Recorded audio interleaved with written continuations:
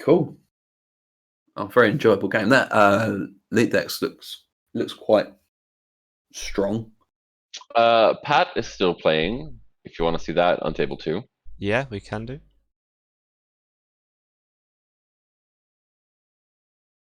Just gonna grab a drink. I'll be a second. How dare you, sir? Table 2, where are you? So we've hopped in. So Patrick has just stolen a tomorrow's headline and has 11 credits. Oh, he's playing Steve. So Yep. when I spoke to Pat last, he was sort of commented that he can't seem to get a runner deck that gets over 70% win rate in the current meta.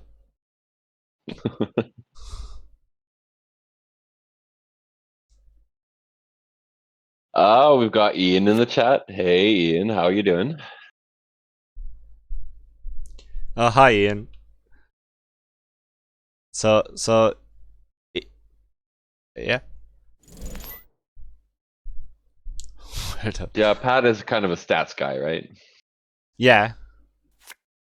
He's also playing Falsified, which I think is his favourite card that's been printed in the game ever. It's a good card. It is a good card, but he'll find a way of putting it in pretty much any deck. I played him on... He was playing Tal Solonga and played Falsified against me, so...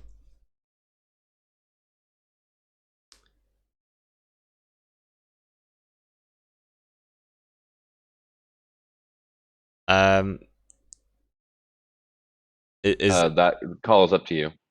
I don't know anything about. So what happened was Z-Bag got like the ghost account sort of thing that he couldn't rejoin games and he couldn't create new ones. Uh-huh. And he kind of messed around with it for a bit, trying like clear his cache and everything, but nothing worked. But yeah, sometimes it just happens and it takes like an hour before you can create games again. Yep.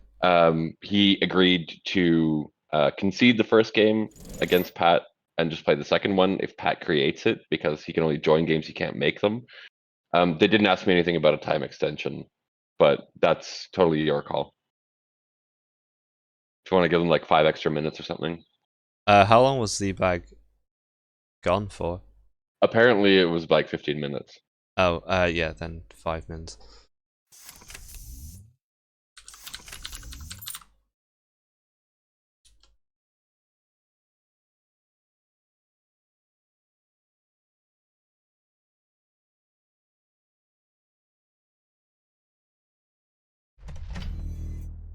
Oh, apparently there's a button in Deck Builder that lets you create games now, if that happens. Okay, that's new. Yeah.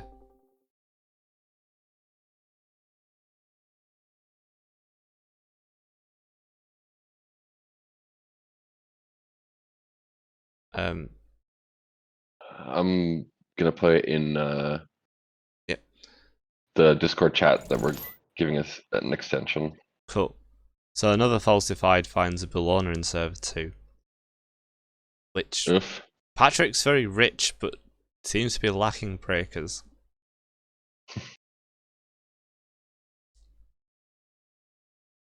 Although with Citadel and money, you can probably just let Funhouse do its thing.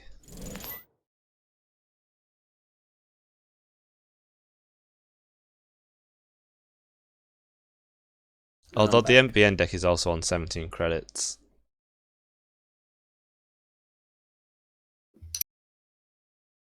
So you could be very wary of getting hard hitting off the back of this. Up to in the game then. We're watching table 2. Yeah, I'm in. Okay. So Patrick just exposed the Bellona in server 2 and his boomerang bravadoed into it. Cool. Tanking the funhouse. Which, out of context, is a weird sentence, but... 35.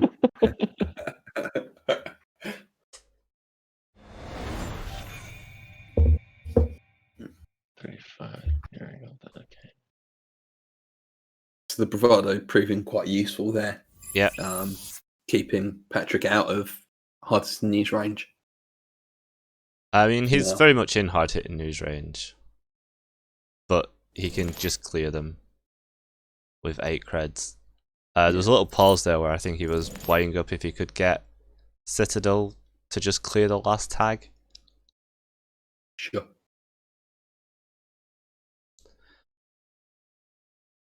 And that's hard to news. Oddly, there's a couple of runner splits coming in here. Well, oddly, I say oddly, unexpectedly. Yeah. Put it that way.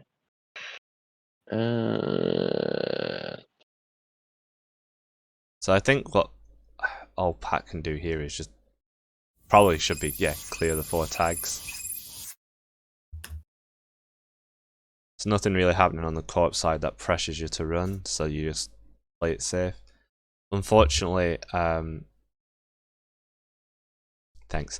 Unfortunately, you're a bit too poor to rely on Citadel to clear the last one compared to the corpse credits.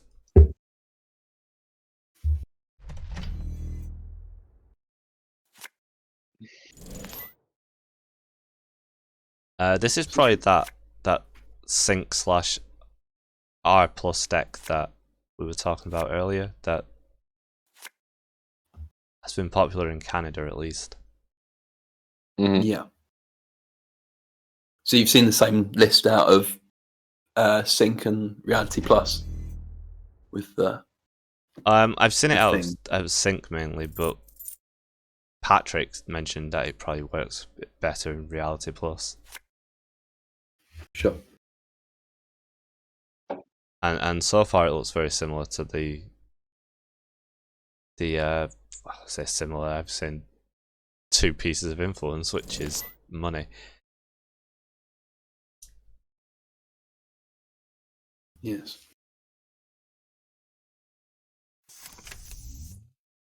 But yeah, Patrick on 5 points against 2 seems to be playing it a little slower now.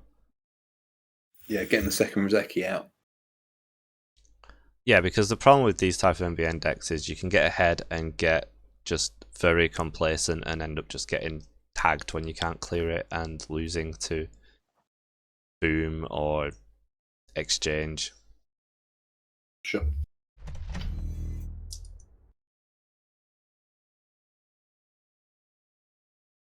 Also, with Funhouse not ending the run and the middle ice being boomeranged, that remote is probably fairly soft if anything does get advanced in it.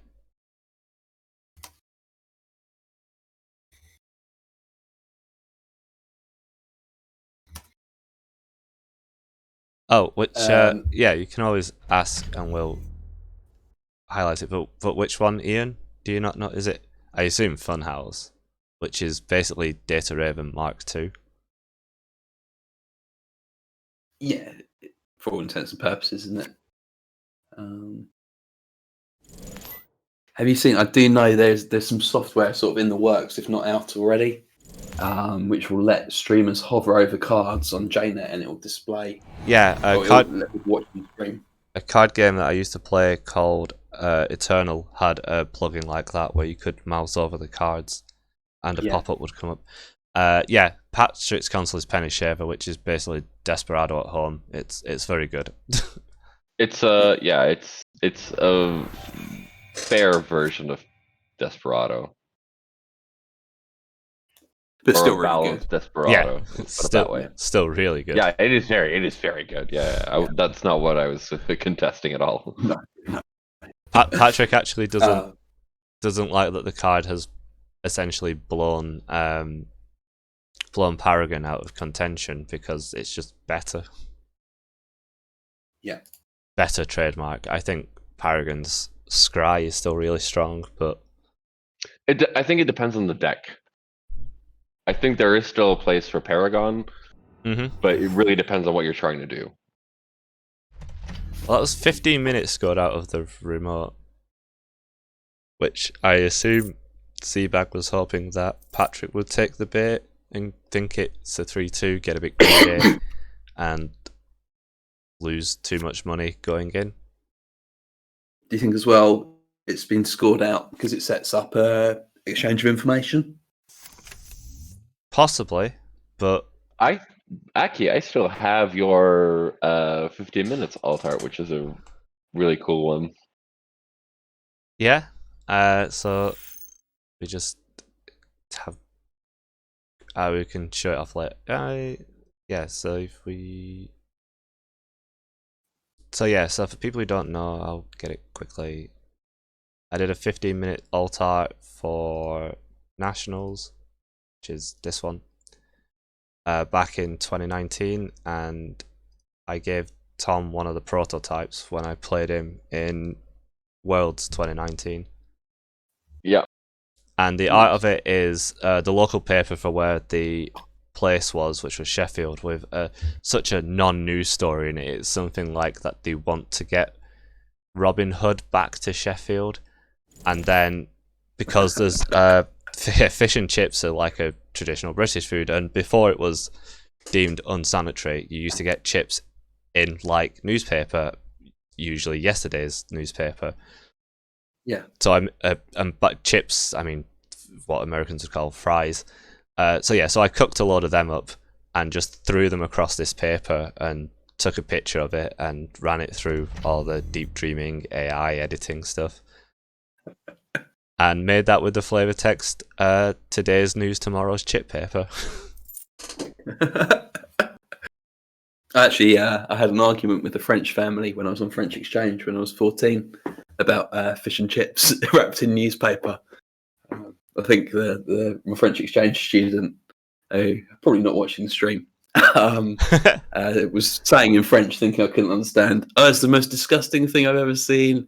They have the food wrapped in the paper, and I had to eat it. It was greasy. I was like, yeah, no, actually. Yeah, I mean, to be fair, even when they're not wrapped in newspaper, fish and chips is pretty just to quickly greasy. point out, really quick.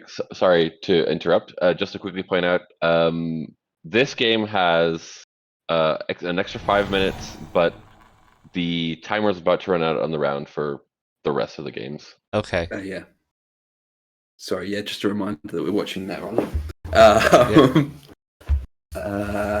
What's going on? So, beefing into HQ, Res Funhouse. Did I eat them in 15 minutes? Or did you eat them in 15 minutes, Aki? What, the chips? The chips. Maybe. Yeah. I can't remember. Yeah. It was several years ago now I did that. But I did eat them. I didn't waste the food. Like, Good. I made specifically to eat them. And the newspaper print as well that was stuck to something. That's where the flavour comes from.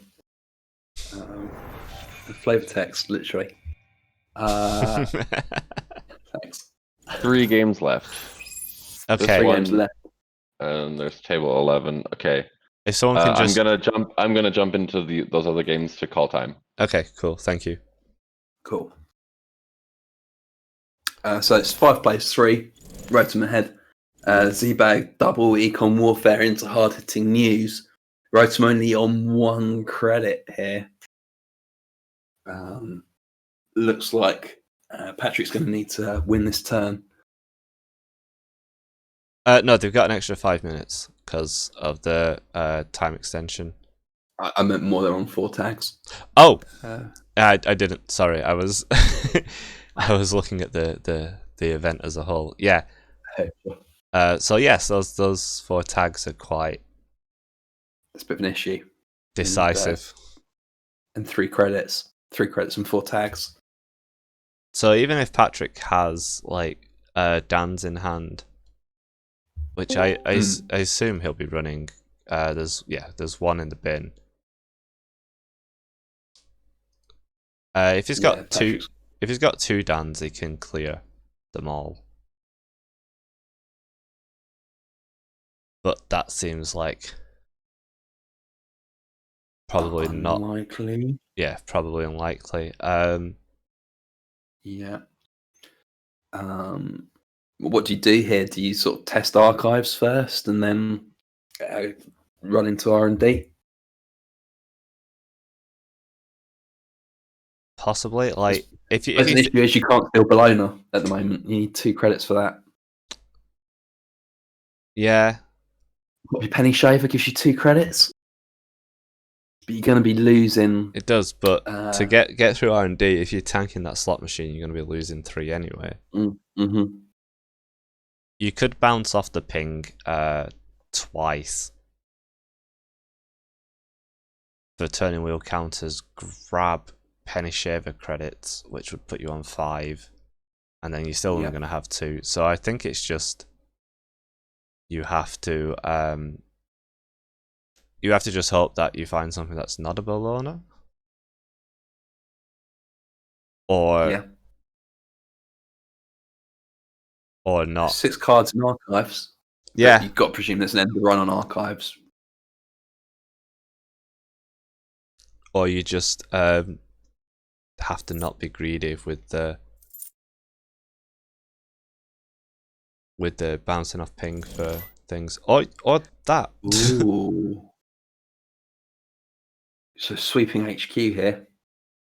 But again, you can get in, but you can't steal Bologna.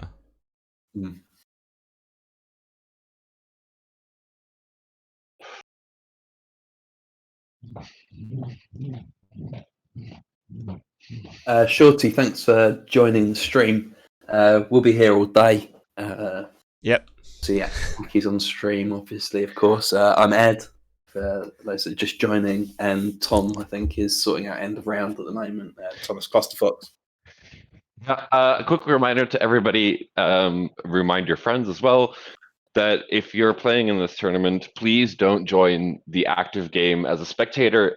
Ask your friends to watch the stream, because if too many people spectate the game, it can crash, and it'll cause issues for everybody.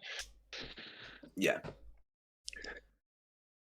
We'll be streaming, and if there's any tables people particularly want to see, you just call it out at the start of the round, and we'll hop in it, rather than it just being our choice each time.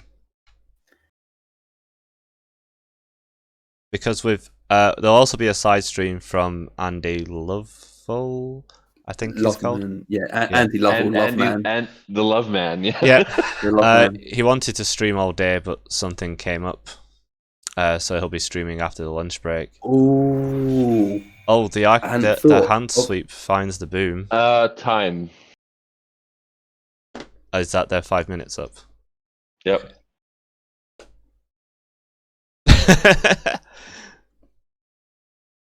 So it's 1 more turn each, is it?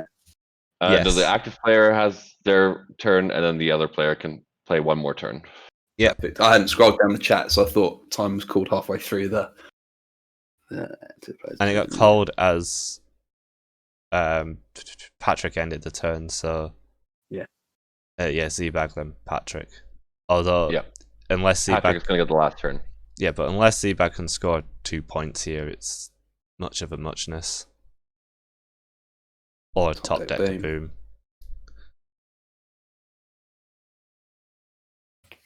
Does get another draw for the boom.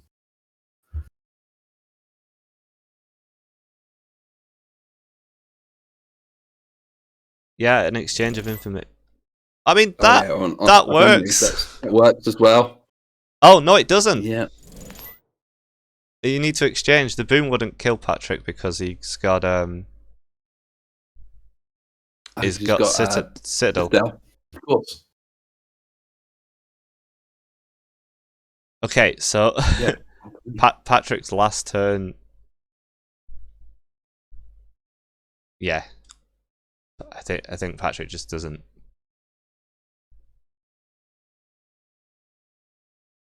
Does Patrick know that he's got 1 more turn? I don't think he does. Does someone want to tell him?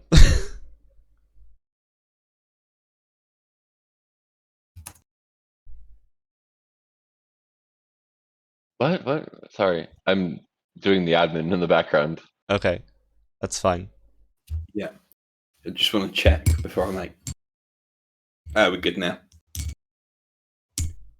Okay, cool. I got called after yours finished, Patrick, but yeah. Okay. What were the results of this game? Z Bag lost the first one. Did he win the second one? Yeah, he I'm won sorry, the I wasn't second paying one. it. Okay, so that's a corpse Time. split then. Oh, sorry, Aki. Patrick's asking. Time was called the end of mine. I think it's called when he's finished, right? Yeah. He should have had an extra turn. Yeah. The last turn was Patrick. Yeah. Patrick ends their turn time.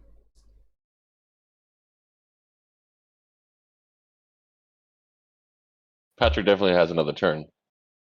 Yeah.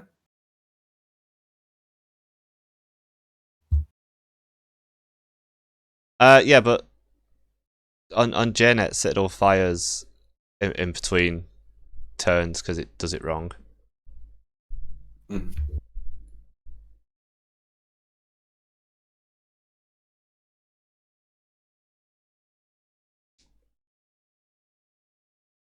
But yeah, I don't think Patrick's gonna make the 3 points regardless. No.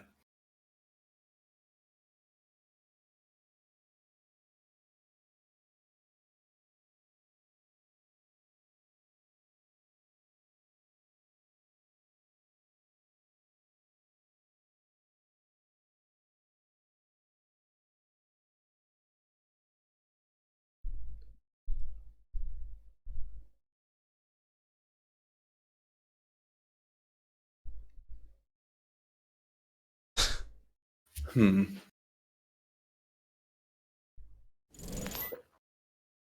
Double Beal for 4 points. Yeah. Oh, falsified the balloner.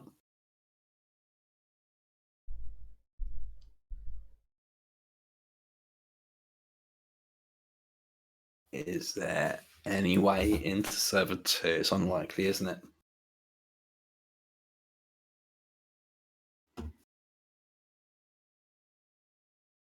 Got to be unlikely. I'm surprised not poking archives, but Hey Vesper, how you doing, buddy?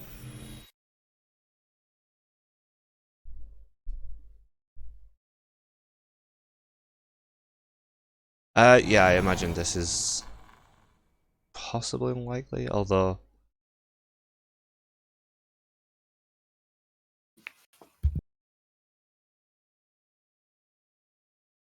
possibly not.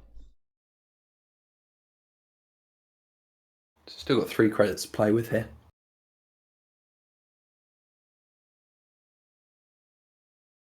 IP block costs 3 to break. Yep. That's a fun house. Get through that. Maybe Patrick's going to get in. Curiosity get 1 in, yeah. and get 2 accesses. Is probably a line. Yeah, I think it's a tie. Now we'll see. If this is a snare, I'm gonna be Oh no, so it's happy. it's a balloner. No, we've seen it with falsified. Yep. It was a balloner. Oh, okay. Sorry, my bad.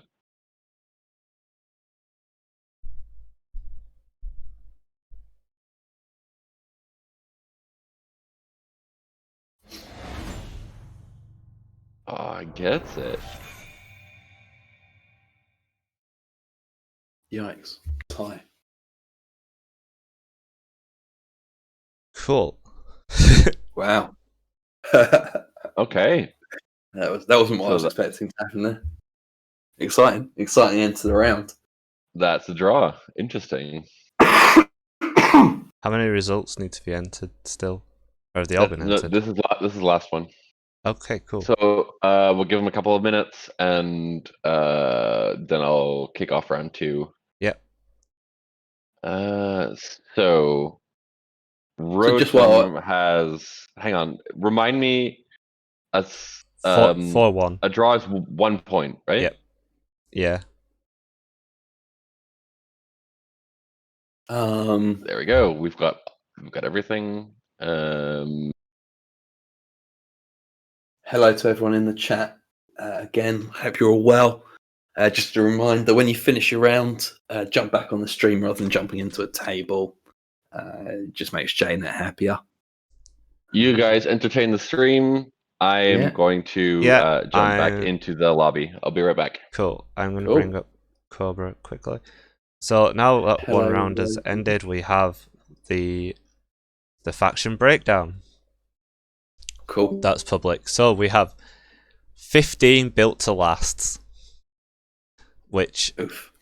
I'm not surprised about after that podcast said it's the deck to beat, and Yeah. of how strong it's been. Although we have seen at least one that isn't RPC. Yeah, I mean we've seen 2 built to last, and they were two different decks. So There's there 12 is hope. 12 precision designs, which means it's probably still quite strong despite the VLC ban, which I expected, to be honest, because I think that ID is pretty bananas. Like, whenever you score, get a free archived memories trigger. Yeah, I think it's fantastic. 9 sports metal, which Javi will be happy with. Yeah. And again, was meant to be one of the decks to beat, but I think it just falls over to the max, which everyone was playing. I just think there's a variety of things you can do in sports metal. I don't think you're ever out of the game with sports. I'm a big sports metal fan in a variety of different ways. Yeah. Not just combo. Ian in chat asking, is Max a thing again these days? Ian, Max is a thing and it runs Hivemind. Which, if you've been out of the game and I say it runs Hivemind, you're going to be like, what? Yeah. But no, look up, is it called like Sleepy Max or Hivemind Max or something? Hivemind Max, yeah. I think it was called Sleepy Max at one point, but it's Hivemind Max is on netrunner database. Ian needs to be reading the Bristol WhatsApp group a little bit more often because it's been posted in there a bit. Yeah, so we have the most runners represented are Hoshiko, which I'm surprised about because I haven't seen Hoshiko since the Gateway shift, and should we try and find the Hoshiko game? And see what people are up to on it. Or possibly a Max game, so we can show off the coolness that is Hivemind Max. It is very cool. It's very wild. Yeah, that's the one. Hivemind Max, exactly. Yeah. We have a Jesminder, which which could be interesting if they come against Funhouse, because so taking the tag with Funhouse to not end the run is a nested cost, and if you will have a flat ability, a constant ability that will prevent a nested cost, the thing that you need to pay for the nested cost, you can't pay it. That's why Guru won't let you steal Obokata. So if you're Jesminder, you cannot get through a Funhouse unless something else tanks a tag earlier on, because you cannot pay the take one tag cost to not have the run end. Give yourself a tag first and avoid it. Every run. Every run. Or Hunting Grounds, the Funhouse. Yeah.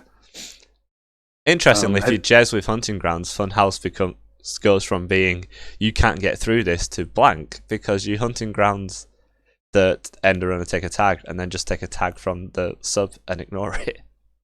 Yeah.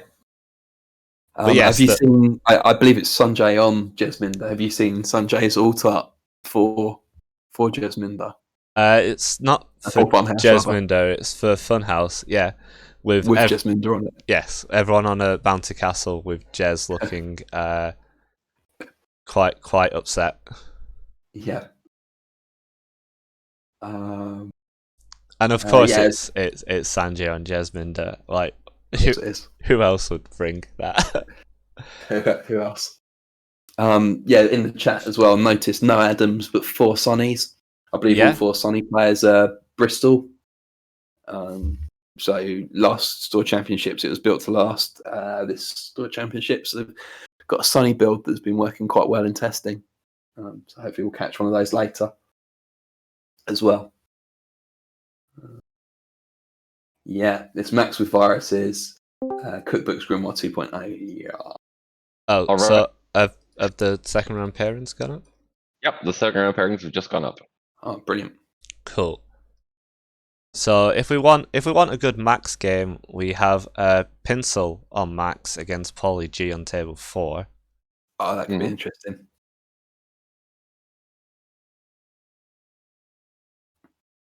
Which we could watch.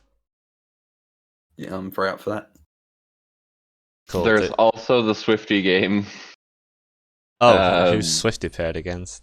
Oh, or the Swifty versus Rotage on table 19, which might be funnier to watch. We've got to watch that. We have to.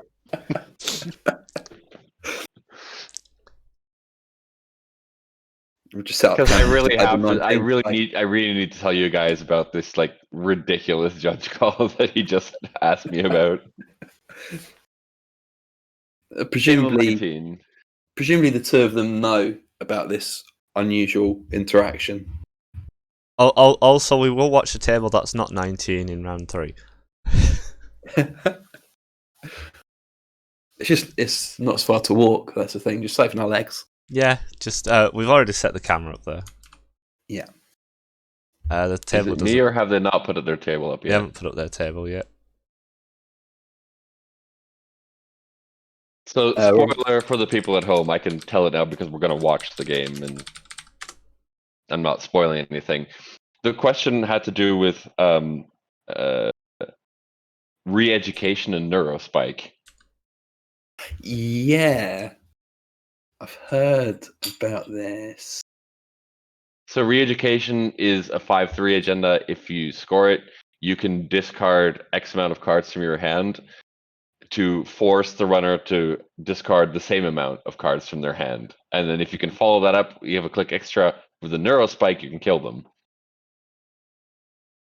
That's the interaction that we're going for. The thing was, Swifty discarded more cards out of his own hand than the runner had because it's Aldershot and he just wanted to send a message. Oh, and because you only do it if able. If you do that, they don't bottom any cards. It should work regardless, but the back-end programming on Gintech No, it shouldn't. Re-education is if able. So if they can't put exactly what you put on the bottom. Okay. I thought it was a programming error. Like, why would you ever discard more cards than? But at the same time, like, why would you ever do that? But yeah. Yeah, because it's Aldershot. Because it's like I'm gonna send a message that I don't care about any of these cards. Yeah, but yeah, re-education is when you score this, put X number of cards on the bottom from HQ on the bottom of R&D, then draw that many. Then the runner discards X cards or puts them on the bottom. Puts them on top of R&D. The runner puts X cards at random from their hand if able. So if they can't do the full amount, they don't do any. Well, I mean, like, obviously he won the game and they counted it as a win, but yeah, like it was just a stupid thing. It was like, I'm just going to discard more cards because I can. If they already had the neurospike in hand, yeah, but he definitely did. Like he had the kill combo. It was fine. It's just re-education does draw, so I've seen people like pitch 6 cards in their hand to draw for a Neuro MP, and then realize, oh, you can't discard 6 cards, so I've messed it up. I'm still. Oh, there it is. Swifty in the tournament lobby saying that it's a vegan sync deck. All right, I'm gonna. Oh, you started the timer already? Okay, good. No, I started the timer for when they can start their games. Okay.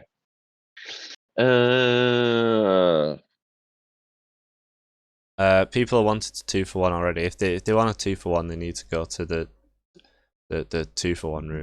There's a thing for it. Start timer 65. Min and round 2. Yep. Damn it. Is it start timers? It's set timer. Set timer, right. It's been a while.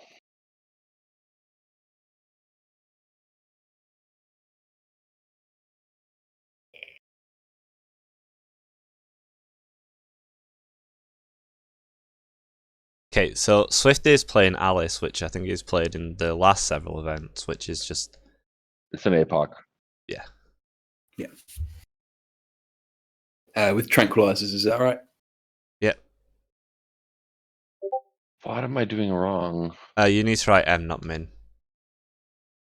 All right.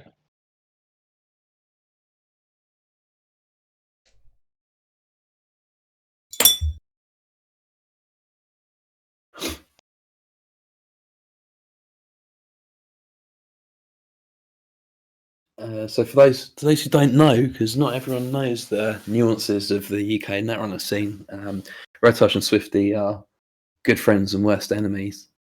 Known each other for a long time, and I think Swifty once saved Rotage from being locked in the bathroom.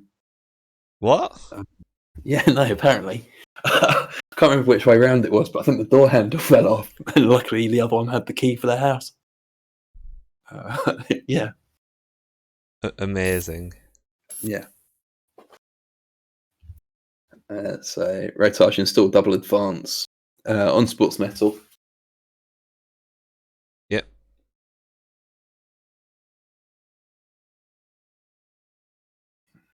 I'm just running this 2-for-1 request. Oh, you're not the one 2-for-1ing. It's so Swifty saying in the chat, there's 0 APOCs. It's Fear the Masses deck instead. Oh shit! Rotage has got a new Fear the Masses build. In Tau, I think it was that I saw.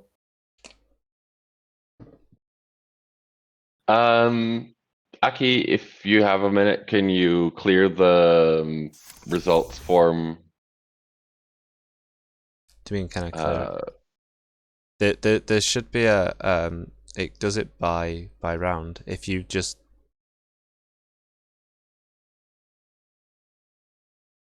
Really? Hang Yeah. on. Yeah, there's a round number on it, so you should be able to just sort it by round.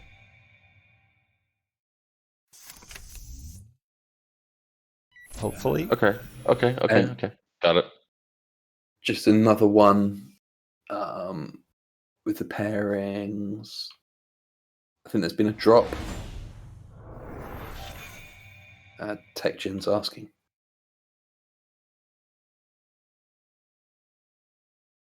Okay, let me. I'll commentate over while people that know what they're doing sort out. You talk about the game. We'll sort the admin. And you sort out the problems rather than me trying to sort out problems I don't understand. So there's a Stargate down from Swifty. Oh, I think Mar dropped. Yeah, that's right. But it wasn't put through Cobra. Swifty's stolen an off-world office off of the Stargate run. No, that was just a single access. Yep. On R&D. So Stargate office coming out of Sports Metal. So this isn't Spombo. No. Icing Archives. Oh yeah, Alice. Yeah. It's Alice, and and I am liking the banter between Swifty and Rotage in this game. Yeah, they did ask if they could join the commentary. That might just get a bit too chaotic, like. Yeah, that'd be a bit. And Swifty's stolen a sandbox as well. This is unusual. We've got 4 remotes. 4 remotes. Analyzed. Stuff being stolen from the Stargate not doing anything. The Stargate getting trashed to Paladin form you. Chat suggesting brainstorms on the table. So Dave, well, one of the Daves, Rotage said that he just wants to have 5 rounds of fun. So I'm fairly sure there's going to be a brainstorm somewhere in this list. It's got to be somewhere, isn't there?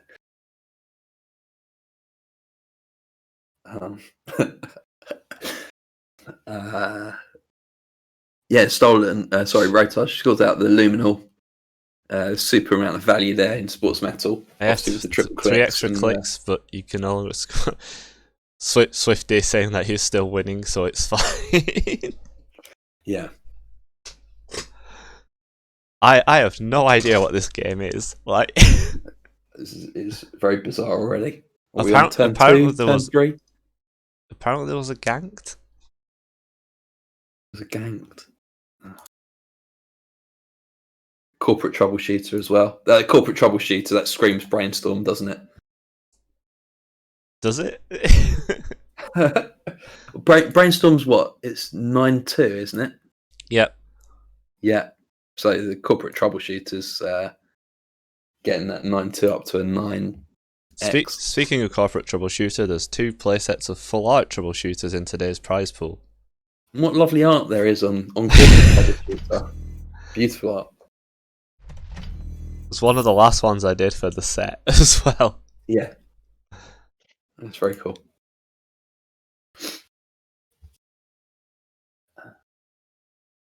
Okay, so we've had a drop. And Ginevra has a luxuriously long lunch break. Luxuriously long lunch break at midnight over in Australia. Is she from Australia? Ginevra. Yeah, she is indeed. Started playing Netrunner in November of last year. Is one of the admins in the Green Level Clearance Discord. Wow. That's dedication. Yeah, she's pretty awesome. Yeah, an all-round nice person as well. Yeah. Actually, really nice to see. I believe we've got 3 Australian players today. Nice. So a very petty Arc Lockdown came out. What's a value Arc Lockdown? Got rid of MK Ultra, which screams brainstorm. Screams brainstorm. Rotage saying he has. Swifty saying he has 2 more MK Ultras, and Rotage coming back with I have more Arc Lockdown.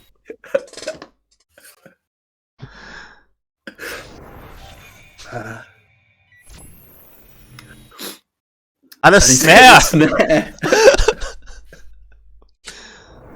Snare knocking out Wildcat Strike, Labour Rights, and Black Orchestra. Yeah.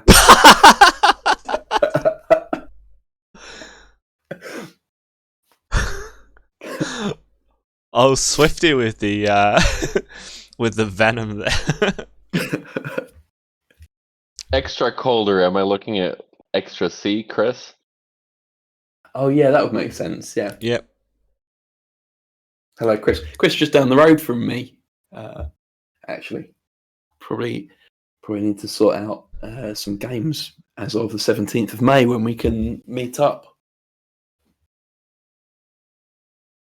Thoroughly looking forward to that. Yes, that's right, Jen. Yeah. Today is the first day in Belgium that terraces or beer gardens are allowed to open again. Oh, it's the first day today, is it? Yeah. We've got we've been open for about 4 weeks now outside. So all the places here have set up outside tables and stuff. But the streets are quite narrow, and a couple of years ago they banned A-boards on the streets because people who were badly sighted would trip over them. Yeah. And now instead of A-boards being on the pavement, there's full sets of tables and chairs. Yeah. So, I remember, I went to York once for your birthday, and it's a pretty city. It's a really nice place, to be honest. You get out of the train station and you immediately see the walls and stuff. Yep. I really like York. It's a maze of side streets though. I've lived here 10 years and still have trouble finding some places. Anyway, back to the game. So in the chat in the game, after insults. Swifty says he's got 3 Respirosites. Respirosites are a fun card if you know how to use them. Yeah. I'm pretty sure that he's memeing. I think possibly doesn't exist in the deck. But you never know. Like, I literally ran Respirosites for quite a while for one reason, and it wasn't as a meme reason. It was because you had the cerebral imaging show of force combo, remember? Oh, yeah. Okay, yeah. And Respirosite stops that combo. Yeah. So, an off-world office got scored for Dave, and now he's installed in Double Advance in another server. I've been told it's an NGO. I'm told it's an NGO. I mean, you're saying Dave. They're both called Dave. Yeah, I know, but no one calls Swifty Dave. Yeah, fair enough. Wanton Destruction. Oh, Wonton. Click 1. Nice. Click 1 Wanton. For fuck's sake. And obviously the Ice's botch list. Letting through. Blow up HQ. Boom. I'm guessing the ice on HQ could have been brainstormed into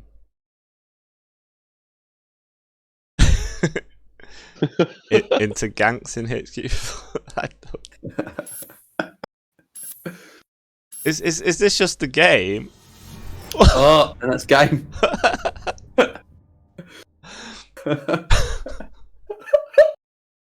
The ruse.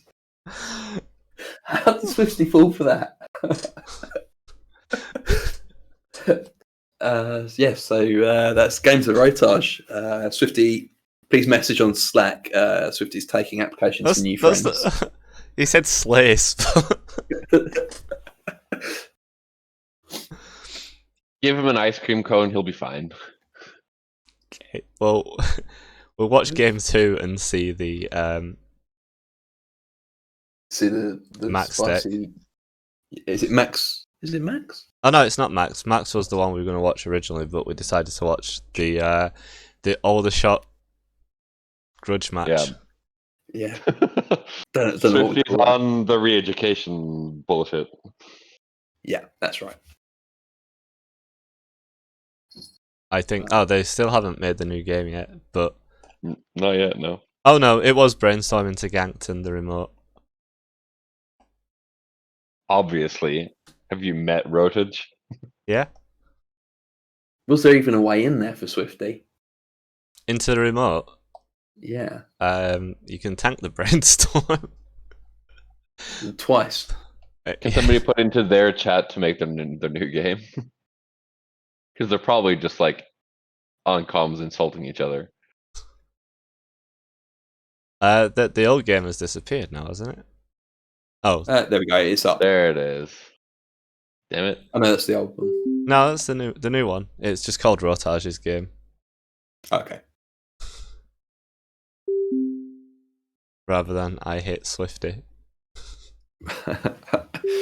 Rotage saying back for more poor stream. No, thoroughly entertaining so far.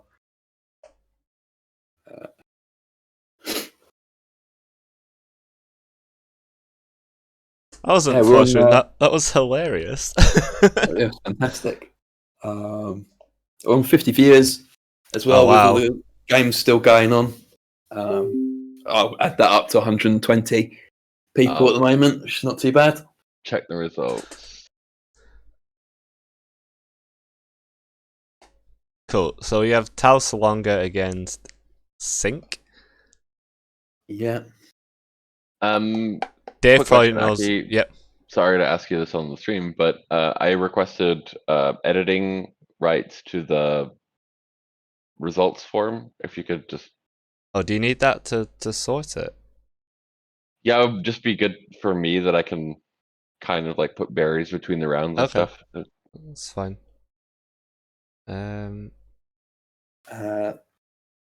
So in the chat, obviously Swifty saying it's vegan sync, vegan meaning there's no kill package in there, which we know is an absolute lie. Wondering whether Rotage is on the Apoc Tau build from the store champs that he won few weeks ago, or whether it's the Fear the Masses towel that I've seen floated over the last week. He seems to bring a different towel build to every event he's in lately. Yeah.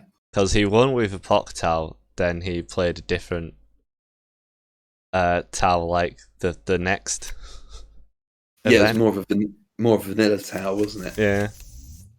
With conduits. But I think this one is... Well, we'll see. Swifty making a server of just 2 installs, which prompted Dave to tell him to piss off.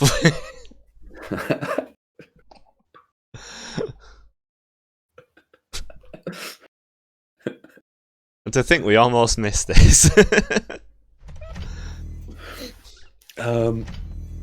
So server 1, double iced, leaving all the remotes open. I suppose if you've only got ice on one server. So server 1's an upgrade because Rashida just popped in it. So I'm sure, of course. Yeah. guessing that's just Prisec. They're probably going to be Prisec, yeah. But I guess Swifty wants to make a re-education server as soon as possible. Yeah. It could be what's it called? The new Nisei one that if you steal a gen out of it, you get 2 tags. Amaze Amusements. Yes, could be that. Yeah, I think it's a really solid upgrade actually. It's like casting call of all a letter. And it was Bologna, not re-education. But this lets Tao switch some ice. Outside in, inside out. Could be key. Which he did. Okay, just call. I'll be right back. Okay. On another Bologna sniped from HQ. This is Bologna's all the way down. Oops.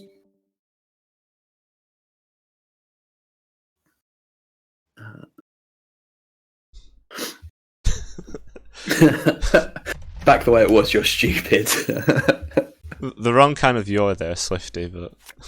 Yeah, Swifty not known necessarily for the best typing.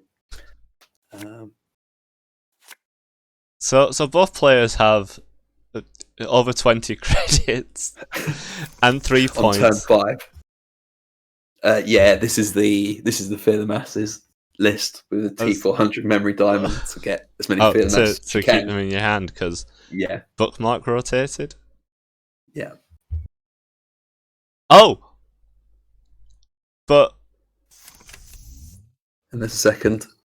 that also means that you can hold quite a lot of cards in hand. They're what, plus 1 hand size. So a 7 hand size. I mean, you can still pitch 5 cards to put them to 2 and kill them with Neurospike.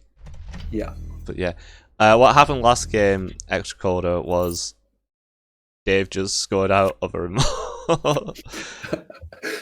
Dave installed Double Advance and Swifty decided it was NGO and it was a Vacheron. Yeah, it was behind a Brainstorm, protected by a Ganked. Yeah.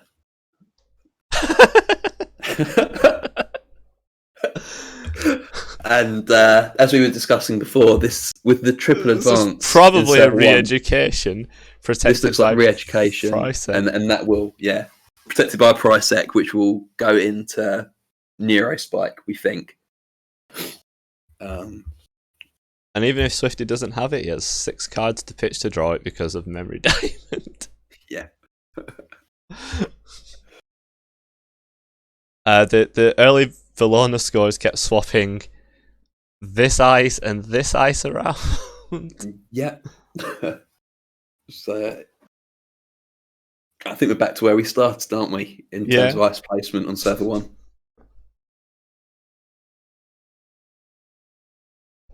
But this is looking like it is just going to be a kill attempt.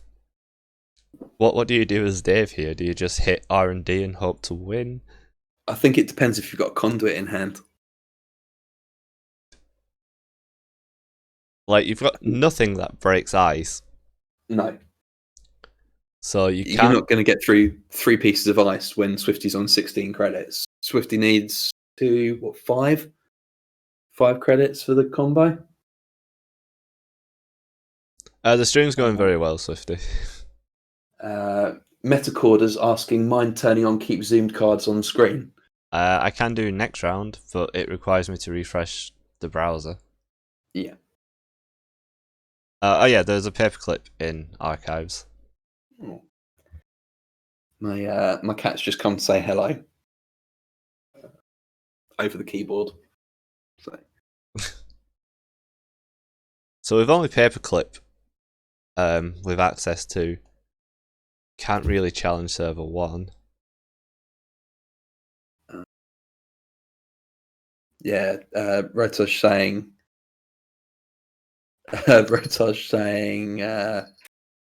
talking to myself, get more sense this way.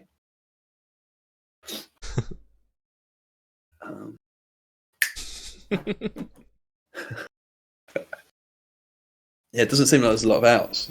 Oh, it's going for the remote.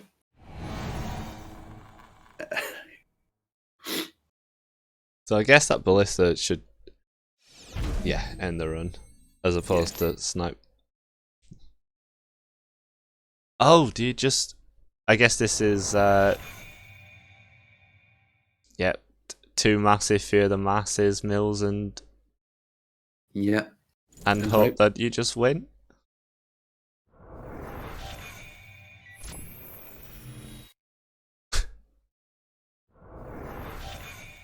And nothing. Don't find a single agenda, but no agendas.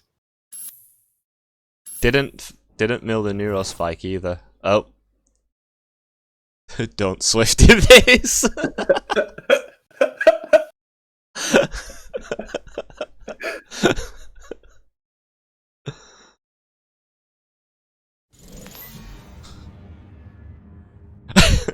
Good game. What Wow. absolute nonsense game that was. Wow. Okay, before we jump into another game, I will turn that setting on.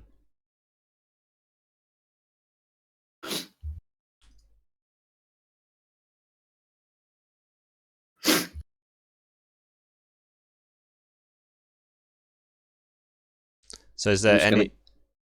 Oh, sorry. I'll tell you what. Let's jump into... I'm just going to get some treats for the cat. Yeah, that's cool. How about table 15? Got soccer and neuromantic. Yeah. Soccer's games are often entertaining. Oh, we just missed it. Yep, it just ended.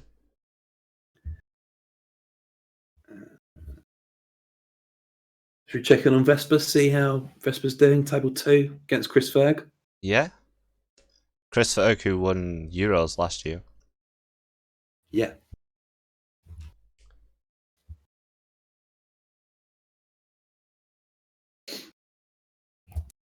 Okay, what we got going here? So we've got a rebirth into Omar. Board state looks pretty well set. But wow, yeah, I just loaded in, and that is a lot of card on Chris's side of the field. There's a lot going on. Go away, we're having fun. Go away, we're having fun. Patchwork there. Is this Valencia deck on Chris's side? Gone through the whole deck? Yeah, I assume it's Valencia. There's a rebirth in the RFG area, and only Harvey joins an event as naturally Omar. No, it's Shiko. Okay. But with the consume and patchwork and zero, gets through that deck super fast. Also note that Vesper has 0 credits. Yeah. Could be an issue. Yeah, maybe top deck that Mascom, and it's all Gucci though. Yeah. Okay, yeah, the thing is working now. So Chaos of 99. Yeah, we just worked out it was originally a Hashiko. Yep. yeah, thanks again everyone for joining today. We're on 54 viewers, which is rather good. Yeah. And yeah.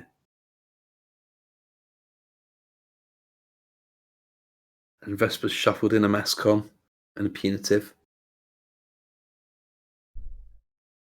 Chris saying that the Shiko was designed to beat Built to Last, not managing to find many games on JNet. I've not had that issue. I've managed to find lots of Built to Last decks on JNet Casual. So many Built to Last on JNet. So many. How's it going here? Sorry, I've been zooming around doing judge calls. Yeah, we hopped into Vesper versus Chris. Table? 2. Okay. Vesper's been knocked down to 0 credits. Chris has a hell of a board. Oh, that's 2 Friday chips, both with 5 counters on. Mm-hmm. Consumes on 3 counters as well. Stolen was Stolen GFI. GFI to go to 6 points. Mascom would give 14 credits. Would it? 2, 4, 6, 8. Give 10. 3, 6, 7 times 2 is 14. Or can I not count? There's only 5 cards that are advanced, aren't there? Oh, it's each card. Sorry, I was thinking it was each advancement count. Okay. Sorry, yeah, ignore me. 10. Chris going for the maximum over business win by lots of the 3 foods and then takeover. I just had to explain the Amakua thing if you access a server that has no cards in it. So for all the people at home, all you new netrunners that don't know how this works, if you use Amakua and you run something that they can pop, for example, a spin doctor or an NGO front or whatever, that there's nothing left in the server, then the server doesn't exist and you don't get an Amakua counter. But if there's an ice in front of the server, then the server is permanent, and accessing 0 cards still counts for Amakua as an access. Yes. I actually had that explained to me yet again, probably for about the 20th time yesterday. I wasn't sure if the rules had changed on that with no, they've been cleaned up with a breach wording. Yeah. So now it says when you breach a server, we'll get a counter, which means that it should clean up the ambiguity of access cards versus access a card. Yeah. Sure. Accessing 0 cards still counts as accessing. Yeah. That's the main thing. And I watched I don't know if anybody in the chat or on the stream has looked at this yet, but Team Covenant did a stream with System Gateway, and it's an excellent tool to watch them do it and see how easy it is to get new players into the game. The system is actually really amazing. Mm-hmm. Also, thank you to the new followers of Zoe0509 and Hedged5. I hope I said that right. Also, I noticed Jessica just joined the stream. Just slightly too late to see Swifty ask Jessica if she would be cheering for Swifty or Rotage in the last game. I think she just caught it. She confirmed she's on Team Rotage. Ah. Yeah. But it was a corpse split through some very memey decks. Yeah, it was quite a wild ride, those couple of games. So, worth noting, Chris has seen Red Planet Couriers and Mascom in hand for Vesper. Yep. Oh. Yeah, and Vesper's on 10 credits.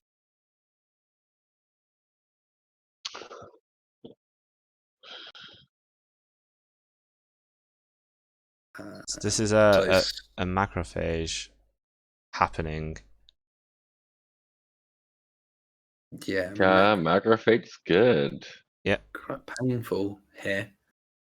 Swifty and Rodage are continuing their banter in the stream chat. Of course they are. So,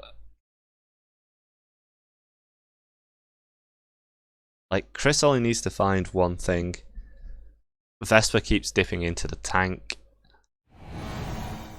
Yeah, the problem is obviously if Vespa reses ice here, he then goes below Red Planet Couriers. Yep, but you also need to try and tax the runner out, because if they can just Stargate, you're not going to get the combo pieces. Yeah, you're not going to get a chance, are you? Because you have Red Planet in hand, but you don't have the agenda or Biotic Or yet. Biotic. Yeah. Chris is over memory at the moment, and Trash is a paperclip. just juggle the bin breakers. Mm-hmm. Getting some results in. Pat, aka Rotom Appliance, had a court split against Sanjay. Oof. So that's Trash to Red Planet, which is odd if you know they've got a Red Planet in hand. What do we see? Hortman Sprint. I suppose Sprint's possibly the card that I'd trash there. Yeah. Just makes it a bit slower for Vespa. Gives you at least one more turn. That mass count for 12. Yeah. Boom. Yeah, so Vespa's going to draw a Sprint next turn unless Chris can get Stargate it away. But That's a rough server to get through. Yeah, I was going to say, going through Macrophage, especially as you can't just let it fire because you'll lose quite a lot of virus counters. Going through Macrophage. Andy's got the credits to res whatever it is that the outermost piece of ice is. A flip side, I'd say, is with the Red Planet Courier's trash, one's in the bin. We're expecting there's two. The second one's in hand. You've got an imp counter now. You're going to have more. You can go and fish it from hand. You can go and, and then suddenly the game gets a lot harder to win for Vespa. It's kind of because all three Jacksons are removed. Yeah. Vespa started laughing, so I think he may have thought he'd won before realizing that he needs a click. He needs a click and needs to shuffle some things back in. Yeah. Because I'm guessing he drew maybe 2 Biotics and the government takeover. Yeah. Sounds about right. I need to point this out. Just a quick side note that Giles just pointed out that he should have been on Team Rodage, but after Swifty diapered him in the Eternal Pod at Worlds, he's not sure who to blame for that. Oh, that's another point. The Red Planet Couriers win wasn't currently online because until that advancement on the Colossus, there was only 8 advancement counters. Oh yeah. There you go. And some more money. R&D is looking really thin. And tiny. There's only 2 agendas left though, isn't there? Yeah. But Chris does have a wheel with 5 counters on. And if he can get through it. Credits. And an Omar. Oh yeah, there's Omar. Yeah, that Pharos is expensive to get through. It's 9, but you only it. have to get through it once. Yeah, you have to hit it. Oh, this game is tense. Like, I think here you try and Stargate. And as a bluff, and hope they res the outermost ice.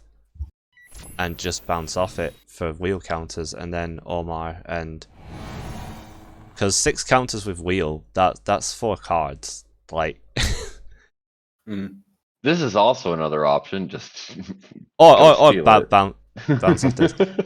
That's if you think it's in hand. Like, I think it's still the Red Planet in hand. Yep. But if you can imp it, yeah. Oh, Vesper, my friend, you're in a tough situation. Yeah. Problematic now. Is there a way to get Oh. back? Careful about your draws. You're at 3 cards. Yeah. I think as Vesper, you just have to draw into the combo and hope you can win. But a Stargate just and sweep HQ. yeah, and a Stargate and an Imp like ends it, right? Yeah, if you can get through archives, it's done. Oh yeah, you just sweep HQ. Although on the last run, Ian in chat, Javi was saying you should run HQ and spend the wheel counters on when it's empty just to flex. Yeah, fair. Yeah, so welcome back from the party drop off, Ian. It's a Hashiko deck that rebirthed into Omar. You didn't end up grounding your son? Oh, the thing was still in R&D. Yeah. No maximum over business. And that was only game 1. Forgetting that the first 2 games from this round that we saw lost about 3 turns total. Yeah. Cool. So should we watch the flip? Yeah, I'll just wait for them to create. I'm just going to go and get some treats for the cats, and I'll be back in 2 minutes. Okay. Oh, we need some kitty cam.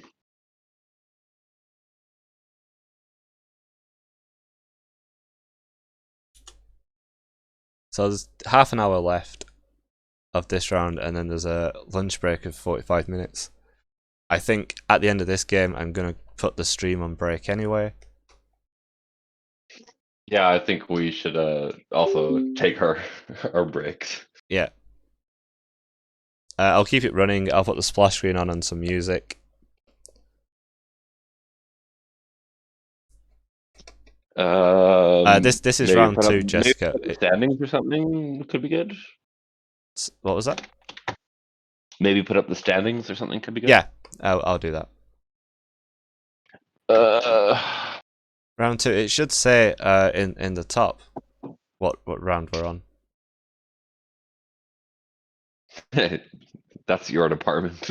I had to move it because of where the card zoom was, but it's a bit. We'll put it.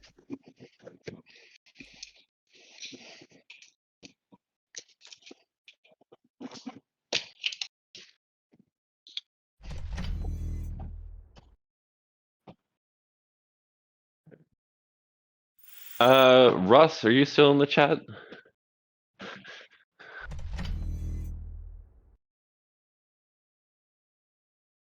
Probably not.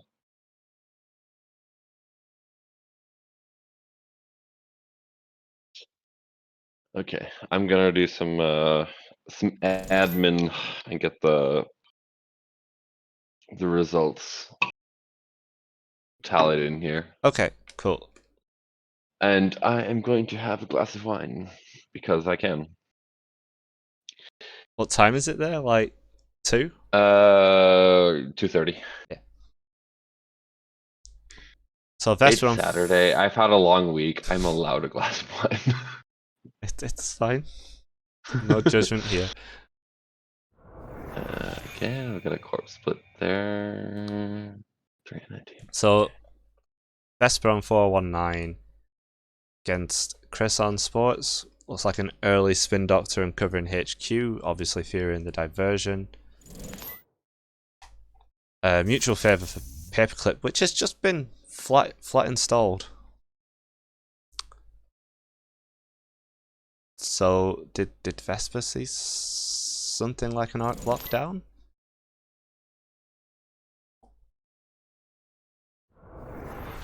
Or does Vesper know that the HQ ice is a barrier, perhaps?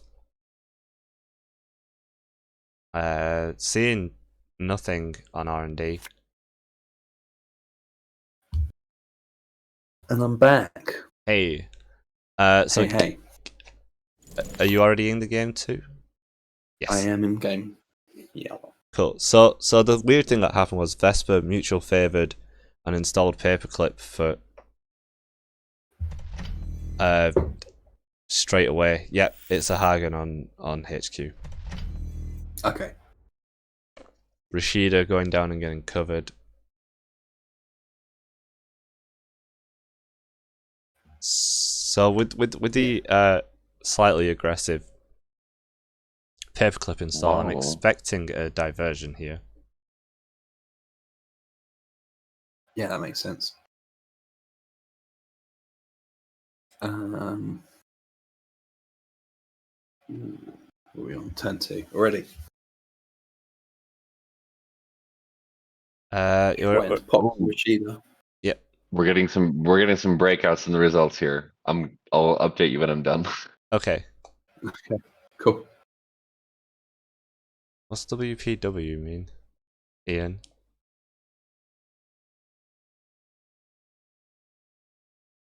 So, I like, guessing Ian's you version meant of to say Kiwi. wow. UWU. I spelt wow wrong. Ian, you play WoW enough, you should know how to spell the game now.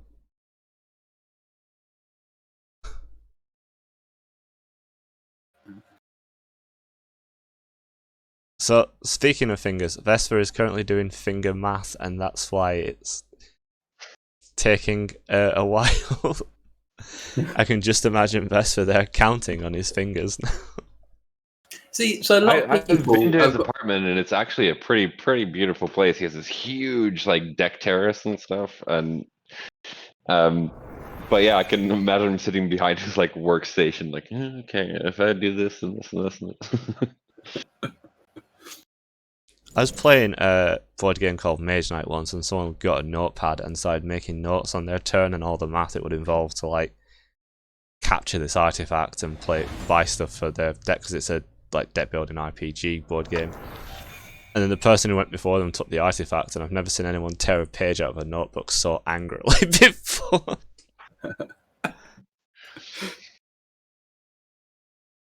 So just quickly for those people in the or who are on the stream or in the chat are interested in Pinsel swept Poly G on table 4. Heinzel also swept Mendax on table 7, so those are like 2 big contenders. So I was gonna say, Cable Carnage got swept by Doomrat, which is also pretty big. Yeah. so after a diversion, Vesper then steals 2 agendas, one of being Hyperloop. So this is clearly Sports Metal combo, and Yeah, combo bullshit. Yeah. Chris has obviously just recovered from being siphoned to nothing by being on 14 credits now. Thanks to and 3 remotes, which, let's face it, are probably agendas and news teams, get spammed out. Oh, thanks, Sanjay. Pod 2K says 419 is a boring ID. I've never really got that. I know a lot of people think 419 is a boring ID. I think 419 is horrible. Yeah. Yeah. Ban it. Huh. No, I'm kidding. I'm being. So Vesper hits a news team. No, news is good. Yeah, you can't fight the news. It takes the point, which puts him further away from winning and closer to getting comboed. And a false lead, which I actually took out my sports metal deck for personality profiles because it's funny. Sure. It's funny to watch people SMC and discard stuff and not realize what the card does. That's always a great moment when you when somebody accesses a card and they have to like pick it up and read it. Like, what does this actually do? So this is probably, I'm guessing, boom sports metal with the news teams, possibly exchange of information. Or the news teams might not have any tag punishment, it might just be one big bluff. Entirely possible. I mean, you had to replace some of the 3-1s in Worlds spawn by, didn't you? So maybe that's where false leads come in there. Yep. Yeah, there's not that many 3-1s. Well, there's plenty of 3-1s, but there's not enough to put as many as sports wants in. No. Without dipping into situational things like false lead. Fast break the runner's bones. Wow. So sports covering R&D. Like, I imagine that Tapworm is just going to tick all game, because as sports you don't really care what credits they're on. It's more, can you combo out? No. It slows you down, doesn't it? It slows you down by a turn. Interesting that Chris paid to prevent the expose on server 5. Simply the Onion. Who is that? It is, I think his name's Philip, I believe. Yeah, Philip from Hamburg. He is killing it. Oh yeah, on sports and how. He's just swept on table 1. I believe Simply the Onion was a daily viewer on the stream. I believe they're quite new to the game as well. So it's really exciting. I could be wrong. They could played since 2012, but I'm just. And a Vashron gets scored out of hand, thanks to the game changer. Vesper has taken 2 news teams to go to 0 points. This is fine.gif. Yeah, where's 419's secret artist colony? I don't think Vesper can win this now. No, Ian, I think you're right. I think it's pretty uphill from here. Shows how important the early Vashron steal is in this matchup.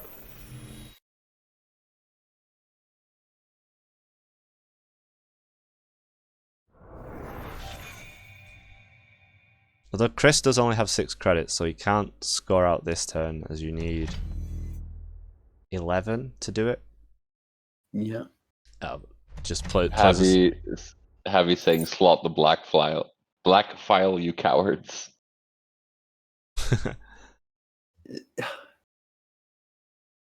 Yeah, even black file isn't that great in this matchup. It buys you 3 turns. And you need 4 for Vashrons, don't you? So. Yeah. So exposing the superconducting hub in server 2, and then playing something in server 7. I feel you can get the superconducting hub as Vesper, but it just gives the court 2 credits to 2 cards if you steal it, but again, you're so far behind, and you're in danger of getting comboed out. Anyway, I honestly don't see how what out Vesper has here. No. Other than possibly V, I believe in you. Other than possibly like stealing the other 2 Vashrons to make it hard to win, but like with the Mega Prees being worth 2 points now, there's 1 in a score area. There's still enough points for Chris to score out.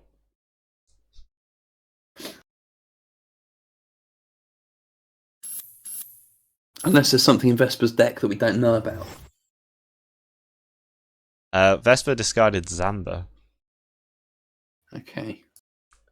So it's not running Penny Shaver, but running I get paid for exposing. So it looks like it's all in on the expose synergy. And I don't know what, like, other than Artist Colony, what can get you out of this? Because Drug Dealer rotated. Black File doesn't buy you enough time. Clots. Try and get rid of some of the archive mems and hit game changers. Sweep hand with turning wheel. Yeah. I mean, like, Clot, you're looking for outs here. Clot isn't really an out, right? Because you can just game changer will give you 6 clicks, or 4 clicks on top. Oh yeah, if they steal 1 more agenda. So with how far behind they are, they can take enough agendas that you can game change, install triple advance, mega pre, purge, score. Vesper Sands misplay is going to take 3 credits from Juice's first.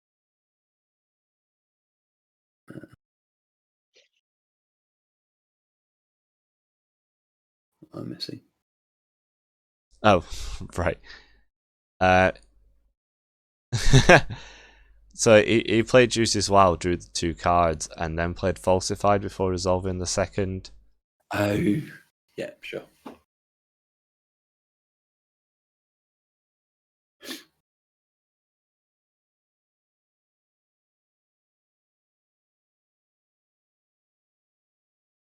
Yeah.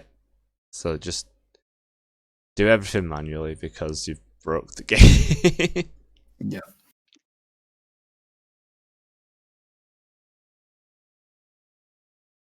Yeah, that's good. So that's just a thing that Jinteki lets you do, is play stuff when you're not supposed to play it. I've done it a lot of times with Rashida, where I've started taking my turn before clicking mandatory draw afterwards. Yeah, and Jinteki kind of shouts at you in top right hand corner, doesn't it? It doesn't with that. It shouts at you in top right if you res Rashida after you've clicked start turn. Oh, yeah. So we've got about 14 minutes left in the round. Again, a huge shout out to the 48 viewers that we've got on Twitch. Hello to all you beautiful people. How are you all doing? Let us know. We're watching the chat. Yep. And yeah, such a diverse field and such a diverse group of people watching as well from around the world. Pretty cool. Yeah, we have playing 3 Australians and 3 Canadians, I think. Wow. Yeah. I believe at least 5 from the US as well. Yeah. Time zones. What, like, do they even exist? Sanjay asking 2 more viewers for Steve Loop / Vic. It is in the works. I promise. I'm up to 1,500 words. Oh wow. Yeah. So there's something that I kind of I'm not sure that I'm allowed to really talk about it yet, but I've been brewing up with a couple of people an idea of a sort of podcast series that I would be playing the role of Raymond Flint, for any of you old school people who still know who that is. He's a really old card, but he was a playable character in the original Android board game. It's the only character I played in the Android board game, and I've played that board game a lot. Yeah, but he's also a character who recurs in a few of the novels. Or novellas, or whatever you want to call them. And my idea was I would be Raymond Flint interviewing people about the 23 seconds or the Flashpoint incident to try and figure out who was actually responsible for it. Okay. And we would get people out of the community to voice act certain characters. And I reached out to Damon Stone to see what he thought about it, and he thought it was fucking hilarious, and he's on board, and he wants to help write the scripts. Amazing. Oh wow, that's really cool. So Vespa did a turning wheel dig and stole another agenda. So 5 in the score area and 1 point. 1 point. Hashtag netrunner. Cool. So we blame Ian for this. Yeah, it's entirely Ian's fault. Yeah. So I believe Ian initially is just trying to get Game Changer banned. Nearly won an event with Spombo. Nearly won an event with Spombo.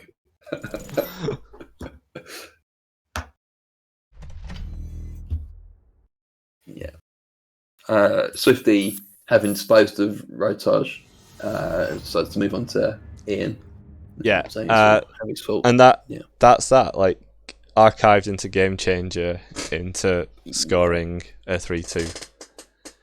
That was quite inevitable, hand. really, unfortunately for Vespa. Yeah, as soon as the second news team got taken, it was pretty much Vespa, unfortunately, was probably toast. Yeah. Cool. So Let's see for some more results. You folks. So we have 10 minutes left of this round and then a 45-minute break. So the stream will be back in about 45 minutes. Are we canceling it now or? Yeah. Okay.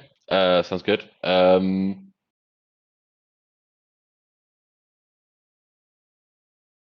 Yeah.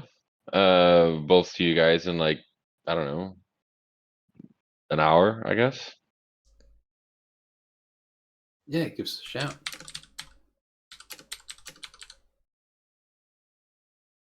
Yeah. Oh,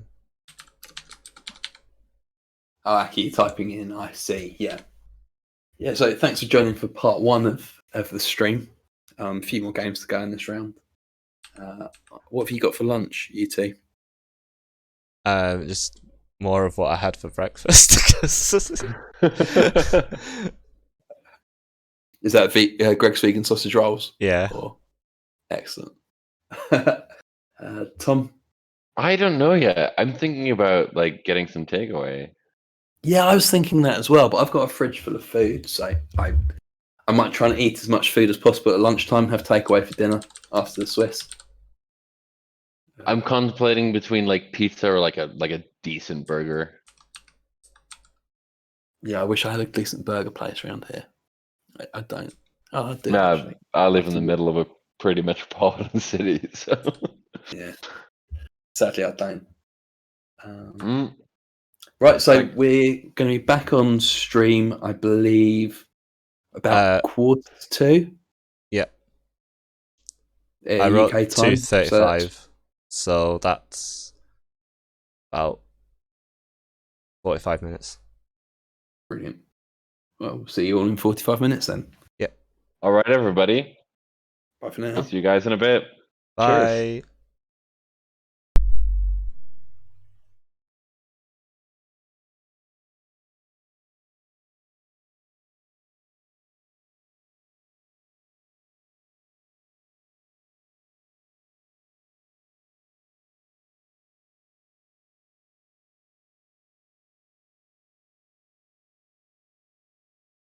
Are we muted on stream?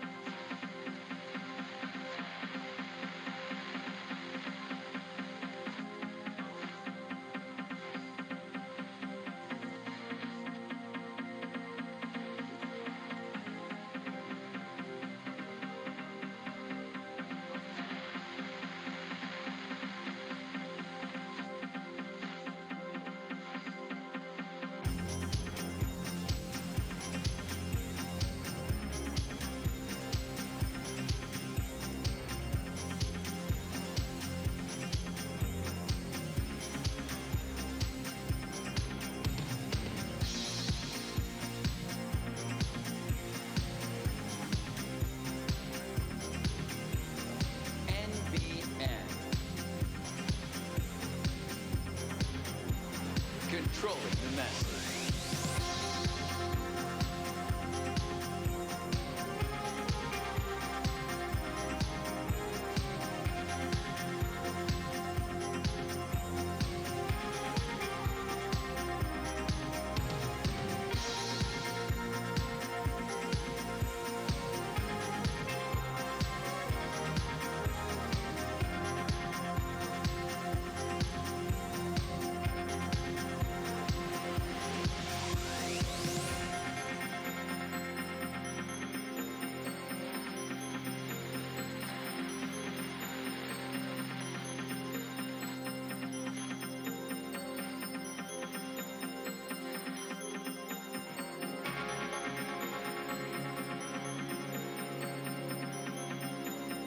And now, broadcasting live from our near-Earth hub studio, we bring you this NBN special report.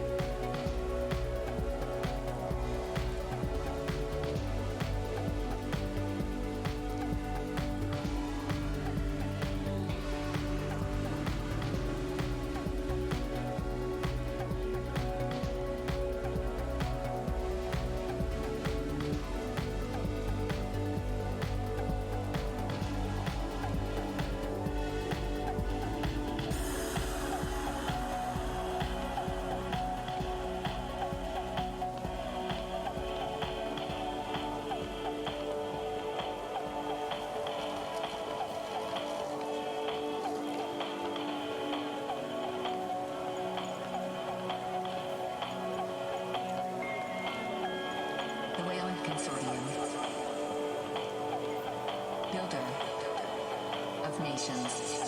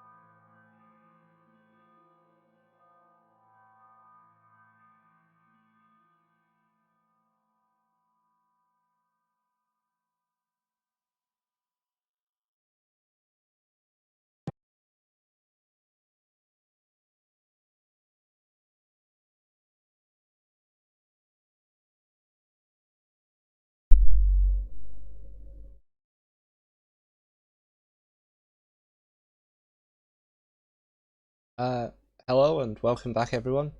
There's still about 15 minutes of the lunch break left, but we can talk about the standings. So I believe the next game we'll be watching is this table one, Pinsel versus Heinzel.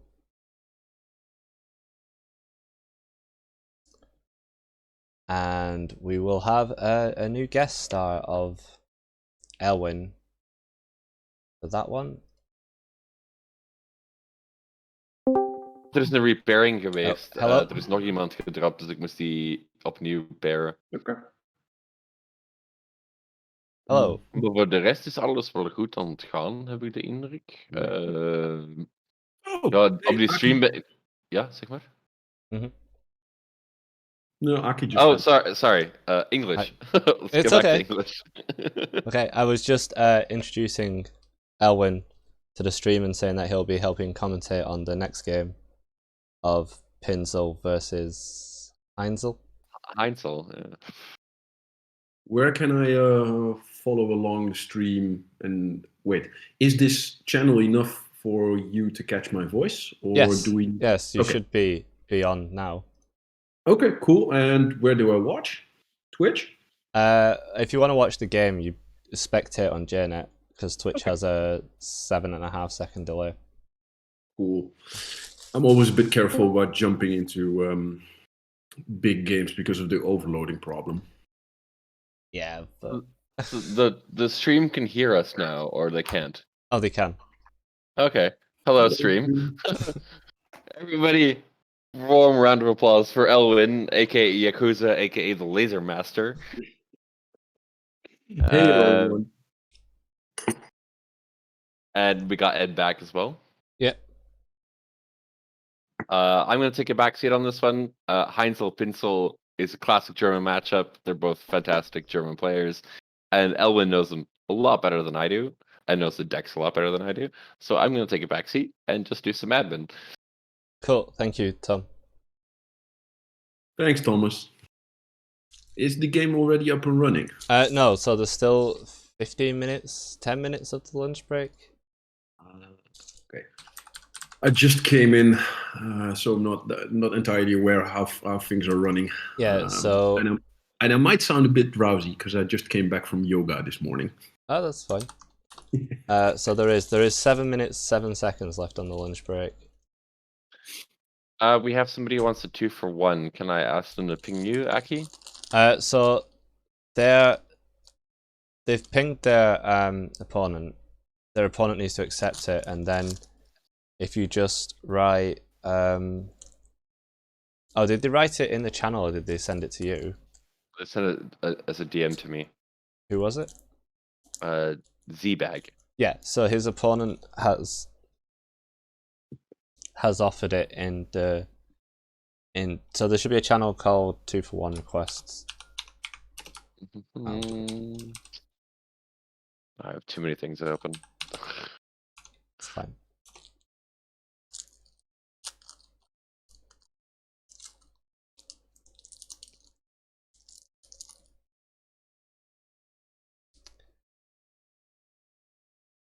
Cool, but yeah, so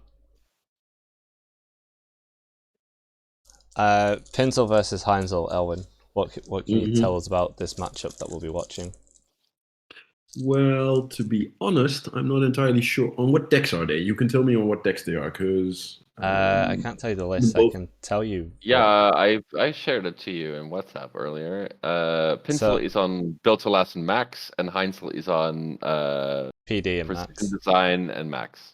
Okay, cool. Because I saw them both play different decks earlier this week, so I wasn't entirely sure what decks they would choose. I was pretty sure they would pick Max on the runner side, but Corp, Corps are so incredibly powerful at the moment that I wasn't entirely sure what they would pick.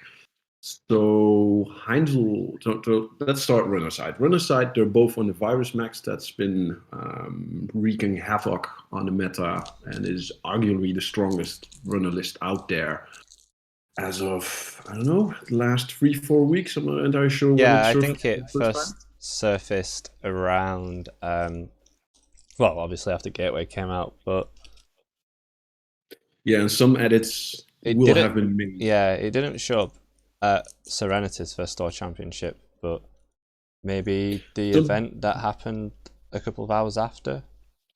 Yeah, the lists will be slightly different, but they will be mostly the same. You can imagine changes like certain breakers out of it, because you actually don't need them.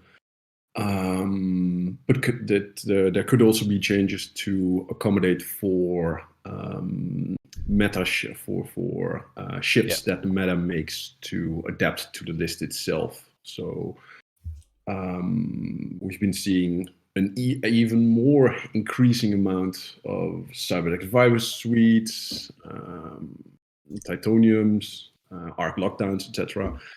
So the list might have stuff that adjusts for those changes to the meta. Yeah, because Titanium, you can't host Botulus on it, and if you put one on when it's face down, it drops off. Yeah. I've been caught out with Titanium several times when playing the deck. Yeah, Titanium stock is definitely up at the moment. And one important change that could be in there is the addition of a clot, mostly to fight the build to last lists that are currently up and running, and it even helps against sports combo. Yeah. So, although usually sports will have so many clicks that they can just purge the clot. Yeah. But it does slow them down somewhat. So it's worth somewhat. It's not. So that's basically it. Runner side.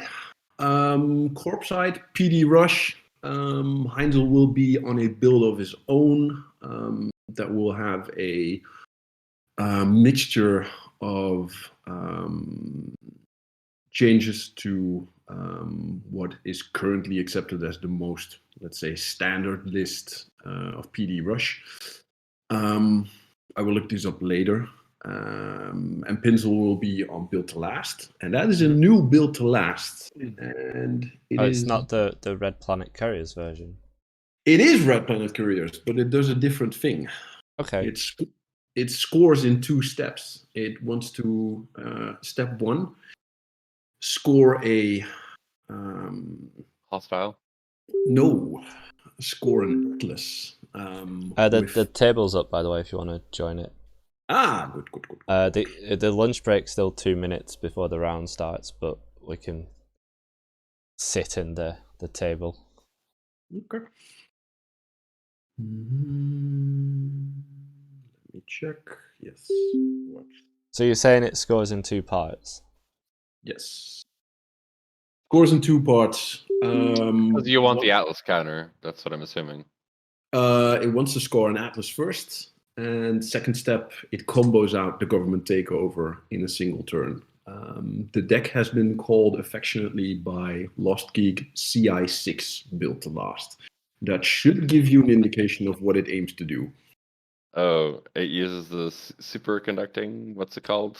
No. I won't give away too much, because giving away all the spice whilst still prepping for the actual game to start isn't fun. But sure, absolutely fair. Prepare for some spice if Ollie gets to do what he wants to do. Although Heinzel is very well equipped to fight him in that regard. Well, we're going to get to see Pinsel up first with the CI6 built to last build. What was that, Ed? Am I? Can you hear me? Yeah. Hello. Yeah. Hello. I've been muted. Welcome back. Me. Hey-o.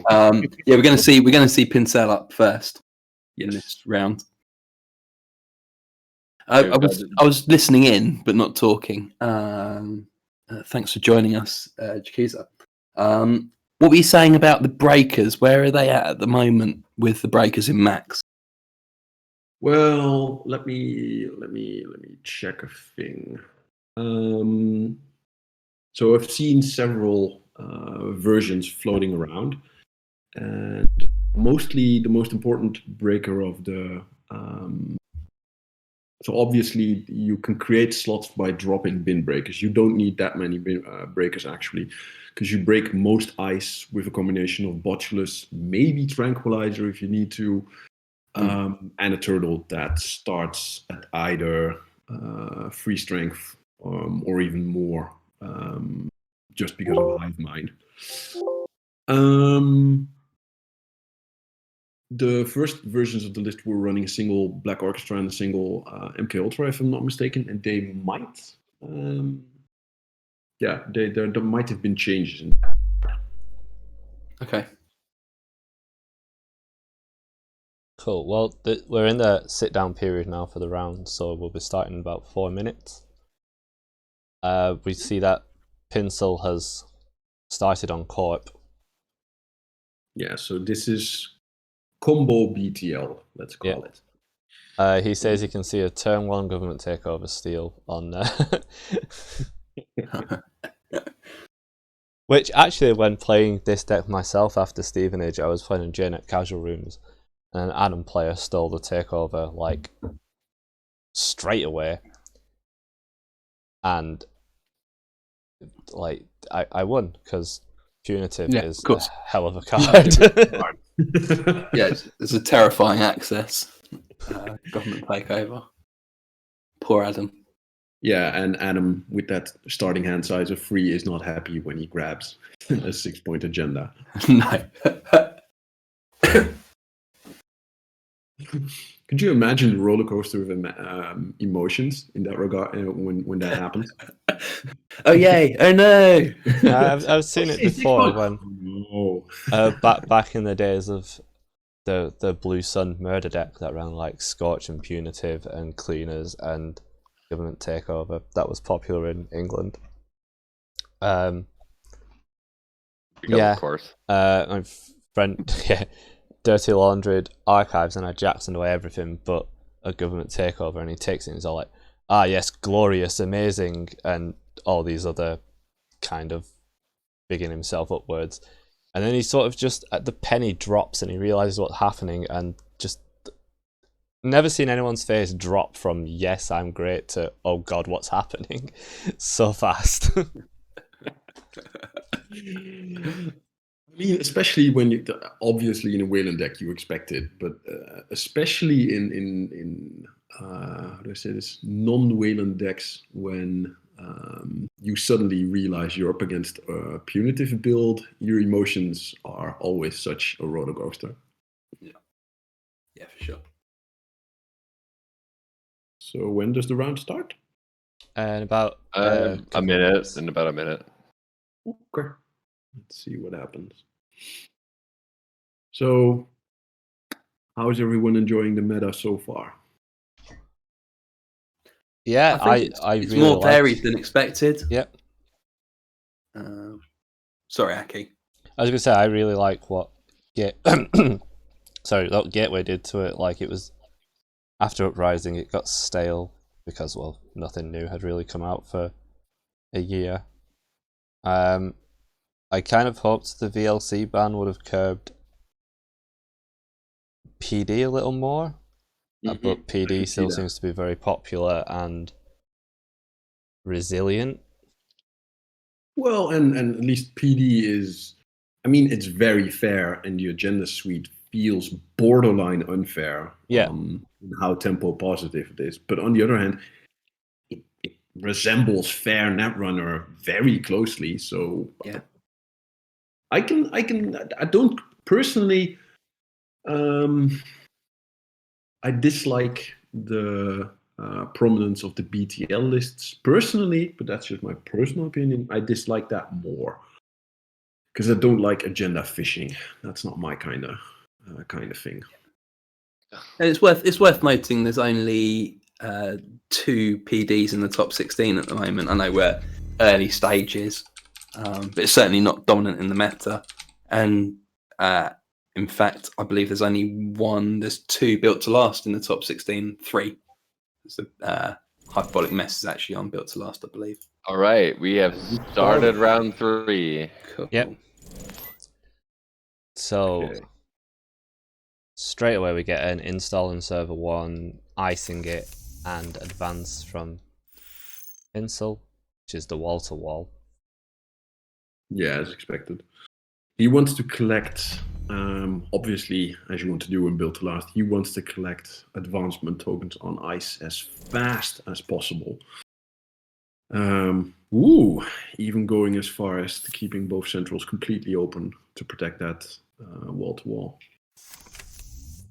Yeah. Aki, real quick, sorry that I'm interjecting. Could you check the 2-for-1 channel? There's been a request. Yeah. Enzo froze his Knob Korea on the table. Is loading a very big fermenter. Let's see what's in the bin. So, what are the key pressure points in this matchup then, Jakiza? Against the BTL? Against the BTL, yeah. The problem is because of the agenda suit. It basically boils down to you want to find the government takeover as fast as possible, or else you have enough money. Yes, that's the other problem.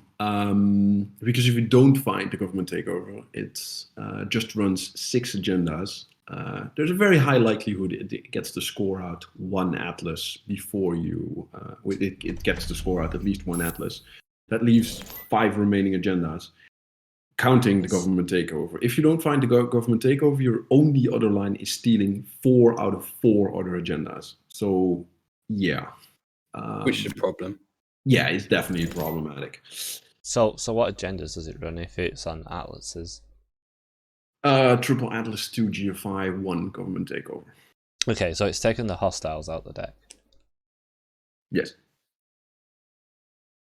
Yeah, that makes sense, as you probably don't need the money it gives, and getting an Atlas with a counter just lets you combo so much faster. Yeah, not when turn 4 you're mass comming for 10. Yeah, well, that's just mass com, isn't it? Yeah. Masscom, it was never really problematic. No. And on its own, it looks quite innocuous. But it does, as you will see later on, it does enable shenanigans that shouldn't be possible. If Ollie gets the combo out, you'll see that it enables things that should not be possible. And as a Grim player, Maxcom just offends me so much. Yeah. You do all your work, you doof them down to sub 5 credits, and then they Maxcom for 20.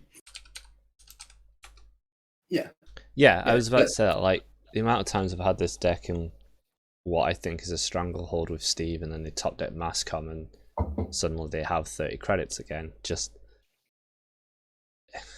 exactly, that's like, the thing. What do you do against that? Yeah, you can't do anything. So okay, first thing is happening. Yeah. First step of the combo achieved.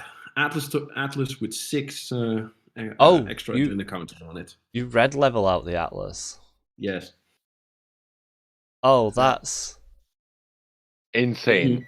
That is so rude. Yes, it is very rude. So now you can find all your combo pieces. Yes, you can now find all the combo pieces you need. You can shuffle back whatever you need that's now in the bin with spin doctors. You see where I'm going with this? Yeah, this is a problem. And so you can literally grab like both of the biotics and Masscom. Yeah, that's.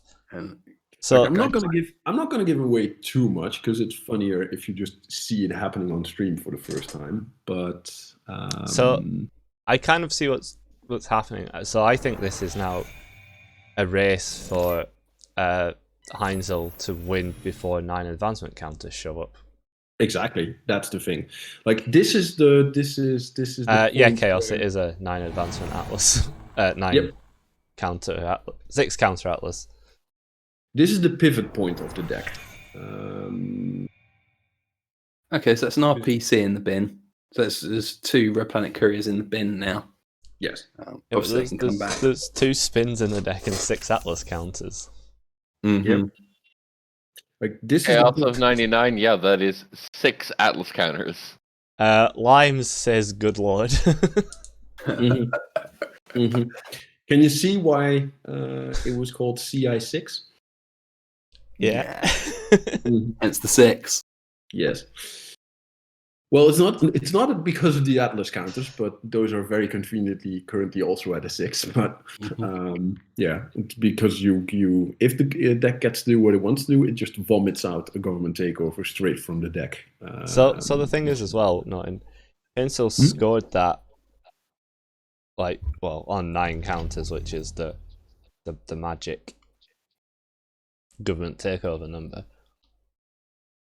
But if you don't find the combo pieces for a while, your Atlas things are happening. Things are happening. Oh, it's got Rococo. Red level Rococo, dedication. So, Dedication. first Atlas counter, Biotic Labor. Second one, red level. Third, reconstruction contract. And then 3 more for dedication ceremonies. He builds a huge reconstruction contract. What It's the fucking disgusting. I'm sorry. That's rude. How beautiful is this? Holy moly! That is disgusting. I was expecting Ollie thinks up. Pinsel thinks up the most ridiculous busted shit possible. I was expecting it to be the IPC for 9 counters again, not whatever the hell that was. Yep. Yep. Chat. No one in chat seems to believe what just happened. It's Yeah, that's really disgusting. So instead of banning a certain card, maybe we should just ban Ollie. No. I mean, Ollie gave us Virus Max, and Virus Max is a joy to play. So if we ban Pinsel, the game will get worse for it. Yeah. We'll watch Heinzel, my sweet summer child. Well, also, I wasn't lying when I said I won't give away the full combo. It's funnier if you just see it happening. I was not expecting that. I don't think anybody was. Except Team NWE, who kind of knows what's going on. You just imagine me going it's a race to see if they win before 9 advancements because of probably the combo being recast. I can just imagine Elwyn there smiling to himself. Like, that's what you think. Ooh. Oh, an early sandbox and an early austerity down. Pinsel. Pinsel starting at breakneck speed in this game as well. Yeah, he's using one of his more advanced strats, one that I can recommend to everyone. Is it access agendas? Yes, sick rips starting turn 1.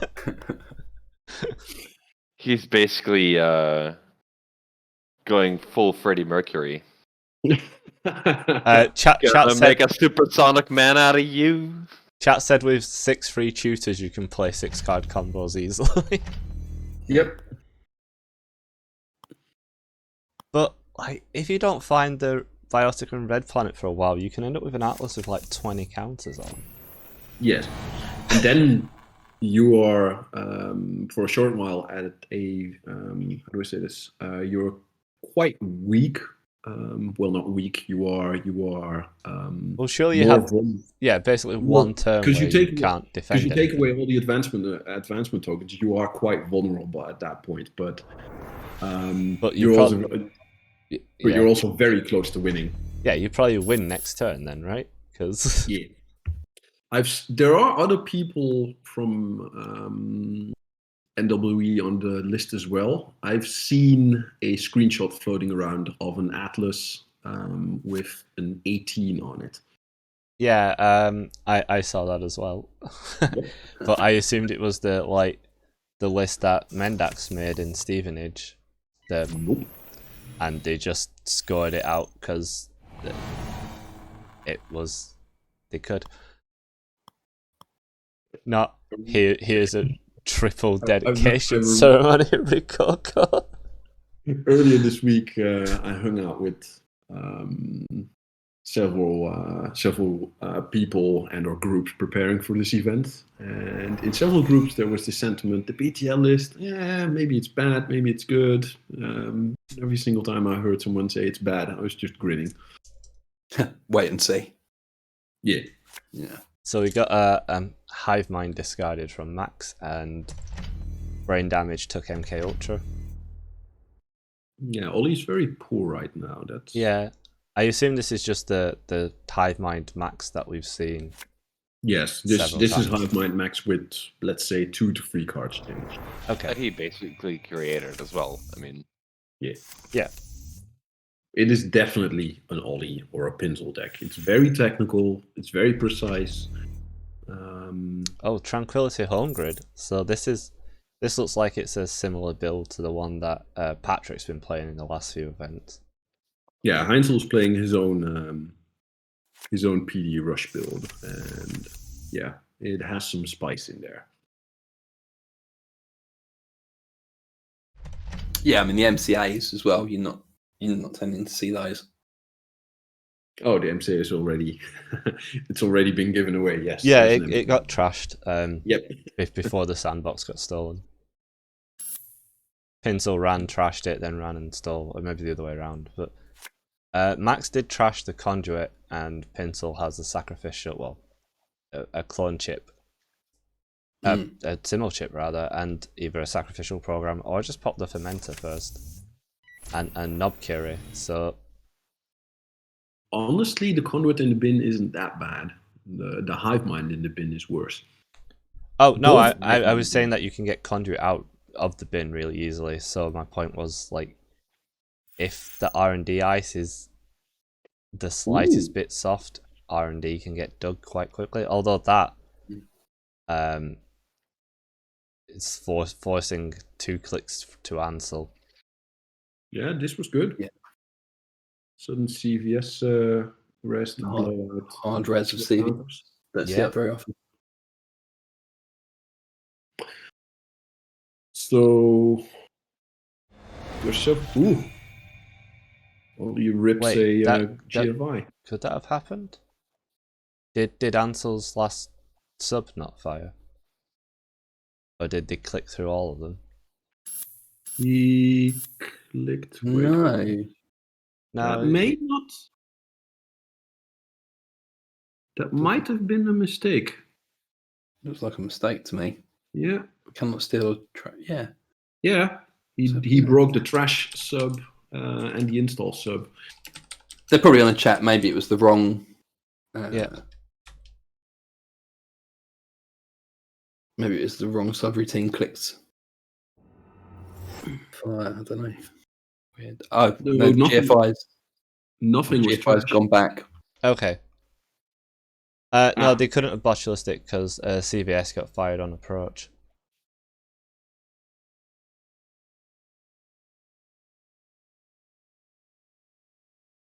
Yeah, I think they may have just forgot to fire the sub after it was the other two were click broken.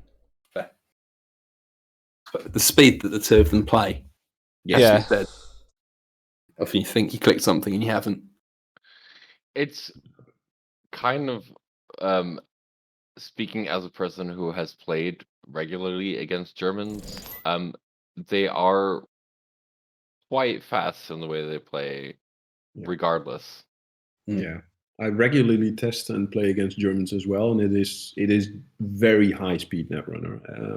It is fun, like an actual meat space netrunner, physical netrunner, if we can still remember that thing.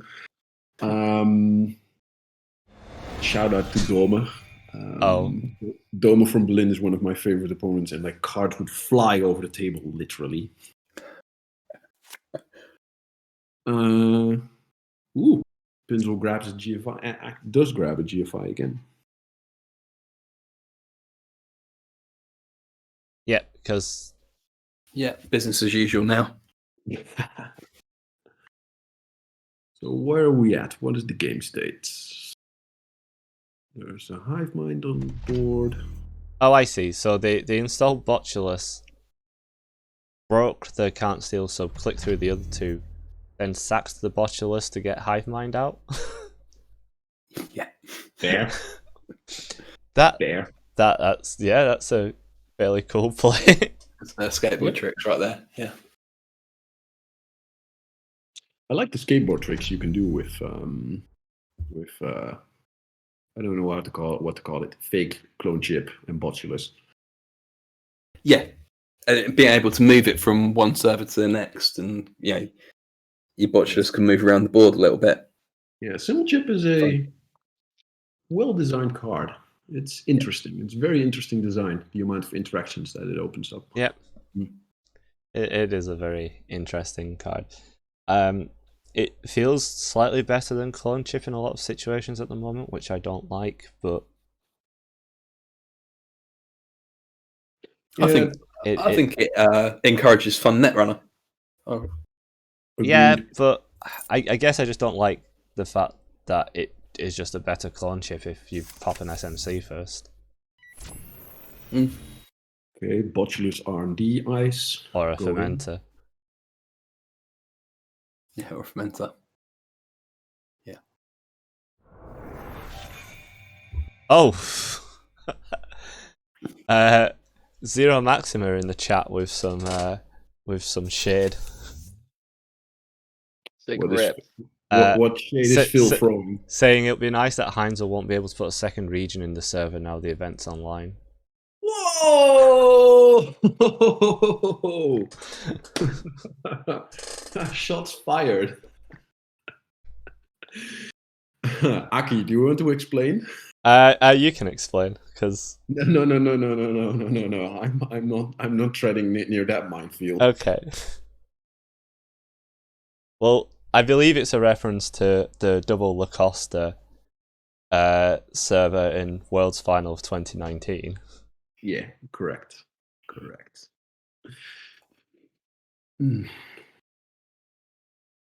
Also, hey Phil, good. I would like to throw shade on your podcast right now, but I won't.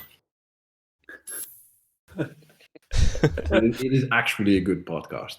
See, we Europeans use the word "actually" as like if it's it a should sprite. be.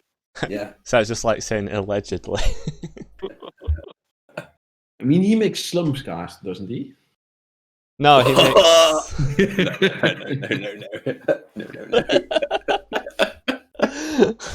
Oh. I'm sure that won't come back to bite me. Yeah, get him the bin. Yeah, I mean, I've been a very special guest on the ShadowNet podcast a few times now, so I'll take offence to that. Phil keeps trying to wanting me to go on for the anime episode, which sounds like it's never going to happen now. Okay, in the meanwhile, Luminal was scored and there's a double advanced thing in the remote.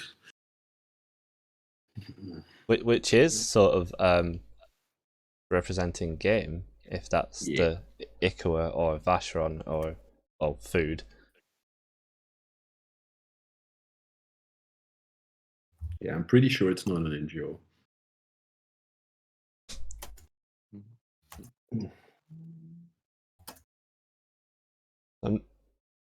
Pinsel doesn't seem to have that. Well, 11 credits. Fine. What's that upgrade likely to be on R&D? Skunkworks. Yeah, I'm thinking. Looking at the bin, I'm thinking it's a Skunkworks. Yes.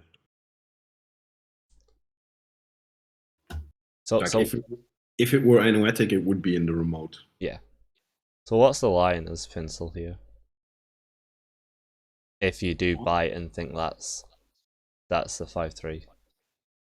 Honestly, I've played the Virus Max build maybe 20 games by now, and I still feel like I've just gotten to the stage where I don't feel like a toddler who's trying to put square pegs through round holes. Fair enough. So, honestly, I wouldn't be able to tell you what the line here is for. Like with no clone chips in play. Oh, Simul chips or it's two bin breakers. There's no orchestra. Gonna do a quick judge call. Be right back. Okay. There's no orchestra in the heap, but No.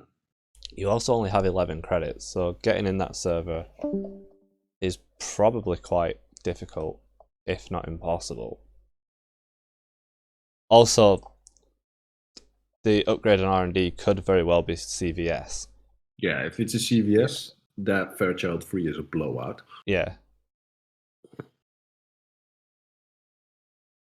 It very much depends on what Ollie has in hand. But we can infer things he has in hand, possibly in hand, from looking at the bin. Yes, there's paperclip and MK in the bin. Yeah, so We've got one labour rights in the bin. no orchestra also means that if you just challenge and you hit a gatekeeper,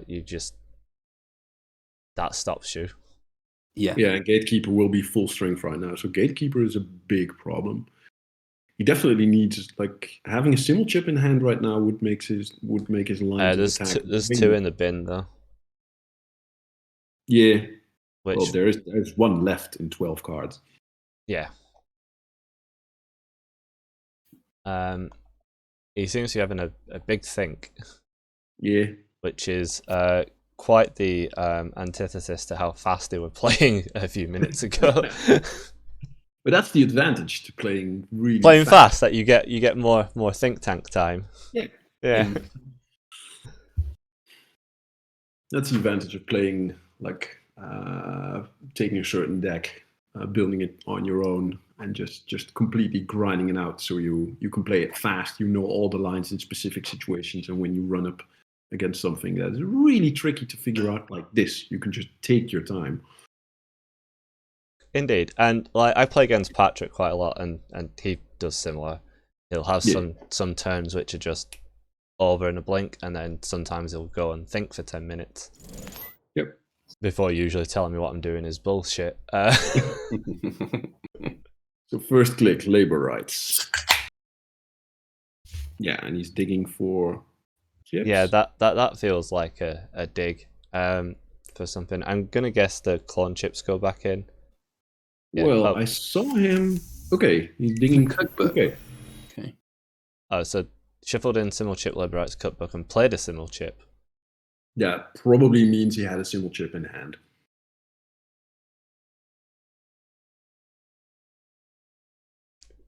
Okay, if you had a simul chip in hand, why would you play the labor rights first?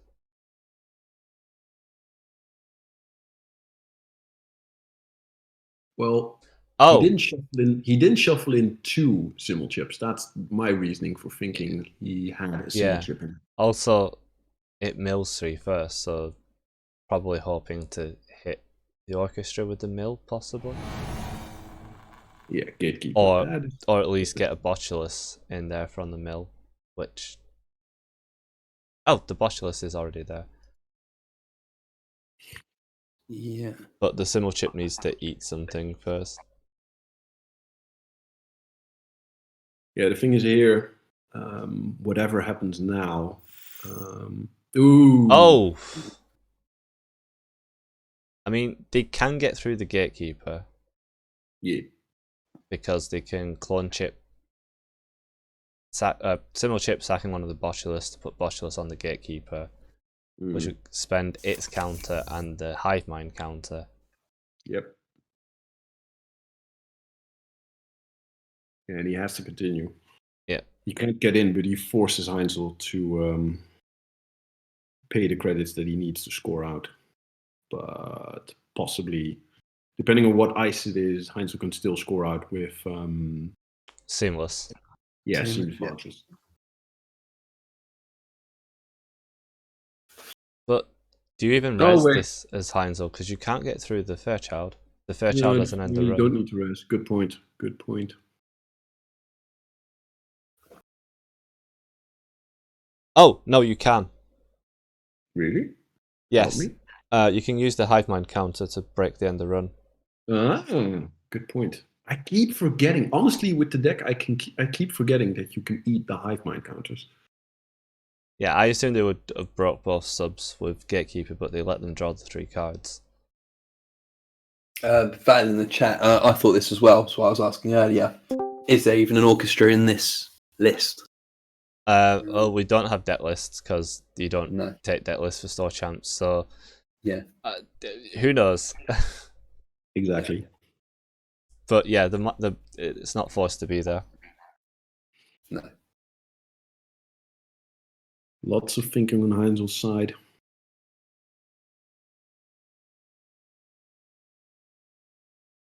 What are we expecting this ice to be with the deep think? Maybe a second gatekeeper? Like if it's a gatekeeper, I think if it's a gatekeeper, you would have just snap resed it. Yeah.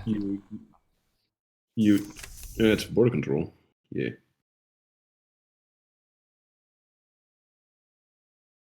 Gatekeeper, you res.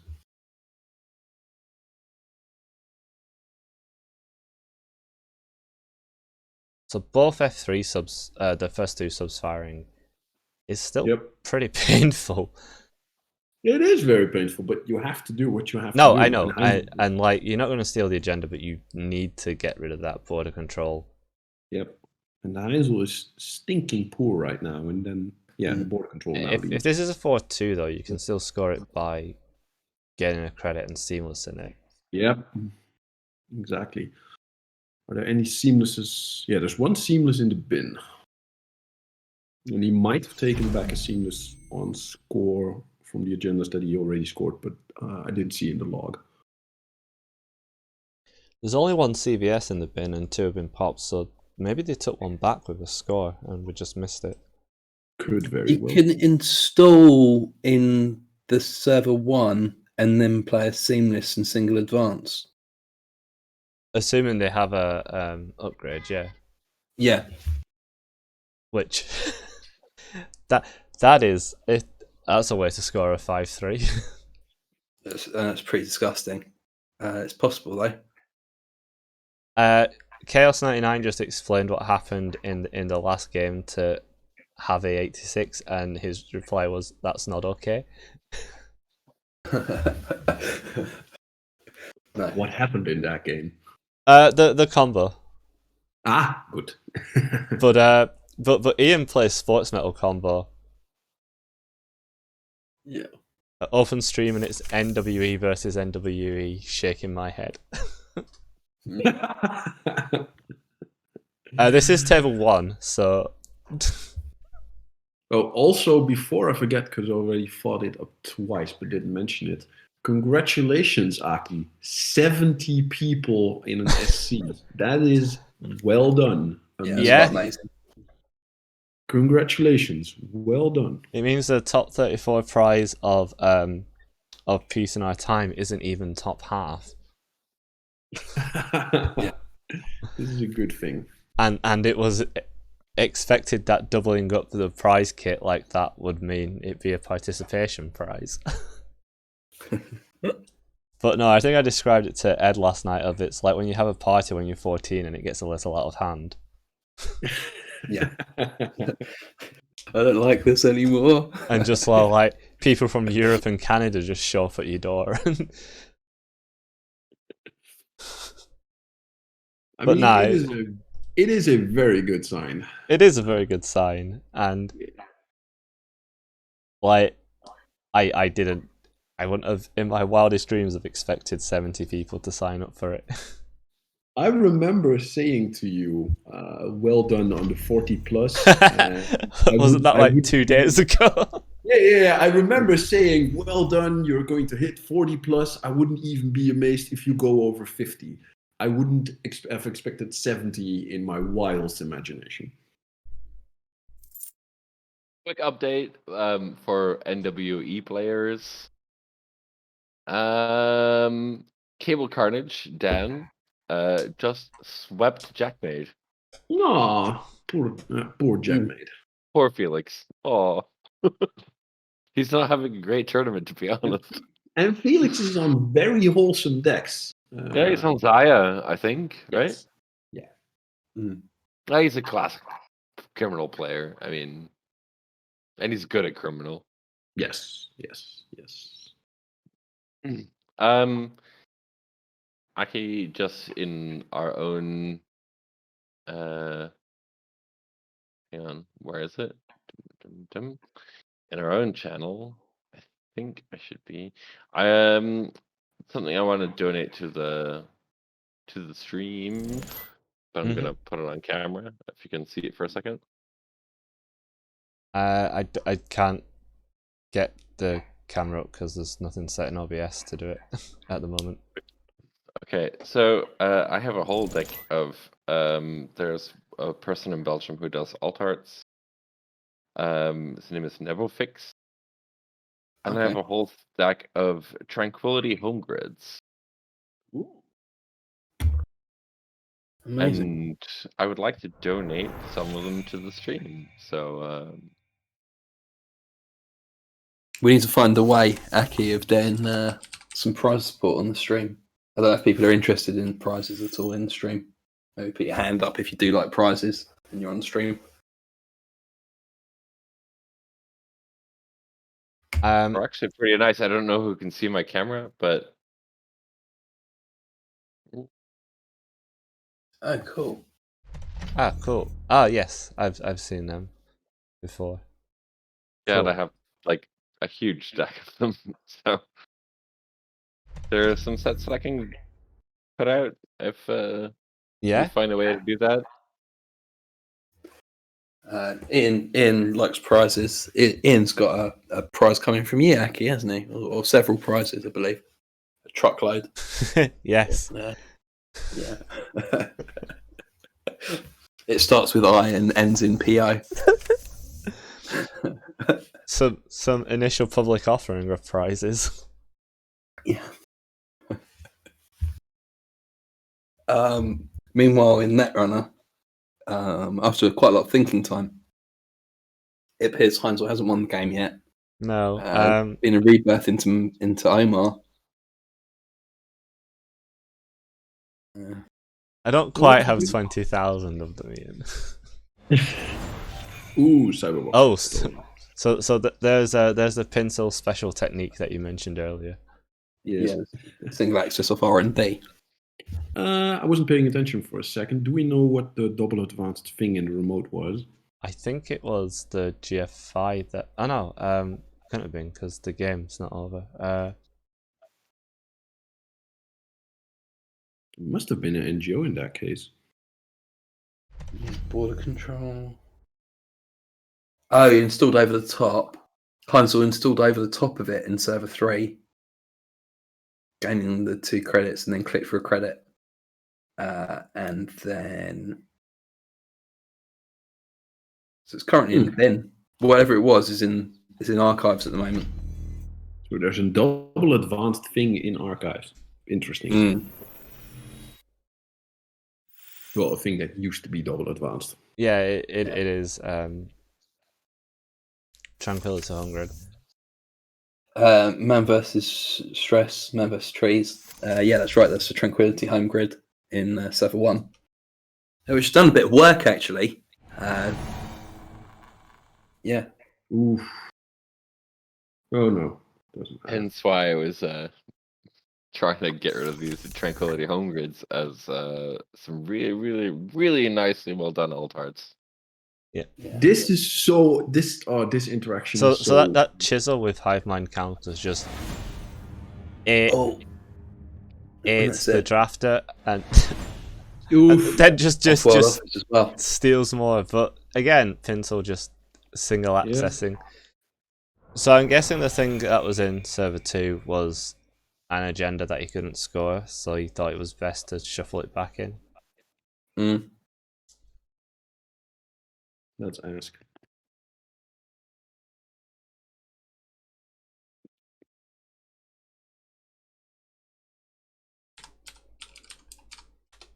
OBC. Yeah, it was a GFI. Yeah.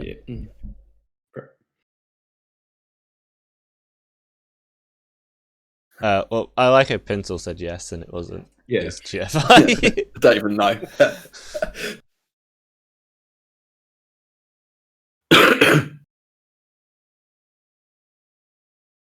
Cool game. I'd drop into another game. We still have a bit of time Yeah. in the round. Yeah. Is there any game that anyone wants to see? Dean Rat Soccer stands out up at the top. Yeah, we can watch that. Yeah, those hardcore Canadians. Wasn't he the Canadian national champ, if I'm not mistaken? Yep. Okay. Saka yeah. is. So, and he- so we've just he did joined it- this, and He there did is. it. He did it with smoke. Yeah. I don't get smoke hate. There's no smoke hate, but Okay. it was very impressive that he won it with smoke. Okay, fair. So we just joined, and there is 2 empty voter machine initiatives scored. Whoa. Quite a lot going on. A bit to unpack with this void state. Yep. There's planograms in the bin. Vote machine initiatives in Mirrormorph. I'm going to guess this has some kind of hard-hitting news shenanigans. It's probably the Mirror Murder deck, possibly. Yeah. Cool. Although maybe not. There's quite a lot of Wild. in. So in the accounted bin, have you for. seen the bin? Yeah, You got there's MCAs. Hansei reviews, Yeah. planograms, Hansais. MCAs. If you try and chuck stuff away. Gonna interject really quickly. There's 28 minutes left. Okay. Cool. Carry on. Aki, it sounds like you're familiar with this deck. I have no idea what I'm looking at. No, so I'm familiar with a deck called Mirror Murder, which came out around the same time as Downfall, where you used MCA and Vote Machine Initiative to just drain the runner's clicks. Hit them with a hard-hitting news after load testing so they can't clear the tags, and then boom them. Ooh. But looking at the bin being full of inf cards that give it econ, I'm not sure that this is this, because I don't know where you get the inf to run boom and hard hittings from. 1, 2, Yeah, 3, there's 6 inf in the bin. 5, 6. And I'm assuming it runs at least 1 IP block and 1 slot machine more, so that's at least 7. 8 influence accounted for. Yeah, there's 1 slotty on the board. Oh yeah. Spin Doctor removed from the game, so we can assume that's 3, Yeah. 7, 8, I 9, mean 10. it's a corp deck. I think you can assume there's 3 spin doctors in it at the moment. Mhm. And probably also 3 slot machines. Yeah. Another drop. So that's 11 influence. Yeah. Yeah, not so running I don't case. think there's hard hittings and booms in it. Maybe No. it's just there to waste the runner's time when you rush out 5/3s. Mm. Really curious if it runs hard-hitting news. Don't think there's space for it. Because if you have a third planogram and a third Hansai, then you're on 13 inf. And then maybe another 2 IP blocks. Or similar. Yeah, fair. But would you run 3 Hansai? Don't I think. think Hansai's a good card. Yeah, it's possible. I mean, there's 2 Hansais in the bin already. Yeah. Yeah. Ooh. Okay, I'm getting way too enthusiastic, way more enthusiastic than I should, but I just like seeing Magnet on the table. I think Nisai deserves congratulations for creating a meta where Magnet is an absolutely valid choice in your deck. Yeah, I was gonna say it's a response to how much Botulus has appeared. Yeah. Mm. And it creates fun interactions. Like earlier this week, I sucked up an what's the shaper fishy thing? An Ika onto a Magnet. Yeah, and there's a fair bit of eco around as well. Yeah. Yeah. So I like the Tapworm on Sokka's side. You don't see much Tapworm around. Tapworm was pretty good. Yeah? Yeah. Yeah, Government Takeover versus Hivemind being a real matchup currently between a tier 1 and tier 0 deck is pretty wild. Yes. Yeah. Yeah, if several years ago you told me that Hive Mind would be in like one of the best runner decks, I would have been like, I'm sorry, what? Yeah. So Doomrat was allowed to fire Ansel, which just overwrote what was there with an MCA policy. That socket does have the credits to trash. Yeah, but it takes him down to 0. I think you do have to trash it, but it also always hurts to go down to 0. Yeah, I don't think you get him back into that server in a rush anyway, and they can score a 5-3 off the turn they put the third counter on in Mirror Morph. Yeah. And he does have a Tapworm running that helps him recover quickly, a bit more quickly in this case.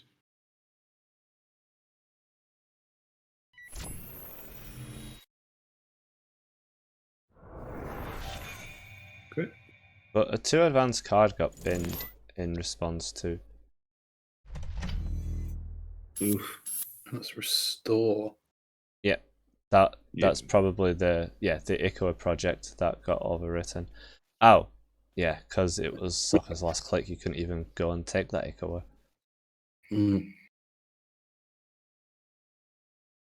So this is clearly representing game because, well, we know what it is. I think it's revealed with restore, isn't it? It's install and res, but you can't res.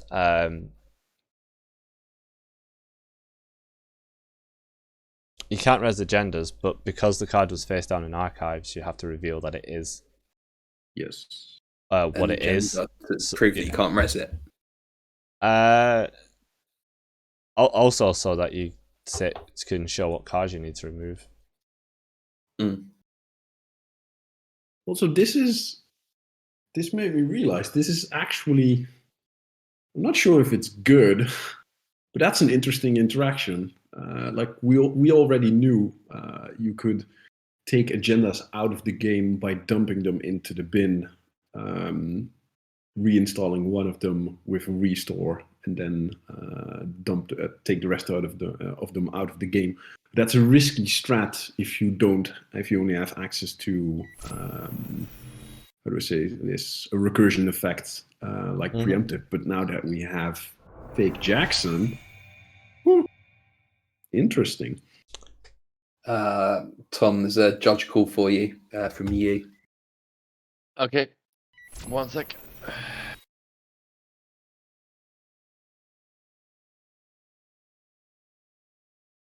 So Sokka says it's last turn there for him. Yeah. Okay. The turning will Because big. this is the first game apparently. Yeah. Finds one of the vertical machine, the last vertical machine initiative. Still only on 2 credits. So I can't contest the remote.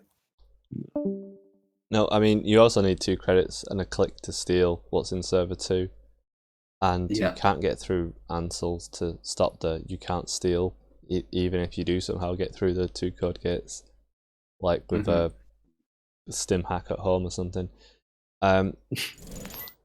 3 cards and only saw 1 agenda, so Omaring, I guess, you just Omar into HQ and hope the last one's in there. For the best.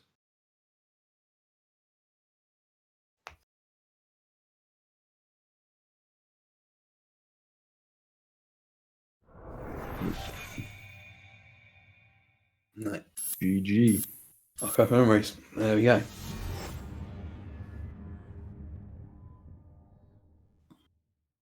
I wonder if there was one in hand. No. There's 2 left in R&D, which would have been, I guess, another voting machine and. No, there's 3 voting machines already on the board. Not voting machines. 1 Ikoa and 1 sandbox. trans substation.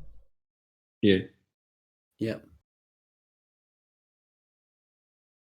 Are we watching the second part as well? Yeah. Just wait for them to make it.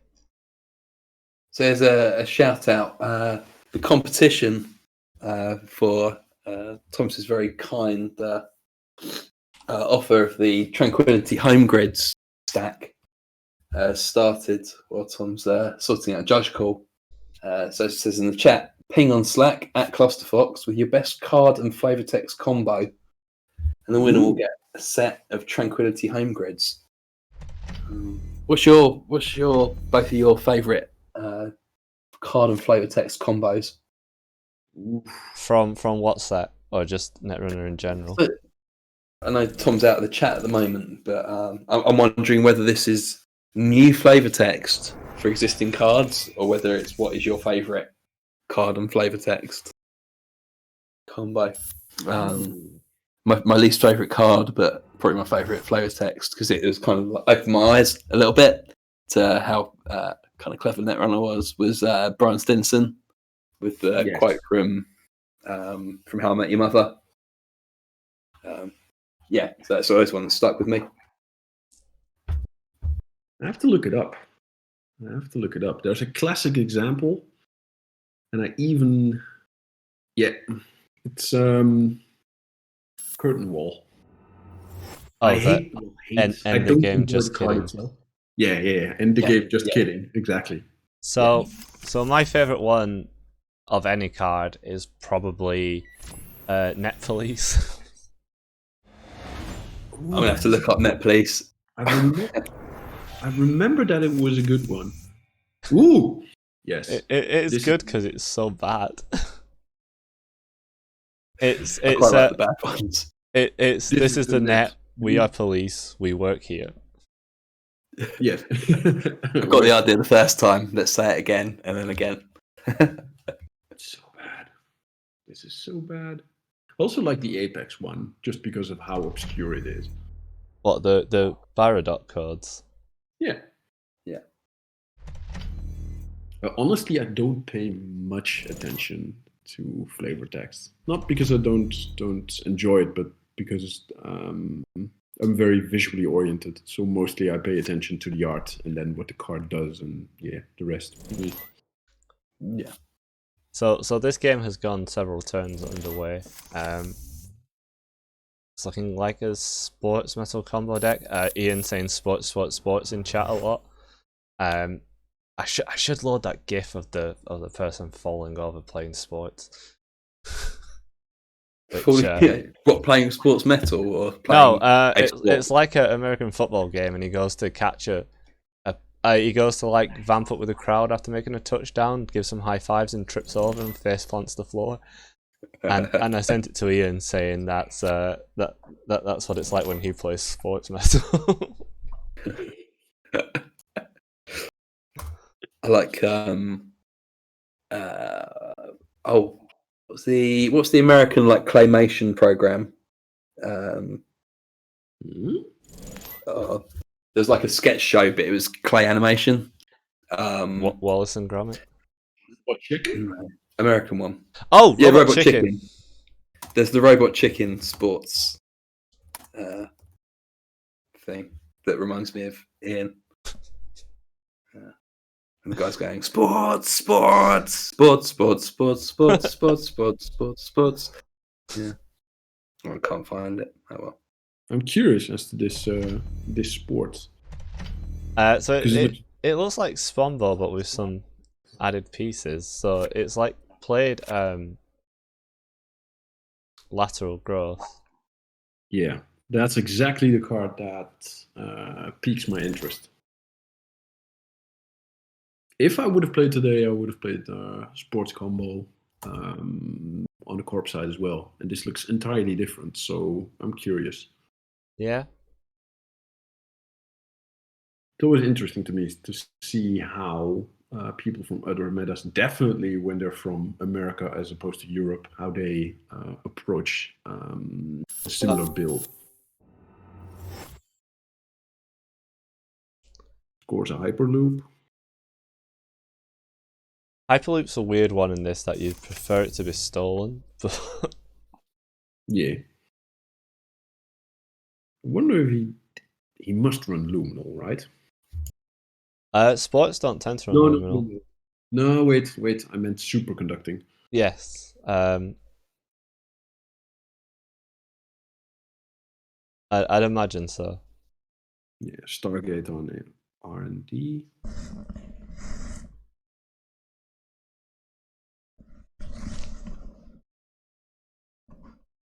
Lots of thinking on the res.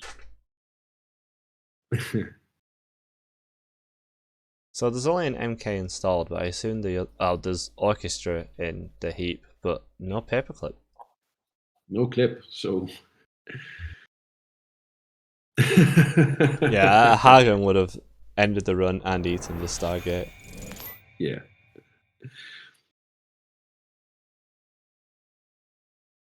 I like this line that Doomrat takes here. Sometimes you have to take risky lines to get paid out, and yeah, the lines where you sometimes go, not this, not this, not this, not this. Those are the beautiful moments of Netrunner. Oh, speaking of Hagen.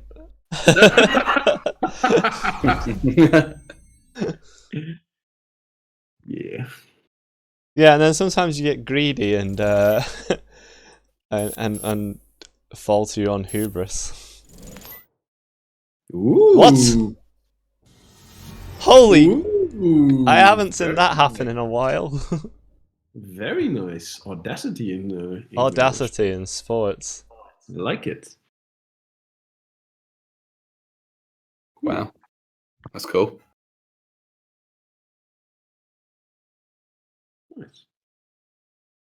So what do you think of the meta of the tournament so far? Like the corpse spread and what are both of your opinions on? What So you have seen? I really like the meta. I'm kind of a bit not sad, just I guess disappointed that PD still showed up as strong as it did. Were there any highlights on stream so far? Anything that really stuck out as a super innovative new build or a very cool moment? I mean, did you miss the Rotage Swifty games? Oh yeah, The three agenda steal. I can't remember who it was, but somebody had just went, fuck it. I don't know.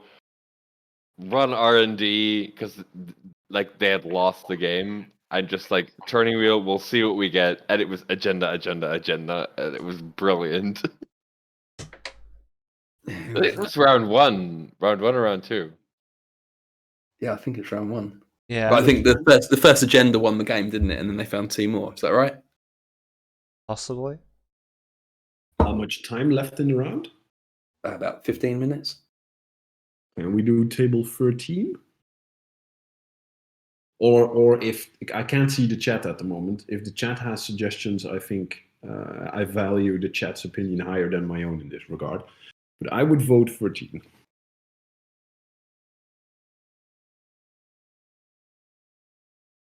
The always lovable Tuchtudgut versus Mr. Buggles. Table 13. Gaben dropped.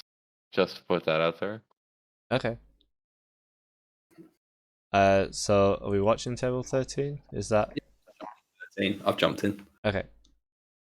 It's PD versus. Let's try and work Let me out. check if they're okay. Cheers. I mean, everyone signed the consent form, so we assume it's fine. Yeah, but also just common courtesy, just to check. The only person who said they didn't want to be streamed was Mar, and she's dropped. Yeah, so that's fine. Yeah, Cool. I can definitely see people saying I'm okay with streaming, but then on the day itself, maybe they're feeling sick or they're doing badly, and they're like, I'm not. Like it's a stressful situation in the game, and then in the middle of a think or something like that. Yeah. I've had exactly that thing where I was doing incredibly well at a tournament, but then got in a very rough spot in the top cut, and I was like, please don't stream me. I'm in a mentally it won't help me. I remember you in the last round at the last Regio that we did, and you were just fucking remind me. You keep. Oh, sorry. You were so miserable. So what we've got here, we've got PD. Aska's on PD versus it's an APOC build. Find out what ID. I'm going to assume Hoshiko? Hoshiko? No, I'm guessing loop. Yeah, looking at the number of cards, loop. 5, 10. No, they got 45 cards. Oh, really? Yeah, 5 in hand. Oh no. I think I counted hand twice. Oh, it's because it has grip 5 written twice on the count. No, this will be. I've seen. No, yeah, it's 40 cards. So it's probably. It's loop. Yeah, it's Yeah. loop. Presumably, just for the small deck size there, there doesn't seem to be too much loop value at all in the bin. Yeah. So we currently have 65 viewers on the stream to go with our 70 players. Whilst I'm sure there's some doubling up of people and players, that's still. This is massive. Basically. Did you see Asker in the chat? If anyone's wondering what's going on, he's walking straight into my trap. Yeah, match point for Mr. Buggles at the moment. Things installed behind the slot machine and the drafter tend to be able to be stolen. I suppose you can overwrite them. There is a upgrade on archives as well, which is unusual. Yeah. There's a ginger in the bin. There's an apocalypse and a pawn shop on top of the deck. Yeah, we've had an APOC with the amount of ice that's in the bin at the moment. And the 2 face down cards. Yeah. On the runner's side. Yeah. This looks like the build that Jonas, aka the Big Unit, posted on Slack a while back. Okay. He built a loop APOC build, and this looks very similar. What's the benefit of being in loop rather than being in, say, Nat? Smaller deck size and they both have 40 card deck size. I guess just the early trash is drawing your cards. Yeah. Sure. Oh, Vesper swept. Sorry. As I'm putting in results, that's good. That was that was like a bit biased oh there. no, he didn't. Oh damn. Actually, no, he didn't. Like I'm literally they put in conflicting results. So I'm gonna go and check with these people. I'll be right back.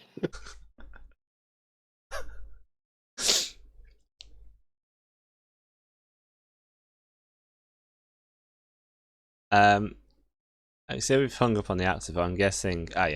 Asker was just taking a while to decide what to shuffle back, which is fair when you have 20 cards in the discard pile. Yes.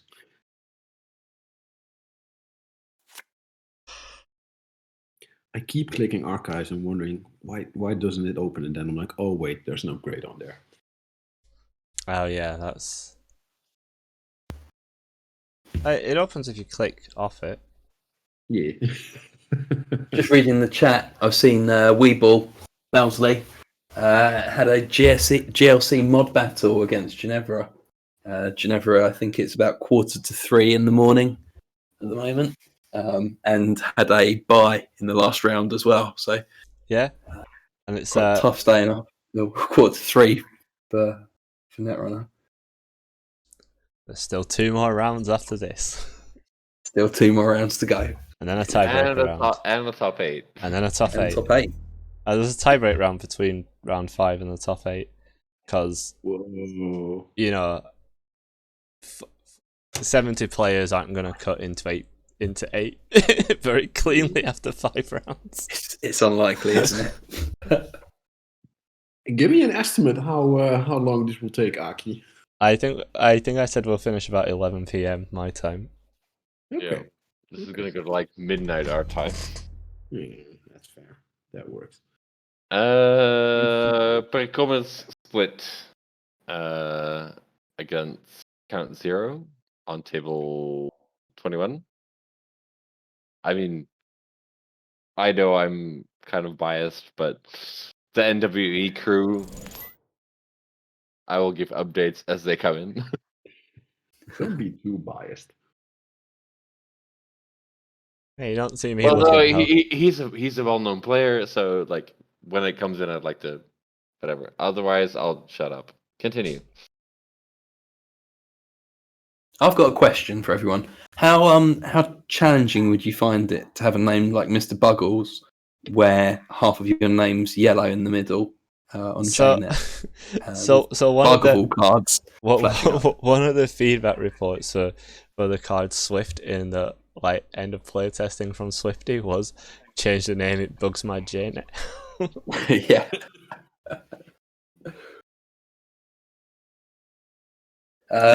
Good afternoon, good morning, Copper's Key as well. Yeah, we were having a chat last night on GLC.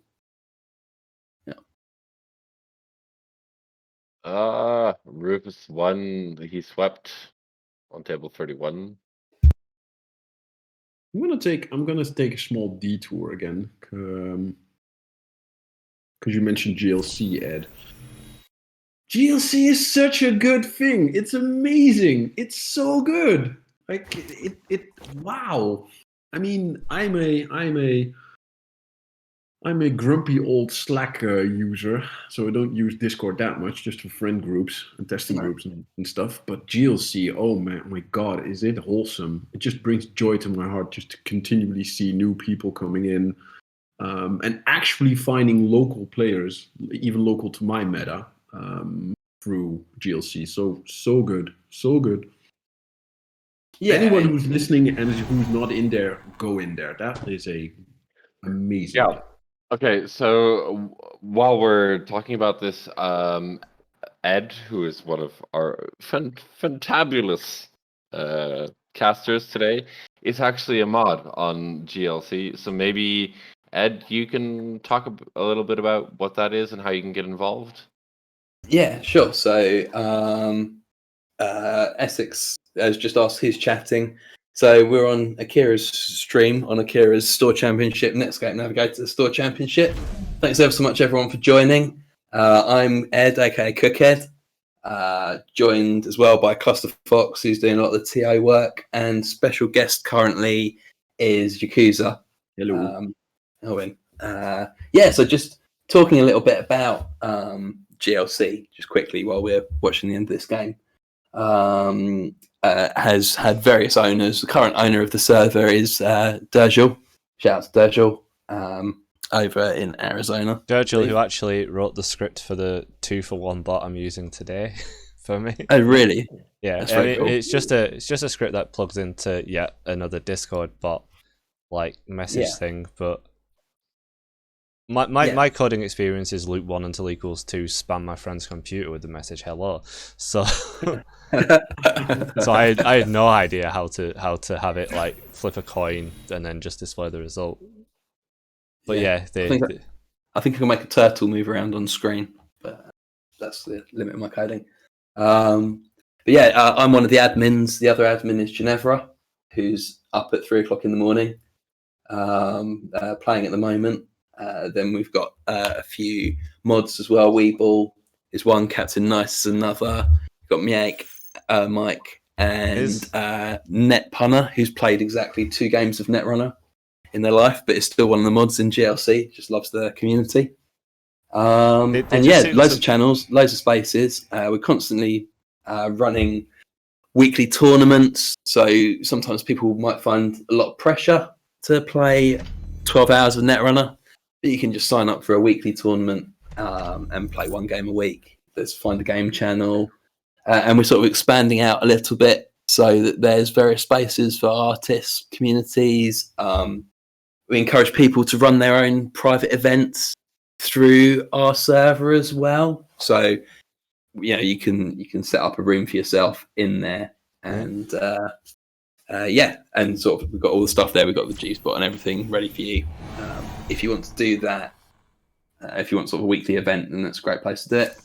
Like you said, it's super wholesome, especially during spoiler season. It was a very excitable, noisy place, and it's been really good for Niso to be able to see the growth of the game on Discord, because obviously we can track user amounts and stuff, and just it was very exciting seeing 40 new people a day joining the game. It's really cool. And come hang out in Off Topic where we talk about how AIs cheat at chess. Yeah, we were talking about en passant. Have any of you heard of en passant before? If you haven't, do Google it. Yeah, thanks for letting me. I mean, there's literally a Netrunner card based off the en passant capture. He's about to meme about the card. Yeah. Holy hell. An Arco Mushroom. Holy hell. Yeah. Right. I'm going to pop to the bathroom after that shout out, and I'll be back in a moment. So back to the game that's on screen. Some ice got rezzed. Yeah, and Matt doing some deep thinking because he got into the remote border control with Pop to keep him out. Huh. Okay. Is that he could have gotten in again. Yeah. Double seamless. Yeah. I wonder why he didn't go in, because he could have gotten in. Wait, what? No, Asker concedes.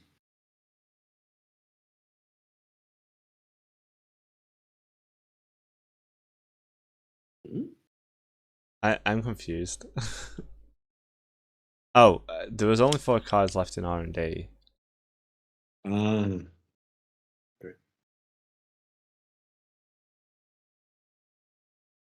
Oh, is it time? Yeah, time has been called. I Okay. just went through all the tables to make sure everybody was okay. I didn't get that. That'd be what the concession was. Yes. That makes sense. Okay. Well, that last 20 minutes flew by with talking about chess. and I'm still sort of taken back by whatever the hell Pinsel did in the first game we watched this round. Yeah, well, as I said, CI6 BTO. Step 1, score Atlas. Step 2, I don't know, machine gun counters onto government takeover. Yes. Pat still needs to report his scoring. What happened in his game? They look like they're still playing. Okay. Yeah, and there are at least 2 other games still open, apparently. No, there's just one because there's 2 without 2 people in. Oh, fair.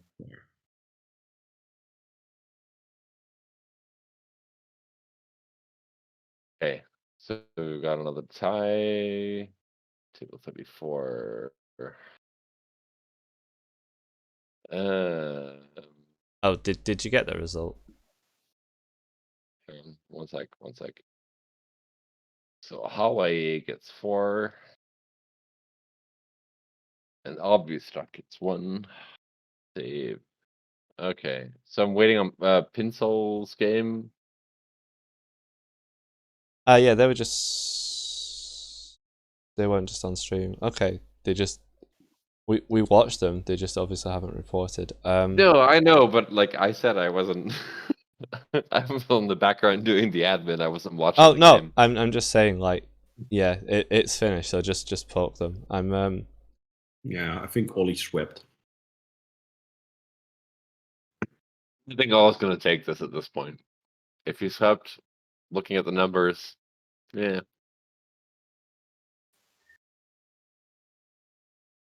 We're waiting for results from Pinsel versus Heinsel, Rodem versus Odal. That's what I think I saw that I missed. I think Patrick's still playing. I'll give them a poke that they need to report. Well, it's all good. Yeah, my inner judge comes out. Oh, they apparently already reported, Thomas. Who reported? Heinzel and and Pinsel. It hasn't come in yet. So I just swung across to GLC. And we've got a bot set up that welcomes the new players. So it says, "Hey Heinzel, hey Jackmaid, hey Ola, welcome to GLC." And Lost Geek said, "Hey Heinzel and Jackmaid, new to Netrunner?" ? Oh, I I hope love they say it. I yes. love it. What a troll.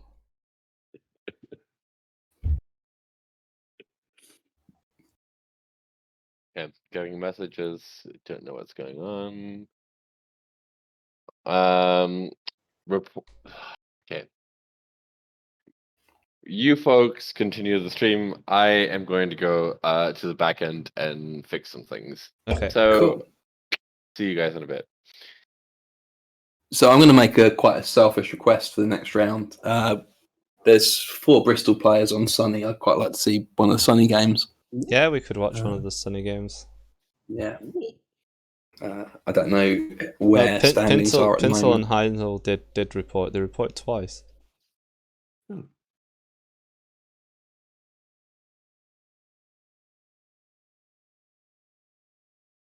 This be sane here. This be sane here. Cheers, what did I miss? Hello. What have you missed? Round 1, we saw some games of Netrunner.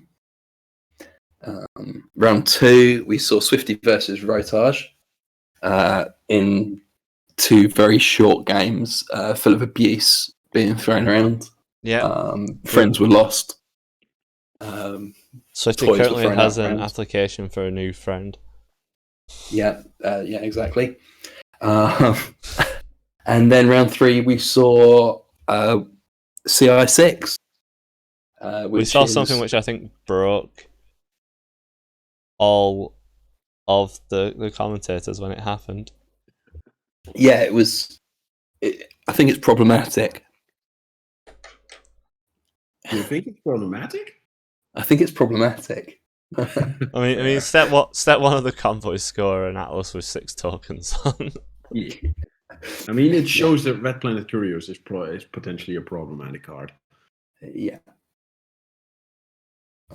Yeah. Do you think that's the issue? Where would you both all see that deck potentially getting targeted? Do you think it's the Mascom or the Red Planet Couriers, or is it something else?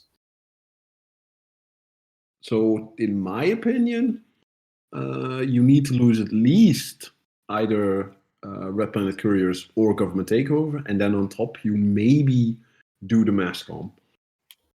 I think In that order. I think Takeover is the most problematic because it's never been used in a fair deck. It's limit 1 per deck, so it's very, very swingy. And whenever it shows up, it just ends the game one way or another. Agreed. Well, the only point that I have against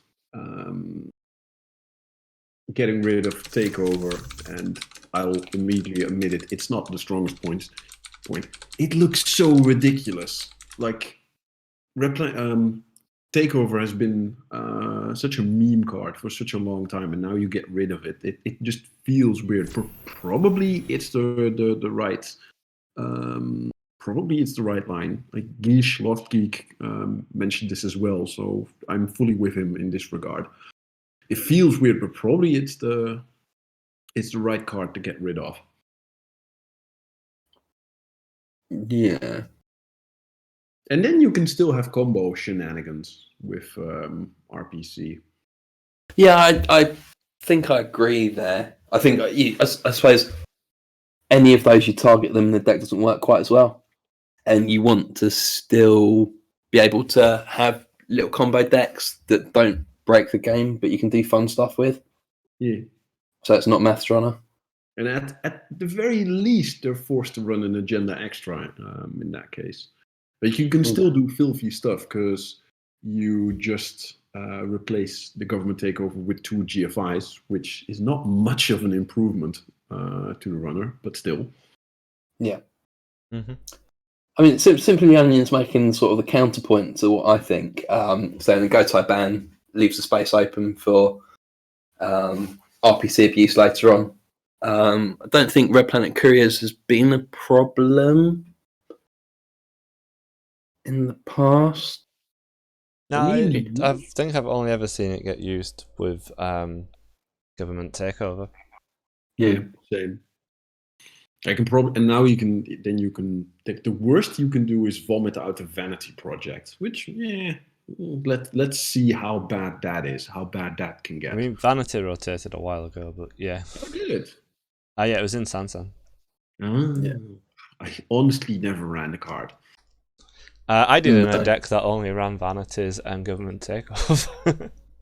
I like my agenda suites fair. I like my agenda suite's able to kill people with punitive.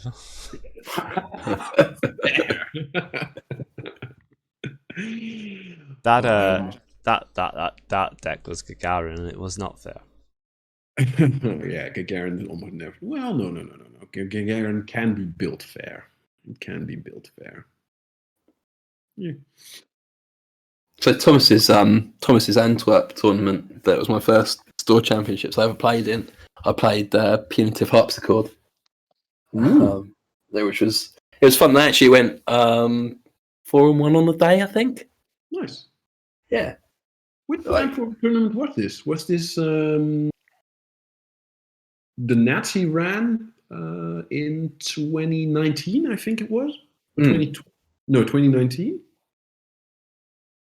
What was this? Oh, which tournament? Sorry, this was a question. Was this Nats 2019? No, it was the Antwerp Store Champ. Yeah, Antwerp Store Championship last year when I was in Barcelona.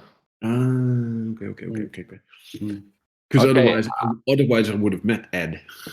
And no, it was an online thing. I'm just gonna quickly point out that. Oh damn it! I made a mistake. But I've got all the scores in. Mm-hmm. Those are words you don't want to hear. Let's just hit refresh 100 times, everyone. Table 11. No, I haven't confirmed it yet. Pat won both. There we go. But I did it incorrectly. 6-0. So we're gonna get the next round up in just a few seconds. Completed. All right. I am gonna jump back onto the Discord to ask everybody to check their game, check their results, and in 5 minutes we can put up the next round. Yep, I will put the standings up on the stream as well. So in terms of variety, we're going to see in a second when it pops up, but it is a very meta up at the top tables. Yep. So let's see. So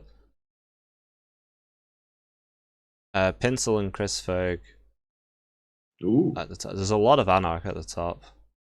Yeah.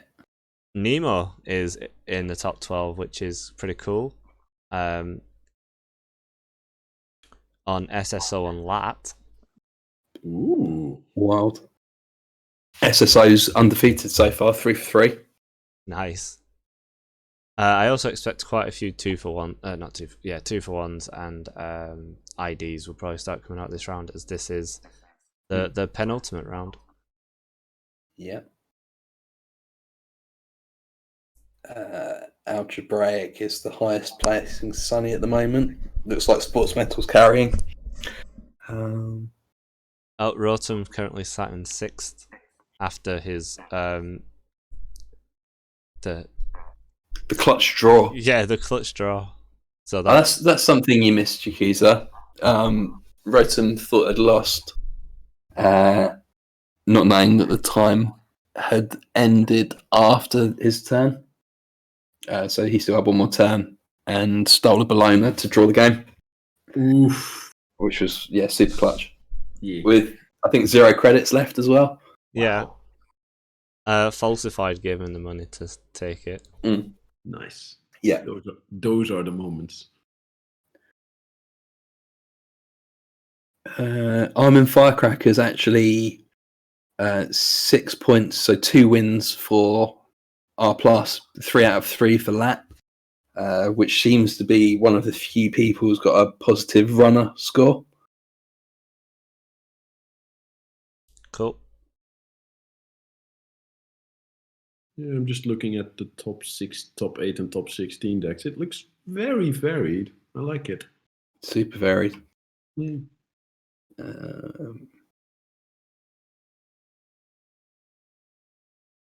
Highest placing Jinteki. I suppose Jinteki's one that's suffering at the moment. Tempest there in 19th place with Polana, but not a lot of Jinteki at the moment. Jinteki really struggling. Yeah.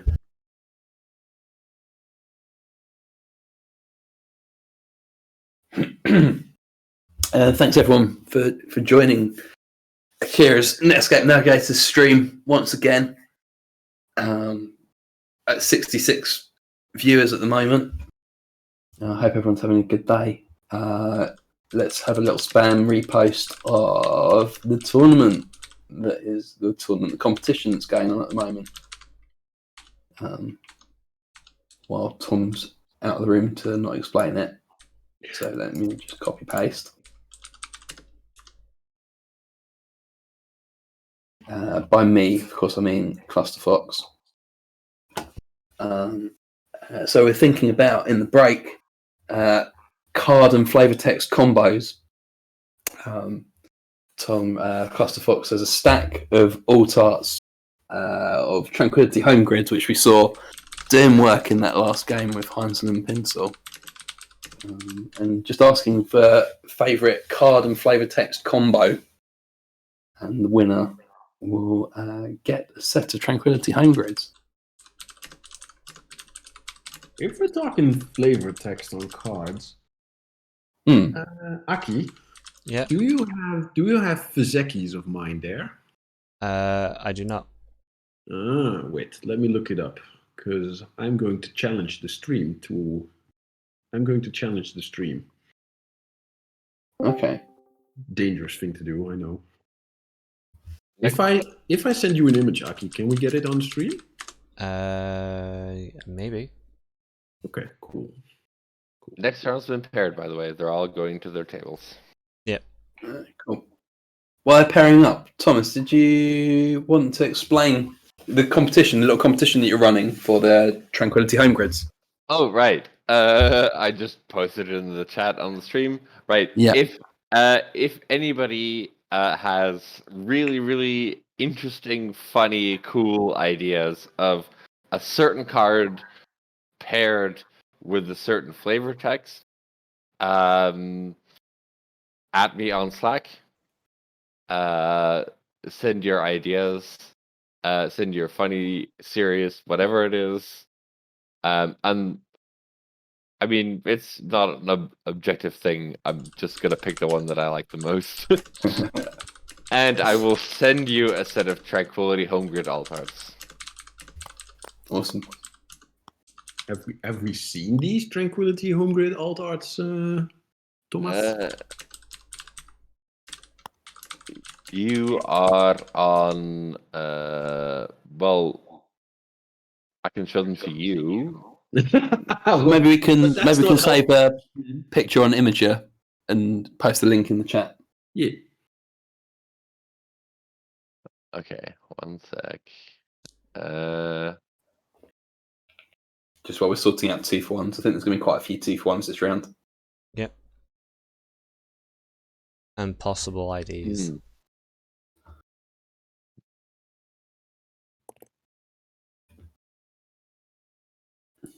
For those at home, I'm looking at a Tranquility Home Grid alt art, and it looks very nice.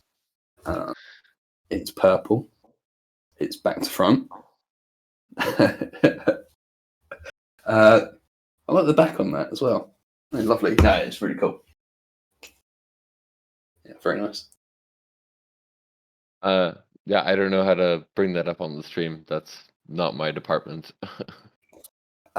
Yeah, I wouldn't dare touch any stream settings. Streams tend to have a tendency to break if you try and change anything.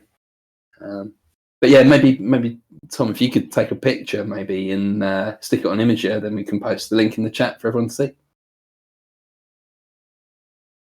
Okay. Maybe if you know how to do that.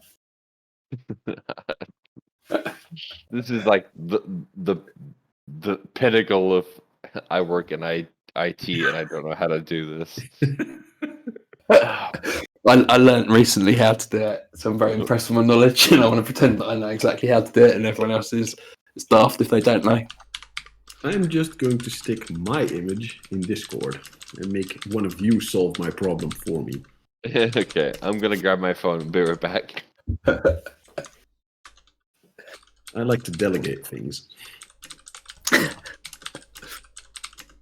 Okay, so I'm uploading the front of Fizeki.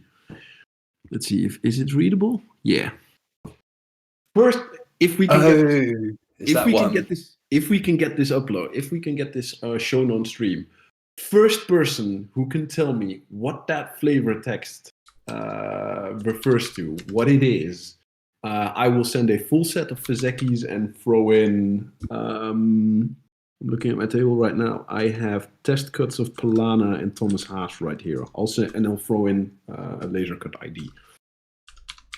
Golf people, and you know who you are, and NWE, you can't.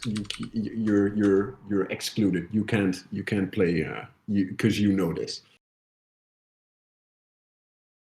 I tell you what, okay, so there's some 2-for-1s coming in and IDs, which other people need to pick up as well as me, because... Okay, so what I'm going to do, I've had a really sharp idea.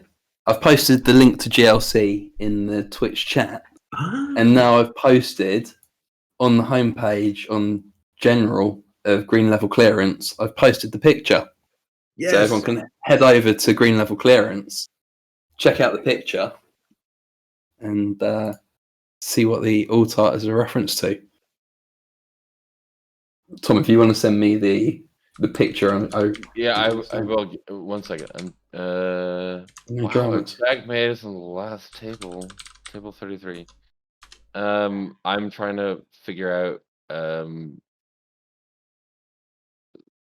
stuff for the games.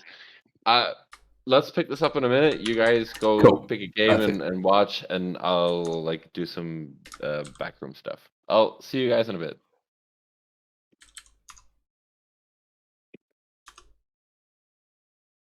Cool. So which game are we watching? I would quite like to watch Table 9, because that's going to be the Spicy Sports Metal and the Sunny. Although Sunny's not doing too much at the moment. I don't know if people want to watch Top Tables instead. It's fairly high. I don't know what stream wants, but personally, I would favor that table as well, because I like to play Sunny. How do I say this? As a way of winding down. Let me just post a GLC link. Yeah, sorry, I'll post a GLC link. Right, I don't have to whisper that. I can just say it out loud. Invite people, copy, and let's post that. There we go. Perfect.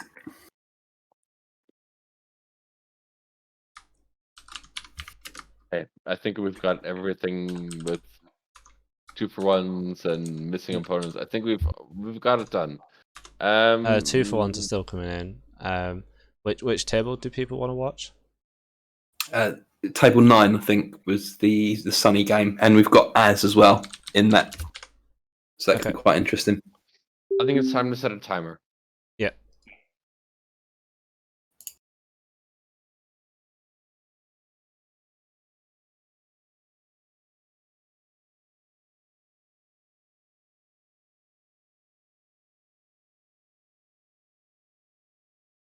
Both players in this are on 12. Okay, somebody's calling for help. I'll be back again, but Aki, if you could set the timer in the meantime. Yeah.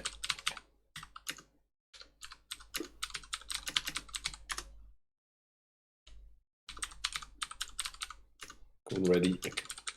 First guesses are coming in the GLC channel. Awesome. Very nice. So This is very hard to clear. Oh, there might need to be a repair. Oh,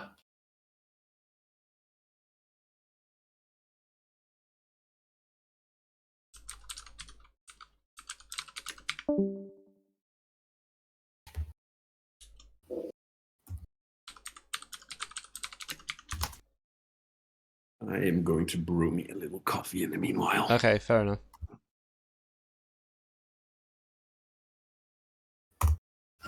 So yeah. I don't know where.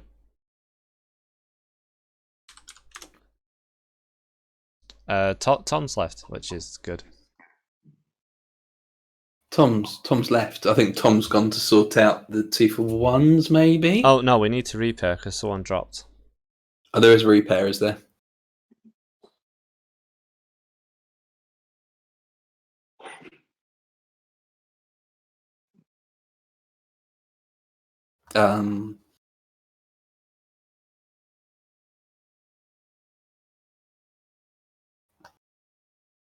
Yeah, we're going to watch Chaos. We're going to watch a sunny game.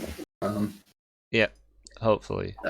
But yeah, whether it's this game or not remains to be seen. But yeah, I think there might be a repair.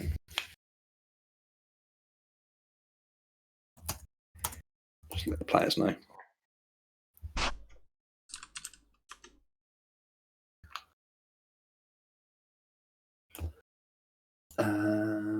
But thanks everyone for joining. Just while people in the know are sorting out all the tables and stuff like that, I'll ramble on for the next couple of minutes. Patrick's saying in the Discord, the Nice Discord, quite like to see Rotash against Swifty again. Yeah. If you missed it, I think Akira Netscape Navigator is going to be loading this tournament onto YouTube, so it will be viewable. So if you are playing in the tournament, or if you didn't manage to catch the first couple of rounds, there have been some great games so far. We've seen one of the most disgusting combos I've seen in a long time. We've seen a potential ganked into Brainstorm.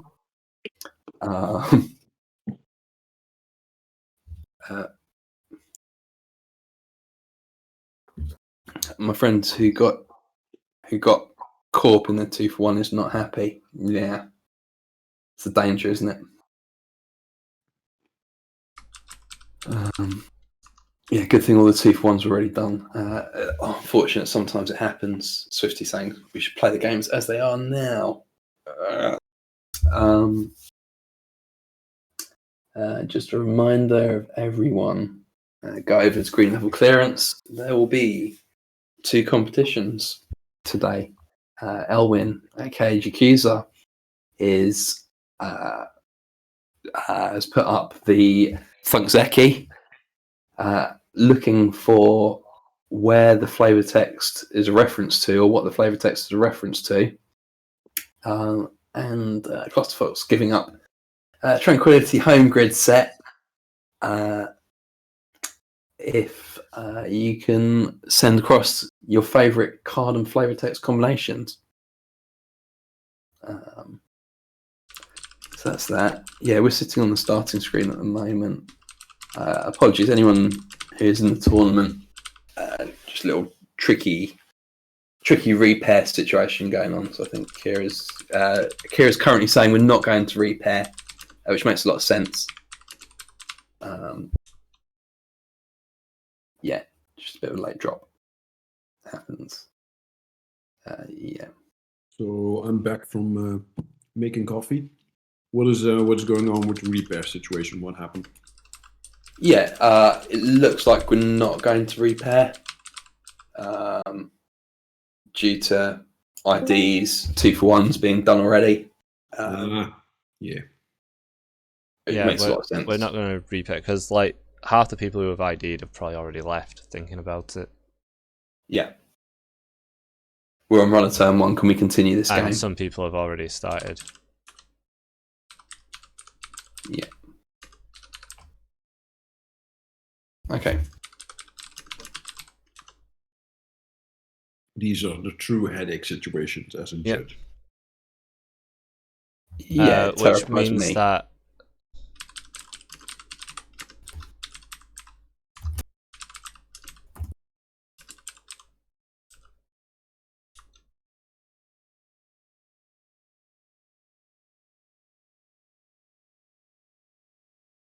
Are we still on? yeah. Yeah, Okay. I'm here. I don't know why. I'm still here. Tagged. I'm still here rambling away. So we decided to go with the pairings that still have the person who dropped in because it was brought up after all the IDs and 2-for-1s had gone through. Yeah. Which is unfortunate, but Did I do something wrong? yeah, Paul dropped and you missed it, but it's fine. No, I've dropped Paul, but Oh, but he still ended up in the pairings. fuck. So we're repairing the entire thing? No, we're not repairing. Okay. The way that I fixed it was I gave his opponent just 2 wins. Yeah, that's okay. So normally we would repair it, but because all the IDs and 2-for-1s had been done and the people IDing might not even be at the computer and some of the games had started, we can't really repair it. Yeah, I messaged No. Paul to see if everything's okay because it's not his style to just like drop out of a tournament. He'll like even if he's losing, he'll normally hang on. So I'm gonna see if everything's okay with him. Okay. Cool. I'm over in table 9. We've got Asa versus Sunny. First round. Don't know. I'm going to jump across there. Yep, jumping in as well. Ooh. I've got a blank screen at the moment. What's happened here? So I'm in. Can the stream see it? Yeah, I've just joined it. Cool. Like Algebraic has a good start there. You really want to see that dream that early. Yeah. Aston versus Asa. And we're against Bowsley on Asa group with Nico. Only one iced server, which is feels slow for Asa. Yeah, and having your Jack and Dream that early is so good. Basically, you get an extra click just to check an open remote with a free card and a free credit on top. Yeah, and oh wow, it's all kicking off. Like Marilyn's come out. Cool Jeeves ult. Jeeves, yeah, that's the one. Has come out. But But Sunny has like DreamNet, Jack, Turning Wheel, the big 3. And Beta Folding's a huge card here as well, early game. Whoa. It's a key free influence. This is a very good run. The slot machine doesn't stop you, but yeah, that could have been. Yeah. I mean, you don't have anything. Like I think that and Gatekeeper were the worst 2 it could be. Fair. But you still don't. Hagen, you don't have anything that dies, and it's your Jack run, so it's free. True. Yeah, I didn't check archives beforehand, but Oh yeah, Drafter would have got the hedge fund back and an install, but yeah, that's not the biggest of things. But still, it's ballsy. yeah. I presume with the drafter install with Asa on, that will then let you install an ice over the top as well, or vice versa. Yes. Yeah.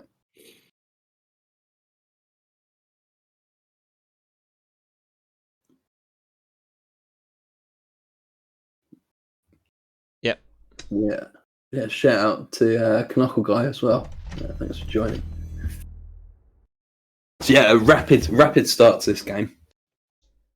I really like the look of this. This is the type of netrunner that I enjoy. Highly interactive, open remotes, just keep on going, hammering. Yeah, certainly a race. Yeah. Also, I view this game as a good reminder to me that I need to upload my alts to JNet. Yeah. He's seeing an alt butler but no alt wheel is something I need to solve.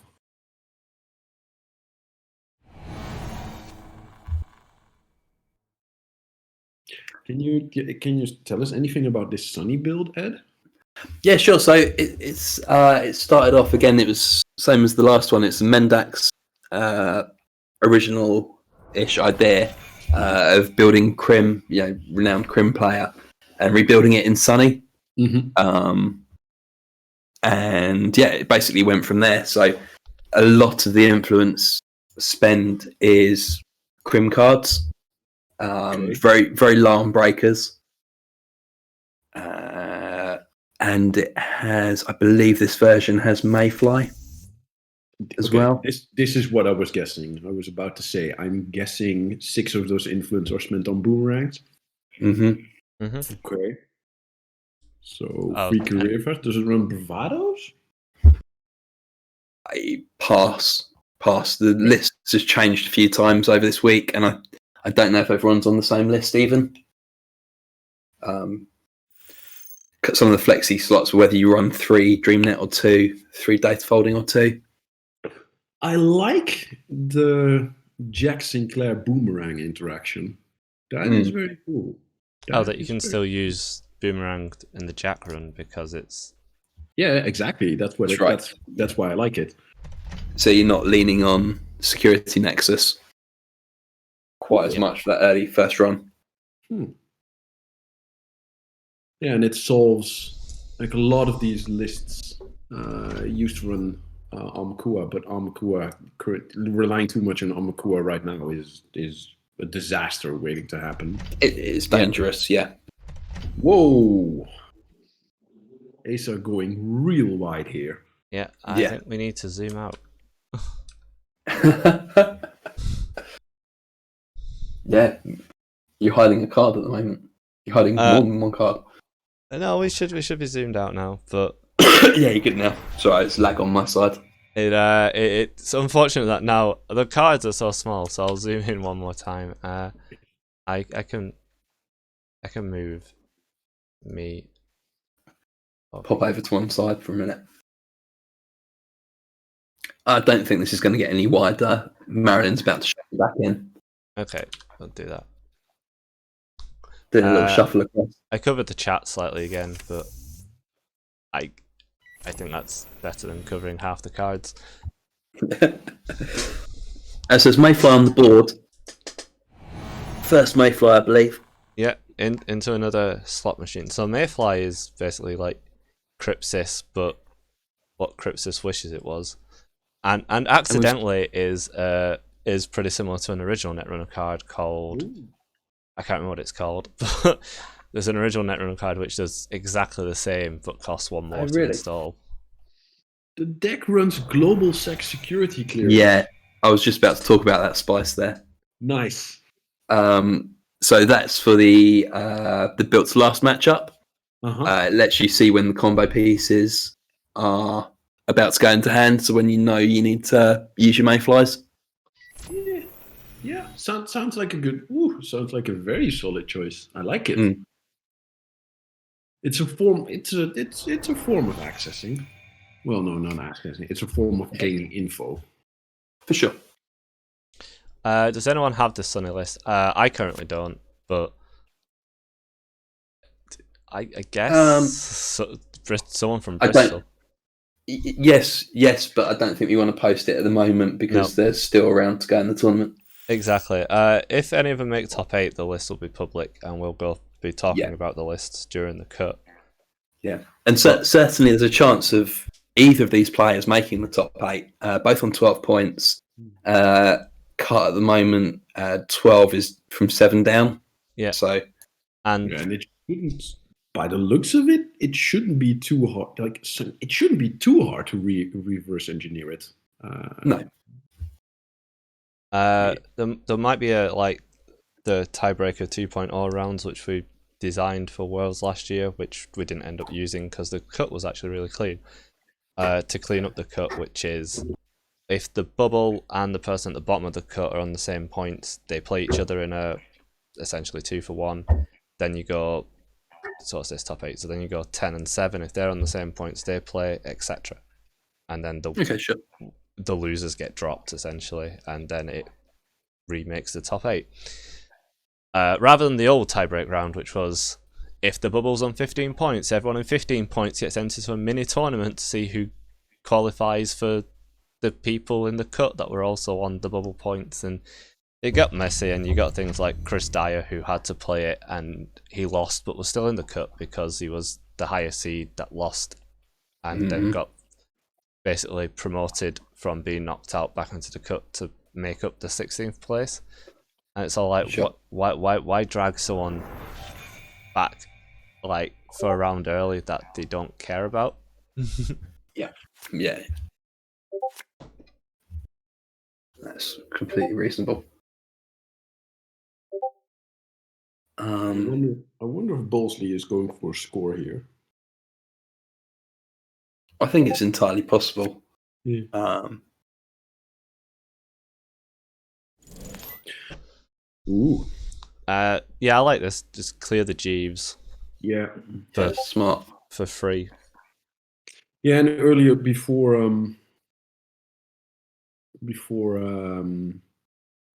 Bowlsley used his last click, his use click to install the thing in server 6 with an extra ice in front using the ASA trigger. His whole remote situation didn't look too rosy because he got, at least to me, it looked like he was in a situation building to a very big, fully operational, but at least 2 of his remotes were empty. So that's not a situation you want to be in as ASA. Mm-hmm.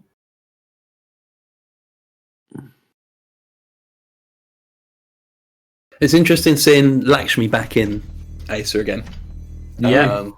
So Kenny made an ASA deck called the World's Best ASA, which ran Lakshmi's, and I played it and just like pulled 7 counters out of nowhere to protect a GFI in Vetuvius one game. It was pretty ridiculous. Yeah.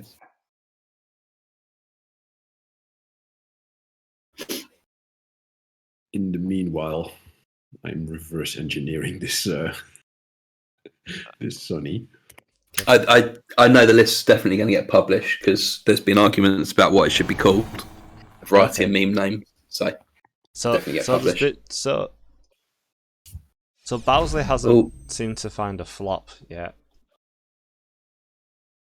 Okay, so that was quite relevant. Jack Sinclair run into a Hagen, which trashed the first Mayfly. Because it's not a Dakota Fracture or Killer, and you couldn't use it. I need to interject for a second. I'm not watching the game. I'm sorry because I'm doing the admin judge calls. Okay.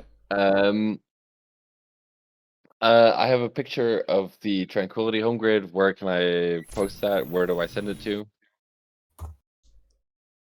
I can get it on the stream after we do the break in between the Swiss and Cut. So where do I send it to? Just post it. Comms chat. Yeah.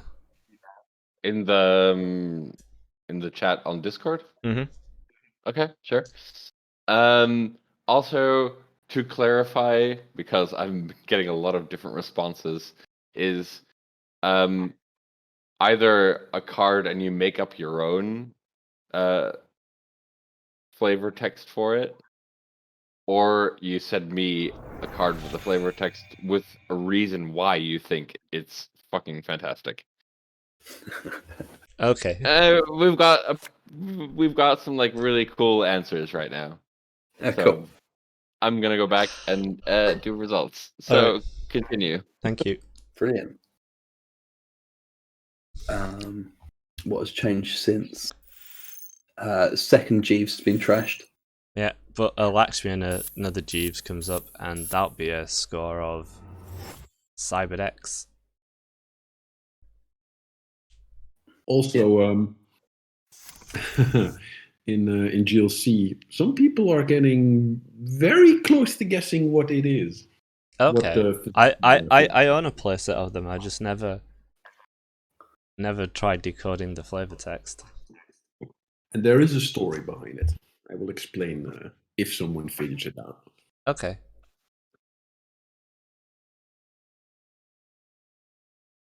I know GLC's a big fan of puzzles. There was the puzzles before spoiler season by Spencer.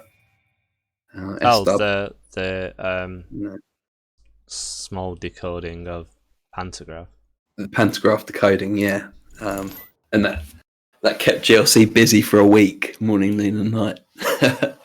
So I did wonder why Algebraic jacked Archives and not the Marilyn, but yeah. Oh, that's a big white hat. Ooh. Yeah. So yeah, get rid of Spin and Cyberdex and go and take the GFI. Very nice. Nice. Not sure that Boomerang was needed. No.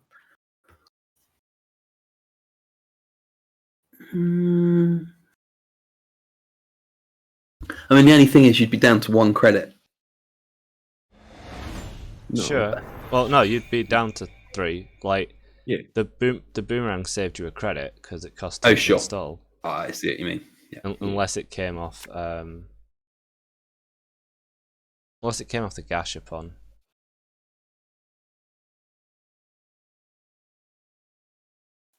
No, they just hard installed it. Hard installed, yeah. Also, finding a 3-pointer when there's 2 counters on Lakshmi and no other thing to res is is Rude.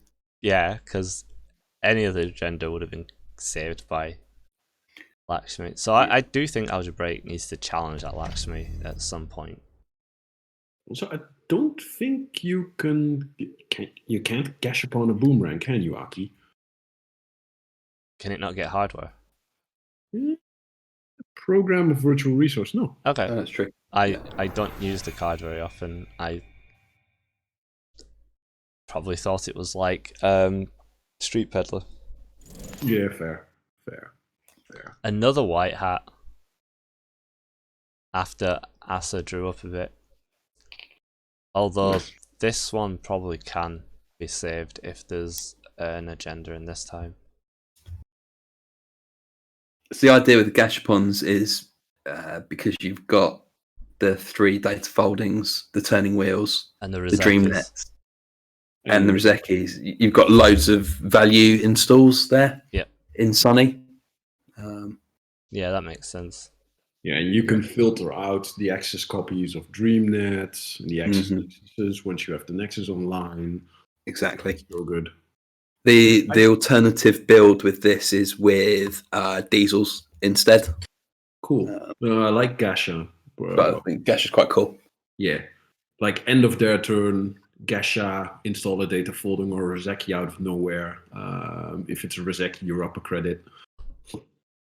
Like if you're in trouble and you really need the tempo, mid-run, install a DreamNet. It's good. Yeah. Global security clearance is also virtual, which that's right. Yes. Yeah. Which doesn't really make a lot of sense. If it's a security clearance, presumably it's a piece of paper. Yeah. It's a virtual piece of paper. Virtual paper. It's like a digital password. So interestingly, Arthur just paid 7 into the trace of the white hat to make it unbeatable.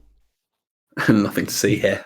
Which does scream, I have things in my hand I want to keep. Yeah. I'm going to have to use Lakshmi counters and I don't want to. Yeah.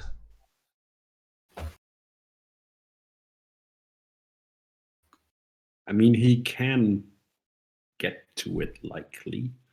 I mean, you can just walk through the slot machine. It's just you'd have to walk through the slot machine. Yeah. Do we know what the thing in Service 6 is? No. Ooh. No. Nexus is online. I mean, they can stop this. I mean, Yes.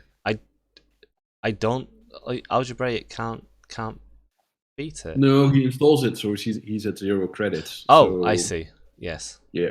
Basically, the Nexus is 5 is now cost 5. This is a good line. It is a good line. Yeah. Yeah, spend those Lakshmi counters. Ooh. Project That's victory. Vitruvius.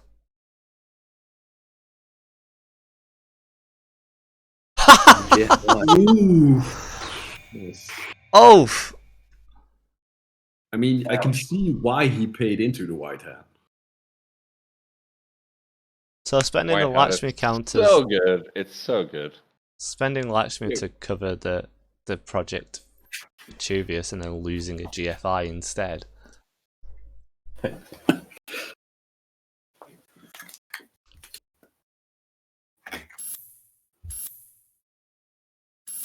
And this is probably Vitruvius?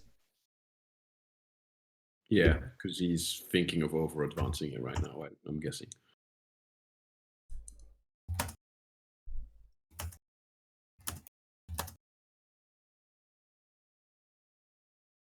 Yeah, and if that white hat went off, they would have lost a Vitruvius from hand, which means that they couldn't Lakshmi that. Yeah. He still hasn't found a single flop. That is a... Yeah, That's, and that's the number of ice servers has gone down to 3.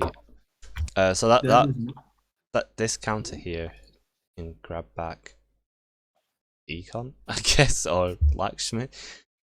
I mean, he can grab a Rashida, and he can probably... Ooh. It's going to be... can he protect? Yeah, he can probably protect it. Yeah, you just stick it in server 6, I think. Fair. I mean, Sunny looks to be very poor, but that Nexus is online, so things are going to escalate real fast now. Yeah. Thinking about Jack, he seems nice. Yeah. I'm really tempted to type who, me? No. Yeah, I think.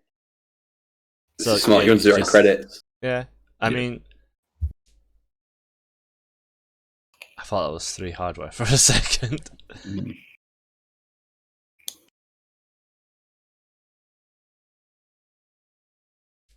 Now that screams to me that there's another agenda in there if they just grabbed For sure. Yep. the hedge fund.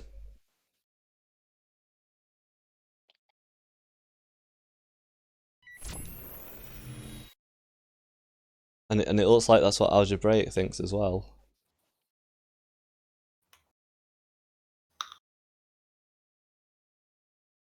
Yeah, that's it. Wow, yeah. Nice. Well played. Oh, Yeah. we knew there was a Vitruvius there because they revealed it with Lakshmi last turn. Just with all the stuff getting stolen and scored, I'd lost track. No, the Vitruvius got scored. Or No. I thought the Vitruvius got scored. No, Yeah, I was just double checking that. There was 2. So there was one in the remote. Sunny ran last click. Vitruvius got revealed from hand with Lakshmi. They stole the GFI. Then the Vitruvius in the remote got scored. And over advanced. So yeah, the Lakshmi GFI was still there.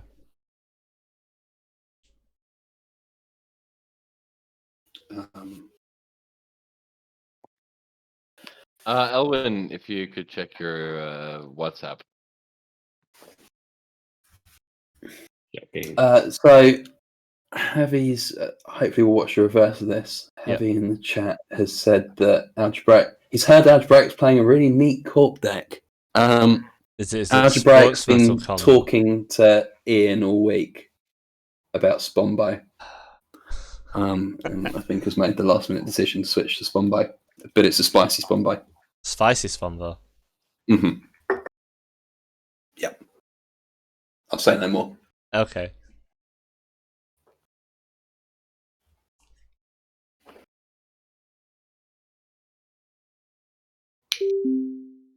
I mean, we still have a bit of time in this round, and Elwin can definitely comment on some games that we still have going on. But after this round, I think, if I'm reading it correctly, that we're gonna sub Elwin in for a legend in British netrunner to Lawson. Oh, brilliant. Oh, cool. Nice. So we're gonna get Russ in. But Elwin is still on the comms for the rest of this round. Ooh. In the meanwhile, I'm being distracted by this very the kind of opening, well, second turn I like from sports.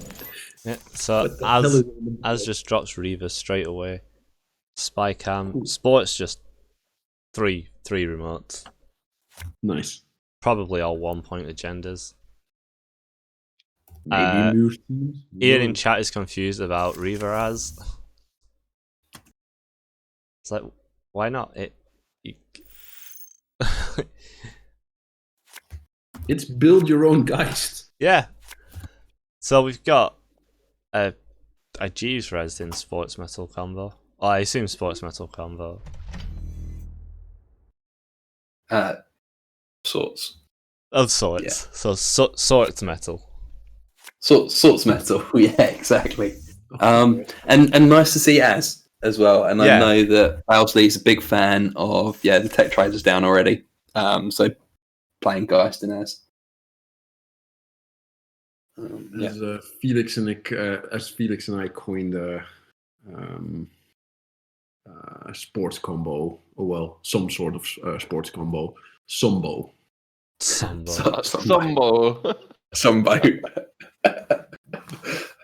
Oh dear. I mean, it's Netrunner. You need to have bad jokes and bad puns all over the place.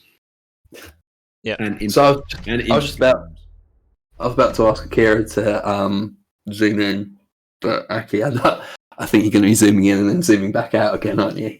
As server 5 and server 6 get created. What is happening? I love it.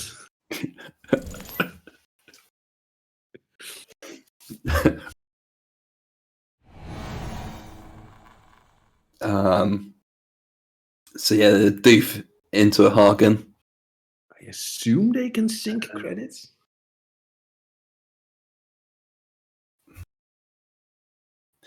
Yes, it's is there a window? No, nothing to rest there. Its agenda's all the way down. Okay. Interesting. Interesting. It could be backup Jeeves as well, I suppose.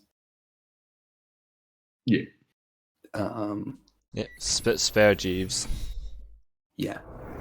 So, oh wow, I look away for a minute to load up the picture of the Tranquility home grid, and suddenly there's 7 servers.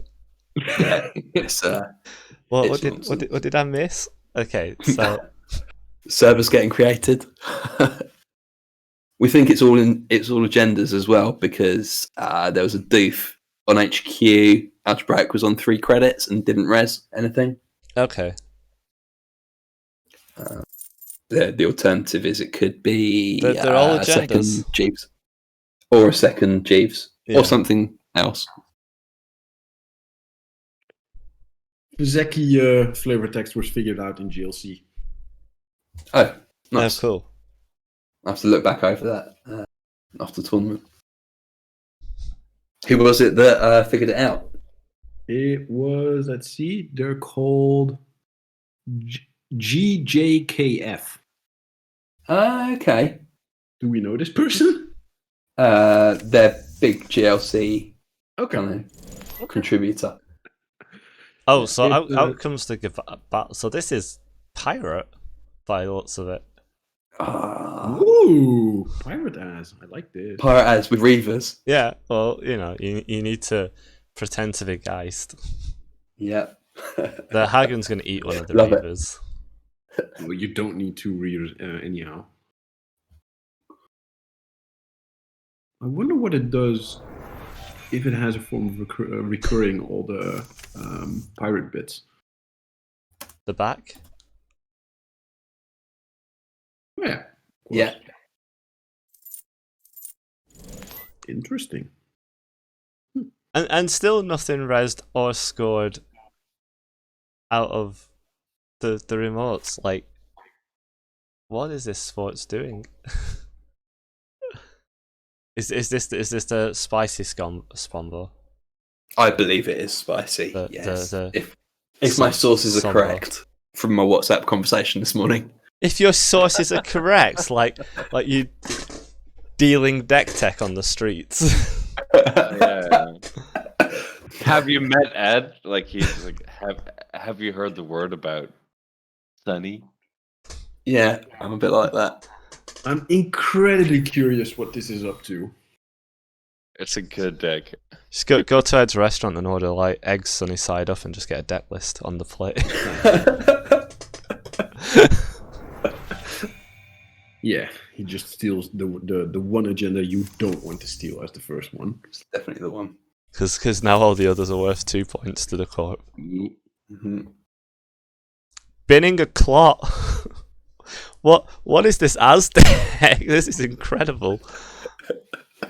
Clot's not very important in the Spombo matchup, so I know. I just really like this deck, and then Butler for the second Mega Pre. yep. I love it.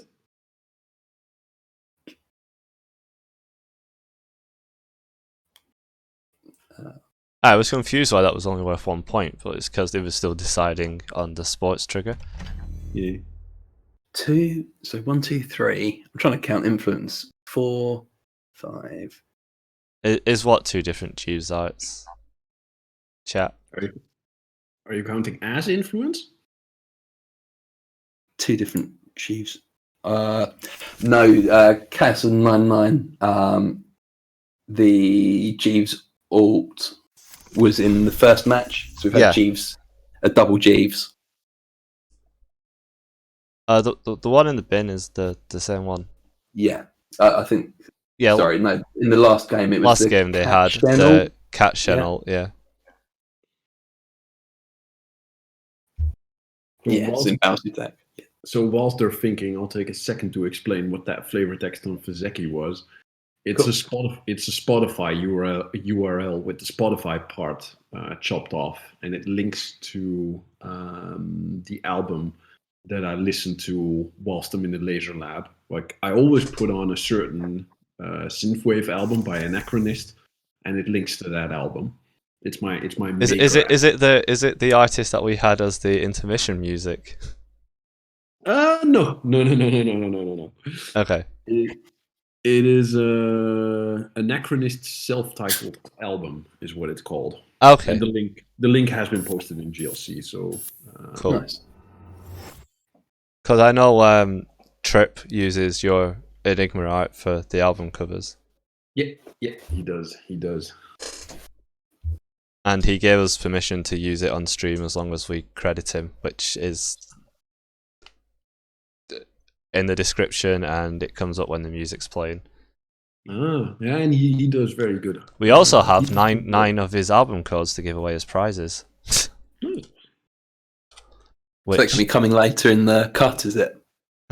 Or- I think I'm going to give him for top of each faction that don't make the cut, Oh, nice. That's and cool. then Yeah. and then 1 to first and second or something, That sounds cool. as I have 3 of each album. Yeah, it's worth checking out. They're often on sale, aren't they? Over Yeah. the weekend. I picked up his old discography yesterday because it was Bandcamp Friday, and whenever it's Bandcamp Friday, he tends to run a 50% off offer as well. That's right. Yeah, that's when I picked up mine. So we've got Q-Leap Masterwork shenanigans going on here. Getting the boomerang down. to get through. Q-Leap is such a cool card. Yeah. Finding that Money, Rashida in yeah. hand and rightfully trashing the Rashida. Yes. Yeah, Q-Loop is amazing. It's so much fun. I remember playing NWE Geist at World. It was so exhausting, but also so much fun, and you can, oh man, so much value. So good. Ooh, pull up. Pod 2K asking, what about Sunny? Always the neutrals of forgotten factions. I did say or something, like, I have 9, I wasn't expecting there to be an Apex, but... I've written this down now. There's no I had Adam. 9 just in case. Yeah. Or something. But no, the top Sunny will get one as well. Yes.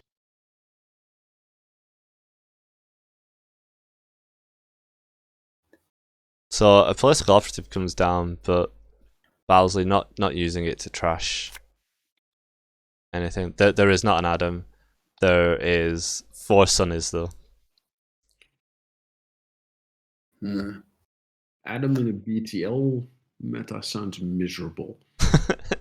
Sounds amazing. Just logic bomb through the Pharos and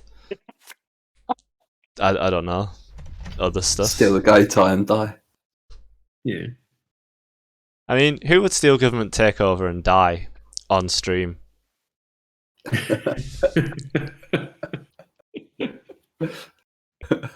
I'm just waiting for Javi's chat to come up, like, yelling at me now. There it is. There we go.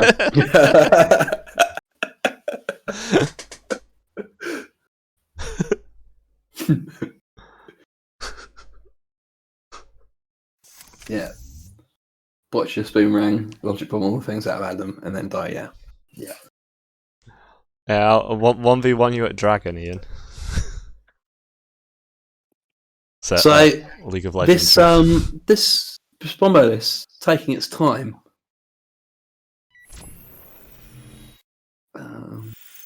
Indeed, I mean, there's lots of spin doctors happening.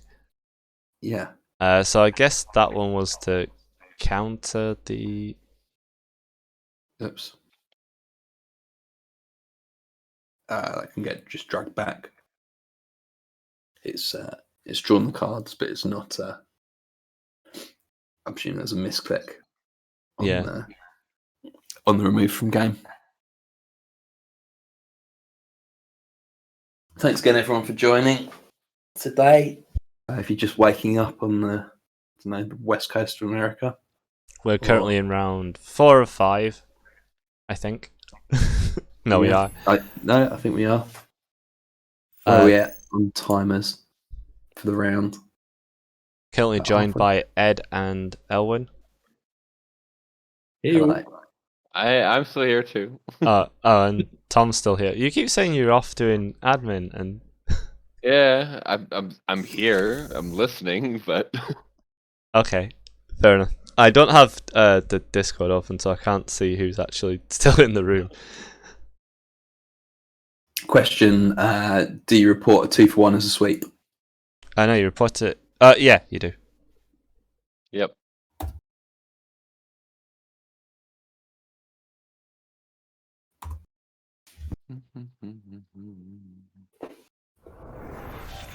Almost 60 people still watching. And a snare got. Is this a spice you were talking about? There we go.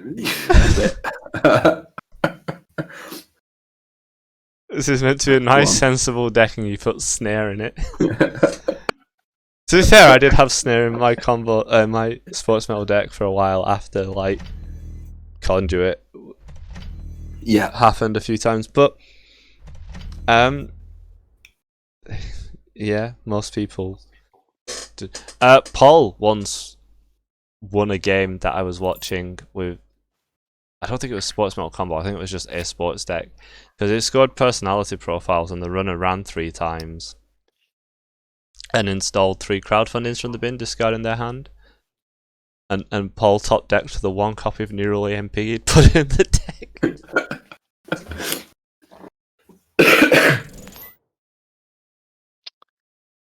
Results are coming in. Yeah. Yeah, so overclocked to trash the Chiefs for free. That's 2 Jeeves down now. There are 7 face down cards in archives. But the problem against sports is you don't want to go because if there's a few agendas there, you just let them combo you out. Yeah. Maybe the wind's in archives. I expect not, with a spin doctor on the board still. just all 7 points. It's possible. It's unlikely it's possible.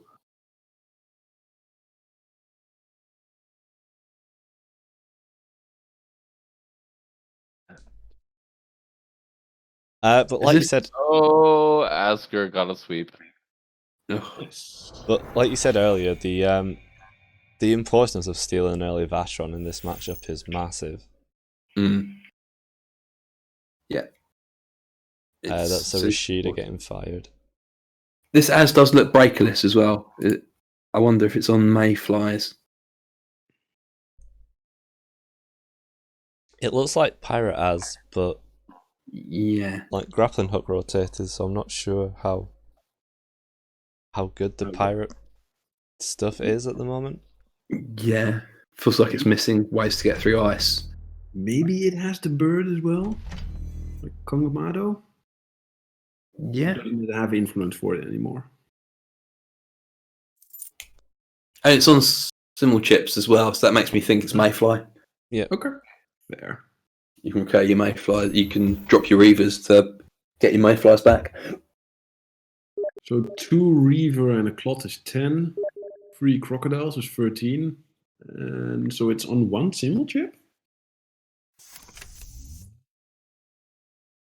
Yeah. Must be 3, 4, 5, 13. It must be just 1 simul chip. Must be. That seems very light on the amount of breakers. I feel like I prefer 2 simul chips more and 1 Reaver less. But Yes, I definitely agree. But maybe it's too slow with a single Reaver. I know Bowsy's played almost exclusively Acer and As over the last year. Quite new to the game as well, and has been playing what do they call it? Modded, which was what has now become Startup. Okay. So Startup before was a GLC exclusive format of, at the time, Katara Cycle and Ashes. So Vashron just got sniped from the top of R&D. Oh, okay. It is. Which is a pretty big steal. Yeah. It's huge. Yeah. And it's early enough. Like, it's a good time. It's not that early, it's just the game's been really slow. Fair. Yeah, well, it is. How do I say this? To grab a Vashron in this stage is fine. There are no there's one diversion in the bin. There's personality profiles.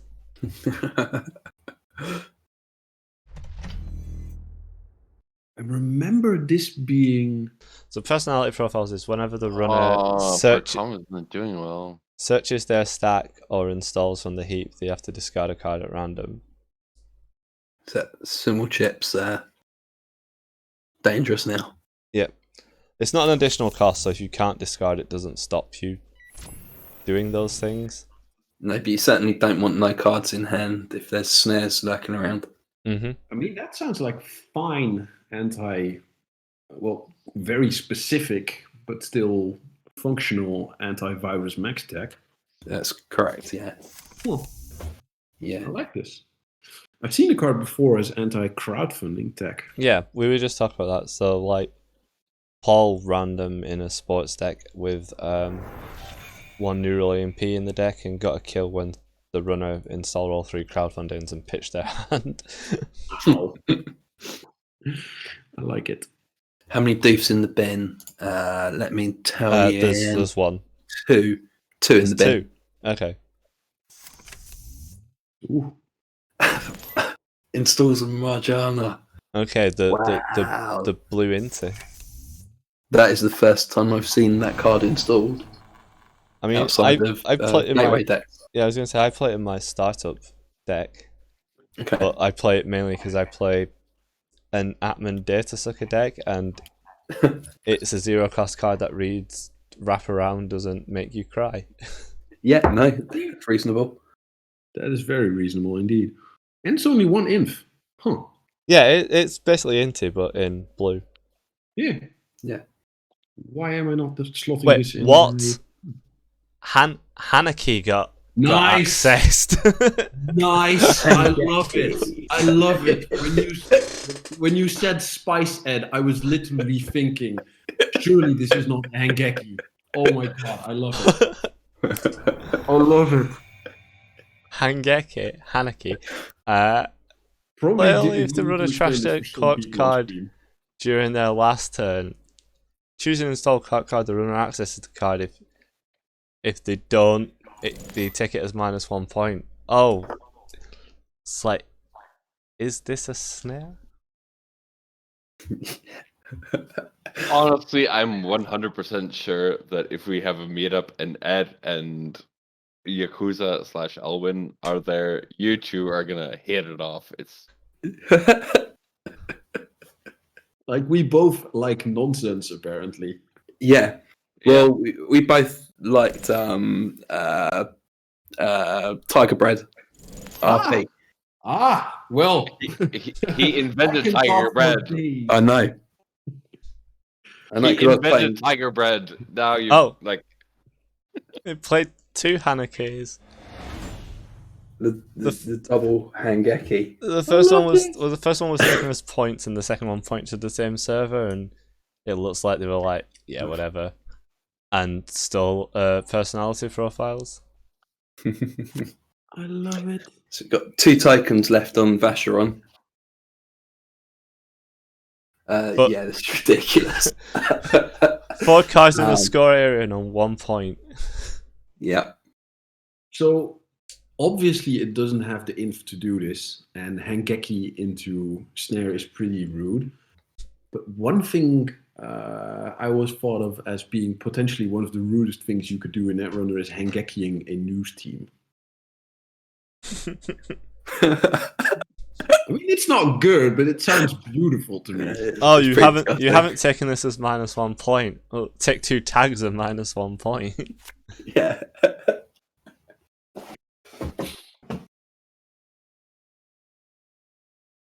I was not expecting Hangeki. No. Honestly, I thought about it, but I was like, surely this is not that mad. Makes a degree of sense, doesn't it? With the snares. Yeah, it definitely I suppose makes sense. if you haven't seen the snare in R&D, you're definitely going to say, "Oh yeah, I'll take the agenda, whatever," and then it's a get snare. flatlined. Yeah. Yep. So that's a superconducting hub scored. Nice. Put in the. So they both have the same number of cards in their score area, but it's 1 plays 5.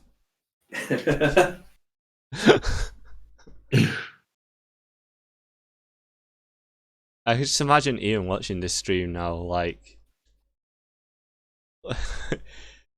so happy, because Ian has also been playing Personal Evolution with Game Changers in as well. Mm-hmm.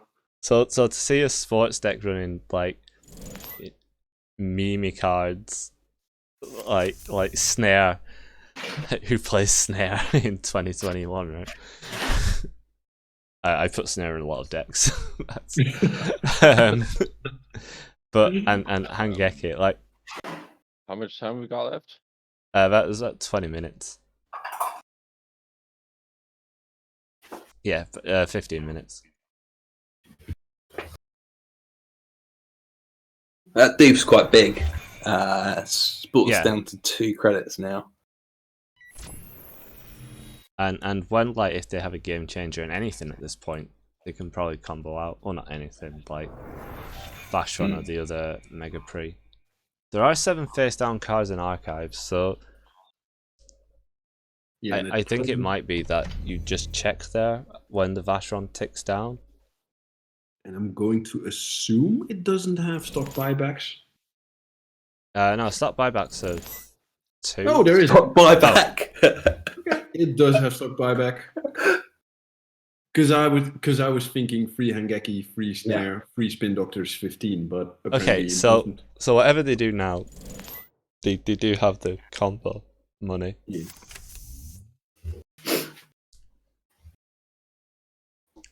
I do think Az should check archives at some point. You've got 3 clicks left. I think you try not to check archives until last click. Yeah. Agreed. High Radiant. Well, I'm for waking up. Oof. Oh no, it's a snap. I know. Did they lose? No. Doesn't matter. So I think the play here's what R&D. Do we know what 14 is? No. No. I think that's a mistake. I think you have to check something. Yes.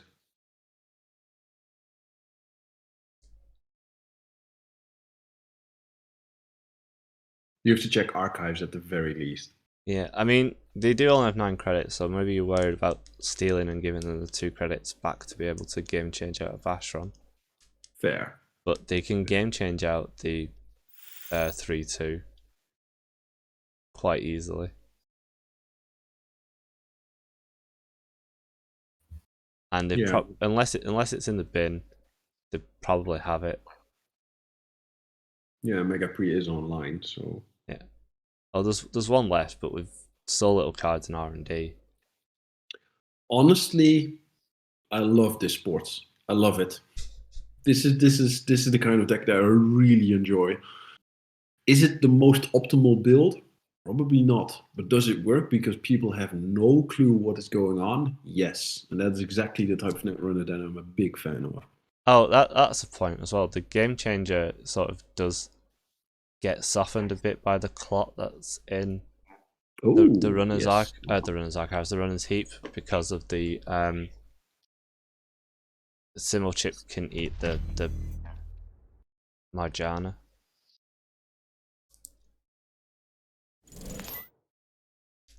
$67 viewers at the moment. Nice. Nice. Oh, and another stock buyback.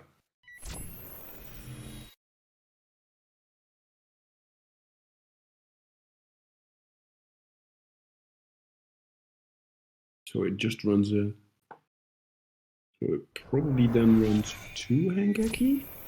Yep. Yeah.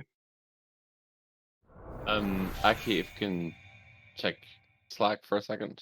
Slack.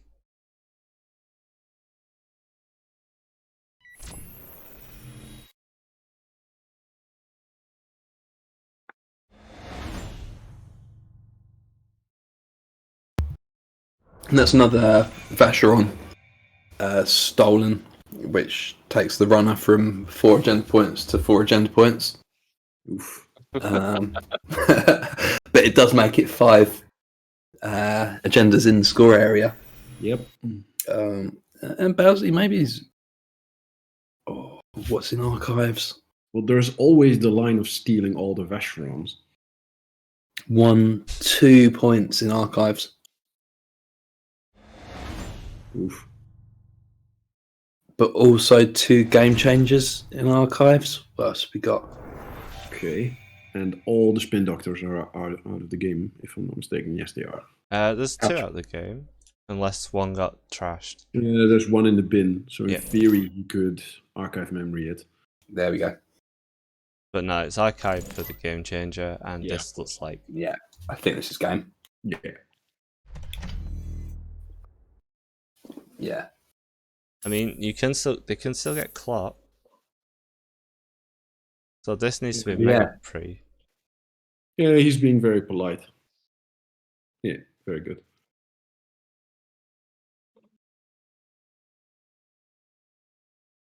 Yeah, you have to. Oh yeah, they can manual purge if it's the 3-2, but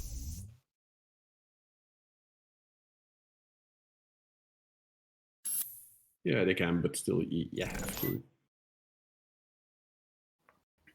Ah. That can score the Vashron. CBS. Yeah. Nice. Oh, that's one way of doing it. Can just triple click for the purge as well. The gentleman's CVS, absolutely. Nice. You could have just purged, yeah. Yeah.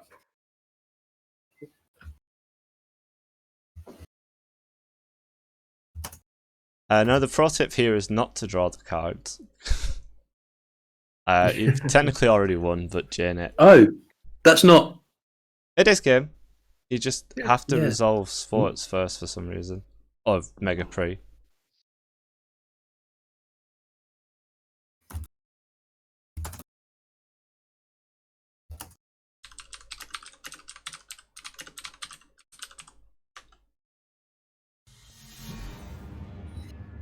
There you have it. What a delight that game was. Yes.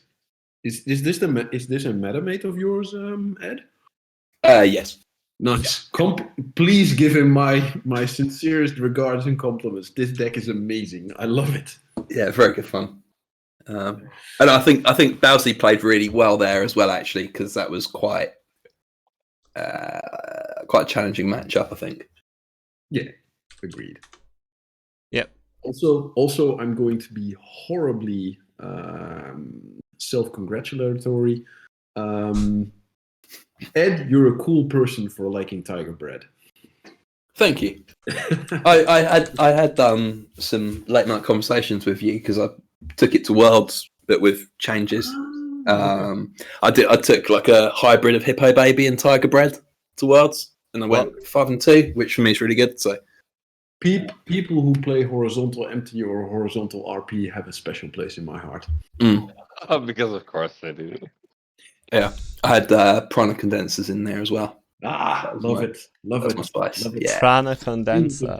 That card. that card's so good. Okay, ladies and gentlemen, on the stream, what? 69 of you? Jesus. Hey, Nice. nice. We have to give a warm round of applause to Elwin. Thank you for joining us on the stream. It was lovely. Thank you for having me.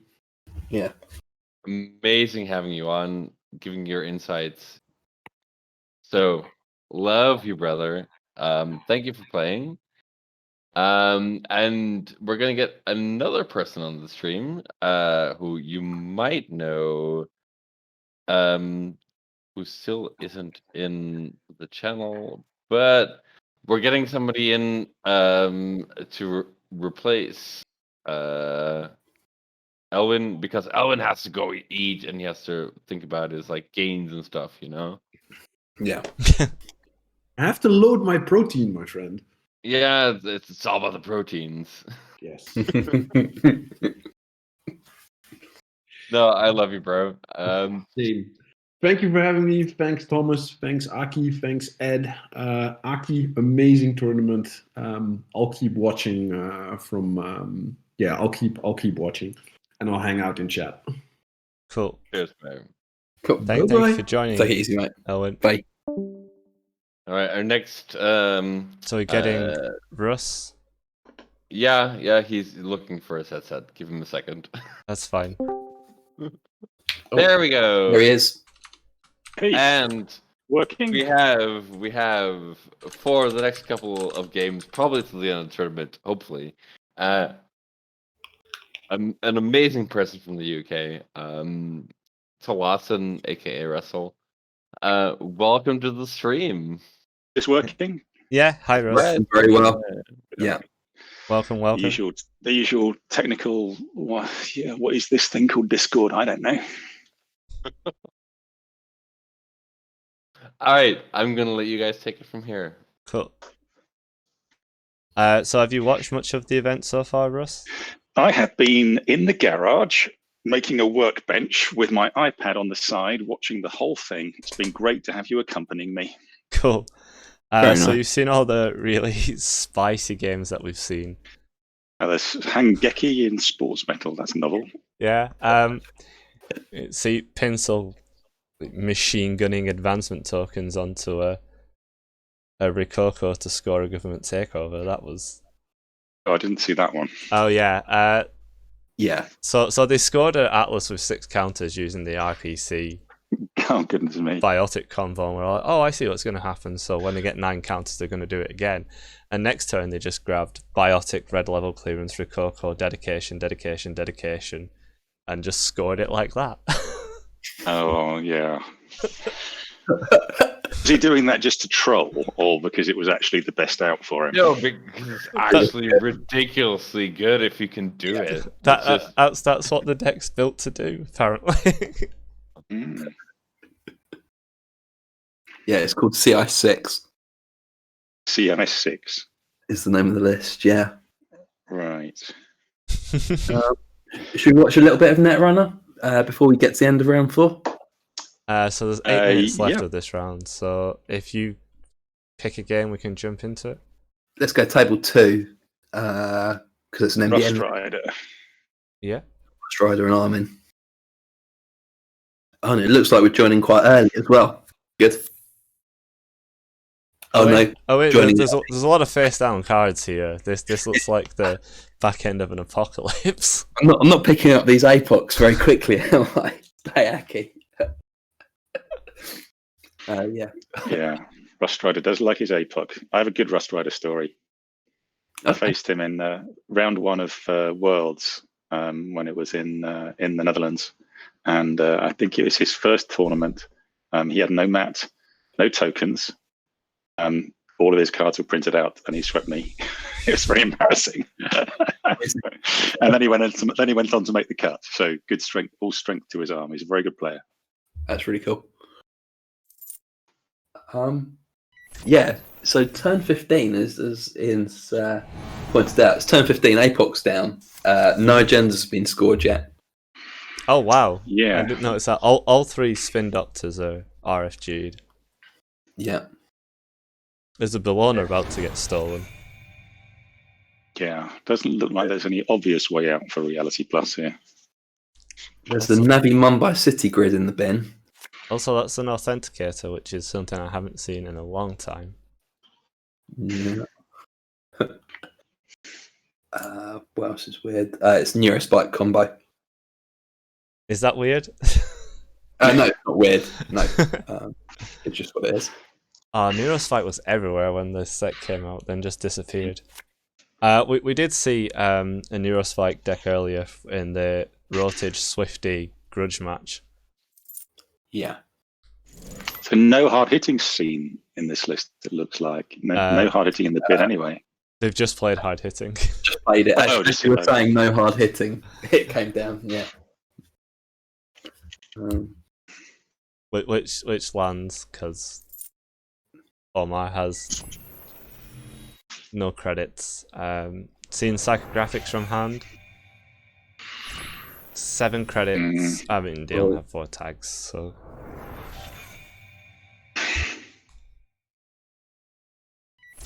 Really need to make a chart for Beal and psychographics because I think that's the thing I always think about most. Although re-education stolen from archives.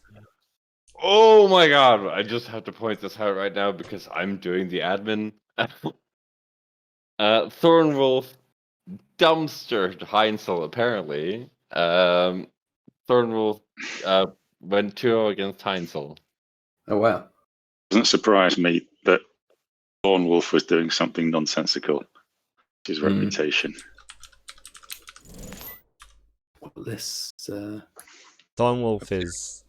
If that's who I think it is, they are known for doing off-the-cuff things such as putting student loans in Gagarin. Look it up. I don't know. Alexander Borel. Yeah. Oh, it's Borel. Yeah, Borel. Of course it's Borel. Yeah.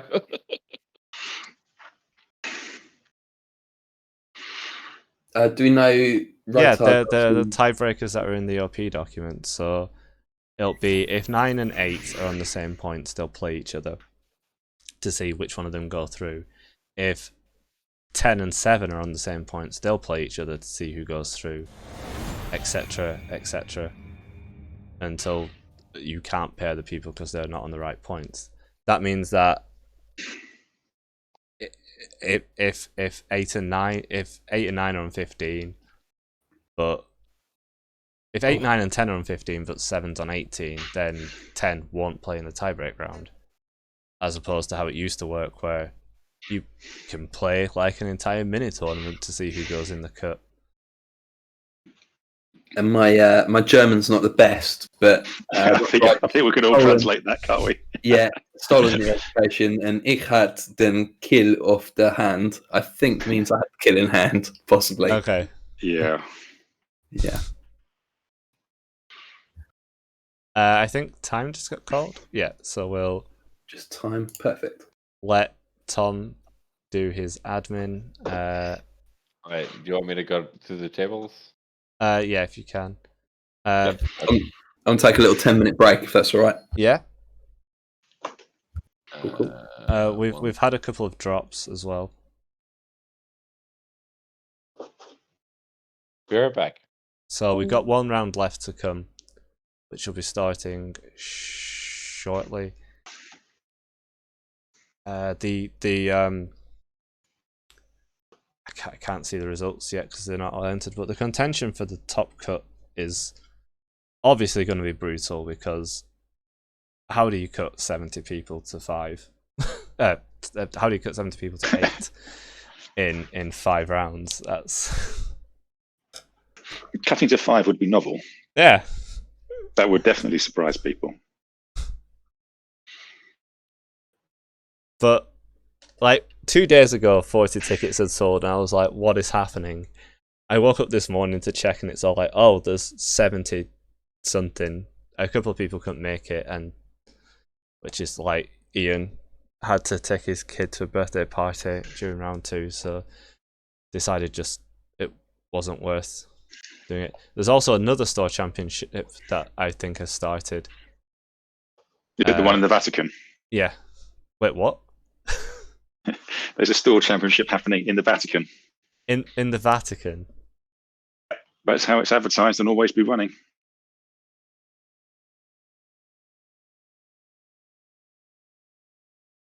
Definitely need to go to that one. Whilst we probably should play an extra round, it was advertised at 5, unfortunately, and there's just not time to do 6 rounds and top 8 in one day.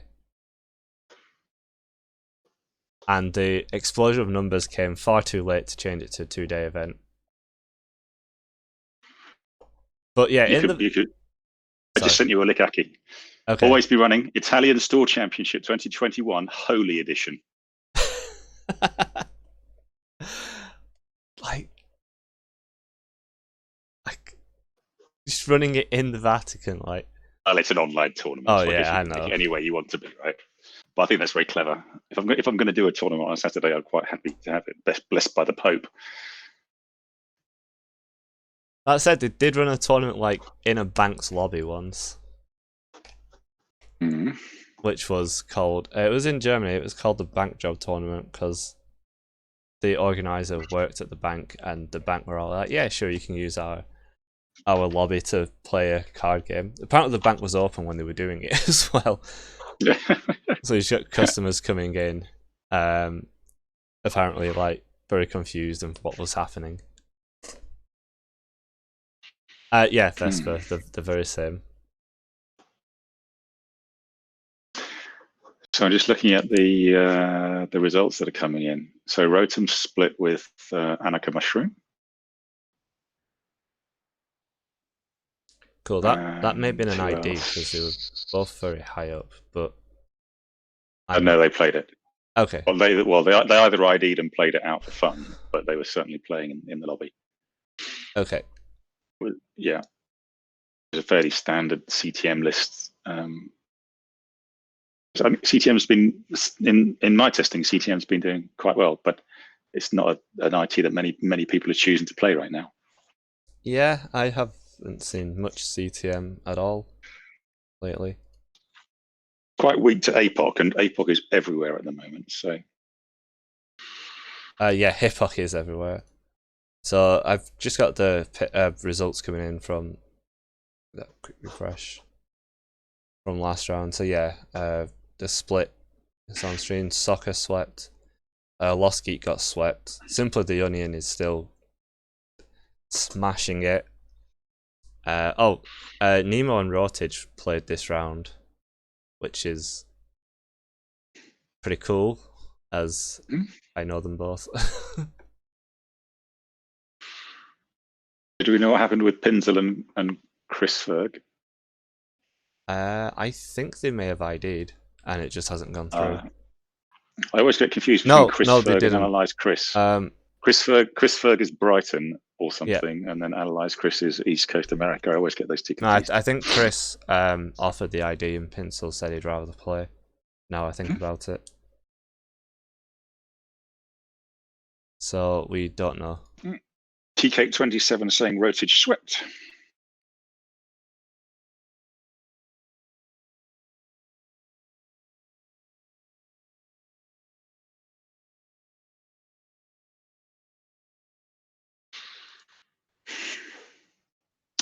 So what do you think? Have you got some thoughts yet about the timing, Aki, for the rest of the day? Just thinking about my evening and getting food and planning around that. Oh, so there'll be this round, then the tiebreak if we need to do, just to clean up the cut a little bit. Yeah. So that'll be 65 minutes plus 30 minutes. Then we're going to have a small break before the cut. Yeah. And then because it's a top 8 cut, it's usually quite casual in when people can take breaks and whatnot. But I reckon we're going to end about 11. It's going to be a long, long evening. Yeah.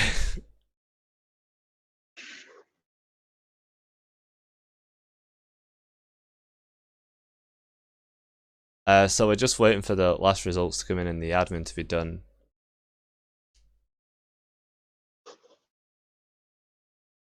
Okay, so split. Pinsel and Chris split. Roadman and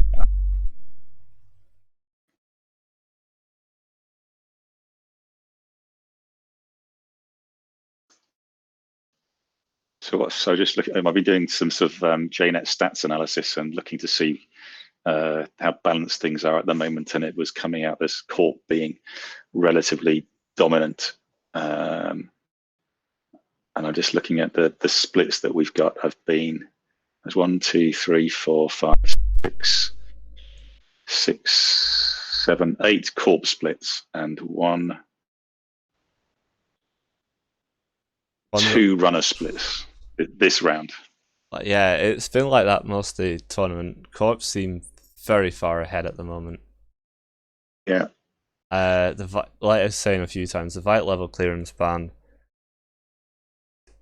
I don't think did as much to curb the HP decks as would have. Well, I ran the analysis on that yesterday with the most recent sort of JNet stats, and it's definitely brought Ace's win rate down, but it hasn't made a difference to PD win rates.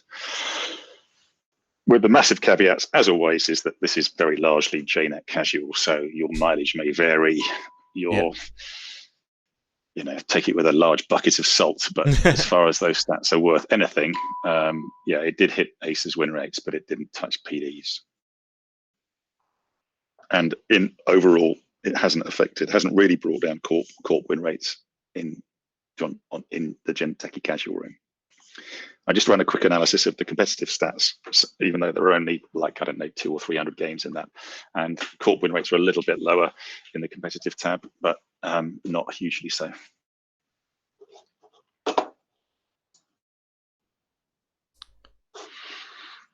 Cool. I didn't know that you could get these kind of stats from Gen-Techie, but I'm guessing that's what Noah and Lost Geek do. Or if you look if you join the Gen-Techie.net channel or Gen-Techie_net channel, fairly regularly, Bob the Tomatoes does a dump of stats. That's cool. A dump of game outcomes. So it's basically the IDs, the length of the game in turns, length of the game in minutes, whether it was a flat line, a concede, an agenda win, decking, and what the card pool was. Okay. And then you got to basically do pivot tables or futz around with the data to get outcomes from that. Cool.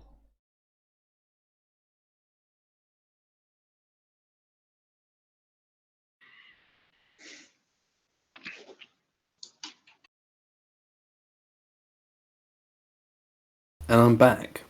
Hey. I've sorted out cats. Yeah, so I think it was nice to see a little bit of love for Spombo. Has bad rep, but it was nice to see a kind of entertaining Spombo game with a little bit of spice. Yeah, that combo was quite spicy.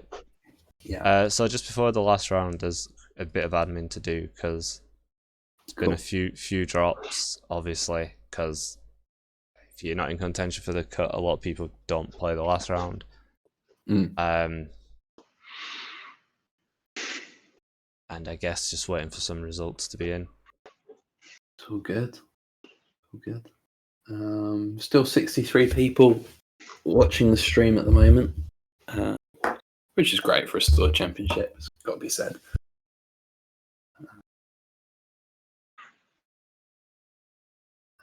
And it is now for the Australians between sort of 2 and 4 o'clock in the morning. Yep. I don't know. So are there actually Australians playing in this then? There's 3. Yeah. Good Lord. Yeah. Yeah. Shout out to Giles Davis. Shout out to Val Netrunner and Ginevra Makes Tech Gin. I think it might be Tech Gin's first store championship even ever, or certainly outside of Australia. Yeah. No, and I think 3 Canadians and 6 Americans, or 6 from the US as well. So some early starts for some people, and some very late nights for others. Apparently there was a 90-person store championship once, so this isn't the biggest. It must be the biggest online store championship. Yeah, and it's like my regional a couple of years ago got a ridiculous amount of people showing up to it, and the room I hired I think could fit about 50 people in, and 48 showed up. Oh, goodness. I'm terrible at the card pool, but did Data Dealer rotate? Yeah, it had rotated. It has rotated. Oh, that's so Artist Colony is your only option in that. It's your only option. Yeah, and I think that's 3 influence as well. So sort of clock stocks go up and Stargate stocks go up if it does move to a Spombo meta. Tom didn't. Hang on.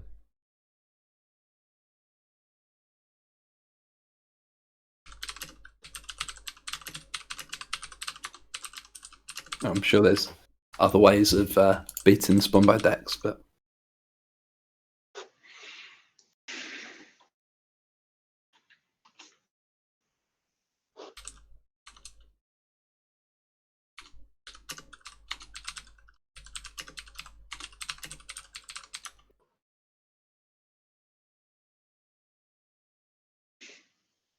so just having a look, I know it's not quite on the screen that we're on at the moment, but just having a look at the standings at the moment.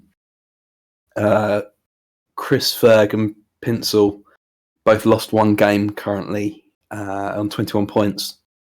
And then there's 18 points. You've got 3 down to 14. So that's 2 losses. Mazushak, Doom Rat, Simply the Onion, Rust Rider, Armin Firecracker, who we saw both of them in the last game. Soccer, Algebraic up there representing Bristol. Diomedes, Thornwolf, and Arco Mushroom on CTM. I'd be quite interested to see what the CTM build is. A lot of people on 18 points, right? That's quite a lot considering it's going into the last round and it's a top 8 cut. Yeah. The pairings that are currently up are wrong because there's some drops that haven't got put through. Okay. Only Jinteki list Tempest there on Polana, and Rotage bringing up the rear in the top 14 on 18 points with the decks we saw. Which, considering I believe it was 2 losses to Swifty, is doing rather well. Yeah. Is that right? Did he win? Oh, he must have won the first. Must have won the sports game. Don't remember that.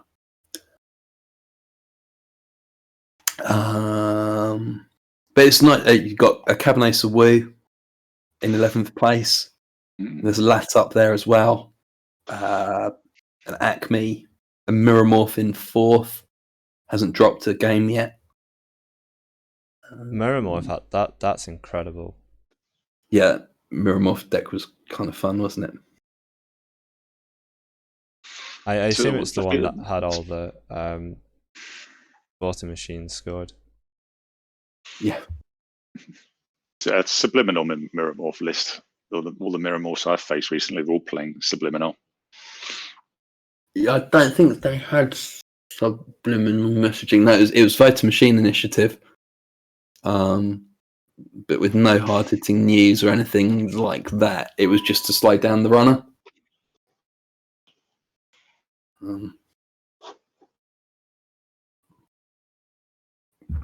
Yeah, funny list. Yeah, and Jace just messaged me. Liberated Sheila, also a thing. It is, but it doesn't really help against sports metal because you just get the agenda back that you sack.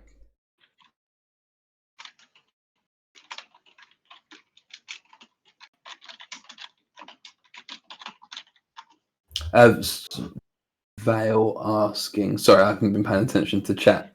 Vale asking about Code Marvelous' tournament. Yeah, no, there was no prizes. That was just a lockdown tournament.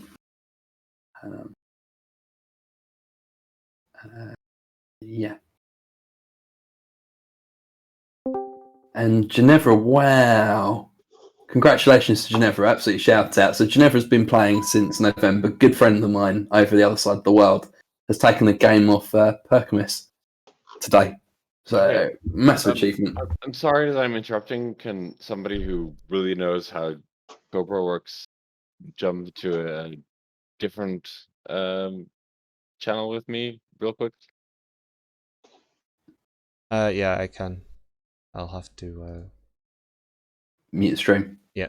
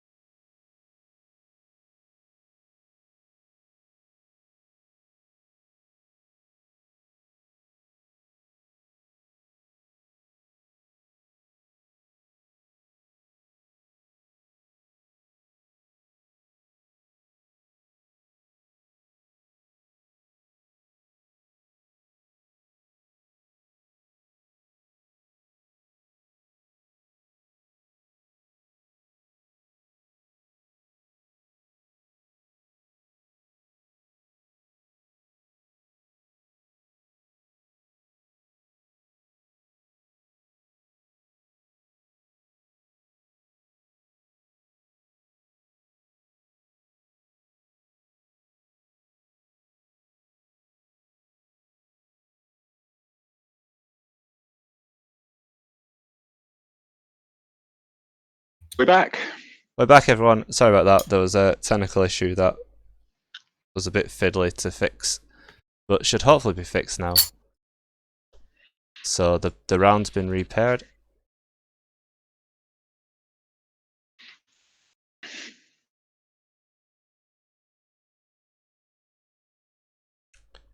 So who do we want on stream for the next round?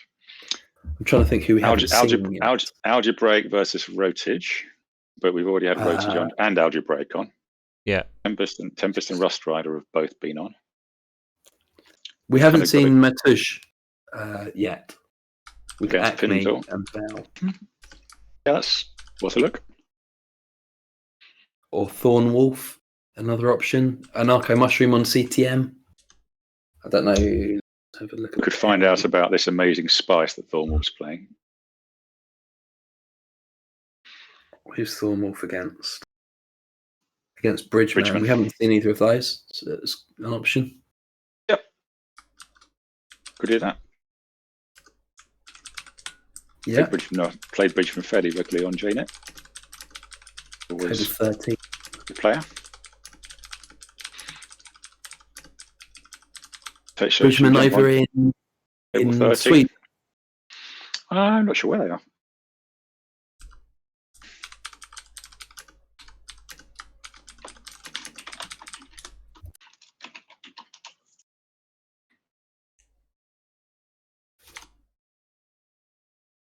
Oh, I'm in Firecracker. Hasn't dropped a game yet on Lat.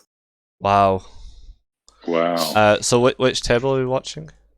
Table 13, Bridgman versus Thornwolf. Cool. Oh, and Bridgman's on Sync and Steve as well. And we haven't seen a Sync or a Steve yet. That's perfect. Brilliant. I've been playing the sync list that Laura, Osklet, and Sanjay they gave me. So I said I'd do some testing out for them. Okay. It's quite good. Cool. It loses to lots of money, but it's a good deck. I don't know how different this sync deck is. It loses to lots of money is pretty much every Netrunner Core 5 play.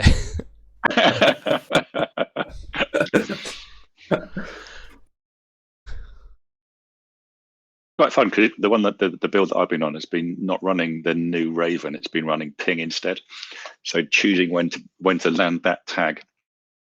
Sure, yeah.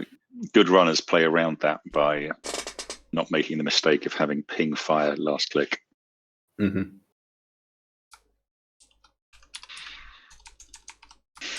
Does it just completely lose to Citadel? Not really. Usually, the only tag you're really giving is either with Ping or with hard hitting.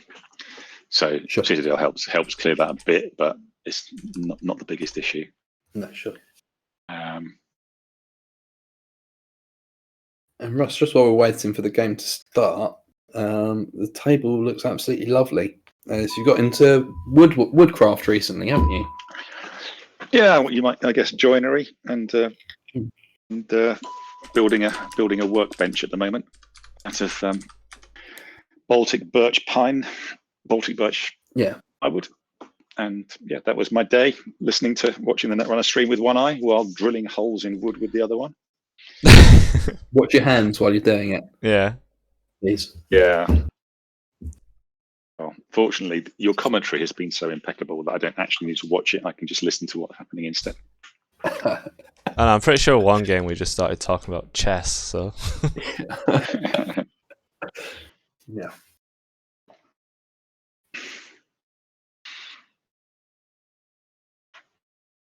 It's much better than what I usually have on in the background in the garage, which is that I've been binge watching ER starting at series 1. And There's nothing wrong with ER. There are 15 series of ER, and I'm up to series 4, and there are 22 episodes in each season, so it's going to be the binge watch of the century. ER's absolutely brilliant. I did a rewatch about 5 years ago, and I watched it when it first came out, back when I was about 10 years old. It made me want to be a doctor. Yeah. Rocket Romano has just appeared in the most recent episode for the first time. Fantastic. Oh, I want to watch it again now. Have you seen Grey's Anatomy? No, New Amsterdam is kind of in the same genre. Okay. Yeah, I really enjoyed it. I haven't seen New Amsterdam, but I'm currently watching through the rest of House that I never got around to watching the first time round. And House is good. I watched House like years ago. I think I watched the last season when I first moved to here, which will be 10 years ago now. Okay. I think it must be when I went to uni and I just never got around to watching the last 2 series. So that's what I'm up to now.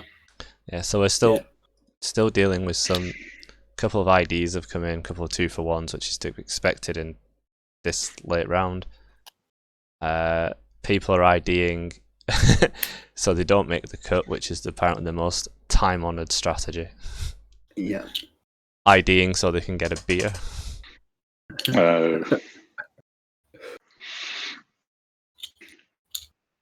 A good number of my friends are medics and watched House and have had competitions to see if they could work out what the weird illness was before House did. They did have medical advisors on the program, didn't they? And they sort of looked through medical journals to find unusual cases. That's true. Yeah.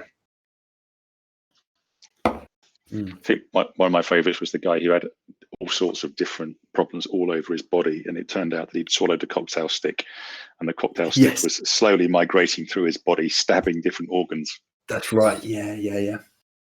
It's never lupus, apart from the one time that it is lupus. Yeah, it's never lupus. Yeah.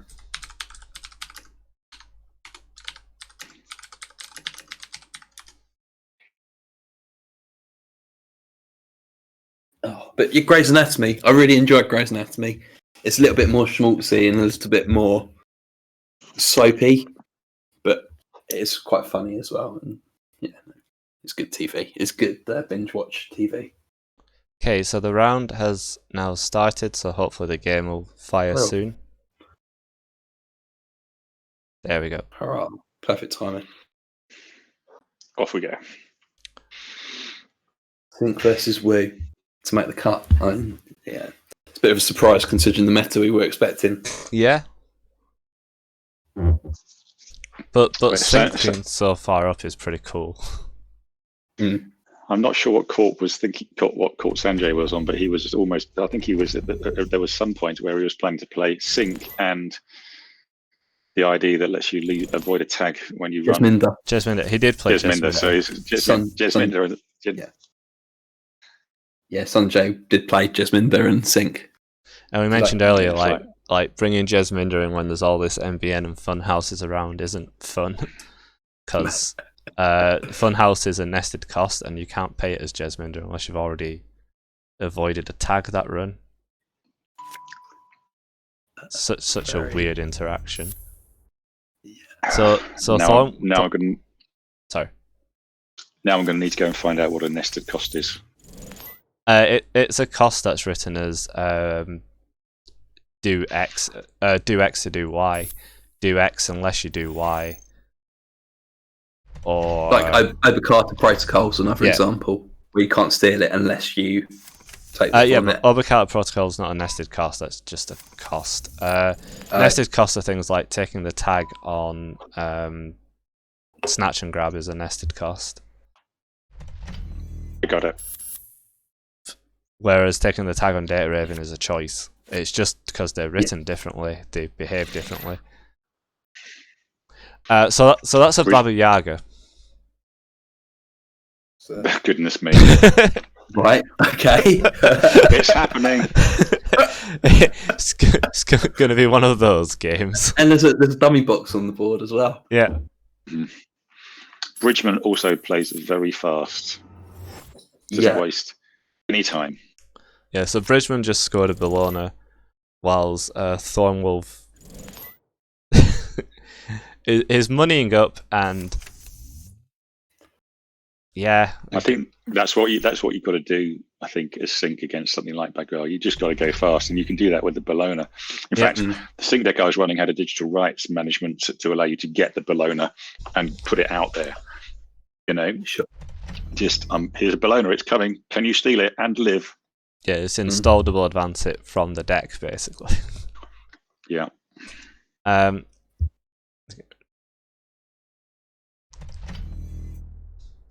What monstrosity is Baba Yaga going to be? So Unity. Yeah, that makes sense. Okay. Well, because Is now it going to be Clown Car? Is it? Are you going to have Unity's Echelons? I guess it's efficient. Echelon doesn't give its ability to Baba Yaga because it only gets its paid abilities. Okay. So currently Baba Yaga has just the Unity text, but there's 2 icebreakers out. Sure. Because usually you got like, it was Fairy, Engolo and Kuroda or something. To build the best or Yogg before that rotated. It's like old style playing against Shaper, nothing on HQ. Come and get the agendas if you want, which went away for a long while because of no Jackson Howard and no fake Jackson Howard either. But maybe you can do that now that Spin Doctor's a thing because you can clear agenda flood. Yeah. Yeah. Worth noting, a mantle's just gone in the bin as well. A mantle. Ah, yeah, the new cloak. Yeah. So expecting some stealth things. Oh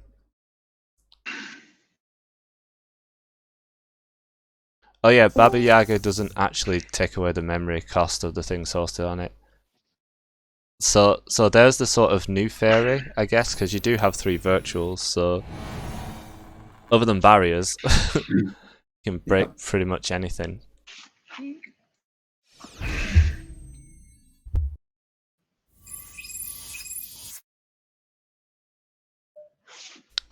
So Baba Yaga currently has... Oh, Baba Yaga's an AI. It's not just a hosting thing. It's an AI as well. That's unfortunate.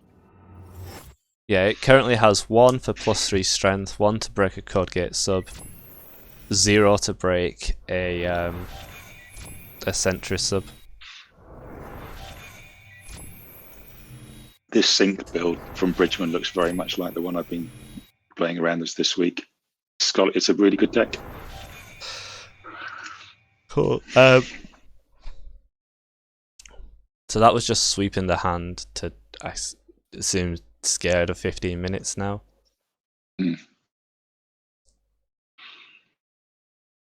I mean, Baba Yaga rig is kind of cool, but it also just feels a touch too slow. It's that double econ into hard hitting. Yeah.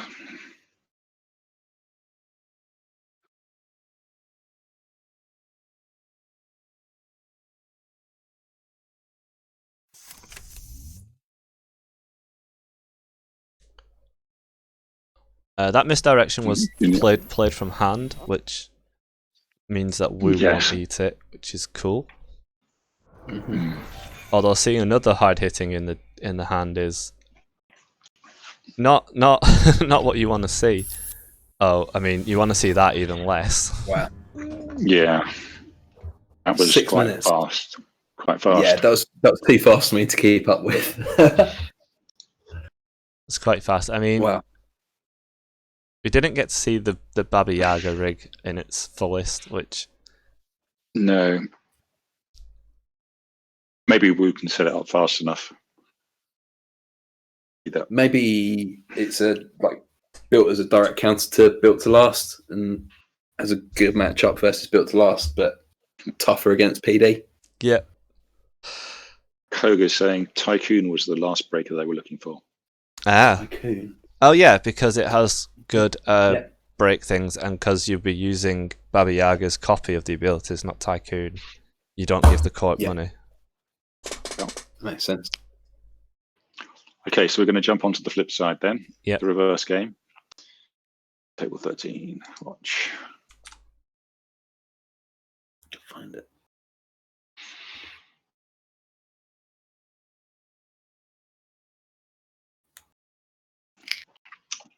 I've been really struggling with Steve, but it could be the build. There's so many flex slots in Criminal. You can build all sorts of different things, but I've been really struggling.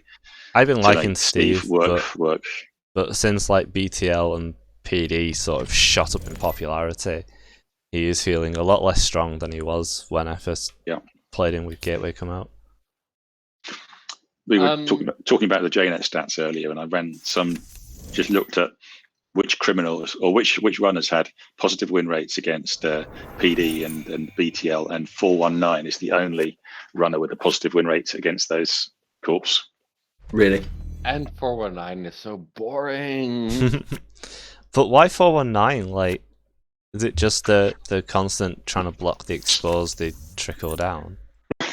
I think you just that especially early on, right? That one credit penalty, like one credit tax, is enough to slow, especially PD down by a little bit. Mm-hmm. Knowing the ice makes a huge difference to Crim. You know what you can bravado with impunity. Big advantage. Slightly different take on it as well. 419 is not the most shiny, exciting idea out there. So you might find that it's the more competitive players that are playing 419. Right. Just to put this out there, I have a winner for my stupid Tranquility Home Grid competition. The best flavor text that I got sent was by Ian, also known as Enigma. And it was for the blacklist, and the flavor text is officially there is no blacklist. That would be illegal. Unofficially, there is a list. And being on it can ruin a career. I don't know. I like that one. I think that was on Neuropanzer's list of worst flavor text of all time on Slack, on StimHack rather. I don't know. It tickled me. I liked it. So Ian is getting us a set of alt art Tranquility Home Grids. Cool. Ian, if you're listening, text me your address, and we'll get that done. On a separate note, and because it's Ian, you're going to throw in a few IPOs. No. On a separate note, I'm not feeling too well, so I think I'm gonna bow out for a bit. Yeah, that's fine. Yeah. So I'm just remembering that I think yesterday evening there were some people prepping for today. And I watched Bridgman beat Patrick's PD list using, I guess, this build, and he landed 3 mining accidents early, and that kind of really helped him. Okay. Yeah. The mining accident probably less useful in this match. Yeah, you probably don't play in this. I mean, I've played Outfit a lot, and I like it when runners mining accident me. It gives me money. Yeah. Ian saying that he likes the blacklist flavor text because the last sentence just makes it 1,000% worse. Yeah, FFG had a habit of sort of not realizing less is more and killing their own jokes by adding like a sentence that didn't need to be there to it. The best like prop based joke ever was, I think it was Edie from the Run Last Click podcast, that at a certain point somebody ran and he like from under the table pulled out this like huge newspaper that had the headline, "Oh no, there's been an accident in the mines." It's been a terrible accident. It's that one, isn't it? Yeah, that's the Yeah. Yeah. Oh, that's great. Right. I'm gonna go back to the background. Okay. I'm gonna check the Cobra and stuff for a bit, but I'm probably gonna have to go and just lie down for a bit because That's fine. I'm honestly not feeling well. Hope you feel better in a bit, mate. Yeah. There's a message from Enigma from Ian in Twitch as well for you. Yeah, I'll sort that. Okay. Cheers. Lovely. All right, mate. Hope you're better. So this is an interesting build from Thormolf here, and not even attempting to make a remote yet, just scoring the hostiles from hand and making a metric ton of money. Yeah, 37 credits is a considerable amount. What do you think that money is going to be going into? City works, into punitives? You'd imagine something like that. Punitive. Yeah, I guess the other thing, maybe you can do it with. Harder to do with Steve, depending on what their suite is, but something like that, a Trojan horse, and you can Amina. Yeah, I played against Thornwolf in the last round of Stevenage, and it was a lockout deck, and had City Works in. Yeah, I think it was the round I won because I desperately just managed to get a siphon lock and then check archives and found 6 points in archives that had no right to be there, and I had no right to win that game. And there's an art down in the bin. So, yeah, exactly. When did that go in the bin?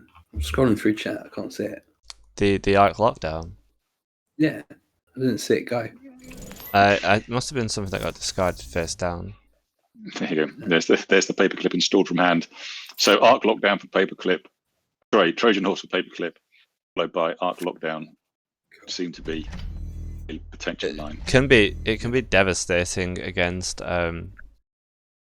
Crim, because they tend to double fold their breakers other than paperclip, because other than Arc Lockdown, paperclip just comes back. That said, landing a Trojan Horse against only 21 credits is a lot of money. Yeah. Plus, right now runs are free, right? So yeah. But we already know that this is Eric's Borrel, so it's going to be spice. The question is, what kind of spice? As you said, there's still no attempt to make a remote. Once you start running HQ, well, I assume that's a Christian on HQ, but you can also just keep recurring Tapworm ad infinitum. Mm-hmm. And it must be an economic leverage, economic disparity thing. Otherwise, you wouldn't be purging out Tapworm the whole time. Yeah, I mean, 30 credits to be on with an enemy Tapworm is a lot of free money to them, but. So a corporate town got discarded. Sneak Door would be good right here. Yeah, Sneak Door would be very good.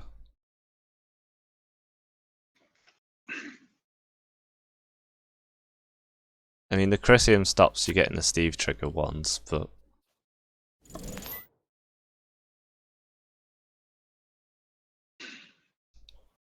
it's playing so fast. And with 3 bad club from the court, that's just that Horton doesn't do anything. No. So the question is, what does Bridgman think Thormal's plan is? Well, you've seen Arc Lockdown, so you have to seen Arc assume Lockdown. It's a Trojan Horse lockout deck. Yeah, because Thormal shuffled back in the sprints to hide the agendas and a couple of government subsidies for the money.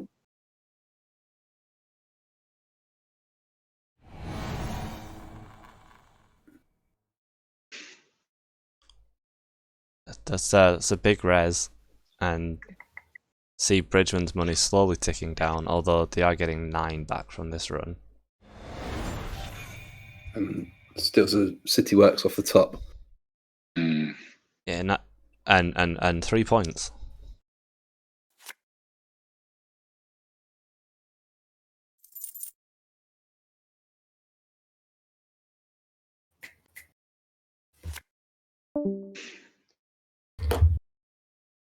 Okay, so now there's thinking. Yep.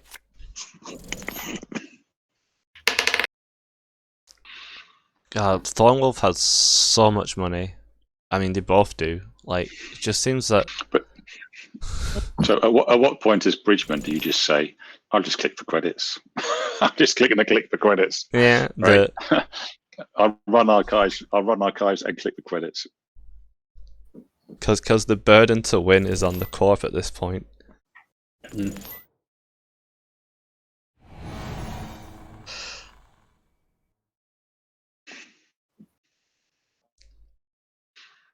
Or go and having a jeez.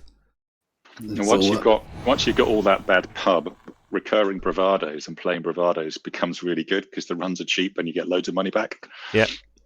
So that's 6 bad pub on the corp side now. I think 10 is the record of what I've played against this runner. 10 bad pub. So the thing we thought was Christian didn't get rezzed. Interesting. So is that a price sec? Or something weird. Like Ganked. Ganked, but that doesn't really do anything. Like ganked into the trebuchet.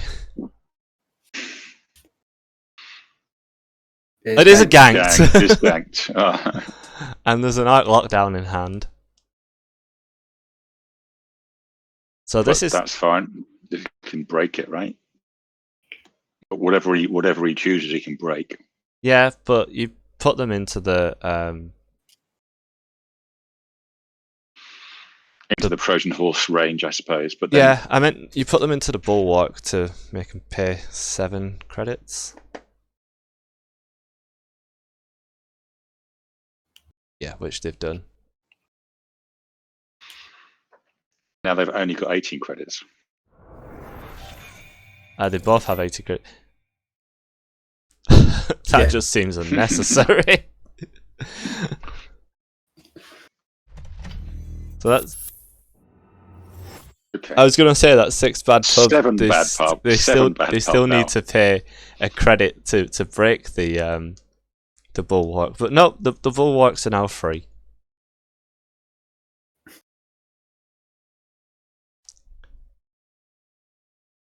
In fact, you're almost at the point where you can, you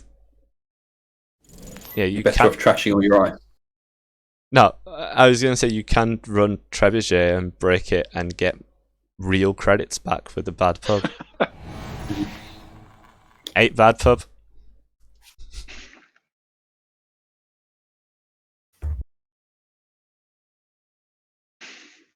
Despite how much bad pub the corp has, that was still an expensive run. Mm-hmm. You'd get 6 back. So it's going to be 13 to 16, right? Or something, or 15. 14. After the doof lands. 14. The Paragon's The Paragon as well. Yeah, the Paragon happens before doof.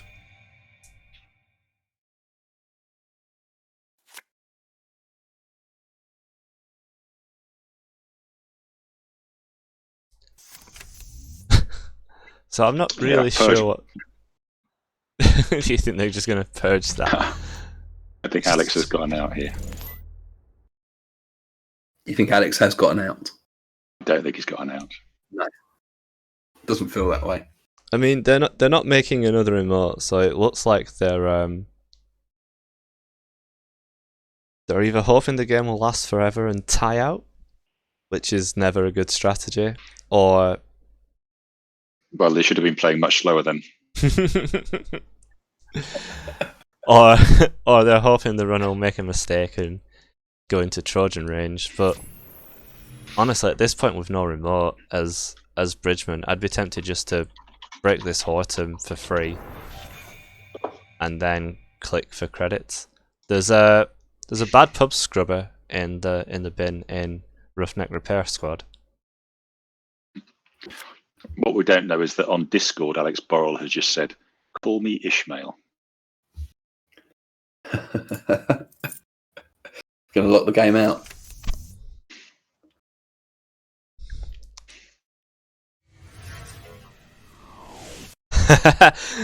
Credit Dragon in chat says, "What can Thorn Wolf even do now?" And Ian's reply of, "Many have said that playing against Alex Borrell. Many have been wrong."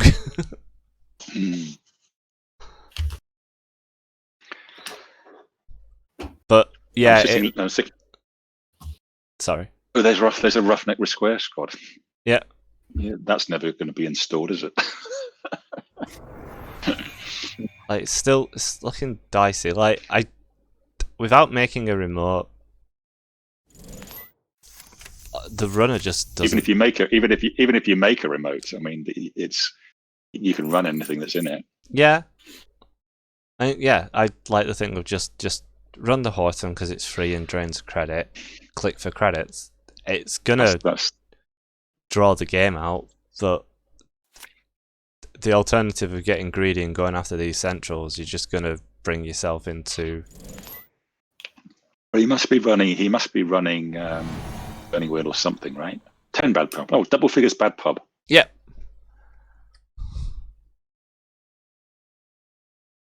So much bad publicity now.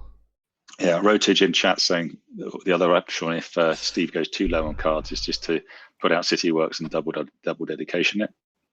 And they won't have enough cards. They won't have enough cards to steal it. But you let them score the City Works because it only puts him on 6 points. All 3 hostiles have been scored. Sure, but then you lose if it goes to time. Of course, but there's about 40 minutes left. I don't think it's going to time. I'm guessing there's 3 SDS in the list as well. Yeah, when I played against him, it was SDS, City Works, and this is just rude. Yeah. Trickay's in chat saying you can now run the trebuchet for credits once a turn. Yeah. Oh yeah, the credits, the trebuchet on the outside, so you can run break it, jack out, get a turning wheel counter when you find the turning wheel, get 2 real credits. So we haven't seen.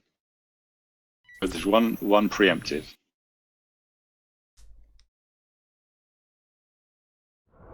One preemptive gone, and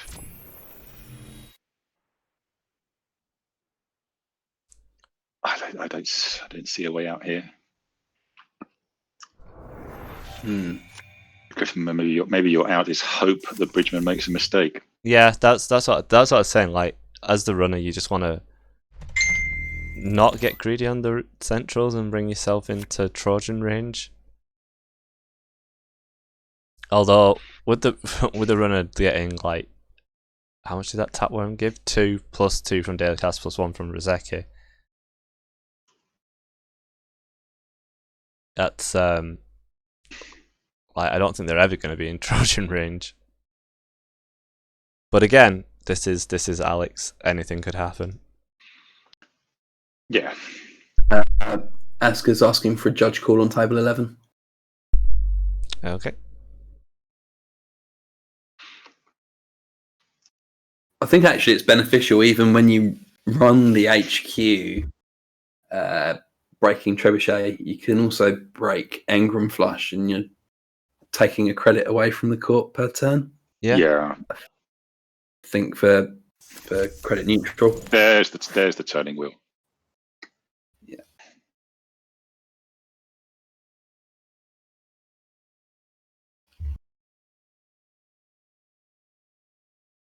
The 11 bad pub if he raises the bulwark. I think you have to. Yeah. And that, ironically, that gives him the money that gets doofed. Gets doofed away again, yeah.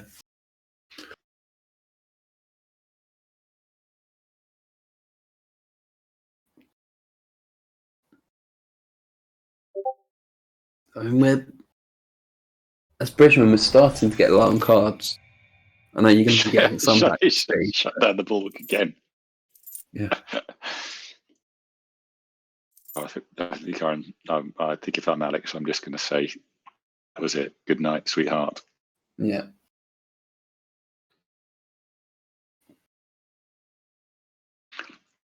Because the agendas have got to be somewhere, right? They haven't been shuffled in. No. The agendas right now got to be an HQ.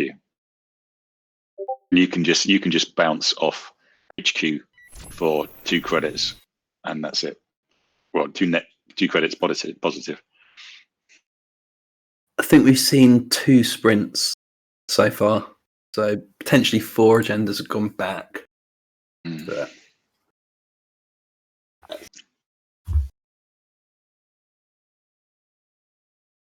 What's the card that was banned that let you nuke a card after a steal? That was in Scorp. Oh, Hunter Seeker. Yeah. Even something like Batty in this deck would be good for you. Yep. So they found an Batty. SDS drone deployment, getting rid of the Tapworm, which just like. Yeah, you go again. But yeah, Hunter Seeker was the card you were thinking of. Underseeker, that's the one, yeah. Yeah, it never got banned. It got restricted and then rotated. There you go.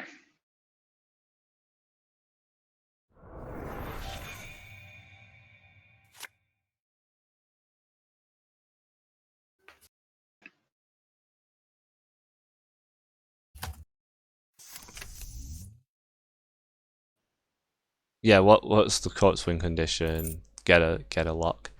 But oh, that solitary piece of ice on the remote with 11 bad pub is Yeah. it feels like it has its work cut out for it. I'll tell you what you need right now is you need Mother Goddess, and then you trash all your other ice, and then score out behind the Mother Goddess. But then I guess Boomerang. But Crim runs Boomerang.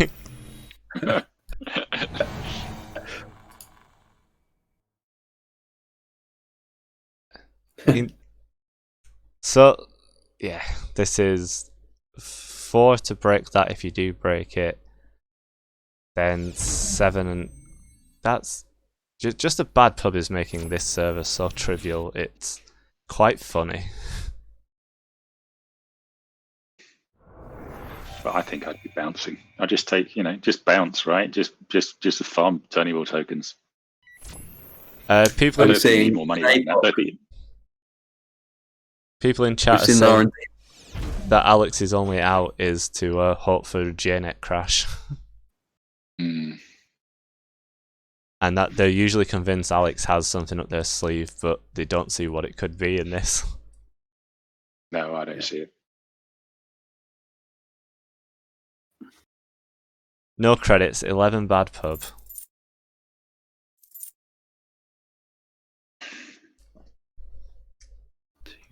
Yeah. I see sure, run archives and take money. That's what I'm doing. Mm-hmm. Or run the completely free server. So it's 2 plus 4, that's 6, 7, 13. It's 15 to run R&D right now. And you get 2 back from Bugalta's ability. Yeah. And then 1 back from, so it's costing you one real credit.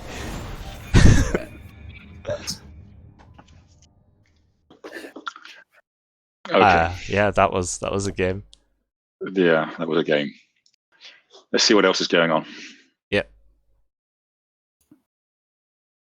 There's Loop against Asger. Which table is that? Well, it's not listed as a table. It's Cable Carnage's game versus Asger. Jump into that one. Yeah. If it's still live, yeah. I think it just ended. Just ended, yeah.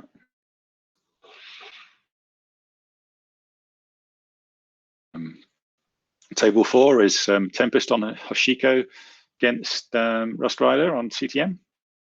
Yeah, sounds good. Yeah, we haven't seen CTM yet. We have not seen a CTM. We can jump to that one when I can find it.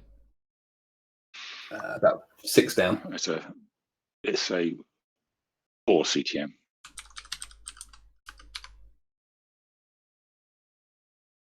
Chrisiums. Question is, it's got Arobata Tech in the CTM. Has it? That's such a rude card. I really don't like playing against it. I don't think it's a card I've seen before. It used to get played playing those making news decks with Door-to-Door. Macrophage and all the other nonsense ones. Sure. Yeah, Macrophage, Door-to-Door. Very unfun.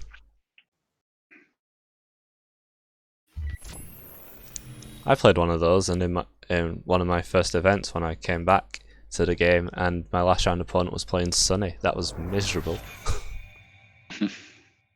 Hard to win any trace when they have 6th link on turn 2. I think the reverse of that is the JNet game I played against somebody who was on Making News with Arabiata, I think it was Arabiata Tech, but it had Macrophage, and I had 3 power taps installed. So I think I run the Macrophage for 48 credits in one turn.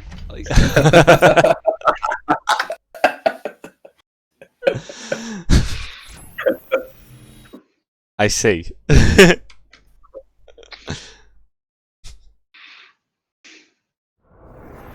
I think that's the most credits, not quite the most credits I've ever had in one turn. The most credits I've ever had in one turn was target marketing spy cams in King of Servers in the US, and my opponent said, "Oh, fuck it," and installed 6 of them with Bizarre Replicator. So that was 60 credits that I got there. They'd had a little bit too much to drink, I think, at that point.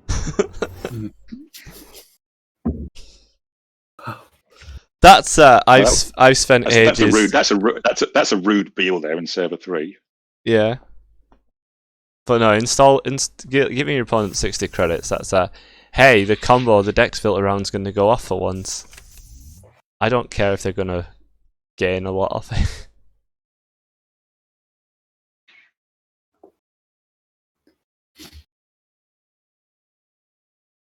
So Tempest's board is quite. There's a lot on it. So you've got the companions. You do a lot, but yeah. If you can score an early Ares, it makes a big difference, I think, as CTM in this list. But again, this is another board state that Runner is so far on top of. Yep. Yeah. Because you can just Stargate every turn now.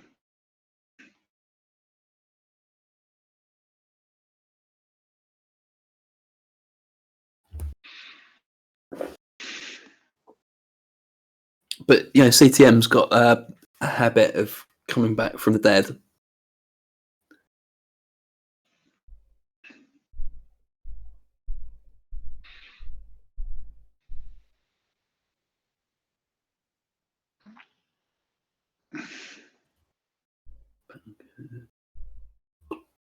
You can't even res the R&D ice because it will just be hippoed away.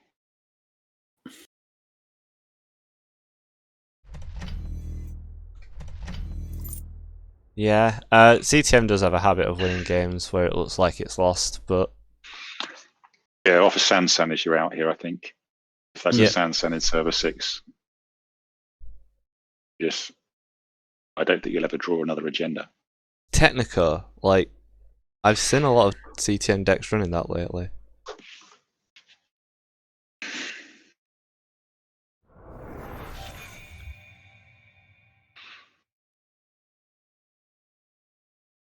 I think you want to check stuff now that you know it's installing naked Beals.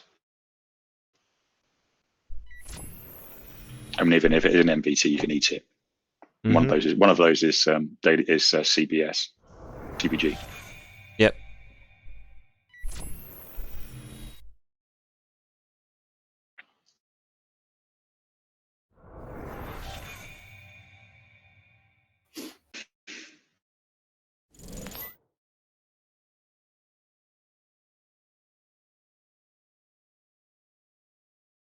Yeah, Citadel's doing a lot of work here. Yeah.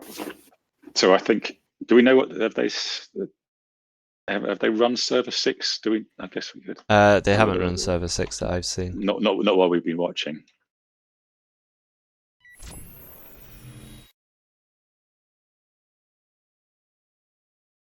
That's a Sansan in server 6. That's probably the way they win this. Yeah, Sansan and just chain it out, then.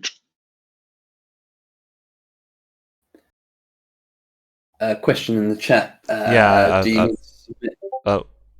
Have you answered it? Yeah.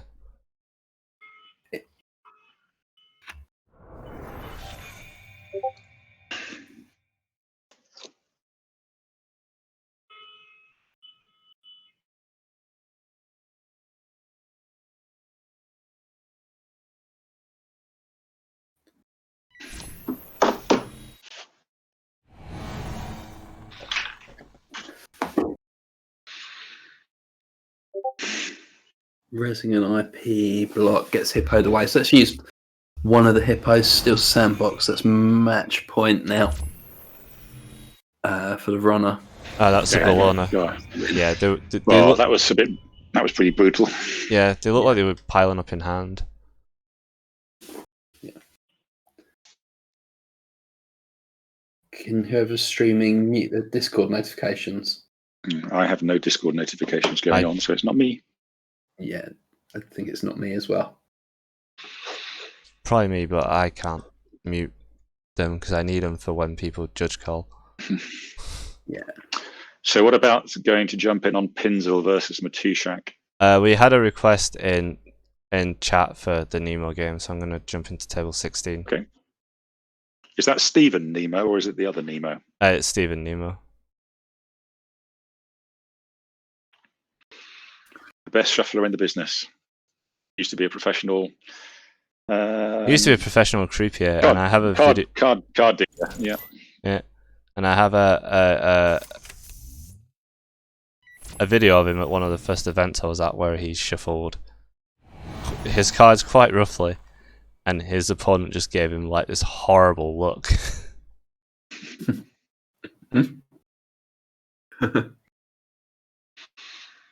It's this APOC lat. I got that one that time.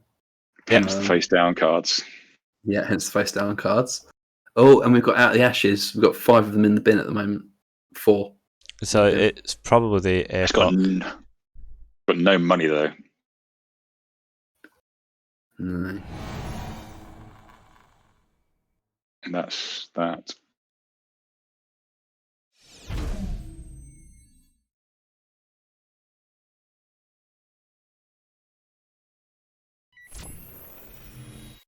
And I think this is the Asa that Kikai that Ben was on in the last store champs, which hasn't got Lakshmi, I believe, but has got the tranquilities.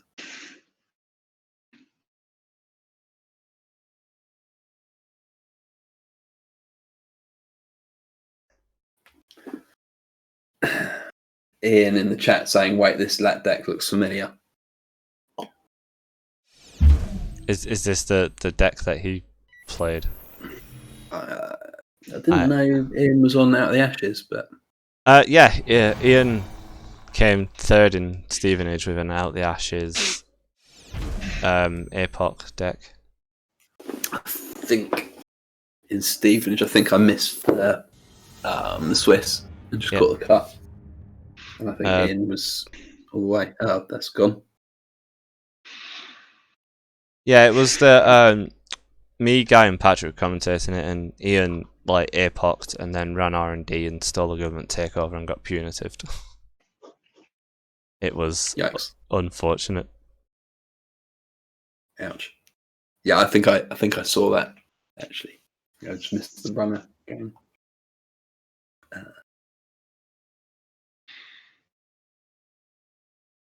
How long left in the round? Still got half an hour in the round. 25. What else is going on? Cool. So, do you want to go and see that pencil game? Yeah. Which table was it? Table 2, second one down. Yeah. Oh, and Mashak's won as Acme versus Pencil there. Look at that. 13 Botulus tokens there. I guess he hasn't purged recently. 13 on one, 10 on the other. Yeah. And 5 hive mind counters. Like, yep.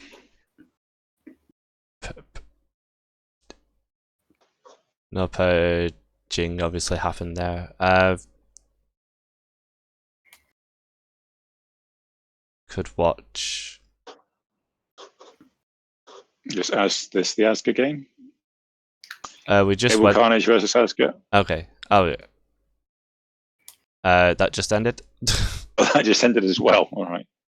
How about let's go to the live table? We've got Tech Jim, we've got Ginevra. She stayed up until 5 o'clock in the morning in Australia to play. Yeah. Table 26. Table 26.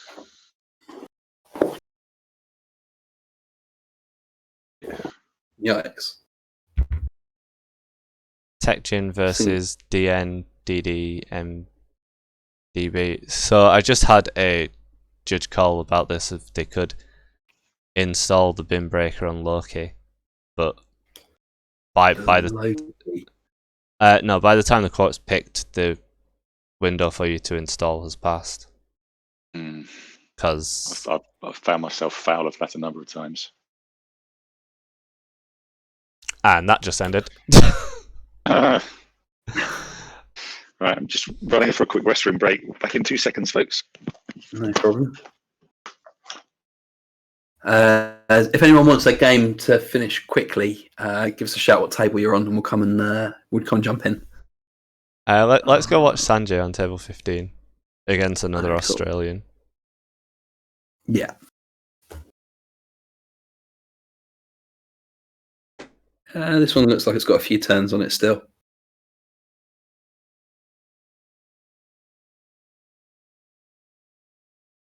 Yeah. So Sanjay is on sync with a quite nasty looking server 4. Yeah.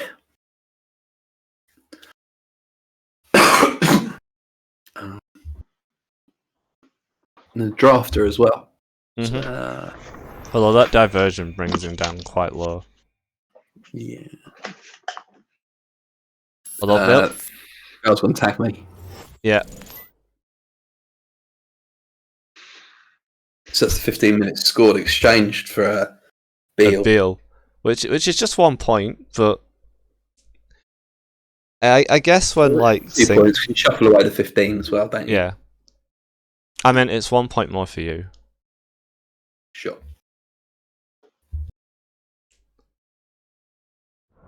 But you've got Jackson to get the exchange back, and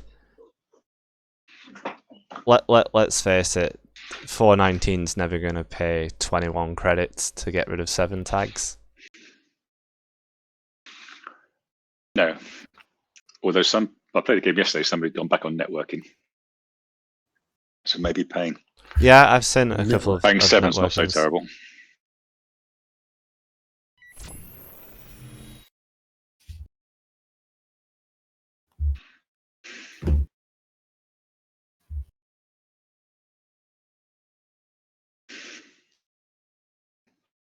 Two exchange of informations.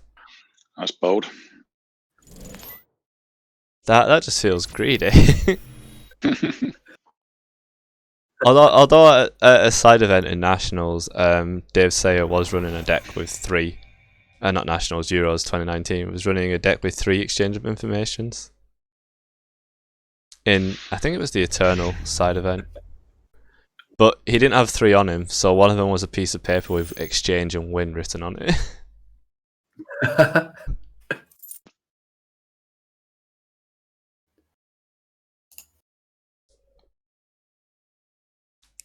So the 15 minutes goes back into the deck. Yeah, remembering to shuffle that back, boys, seems super important. And yep, especially when you've only got 4 cards in R&D. Like, Spinny D will put 2 more in. So they're probably not decking out anytime soon, although they did put Predictive Planogram in. yeah, I guess they're trying to find the 15 minutes, or maybe they've got a QPM. Yeah. Oh, yes.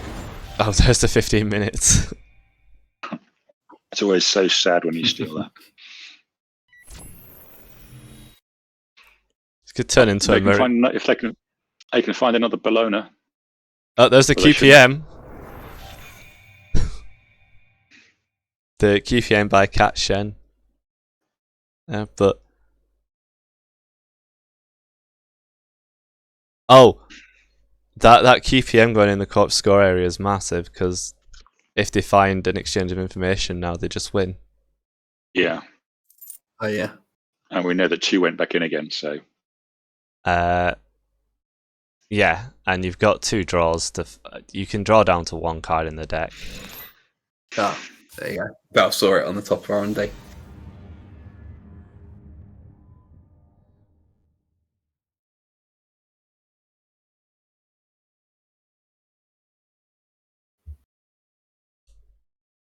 Fun game. 10 tags per foul. Ouch. So what's the tiebreaker situation looking like, Aki? Like, how does it work? I don't know, because I don't know what the results of this round are yet, because I haven't looked. I don't know if Tom's still entering them or not. But there's nothing entered so far. So. Okay. He was feeling sick, so he went for a lie down, but I don't know what any of the 2-for-1s were. Not 2-for-1s, what any of the IDs were, so that's a little awkward, but I can fix it. But there's a Sunny game going on, which is I guess I think Bar is the same meta as Aldi Break and the Bristol crew, right? Yeah, we can jump into that one. Yeah. Bar coincidentally is sommelier at a Michelin star restaurant, so in the industry as well. So who is? Bar Ah. Yeah.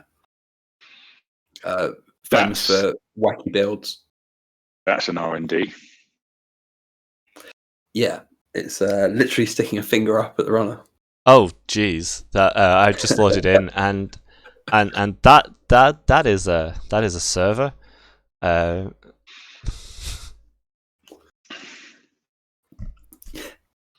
So the government takeover might possibly be in R&D at the moment. You'd think so? Oh yeah. I wonder why you think that. Look at those planograms. Getting any access is going to be punitive. Mm. Yeah, none in the bin. No. Well, with Nexus, you can you can run on archives. We can get an access of HQ. That's about it, really. You can Nexus the planogram and then break the border. Oh, you mean the Pharos? The Pharos. So yeah, whatever it is, the one that's outside. There's 10 strength one. Yeah. It's really confusing. You said planogram. I was looking for the new whatever thing. The new article planogram. Oh no, there is a card called planogram. It's the new anonymous tip. I was like, is this a spicy VTL list? But no. Yeah, so it costs you not too much to get past Pharos with Sherman. It's not awful. What is it, 6? 8. But you got there we go. Boomerang on the Pharos there. Gonna start taking some tags. For the fun of the stream. A government takeover. Oh, because did it just the global spec security clearance has seen it at the top of R&D. Oh yeah. And he has 9 credits. Has he got the combo? Barham, we're getting us up to speed on what's going on. This is where your white hat would be really good. Yeah. Have they all gone? It's quite possibly all 3 have gone. 1, 2, yeah, all 3 in archives now. Hasn't got the combo yet.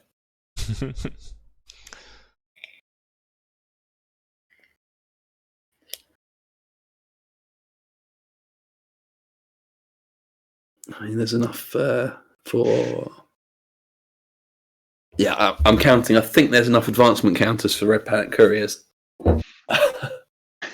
Just about. There's 27.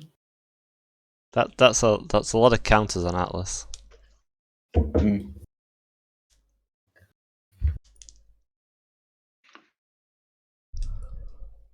That's the British question is: do you make a run this turn if you think they don't have the if you think they've got the combo, you've got to try and win this turn. Because you know they're going to draw the Gote next turn, and you could then ping it out of hand with turning wheel. So, but the border control is going to limit the number of wheel tokens you can burn. Yep. Yeah. Do you not do you not fancy your chances of getting into R&D then? I mean, it's mostly barriers, and you have a fracture. Right? So somebody asking how much is that to run? Well, with Mayfly, right. if you go with Mayfly, it's going to be 7 plus 2, so that's 9 for the Colossus, plus 2, 11, plus 5 for the Aket, that's 16.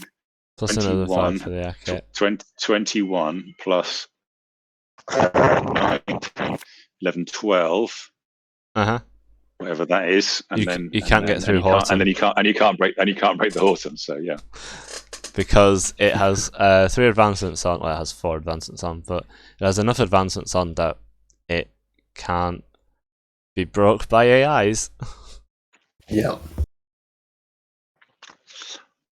So there's an interesting one here because the border is going to stop one access, right? So you can probably you go into HQ and you burn maybe a couple of wheel counters. Mr. Buggles asking, can you get... I don't think you can. I don't know this one.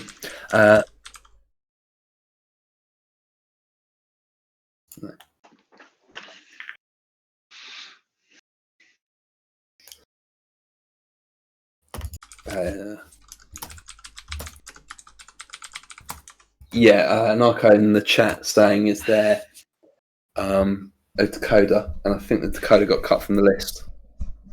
No decoder. I think there's also Boromir was taking it very, very bravely. I don't think there's a sentry breaker either. So you could just try and win behind the Horton then. Although we've got Nexus and Boomerang, So no decoder and no killer. I believe so. That seems somewhat outrageous. Yeah. I believe, we'll see the lists for the cart anyway, but I believe Algebraic's on, I forget which one's which, but he's on the killer. So strange. Right. Or maybe you let this fire to get an extra wheel counter. Yeah.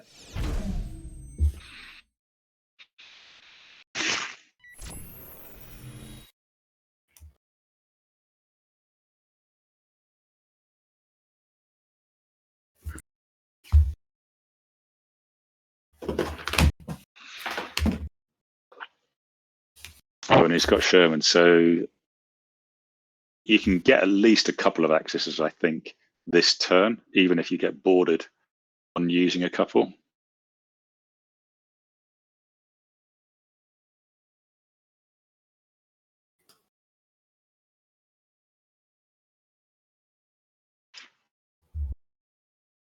So you've got this kind of tension where you decide you'll use a counter. Do you want to use border? You add another counter. Do you want to use border?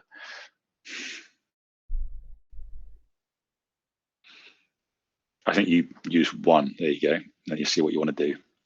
Yep.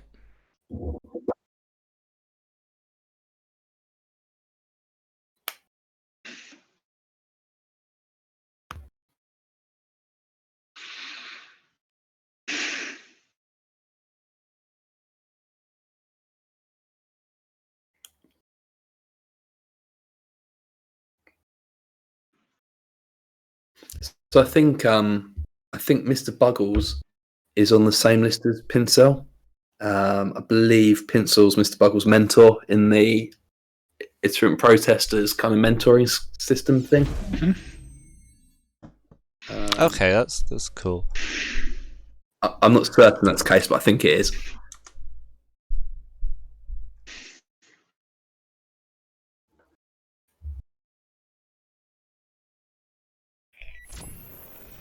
There is a killer.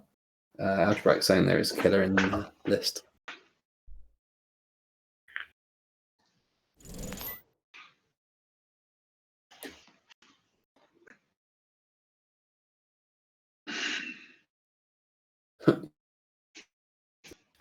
Credit Dragon saying now's the APOC turn.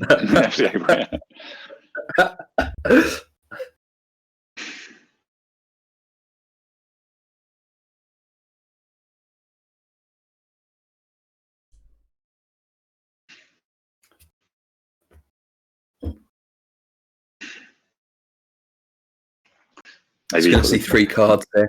Maybe he's put Any the government agenda takeover. Maybe he's put the government takeover in the bin. Yeah, it's entirely possible. If he's got, but then he might lose a spin doctor from hand. All the spin doctors have gone, so you got to figure this is likely to land. There you go. There you go. Well played. Found it. Cool. How long is left on the round?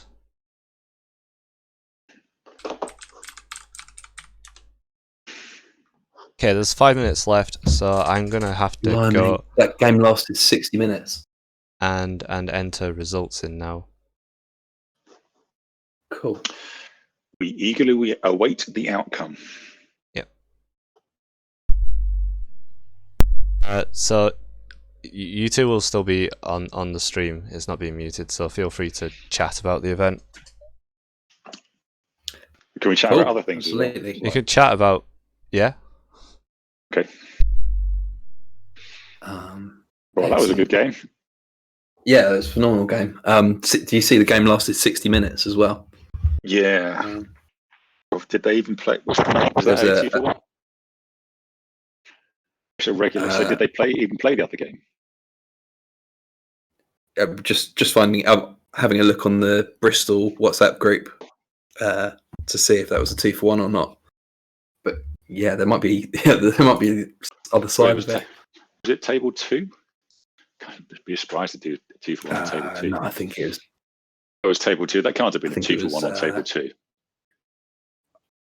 Table 10. No, that last game was table 2, right? Was this Matushik? Oh no, yes. It's the bubble. Yeah, sure. Sorry, yes, I'm thinking about the ping-pong game. Yeah, table 10. Yeah, sure. So that could have been a 2-for-1. Yeah, it could well have been a 2-for-1. I think they were both on 15 points there. 2-for-1 would have made a lot of sense.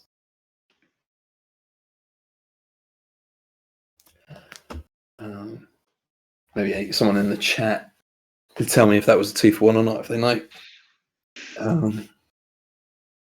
Yeah. What have you been playing recently, Russ? Do you play a variety of lists? Or?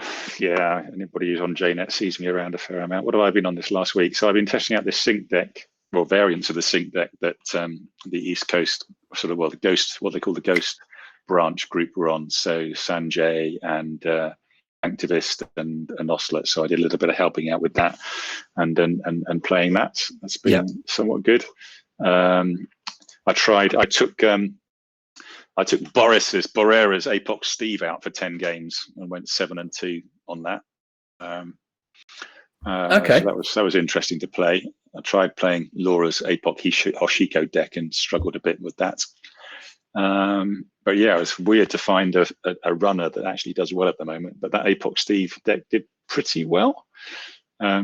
Loses to people who are teching for Apoc. So Palana gives it a really miserable time. And I suppose you just have to hope you dodge the Palanas. You're not seeing a lot of them at the moment. Yeah, I played a lot of Sunny for a couple of weeks and really, really enjoyed playing Sunny. But I think she's just too slow for the best corp decks at the moment. PD, I think, is too fast for her. Yeah, it's definitely the hardest matchup. And the RPC deck definitely is too fast for her. Yeah, like the last game, if the game goes long, you do have a bit of a chance. It's interesting. Not a big fan of the advance a lot of ice and then play Nascom again for 1 billion credits and so on. It's not really my kind of net runner, but I guess it's a thing. I think it's. I think that's what people find the most difficult about that list. It's not necessarily the comboing out. It's that you can go down to 0 credits, res all your ice, and then all of a sudden you're on 20, 30 credits again. Yeah. So the more egregious part of it. But I've played a few games of APOC Zaya, and I quite enjoyed that. I haven't played a ton of Netrunner recently, to be honest. APOC everything, But yeah. APOC everything, yeah. I think there's a good case for it at the moment. Yeah. Especially with Mayfly, which Mayfly's such a... I know certainly during testing, it seemed very underpowered, but it's a really handy card. Yep. Yeah.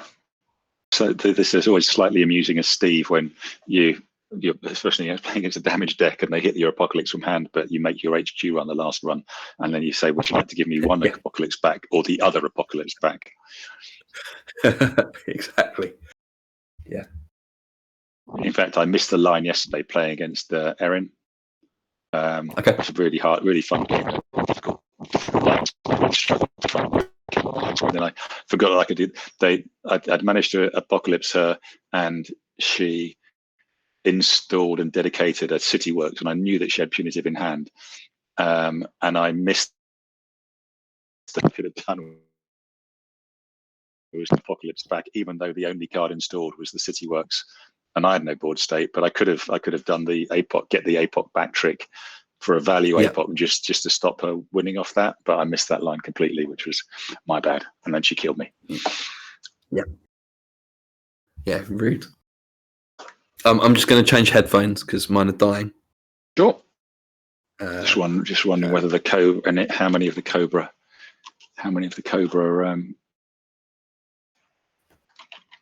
results have been put in yet. Let's have a quick look. Cobra.ai. I'm just I'll have a look on my side. Some of them going up. Okay. On 6 results we're waiting on. These all got swept. This Ferg got swept. And some splits. Rotom's bounced up a bit.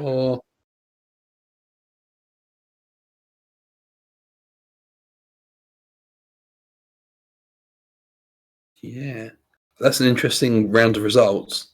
Yeah, really shaking things up. Yeah. Right, I'm just going to go and grab some headphones. It'll be 2 minutes. Yep, see you in a bit.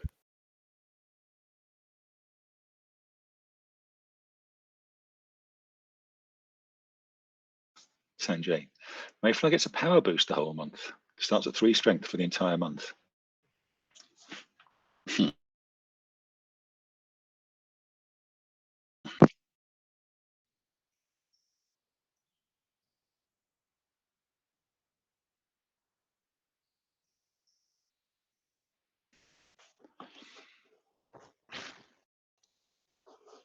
Okay, so we've got the top results in Cobra. I can't show them.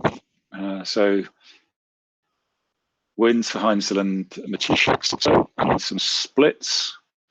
So Algebraic Rotage split, Tempest Rust Rider split, Diomedes Doomrat split, Armin Mushroom split, and then some sweeps for Rotom and Odol over Deer and Giles Davis. So yeah, it's not quite sure how the standing is going to shake out, but I think there's going to be some movement at the top. But what it means in terms of a tie break, let's think about this. So the standings we had before were Pinzel and Chris Ferg on 21 each, so they'll stay on 21. The ones who swept below that, so did anybody? So Matushak is going to go up to 24. Doomrat split, so they're going to move. They're going to be on 21 with the others. So yeah, so I think Matushak's guaranteed to be in the cut, I think, and then there's going to be a ton of people on 21. So all the splits lower down are going to go up to 21. Let's look at Rotom. Where does Rotom end up? So Rotom was on 16 before, so they'll be on 22.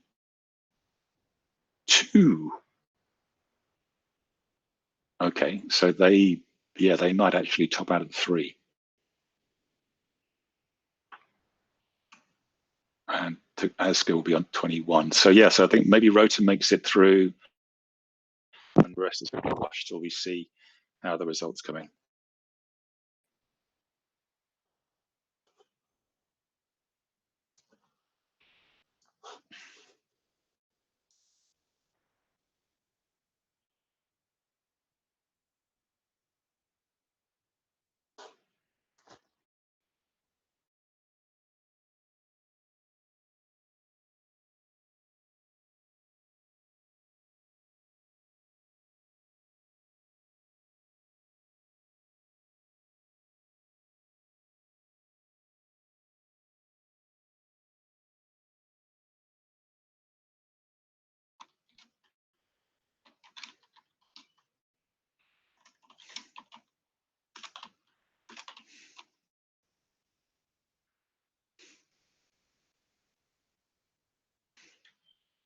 And I'm back.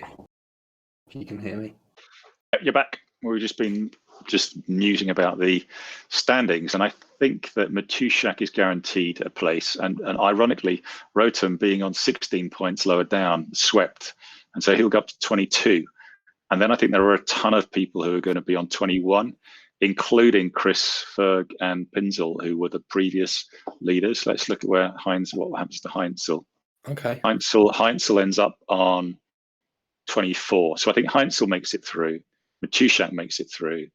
Yeah. And then a ton of people on 21. And I guess it depends how many people are on 21, which will then affect. So there might be a big tiebreak around, actually, of all the people who are on 21 points. Because I think the only people who aren't on that, Matushak's on 24, Heinzel's on 24, and Rotem's on 20. The tiebreaker round can only be like 16 people, and that's if 1 to 16 are on the same points. Yeah, so I think it's going to be 5 to. I think it's going to be 4 to 8, or 4 downwards by my mental calculations. So tiebreaker round will be on 8 people.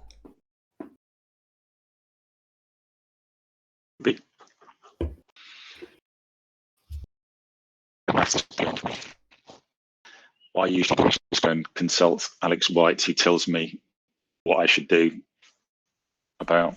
Well, we changed tiebreaker rounds to be much more simpler and quicker in Worlds, but the way they're written in the OP policy is really convoluted and confusing for something that's really simple. So in this, if 8 and 9 are on the same score, they'll play each other and the winner will go into the cut. The same be true for 7 and 9 if they're on the 7 and 10 if they're on the same score, and then 6 and 11, etc. until someone doesn't have the same score. Rather than the old one, which was everyone on the bubble score plays. Mm-hmm. Yeah. But it has like 3 pages of explanation in the OP guidelines. So it's not the case that everybody who's on the lowest number of points below. So strength of schedule still counts. Is that? Yes. So that's what it says. It takes the reliance off it, but it's still you still need it to get into the tiebreakers. At the end of the day, it's just it's not to eliminate strength of schedule. It's to remove the bad beat of being bubbled on like a percentage of a point of strength of schedule. Right. So to summarise then, if let's suppose that there were. So let's suppose that we have got 3 people who are exclusively in, and then 5 to 8 are all on 18 points. Mm-hmm. And then there are 9, 10, and 11 are all on 18 points. Mm-hmm. It would just be a playoff between the person on position 8 and lower, or it would be how would that? Is it the so if it was like 11 was on up to 11 was on the same points, but 5 was, it'd be 3 either way. So it'd be 9, 10, and 11, and 8, 7, 6. So 5 would be safe. Okay. All right. Yeah. Well, we're just waiting for one result, I think. I've just got it, so the final standings should be up.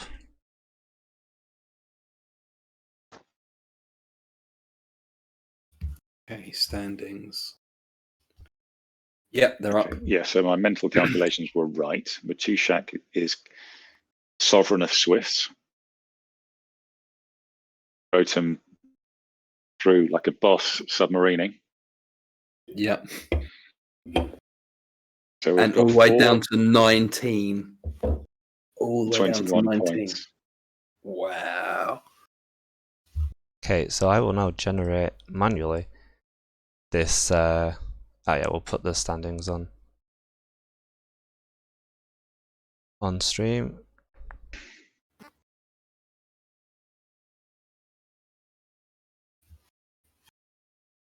Not those standings. they're old ones.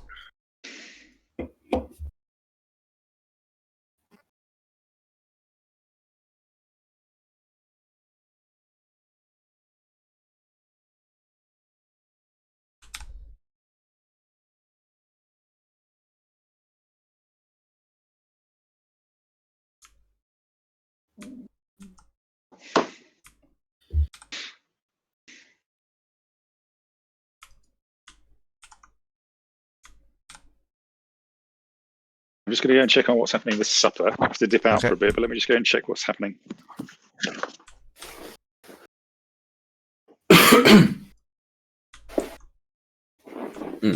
Cool. So yeah, we have the tiebreaker round, which I'm currently populating. Brilliant. In the meantime, let's have a chat with the chat. Did soccer make it? Did soccer make it? Let's have a look. Soccer did make it. Yes, Phil. Soccer did make it. How is the chat? Thanks everyone for sticking around. 55 of you still in there, and we've still got a tie-break round to come. Aki's going to explain the tie-break rules. It's not something I've come across before. It's all in this AP guide. Yeah. So tie-break round, and then double elim, cut of 8. Yep.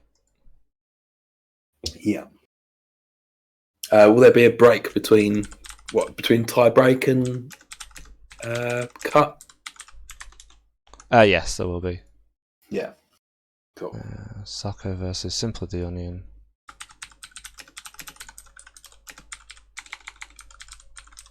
Simply Onion saying they ID'd with soccer and now are probably going to face each other in the tiebreakers, they believe.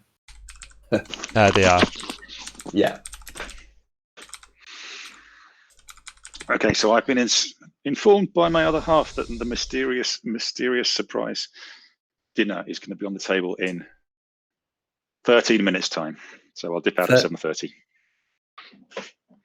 Perfect.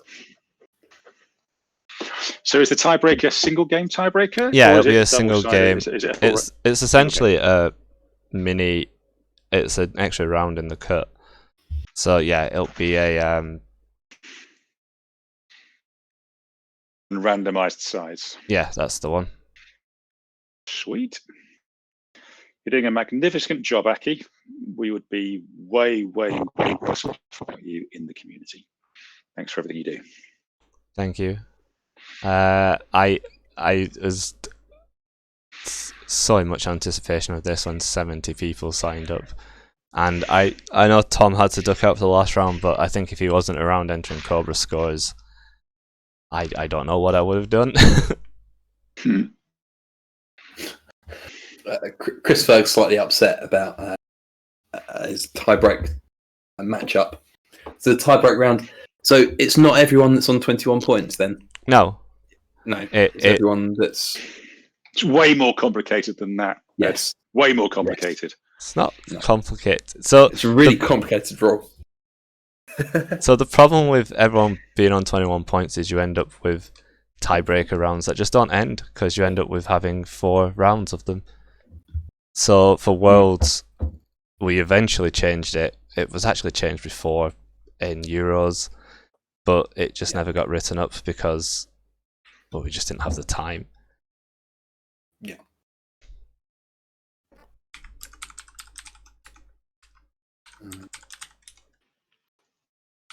One round, 35 minutes. So the matches are, I don't know if it's on Cobra, but I'll read them out. So we've got Armin Firecracker versus Narco Mushroom. We got Rust Rider versus Diomedes. We got Pincel versus Chris Ferg. Soccer versus Simply the Onion, and Doomrat versus Algebraic. Well, we haven't seen Rust Rider's Valdec yet, have we? Oh, maybe we saw a little bit of it.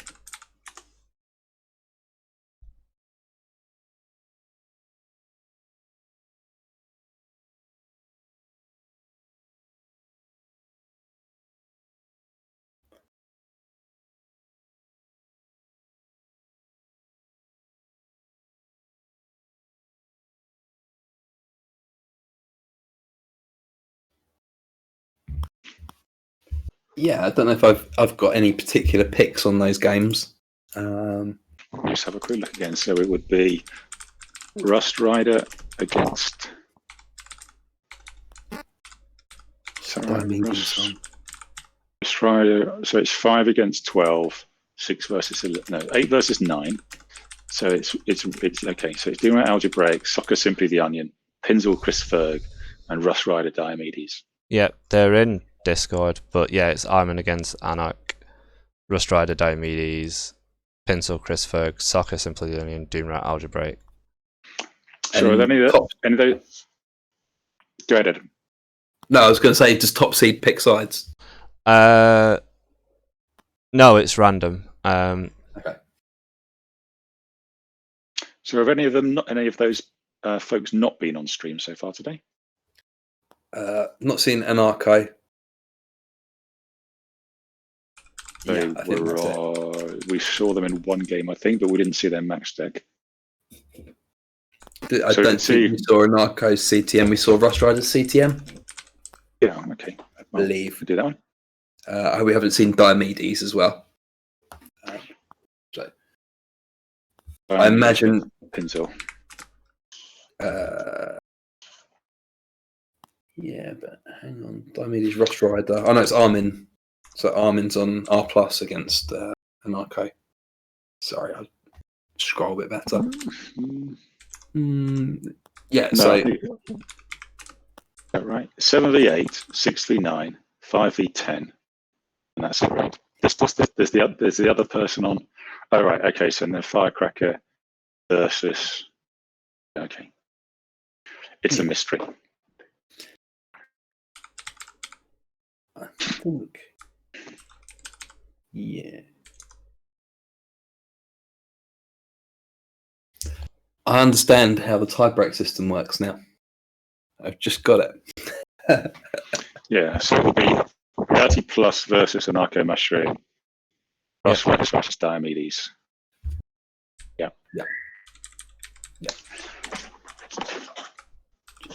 Russ, your microphone's got a bit noisy. Yes, do you want to have a talk today? I think I would look under the table. I'll just let the stream know I'm ending. All right, so I'm dipping out now, folks. Enjoy the. I'll see if I can come back later. I'll let you know if I can. But otherwise, I'll be watching it myself. Brilliant. Cool. Thanks for joining, Russ. Yeah, it's great fun. Take care, everybody. Bye. Bye for now. Bye for now. While you're sorting that out, Aki, everyone in the chat, have we got any anything that people want to see, particularly in the stream chat? Otherwise, I'm gonna request Anarcho Mushroom versus Armin Firecracker, because we haven't seen Anarcho yet. Or if not, then Rust Rider versus Diomedes. Yeah, I'm good with any of them. Yeah, let's watch Anarcho. Yeah.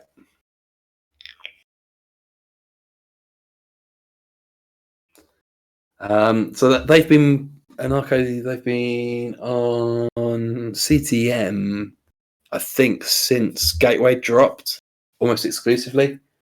And I haven't seen the list yet, so I'm quite interested to see it. Ian asking for Ian's match. Yeah, that would be definitely one of my other picks. Local bias. Has Rotom Steve been on? Don't think. But Rotom's also so Rotom's like Rotom- weird errant point from that draw actually sort of became the barrier to stop the tiebreak round. Yeah. Which is quite fun and just something he's done before. So when we first did the original tiebreak rounds, which are the ones which I hate because it forces people to play games they don't need to play, because like Chris Dyer did one where he lost and was still in the cup. Yeah. I think everyone there's about 20 people contesting for the 16 cup place. No, it couldn't have been that, but like quite a big chunk of people. And then Rotom, who had 1 point more than them all and was just watching them all from first place. I've outperformed all of you, and I will sit here and relax. A small break after this. Yeah. Cool. If you haven't said hello in the chat today, there's 58 of you. I haven't seen 58 people say hello. Do say hi in the chat. Give us a wave. Make sure we know you're still out there. Keep us going, because it's been quite a long day so far, and we've got a lot more to come. And we're going to head over, are we, to... They're just making tables now.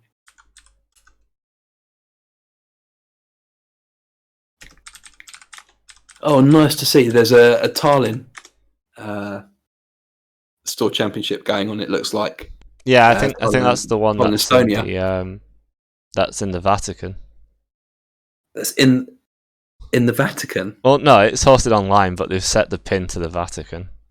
Okay. I was guessing Tallinn, the capital of Estonia, but it could be Tallinn, the place in the Vatican City as well.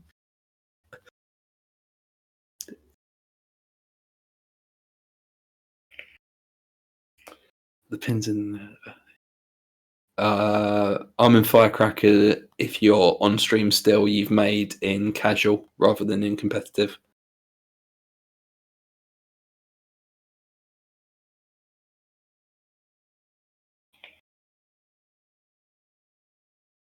I think Anarcho and Armin are going to be up now. I'm going to jump in and watch.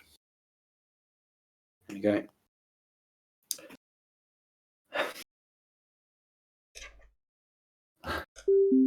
The confusion every time the Vatican Store Champ's mentioned.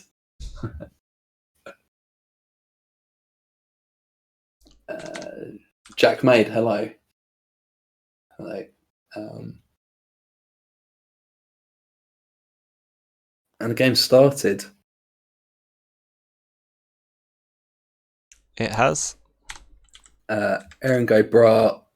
I don't know. That looks like it's Irish. Air is Ireland. Go Bra. Let's go. There we go. I'm permitted to spectate bubble games from Rapa Nui.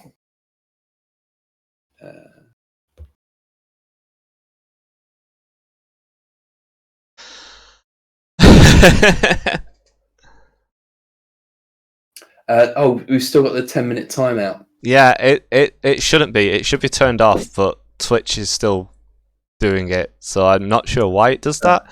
I will have to yell at my Twitch soon, or kick it. Well, hi Laura, hi Oslet, hi Jen Hammy 87 as well.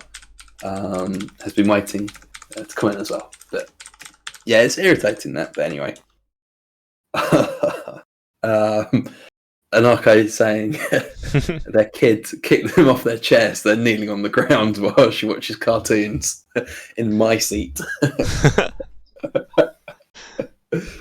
Oh, kids are great. I remember my niece when she was very little threw, the Gashapon balls you get from the machines, but the really big ones which have like quite a sizable toy in. Anyway, she threw one of those at my face and then found it hilarious when I reeled in pain, so I picked it back up and threw it at my face again.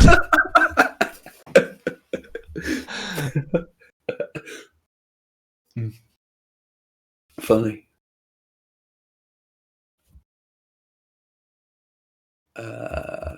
Cool. I mean, I love my niece, and like, although last time I saw my sister, which was before the pandemic, because they live quite like miles away, I think 200 miles away. Yeah, she ignored me because she was watching YouTube videos on pancake art. Pancake art's really cool though. It is, but she's also like the most sassy 10-year-old I've ever met. I'm like, oh, she's like, oh hi. I'm like, oh, what are you doing? Watching YouTube? Okay, yeah, you didn't even break eye contact with your tablet to say hi. That's yeah. Actually, quite busy at the moment.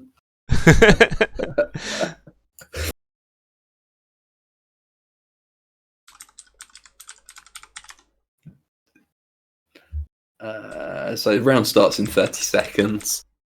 It's just a quick rundown. It's a single game, randomized sides.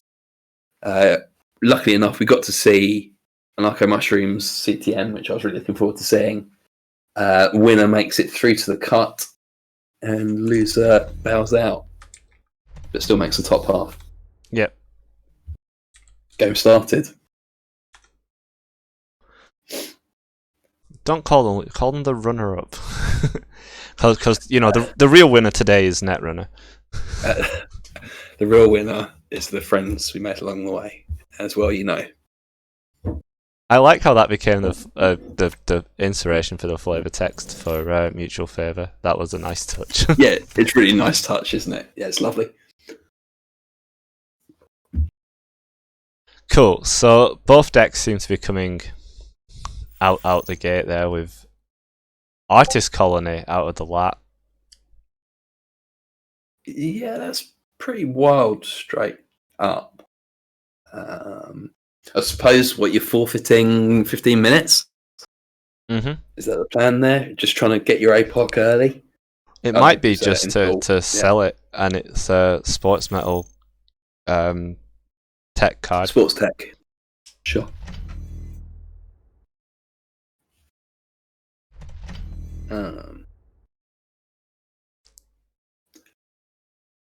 Spin Doctor's really cool against lat because if they try and make your hand size on their last click, you can res the lat before they draw. Not the lat, the Spin Doctor before the lat draw. I've caught a few out with that before. That's clever. So Loveman is currently doing a side stream and is in the same game as us. Shall I send Andy a message? Yeah.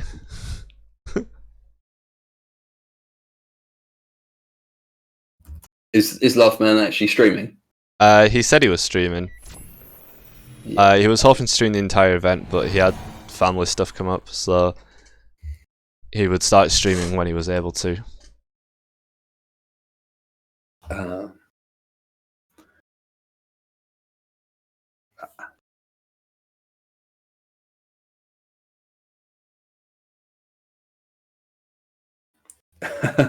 We got the double stream in this one. We've crossed the streams. Never crossed the streams. Thank you to all the new followers. I've been so busy. I usually read out names when people follow me, but been so busy, and there's been like 3 or 4 people talking all day as well. But you can see Bookkeeper, Gija Ben, Oscillate, some joker called Rota, no, Patrick, and Dimmaker. Like, thank you for following the stream. Sorry about the 10-minute cooldown. It is supposed to be turned off, but my Twitch has apparently decided to remember the old settings again.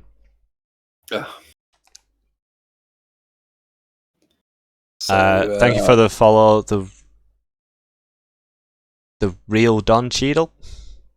Welcome to the stream. We're currently in the tiebreaker round, so round 5B. This is the people on the bubble having a last chance to take someone else's, well, not someone else's, to take a spot of the cup. Then we're going to have a small break whilst the cup people post their deck lists in Discord. And I set up the cut, and then we've got a top 8 double elimination to do, which is starting probably at 8:15. No, it's gonna be later than that. It's gonna be 9 o'clock. It's not gonna be 9 o'clock. This is half an hour. We're gonna have a small 20-minute at most break, So probably about 8:30 we'll start. Is my prediction for this finishing at 11 still true? Probably not. It's not. No, probably not. We're going to go past midnight, aren't we? Did this Which sell is lovely. 70 tickets? Yes. It did sell 70 tickets. And it's lovely for the Australians that played today because they get to have a sleep and then wake up in time for the final. Local time right now, Credit Dragon. We're on 7:35 PM. Yeah. And we opened registration at 10 a.m. The stream has been going for, according to my stream clock, 8 hours and 25 minutes and 26 seconds. If I don't get affiliate off this stream, I don't know what I have to do.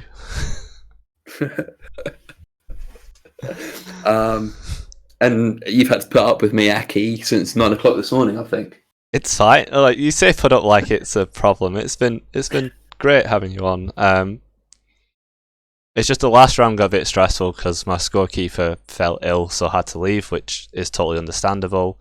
And I really do hope Tom feels better. But like trying to juggle moving games in the stream and putting in the scores in another window and making sure the stream chat isn't too silent was quite difficult. It's tricky. It's real tricky. There we go. Hello, Gedgeben. Gedgeben, I think, is a returning player from the UK. Played Cool. today in the tournament. So we haven't really been commenting on this game, but I have noticed that Anakai Mushroom has no money, and Armin just had to clear 5 tags? 5 tags. 5 tags with a misdirection, 2 clicks, and 5 credits. So everyone's poor. Misdirection is quite an important card here. Bookkeeper, I think the pulled resources are off. Jinteki _net in StimSlack and John Warwick, i.e. Bob Tomatoes, tends to pull them off periodically and just dump them as pivot tables in that channel. I think Bob Tomatoes also posts them in Discord. Yeah. In GLC. Anakai Mushroom saying that they're very angry with whoever gave Lat Link. Yeah, seems a bit excessive. I mean, that ability is really solid anyway. Of hey, here's some free draw. Yeah, I don't think Lat needed more Link, but hey ho. There we go. Love a good pivot table. Jen Hammy 87, have I got some tables for you? And I'm posting them in GLC at the moment.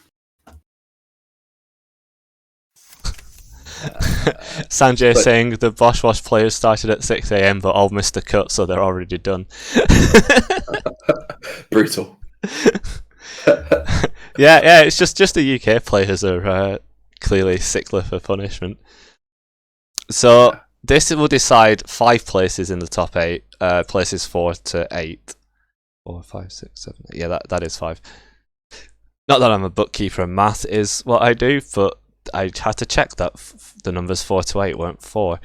No, there are 5 of them.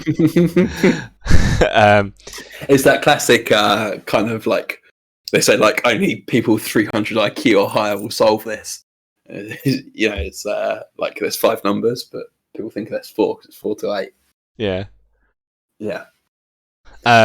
So the only 3 guaranteed people I think are Rotem because he had 1 more point thanks to a weird draw, Mutsak and Heinzel. Yeah. It's going to be quite a solid cut by the looks of it. Yeah, it's loaded. Yeah. There's no 2 ways about it. But it will always going to be 70 people cut into 8. It was always going to be a very stacked cut.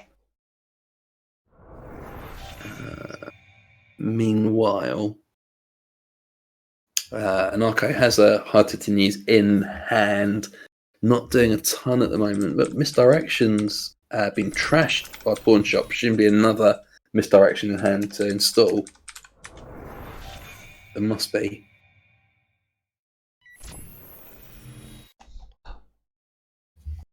Finding business show from HQ and not trashing it.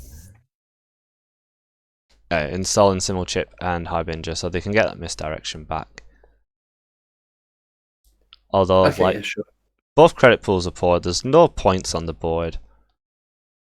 I think both players, knowing what's at stake, are possibly being super cautious,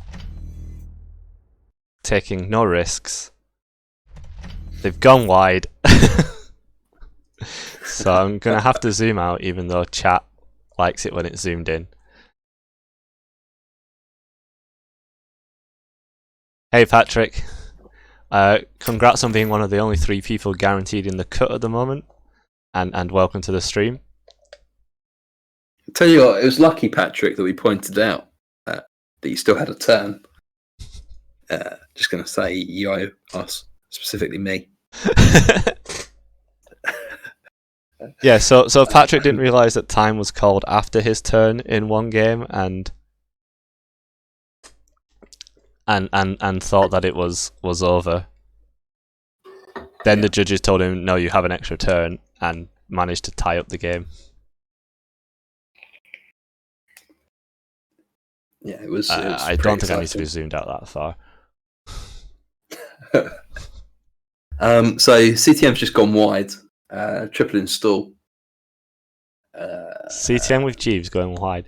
So this is what I don't like about JNet, which I miss in person, is when you go wide, it carries on going horizontal. Whereas in person, because you're never going to ice these servers, you just stack them on top of each other. Yeah. Because your playmat only has finite space. Mm-hmm. Although I did play Neopad, which was a NEH asset spam deck that killed with like snare and dedicated response teams, and you just hit them, or it just scored out through Sansan. And yeah, I used to take 2 playmats when I played that deck. I think there's a pitch on my old Facebook from ages ago where I play diversified portfolio, and it has like 14 credits on it. Because the runner just decided to stop contesting anything, and it's like, oh, this is a lot of stuff. Mm.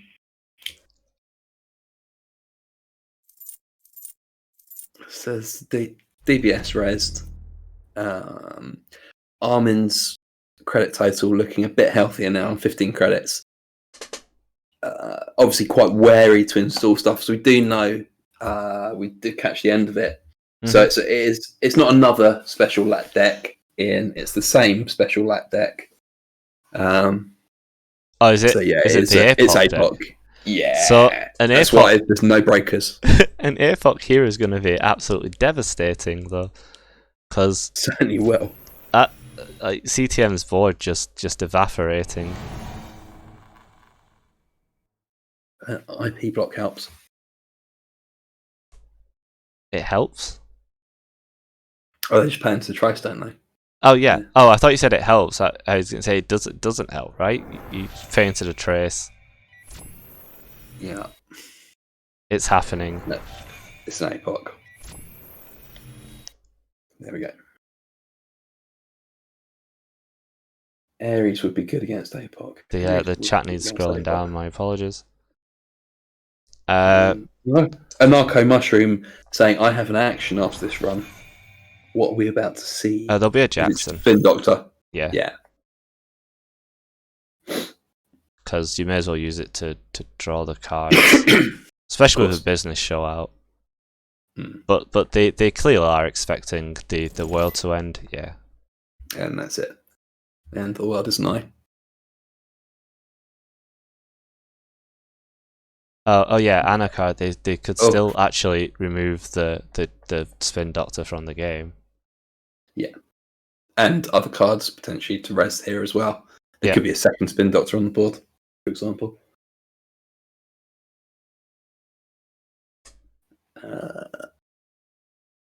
Hostile infrastructure.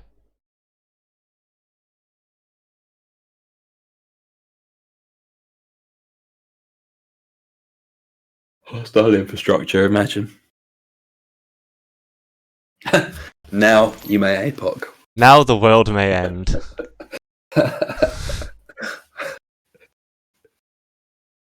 Oh, but CTM fires off that APOC, which I didn't see at first. Which I should know that because I boomed someone after the APOC me when I'd scored an Ares. Oh, really? Yeah, they weren't expecting boom. It was actually the last event in York that I ran before the pandemic, so about 20 years ago now. Feels like it, doesn't it? This year kind of disappeared for me. So New Year's Eve 2020, I did joke that we were entering 2020 Part 2, and that joke has so far been depressingly true. Went down like a lead balloon, really, didn't it? Yeah. Yeah, I've done a total of 3 weeks' work this year, and that's not through anything other than.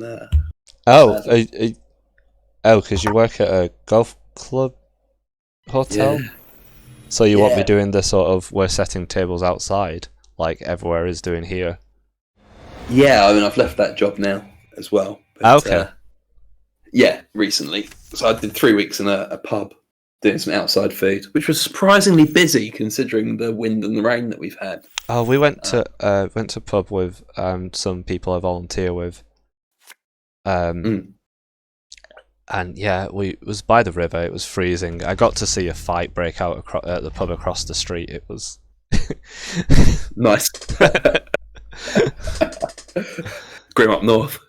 Yeah. Which is odd because that's usually not what happens in York. But I was going to say, I thought York was kind of like a civil. It's one of the haven. safest places in the UK, but occasionally you get just. Jen in the chat saying that's called atmosphere. Ambiance.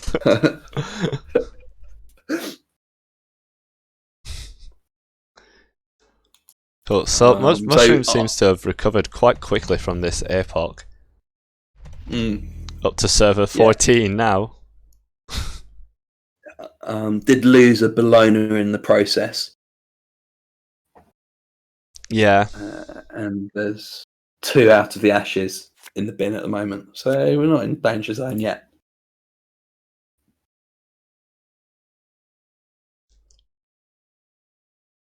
Ian suggesting that people might build a deck slightly different from his APOC lat build.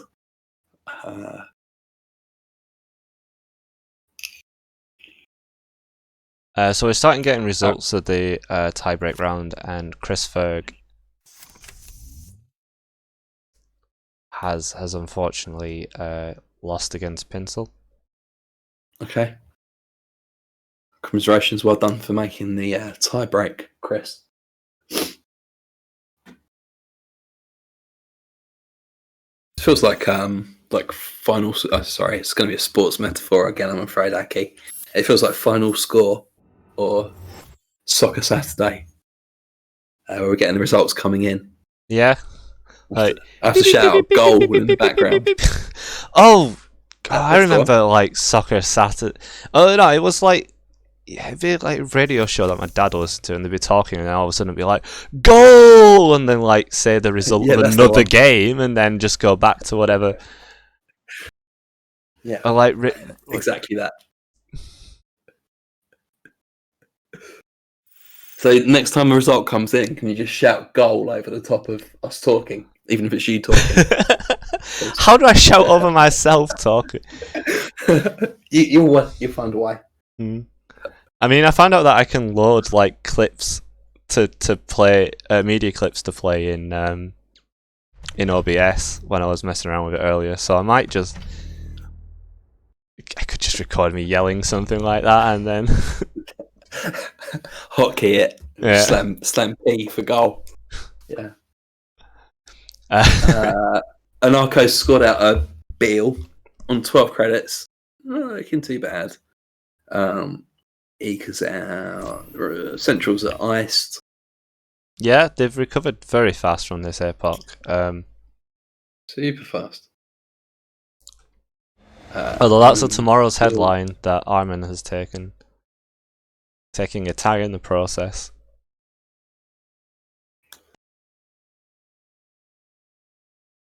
Niamani. What do you send back to hand? Or do you think Armin's just going to pay into the trace?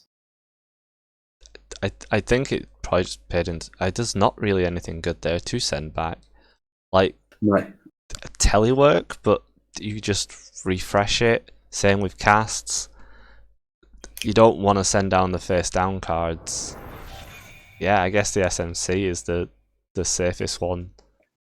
Yeah. To send back. It's literally wasting a click for the runner. Mm-hmm. Because the face down cards are, I think, misdirection and pawn shop. So you want them to stay face down. Yeah. Yeah. And yeah, the econ stuff you just refresh if you bounce. So. Yeah. Although I believe it is a may, so you didn't have to trigger it. Yeah, you may trace X. It's a may. Yeah. Because I have thought I was being clever before by stealing something when all I had out was Earthrise with one counter.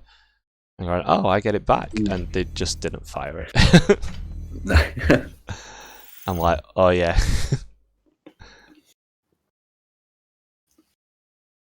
So Spin Doctor and Bankers Group getting rezzed. So Mushroom's board is looking very very solid. It's looking very CTM at the moment, isn't it? Yeah. With the bankers out, with the Jackson Howard there and the Mumba Temple. Yeah, Jeeves in server 18. Yeah, so Rotom's saying seems really hard to CTM here. I think it generally does just look hard for CTM all the time. So I think the thing is, like, the runner is on 5 points. There's still 2 Beals in play, and I assume more Bolognas. So CTM don't really have the time or margin of error to like do CTM things. They need to make a scoring plan, or somehow stick tags and an exchange if they're on that. Yeah, 8 agenda suite here. 3 Bologna, 3 Beal, 1 Tomorrow's Headline, and 1 Degree Mill. Okay. So yeah, they need to somehow score. That is 3 events. Oh, that is a jackpot. They're almost the same 3 events as well. It was Creative Commission, VRcation, Creative Commission. Let's see the Urtica cipher in 719 here. No, it's going to get broken. They're letting the 3 advancements go off. Cypher doesn't kill. Nah, it's Sansan. No, Cypher didn't kill, did it? No. But with stuff that's happened on stream, such as like Haneke in Sports Metal, whatever the hell Pinsel did.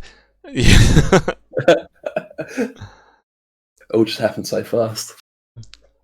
We're like with Elwin, like, oh, so like now he's basically said when I get 9 advancement counters, I'll win the game, and then it's like oh, we'll grab these Ricocos and dedicate, and we'll just win that. I'm like, what?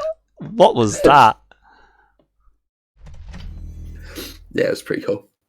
It was pretty cool. We've got a triple advanced Sansan City grid here.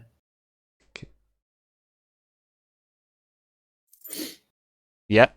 Yeah, and it's nice to see that someone is tracking the lat fires, because I haven't paid any attention to how much money, how much draw rather, lat's done through the game.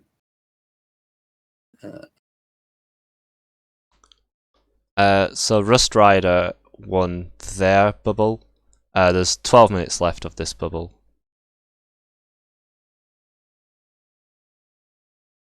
So that was Rust Rider versus Diomedes lost.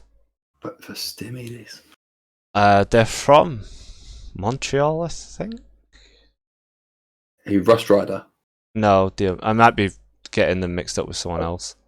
I feel like Diomedes is New York, but certainly Okay. from the US. Yeah. There is a player whose name begins with Dio, who's from Montreal, because their JNet, instead of saying good luck, have fun, they say like greetings from Montreal, which I think is kind of nice. Oh, that's lovely. It's Diogene. Okay. Dio, and they're French speaking, and they put up quite a lot of like spicy decks on NRDB. Yes. Quite regularly. Yeah, that's Diogene or Diogene or something. Yeah, I do enjoy playing them. Yeah, really good people. Yeah, and well, even when it's like 3 a.m. and I have no idea what's happening with what spice is coming down on the table. You have quite a regular sleep pattern, don't you, Aki? I have a regular sleep pattern. I have quite bad insomnia. So. Yeah, that's one way of putting it. Yeah, because you're always up earlier than me, and then you guys sleep after me as well. And I thought I slept for a minimal amount, but I find it really hard to get out of bed sometimes. Like when I wasn't working, I'd sleep until like 1 p.m. some days. But it's because my insomnia usually, I'll feel tired, and as soon as I try going to sleep, I'll be all like, my brain will be like, oh, what happens if you put this in this idea? I'm like, no, please stop. I just want to sleep. Do you think your taste in music helps with your sleep?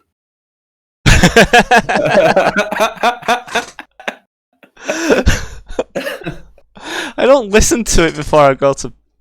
Okay, no, I have done, because I have been on the internet. Yeah. Although I've started putting like, I found a 7-hour track on YouTube Music, which is just like a rainstorm, which is quite calming.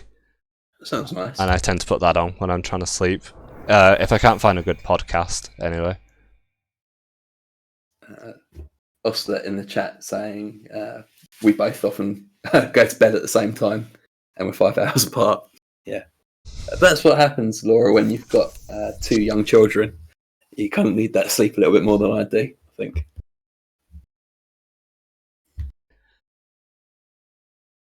Meanwhile, back in the game. So it's still looking dicey for Mushroom. They're really poor. That Sansan with the 3 advancements is quite funny. But yeah. Server 18, I believe, is a Jeeves. I think it was accessed earlier. Hey! Yeah, there we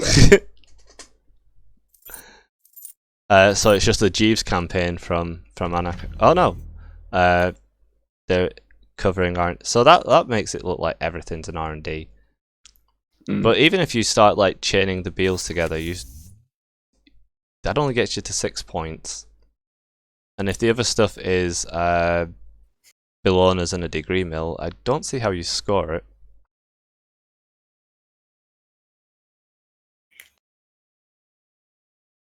No. Because, like,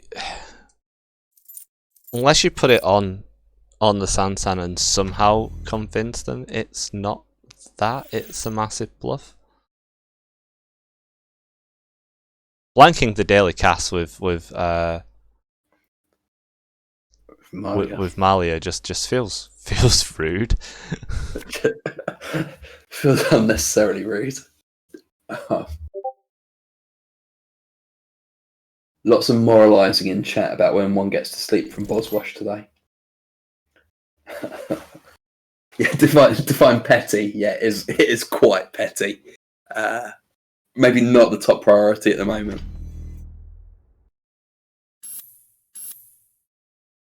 Here we go. So there's a Beal. Suppose we can say they're on match point. Are we going to return the blank daily cast to hand? No. What?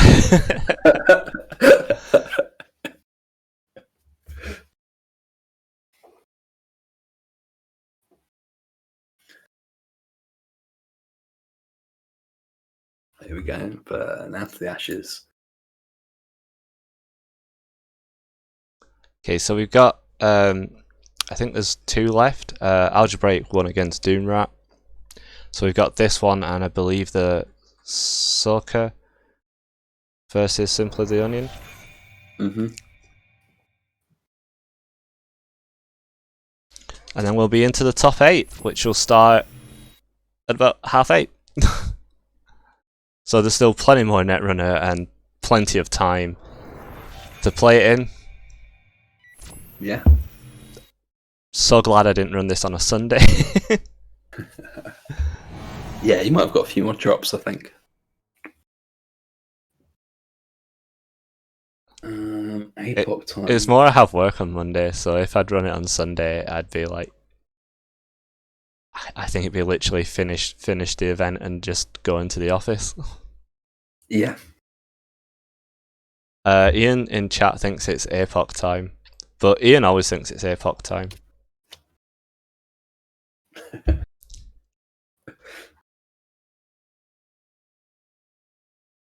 So yeah, the only way I can see this being one is if you can put a Bologna on the Sansan and just make them think that it's nothing, but that goes out the window. Yeah, I think it's tough from here. Unless a tag sticks and they're on exchange, but I don't think on this agenda suite you'd be running exchange. It doesn't seem particularly good for it.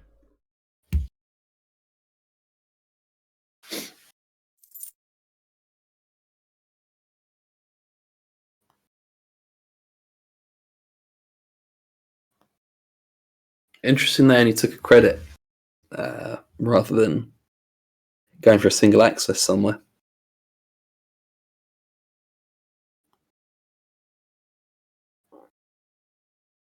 Yeah.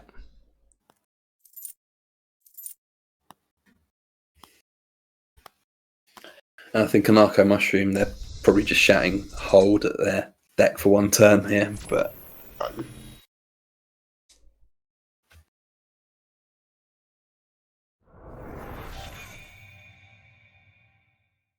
Oh yeah, they probably took the credit so they were safe from HHN, like Broughton said. what's the danger with HHN though? Because Anarcho's only on 4 credits as is, so yeah, I suppose it's play as safe as you can when you're ahead, but Psychographics possibly. I don't think you've got the money for psychographics. That's what I'm saying. Yeah, if you've played hard to 10 years, I don't think you've got the money for it. But, there we go. Blown a rip off R&D. Yeah.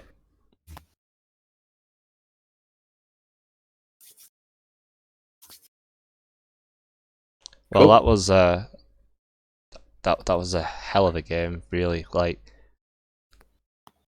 the first like they recovered really well from the first APOC. Yeah. But yeah, the early Bologna I think is what put the runners so far ahead and didn't give the CTM deck enough time or error margin. I think scoring the Beal and then installing the naked tomorrow's headline, whilst it didn't pay off, was probably the kind of risky play they needed to do to get ahead again. Yeah, if it comes off, you're back in the game. Yeah.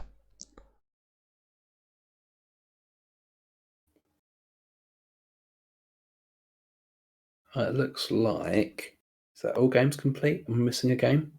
Yeah, we're missing the soccer game. Simply, soccer's not in the room on that one, so soccer 1 versus Simply the Onion.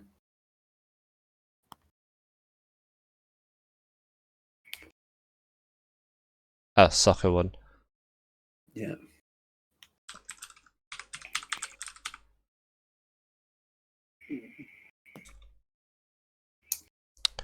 Cool, so we will now populate. Who won? Was it soccer or Simply the Onion? Soccer. It was soccer 1. Cool. Yeah.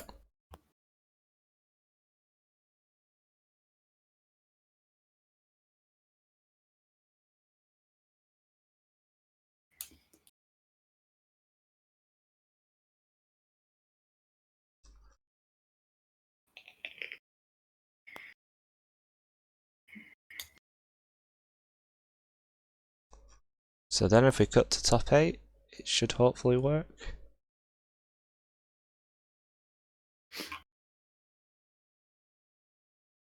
Yeah. Cool. So top 8 pairings are now up, which I can put on stream.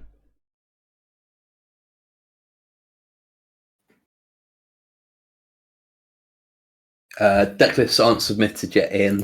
We're going to take a short break for everyone to get their deck list submitted.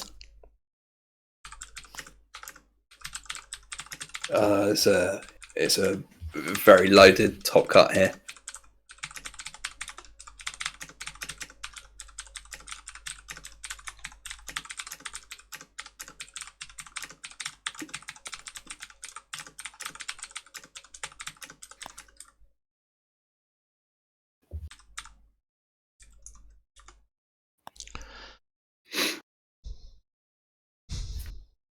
Yeah, so I've asked them to post screenshots of their deck list in the room where we requested 2-for-1s.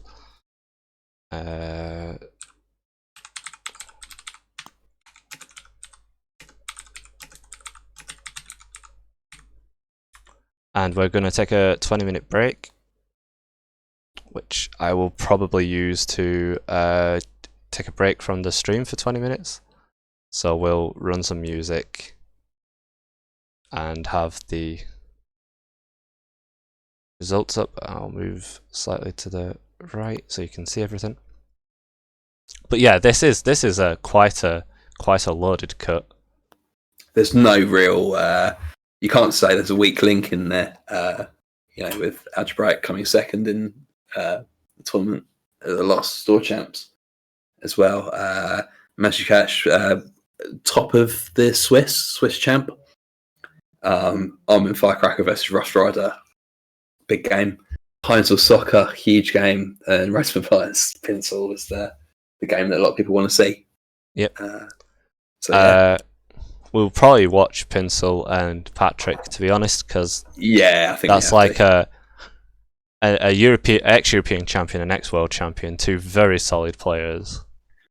A lot of people say best 2 players in the world. I won't go that far. I mean, it is Patrick. Patrick's in the chat. You got to be nice. Patrick knows I trash talk him. It's fine. No, Patrick's a very solid player, and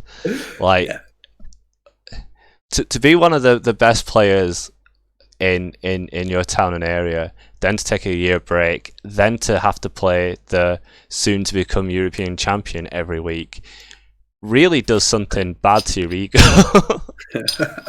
Sounds like you're speaking from experience there. Oh, yeah, I mean, I couldn't possibly comment. So cool. We're going to meet back at 8:30? Yeah. Brilliant. Look forward to seeing everyone then. I hope you can all join us.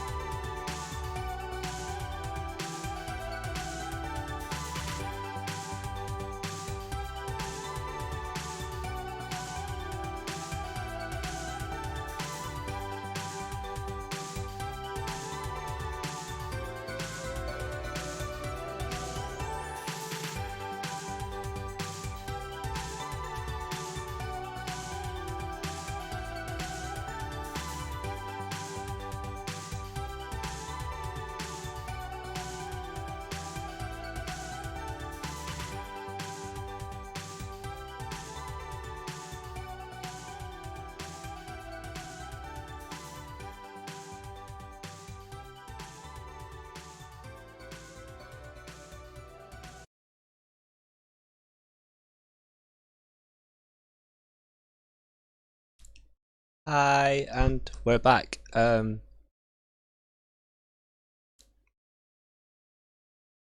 So the top 8 have been decided and they've all started picking their sides. We'll be watching Rotom versus Pinsel. Rotom is elected to Corp, I believe. And we have deck lists now, which is pretty cool. And I will try and bring Patrick's up. So this is the size they've elected to do, with a cut starting very soon. And I believe that's... Has Ed come back? Yeah. So I'm once again joined by Ed. And they'll be starting the cut shortly. Sorry, my Okay. mic was off. I was chatting away, and then you It's- started talking it's- over the top of me, and I thought, It's your the manners have gone out the window.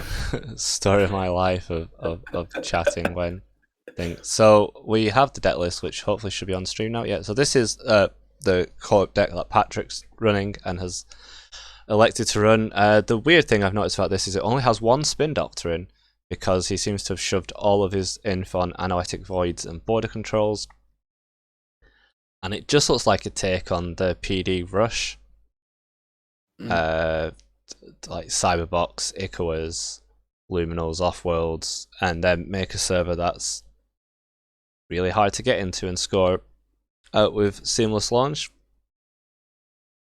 And if we bring up Pinsel's runner list... Only advanced assembly lines is slightly unusual. Yeah, so bring that back up. So he really likes advanced assembly lines because he's running Tranquility Grid. The synergy it gives with that, especially like popping it to put a Rashida on it at end of turn.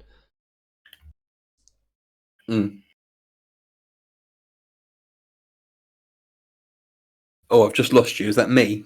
No. No, I've got you. You're back. Sorry, I was joining in. So yeah, so we've got Pinsel's runner list, which is the standard Hive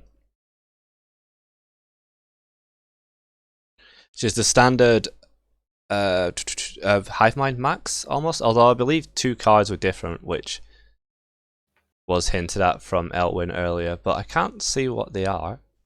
Yeah, I spotted it earlier. It is... What is weird? It is... What's weird here? Or down to 2 Earthrise, you got the 2 Wildcat Strikes. Because I think that's been played around with a lot, but it's the Tranquilizer. Yeah, Tranquilizer is usually in these lists because if the instant speed D-res once Hive Mind gets going. Okay. It may not have been this list, which was Hive Mind Max with extra spice, but it's probably the Wildcat Strikes because it wasn't in the original list. It was something they were playing around with. Mm-hmm.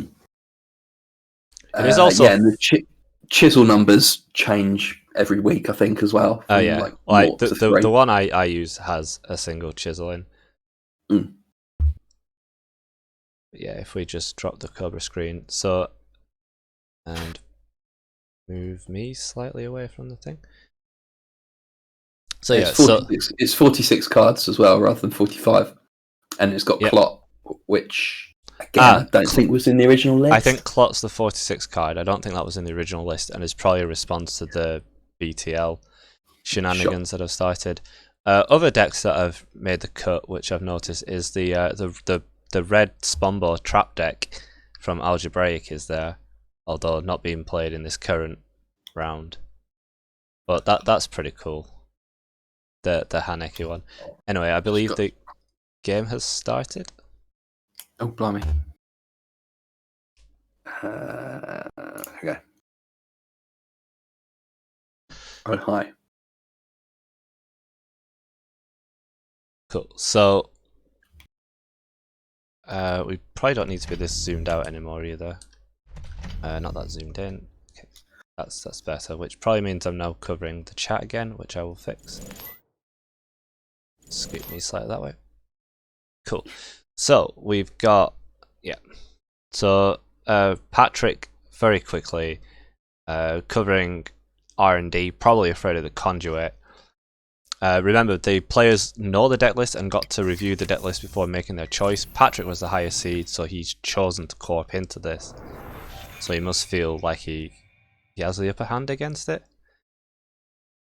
Yeah, I think the Built to Last deck from Pencil's really scary, and Patrick's on Steve as well, and Steve is going to have a horrible matchup. That's the point. He might not think he has the upper hand against this deck per se, just that he can't beat the BTL deck.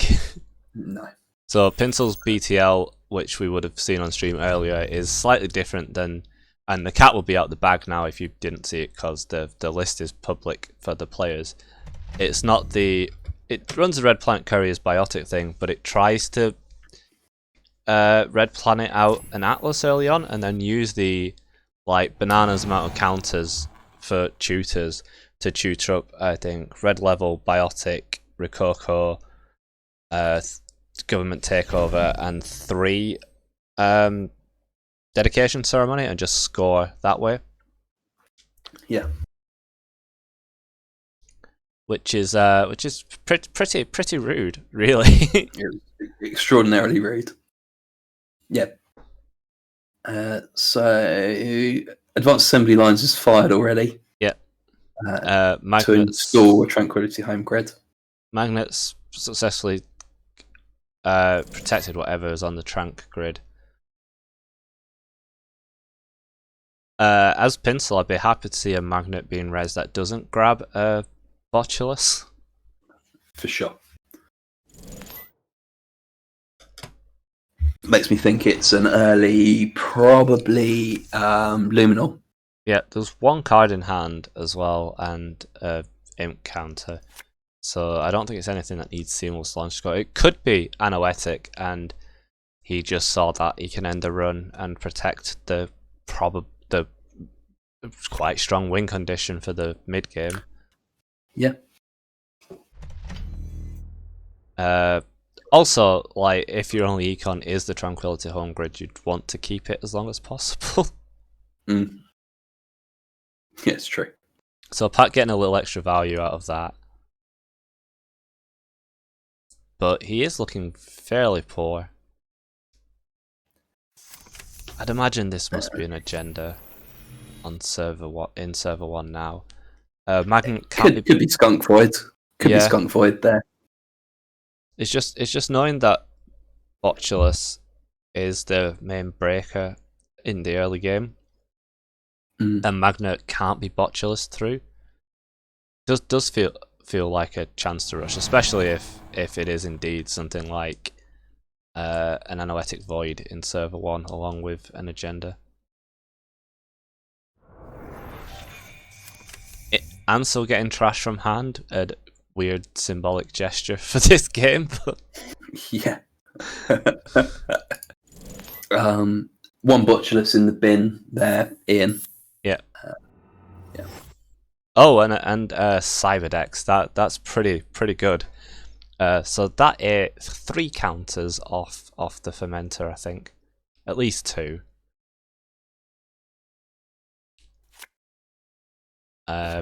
Patrick getting, what did he get? Yeah, he obviously got back seamless launch with that. That's how this deck works.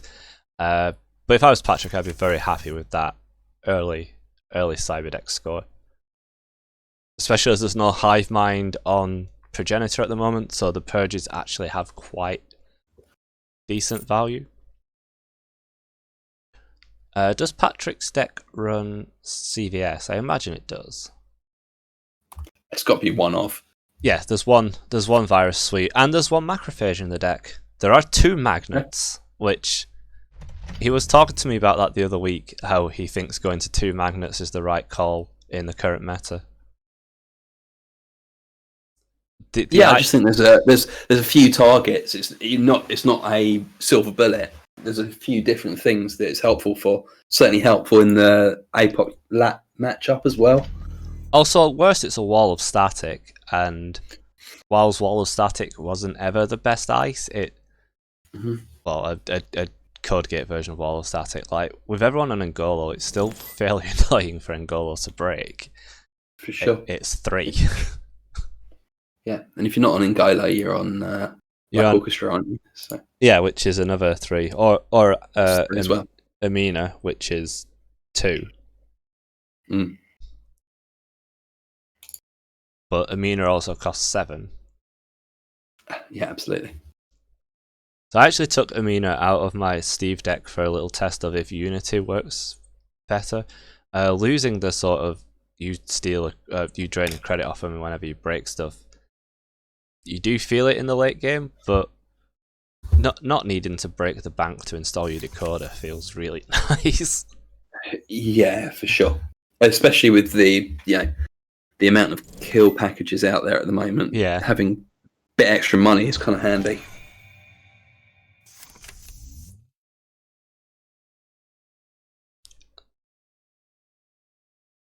So interesting that the progenitor was installed last, after they installed Fermenter in the same turn. Like, why would you? Odd. Yeah, it's just I like putting the Fermenter to stop that happening, so you can always guarantee 2 counters when you pop it. But they may be hoping to get a hive mind on it before they crack it. Yeah.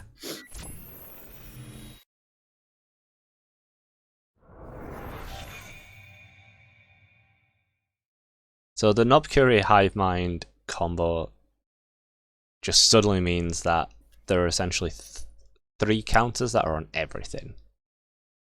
So when Fermenter gets cracked, it's going to see them. Fermenter doesn't remove the counters from the thing like Consume does, so it doesn't delete the Hive Mind counters. Yeah. Botulus can spend them, Imp can spend them, and with Knob Curie just constantly adding them onto Hive Mind, it can get like very absurd very quickly, especially when it can get a bit steamrollery, can't it? Very snowball very quickly, and then like Turtle can come, and suddenly Turtle will be 25 strength because why not? Yeah. It also makes the instant speed chisels usually lethal to most ice. On the flip side, having a sandbox scored early is a huge boon for Patrick. Yeah, the tempo loss is a thing, but yeah, it's less. It's less, and if you do hit a CVS, you're getting money off of that as well. You can even install and res, and halfway through a run, you can res your CVS and gain money, gain the credit from. So Pat appears to just be purging to buy time or look for something. I assume top deck the second Seamless because scored an Ikoa that's been in the server for several turns. That Magnet doing its job at being I suppose what magnets do, repelling people, because they repel as well as attract because of how magnetic polarity works. Yeah, it's a bit of science. Yeah, I just wonder whether Pencil gives up on remote and tries to win on centrals before. Try and find the conduit and just sweep R&D at some point. Yeah, exactly. Patrick doesn't run any fast advance, so it's all never advance with Seamless. There's no hashtag Netscape science lessons. Okay. Tell the stream what colour. Okay, so Ian's like one fact that he likes to tell people is that nuclear fuel glows blue, not green.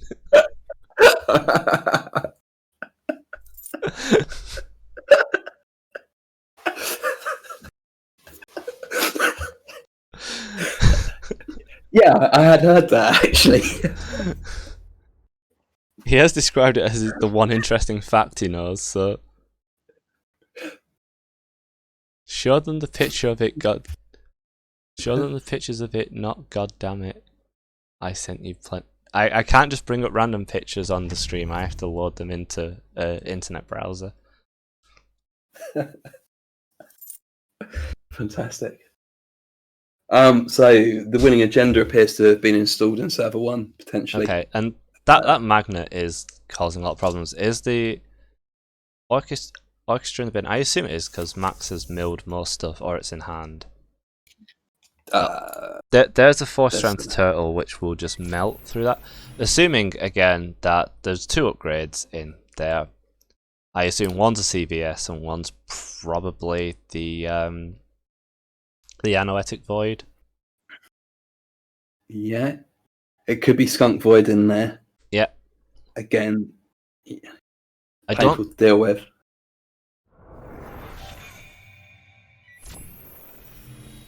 Yeah, so they have a Seamless in hand, which you know they'll need to score. So if you thought it was Anoetic, there is a thing of forcing them to kick you out the run twice because they can't score. But yeah, Unless it could be Luminal. it could also be Luminal, and they don't need the Seamless. Mm. It was There we go. Luminal. Cigarettes. Game. That was pretty fast. That felt very comfortable, I have to say. Wow.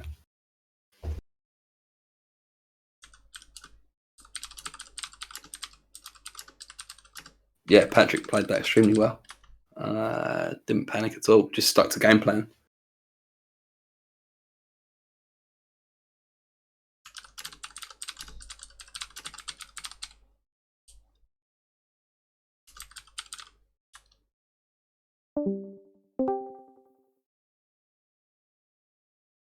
Yeah, I'm still here. Sorry, That's right. I was typing. Yeah, no. Amazing play. So that's 1 win to Patrick. Stays in the winners bracket. Pencil down to the losers bracket. I don't think I've ever seen Pencil in the losers bracket before. He's been there a few times, but it's rare that he gets knocked into it this quickly. No. Tough matchup for both of them. So quite a few tables of. So there's this table with 4 spectators, which I assume is the side stream. So I'm going to jump into table 3. Cool. See that? Let's see who's in there. Yeah, no, I think we're good here. Yeah. Apparently you're spectating it twice. Not on my side. Yeah, I have 4 spectators, but you appear twice.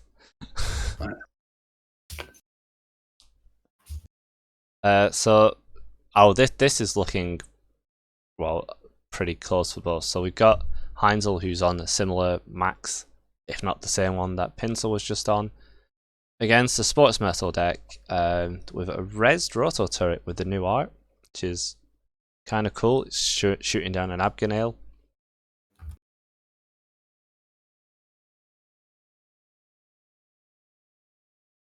And 5 points plays 6.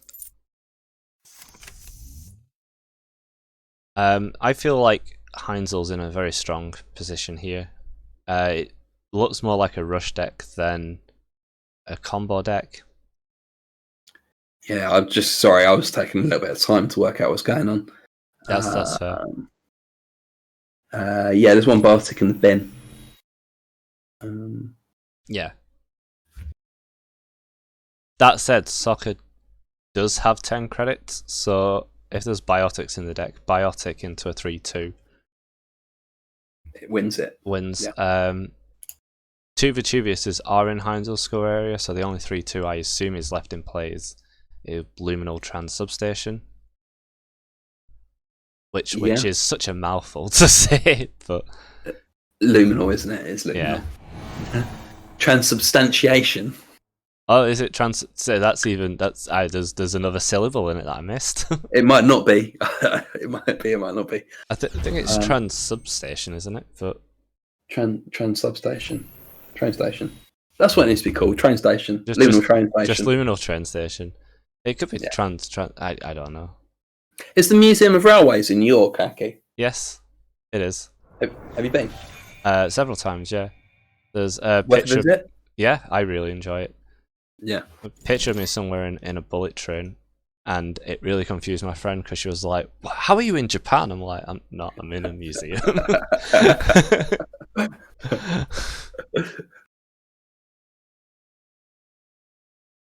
Yeah, it's definitely a place. The Museum of Railway is amazing. Yeah, I've always really wanted to go. I was a big train nerd when I was about free. 6 years old. So. They suggest that you donate to the upkeep, but yeah, it's totally at your discretion. You can just go in. Transubstantiation. Okay. It is transubstantiation. So luminal. Luminal. But yeah, it hasn't been open for a while, obviously, because of a certain event. Because of things still ongoing. A friend and now retired netrunner player did actually work there from Newcastle. Oh, nice. And I think I suggested, like, sarcastically, could we run an event in one of the trains? And they were going to look into it, but nothing ever came about it. But I wanted the Atlas train tournament, damn it.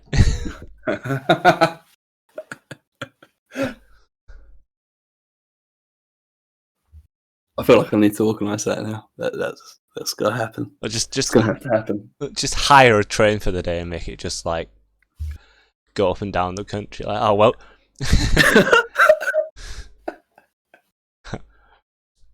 Sounds great. Like, oh, welcome to Middlesbrough. Round 2 is now starting.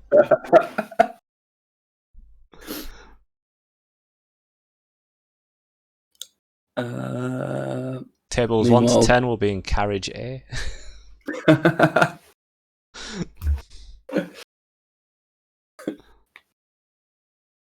Anyway, meanwhile, in this game, sorry, yes, are lists accessible to viewers or just players?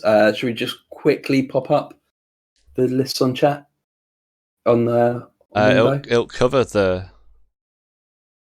thing. They're just currently accessible to players. I can load them into one of my Google Doc or something. No, because they're just screenshots. It's just. So what's this? This is Soccer's Corp.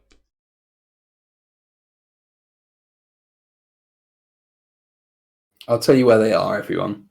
If you go onto the Nisei Online Event Hub, if you go down to generic event channels, and then go to Netscape Navigator SC, so the second one down, it's SC 2 for 1 requests, and they've been posted in there. 2 for 1 requests.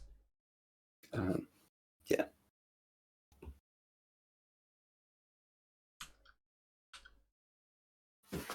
Just going to take something out of the oven, 1 sec. Okay.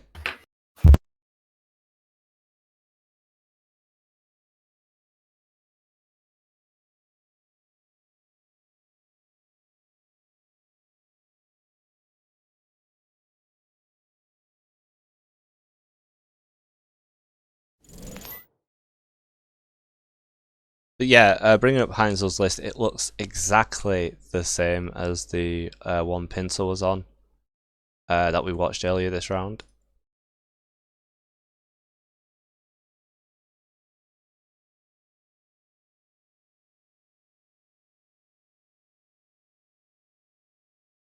Well, it looks like I'm not having quiche for dinner anymore.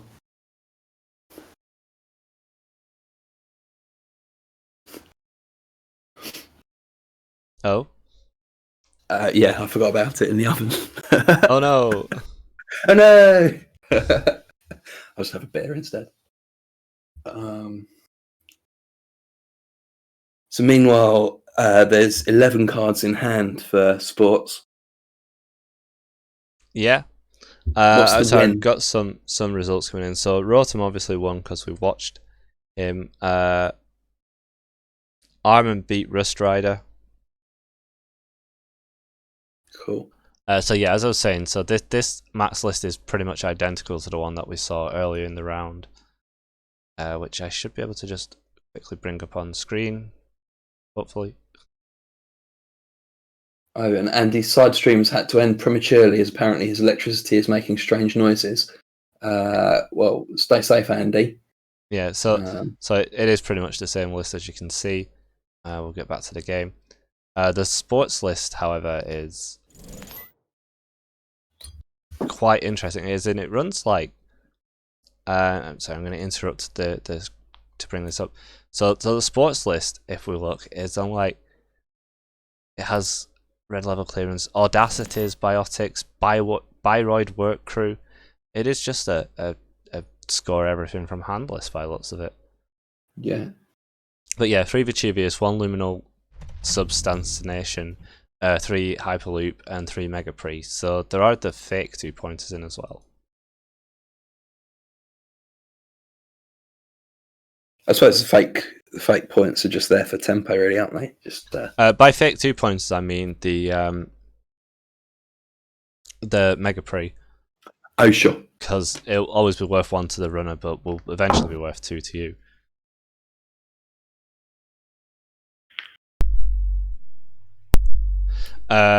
Ian with the science lesson of when electricity makes a noise, that can be very bad. Thank you for that, Ian. Jen saying it's like if you can smell the colour purple. Yeah. Still got over 50 viewers on the stream to watch this top 8, and it's over 50 in the same way as your store champs was going to be over 50. We've got 60 viewers. Oh, my thing says 53 on my control panel, but yeah, control panel's always like a few minutes behind, I think. Okay. Wow, that's really cool. So yeah, so like Biroid work crew, that's such a spicy include. So that lets you install something after you've played an operation, or maybe the other way around. So yeah, it's to let you score anything out of hand, pretty much. Yeah, I suppose the lateral growths again are kind of helping you with that plan, aren't they? Getting stuff on the table, scoring out quickly. What are you going to install at instant speed? Oh, and Imp finds Vacheron. So unless server 1 is... Oh. Yeah, it's not Spin Doctor. Vacheron in the... Yeah, they found it with Imp on the last run.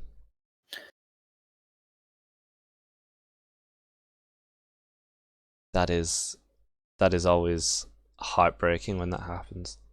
Yeah. Because it looked like they had a few turns where they just didn't draw the gas, and we brought they're clearly trying to draw to answers, weren't they? Yeah, we brought the list up. They had so many outs to just win. Like 2 audacities, the biotics, and Biroid work crews. Yeah. Just couldn't find it when they needed it, unfortunately. Pants, Biroid work crew, and biotic is a 4-2 out of hand. Yeah. Yeah, because it can install gents exactly. Yeah. Yeah. Thanks for joining, Pants, as well. Apparently Sonny's 6-0 up versus Acme as well. And that game's finished. Let's see who won. And that looks like a win for Algebraic. Yeah. Yeah. I believe that's all of this round done. That was a nice fast round. More of the same, please. Was it Heinzel who won that? Yeah, it was the runner. That's Heinzel won. Yeah. That's 1, 2. We saw 2 runner wins, and we've seen 1 corp win, and then the Rust Rider game.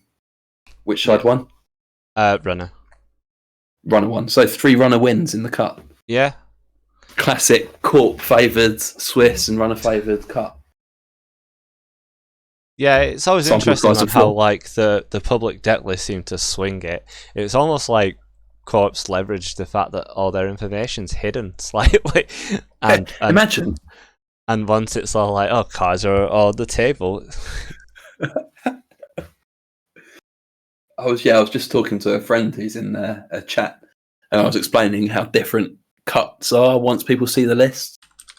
Algebraic's list is totally different. I imagine it's quite different to play once they've seen that you've got Snare and Hangeki and Spombo. Yeah.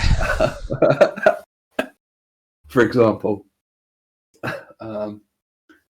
Biowork Crew was one of the final spicy includes in Moons. Oh, cool. Just going back to while we're pairing up the next round, just going back to a little bit more about when electricity makes a noise, it's very bad. We have a saying in the nuclear industry. This is from nuclear scientist Ian Thorpe, aka Happy86. We have a saying in the nuclear industry: if it's loud, turn it down. I thought in the nuclear industry they said if it glows blue, give it a chew, but you know.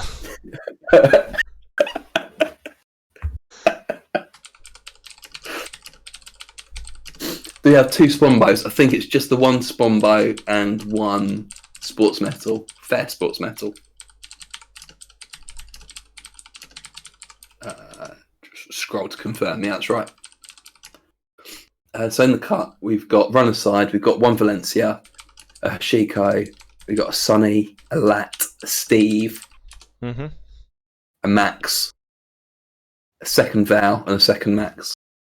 Yeah, so I can bring up the thing. So this is what the current thing looks like. We have Algebraic corping against I'm in Firecracker, which I kind of want to watch that again because the red Spombo list is so cool. We have Heinzel against Rotom, Mutazaic versus Rust Rider, and Soccer against Pinsel. Yes, big games again, isn't it?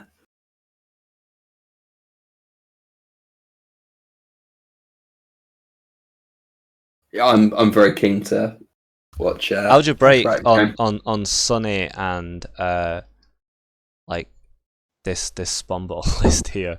The mad Spombo, yeah. Which is currently on the chat, and as you can see is very, very spicy. We saw it in action earlier, and I think me and Elwin and yourself just were taken back by Hangeki getting played. Like the snare at first was like oof, but once Hangeki came as well. Yeah. So the message I had this morning when I thought everyone was going to be on BTL from Bristol, and then I saw the list come in and I saw that Algebraic was on on Sports Metal. Said, yes, Jessica, Hangeki. Hangeki. Best fake points. Algebraic said, "Oh, it's just got a couple of snares in." Even to me. So the Hangekis were a real surprise. Yeah, very fun. So the tables are currently made. They do get 5 minutes to review their opponent's deck lists. Their opponent is Armin, who's running, and their runner, if I can find it, they're on Apocalypse Lat, running Clot. Is that right? Got better memory than me. Yeah, I brought the deck list up. I keep on flicking between windows when you bring up a deck list. Right, cool. Okay. Yeah, so they're only running 4 out of the Ashes. They have a Contaminating, which is pretty interesting. And I'm not sure what that's for, having a quick glance at the list. So Contaminate puts 3 virus counters on a card with no virus counters. Oh, there's a Conduit. I just couldn't see it because it's hidden by the Clot, apparently. It's Conduit and an Artist Colony as well. Yeah. Oh, Artist Colony into a Spombo is unfortunately rough. I mean, so the list being public, they will know that their opponent has a best defense in the deck, which best defensing an Artist Colony is a Swiss killer. But once you know it's there, as Lost Geek was saying to me the other day, you just hold off, steal a few agendas, then drop it and sell them all, because now if they best defense it, you don't care. No. contaminate the conduit. Yeah, Yes, that's smart. that is move, what it's there isn't it? for. I just didn't see Yeah. the conduit when I first looked at the list. Yeah. So the players have sat down. Oh, there we go. Yeah, Bahrain Wu's confirming. I think the stream chat's slightly behind. Okay, yeah, that makes sense. Resident Spombo expert Javi86 saying, "I'm not a fan of best defense in Spombo." Yeah, We'll but see.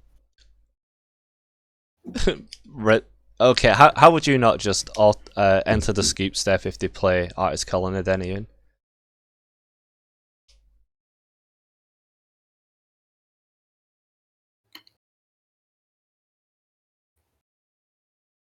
We'll wait for his answer with anticipation. It's coming. Yeah, I should actually. Sorry, can you repeat that? How would you not just automatically lose the game once you drop Artist Colony out of sports if you don't run a way of killing it? Because what they're going to do is just take every agenda and just sell them, find something which they can't install so it fails. Just dodge the matchup. Yeah, clever plan. Take your child to a birthday party at midday. Yeah. Yeah.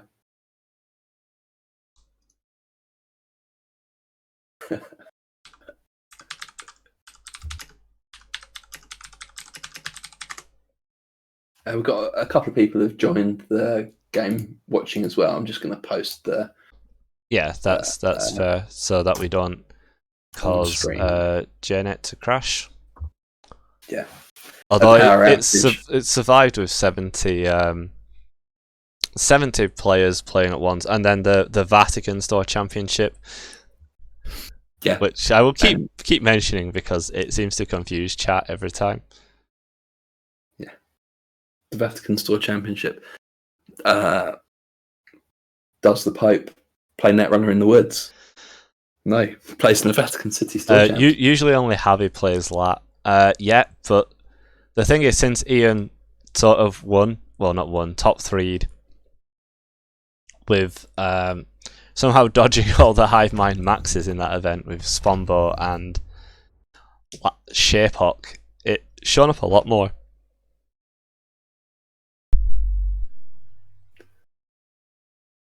Answer Connie's hard. Best defense might have a good answer to that. Yeah. Might say that best defense is the best defense against it. Hey, I'm here all week. Probably this has been a long event. Yeah, it feels like about a week. Dodge matchups. See, how many hours are we on the stream? In 5 minutes we'll have hit 10 hours. 10 hours streaming.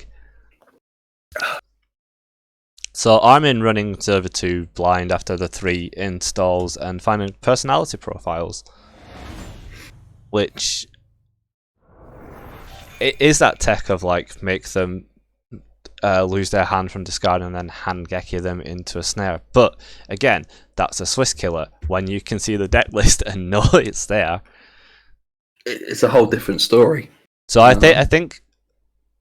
So my friend used to play back in the day a deck that would kill you with Scorched Earth or would score out with Sansan, and it ran 3 pieces of ice which would pop up window and just money cards. And he used to say if people didn't know what the deck was doing, he would win with Scorched Earth. If people knew what the deck was trying to do, he'd win by chaining Astro scripts together. So I think with this one, because they probably suspect that Hangeki is going to try and throw them into something that's very unfavourable for them. Mm-hmm. I think as algebraic, you just expect Hangeki is always going to be the runner has -1 point. Yeah, I think so. I don't think it's worth trying to play like double bluffs and throw them into a snare thinking that they're going to think you're going to know that you're going to do that. And you start overthinking it a bit too much. As Armin, and I think you probably just take the -1 point and be done with it, knowing that you can sell that minus point. Oh, and yeah, Hangeki, if you know they're running Artist Colony, is like you're just gonna fuel it, which is sort of Javi's saying that like you should aim for the first 3 agendas stolen to be Vashron. Well, all 3 of them. All 3. Yes, indeed, that is a good strategy. No, I think Armin has the Good artist colony in hand here because they're being very reckless. Yeah. I half expect this click to be artist colony and just sell everything.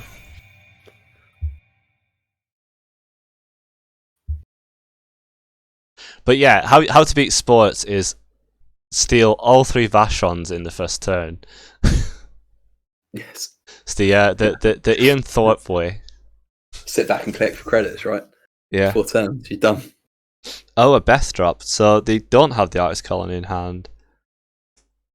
And 4 agendas in the score area is Not quite enough. Well, it's so it'll give them 6 clicks if they so they can game change out a Vashron from hand. Mm-hmm.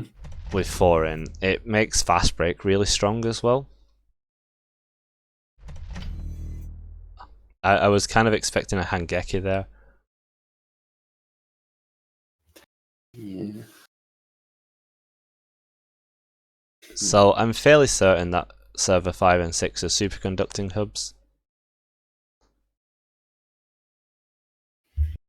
And that's an unfortunate side effect of the spectator view, because you can see the NG from superconducting coming past the card. Oh yeah. You can't see that if you're in the game, though, can you? No. Yeah, so Jinteki, when you're in a game, shows 3 different views, which you can see when you're in the replay mode. Which is runner view, court view, and spectator view. And spectator view is kind of a mix of both the views, but with other stuff face down. Okay. But you can see the text bleeding out if you're the court, but you can't as the runner. Okay. But yeah, it's a unfortunate bug. Yeah. So yeah, we know there As is someone that doesn't understand it, that sounds potentially fixable. But, yeah. It's because the word superconducting is really long. Do you know what else is a really long word? Transubstantiation. Yeah. So yeah, superconducting hub's quite handy here. Yeah. Electing to draw off the sports as well. So that's 4 cards.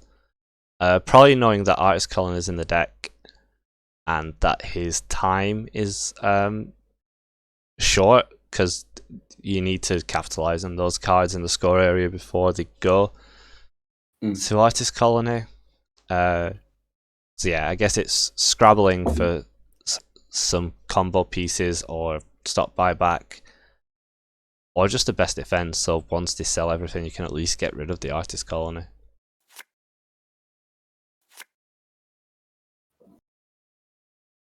It slows you down, but yeah. Yeah.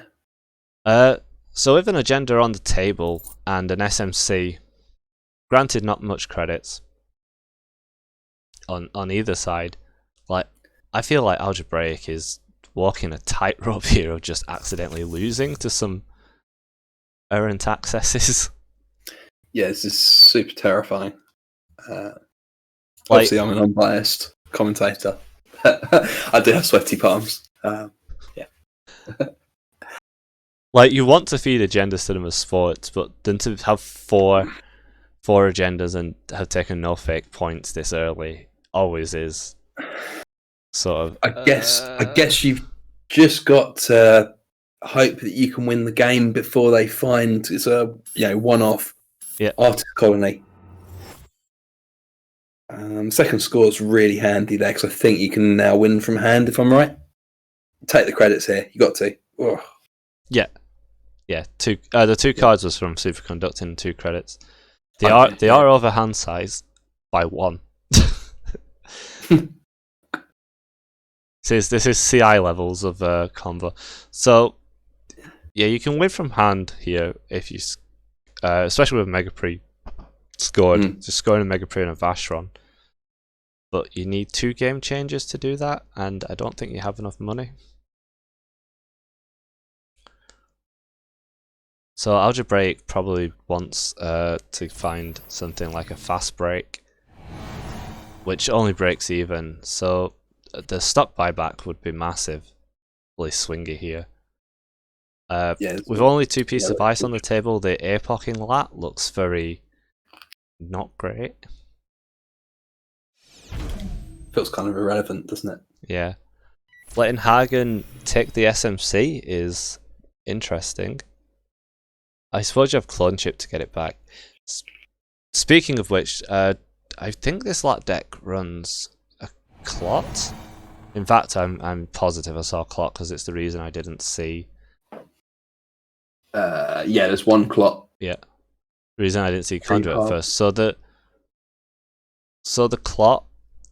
Oh, there's some fake points if they take it. They've got to. Oh, they did take it. That's big. Or that's a telegraph of I have Artist Colony in hand. Must be. Although with Algebraic only being on 3 credits, you can probably know that you're not going to get comboed out. But that is a 15 credit stock buyback. 15 credits stock buyback. Stock buyback's last click though, isn't it? Yeah.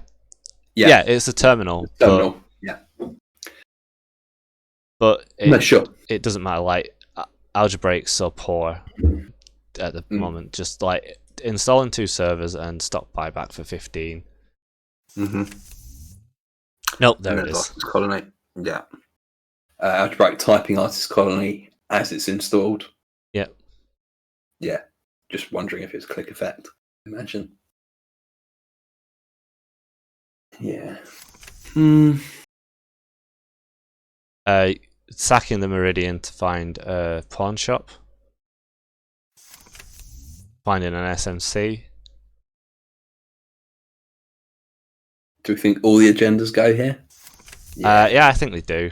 And while you're not winning anytime soon, like yeah, definitely sell the Mega Pre so that they can't get 2. But the corp's so poor, you've just sold everything, so they've got no stock buyback. No game changer. Nothing. They've still got a lot of cards in the deck. Yeah, they need to find best defense to even be able to stick anything into the run score area now. Which is a huge ultimatum of find best defense before I literally take points out of the game to stop you winning.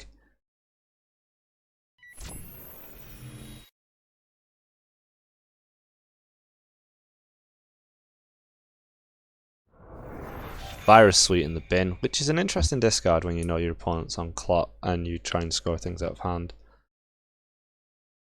But oh well, like that Artist Colony, even if it gets best defense, the fact that you play it and just cleanse your score area. Yeah. I think this is a scoop here, isn't it? So Algebraic can still win. If he finds best defense and there's still enough points in the deck. There's 3 Vashrons. And yeah, there are 3 Vashrons, but yeah, if he can best defense the Artist Colony with enough points in the deck, try and build up the runner's score area a bit to allow you to score out of hand with Game Changer, you can win, but it's going to be a massive uphill struggle and basically find the best defense as quick as possible. There is also the thing of if Arman gets too greedy and just hits a snare. Can happen. But I think you look at that list and it's what stands out, and it's just going to be in your front and center vision the whole time that there are snares. I don't know, like.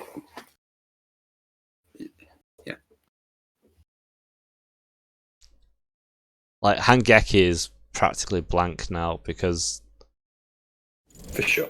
yeah, if you always try it, because they're never not going to take the -1 point if they can just chuck it under Artist Colony. Actually, Artist Colony just got shot saying that. Yeah. So we've lost 3 agendas. It's on 14. So we lost 3, 11, 10, 9. So there's 9 agendas left in the deck. 3 of which are Vashrons. 1 more Meridian. Yeah. So Algebraic can still win. Yeah. Feeding 1 pointers. Like, it's going to be a score Mega Pre, score Vashron win. Possibly needing to feed Hangekis. To the thing, there are 4 agendas RFG'd, yes. Yeah. But yeah, as you said, the Hangekis are live again. And the 3 archive mems as well. So you can pull, there's 1 back in the bin. There's 1 in the bin, rather, that can get pulled back. Yeah.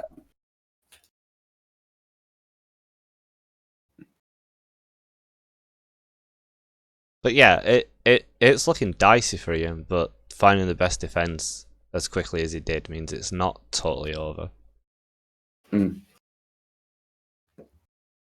4. Cool.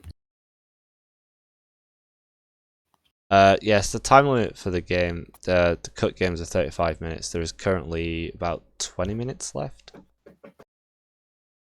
Does the runner have any recursion? Let me just have a look. It's an APOC deck, so I don't think they do.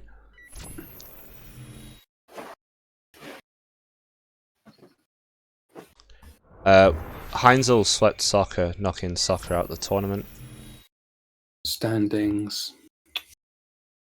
Can we see standings? Sorry, Pinsel swept. I was still looking at the last round. Standings are on Cobra.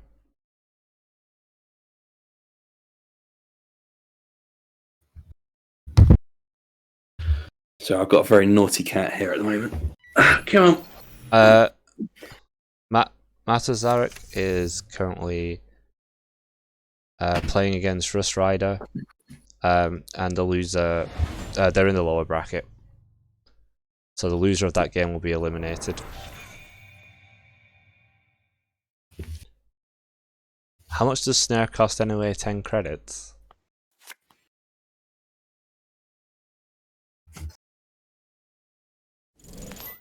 Yeah, I've missed that, Andy. Yeah, I'm confused by that as well. Yeah.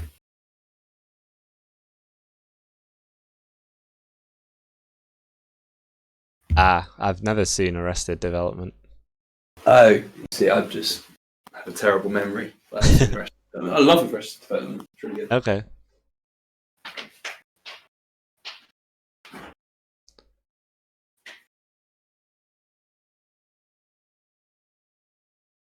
How many ciders have you had this evening, Aki? I haven't had any yet. Have you not? No, Treat I've yourself. been drinking the soda I bought mainly. The Diet Ginger Beer. Mm-hmm. Delightful. I don't think it was too niche. It just went over my head a little bit. Maybe that's the definition of niche. Yeah. I'm glad you're enjoying the stream, Ian. And thanks very much for backing it up with real science as well. Yeah, real science, like electricity making sound bad. That's like the ABCs of first aid, which the real ABCs of first aid, I think, are airways, breathing, and circulation. Yeah, but the one I saw was a bone poking out the skin is bad, something. I couldn't have been bad because it's C. It was a bone coming through the skin. I can't remember what the C was, but yeah. Whatever it is, it sounds really bad. I don't want to see a bone coming through the skin. What we're going to eat? Oh no! Okay, yeah, it was a bone coming through the skin is bad. That was the ABC. Yeah, there we go.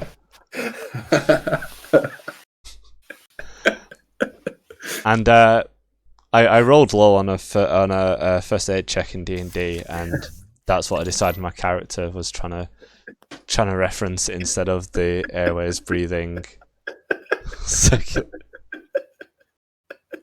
Anyway, the conduit contaminate combos come down.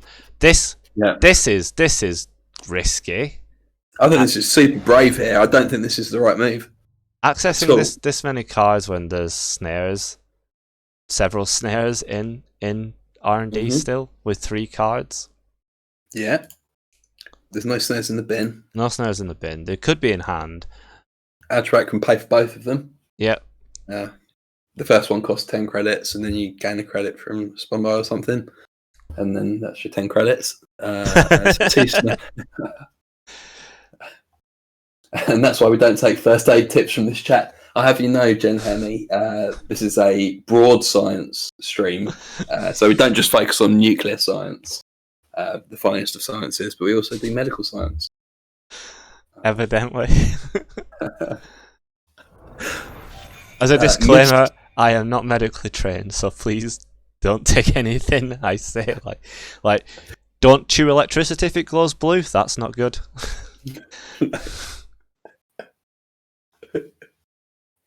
Going for another Spumbo dig. It's another hyperloop. This, like, it with feels really bad here. Yeah, there's unless you are fairly certain that the snares are in hand, doing this just feels so risky, and you're just loading up your score area again.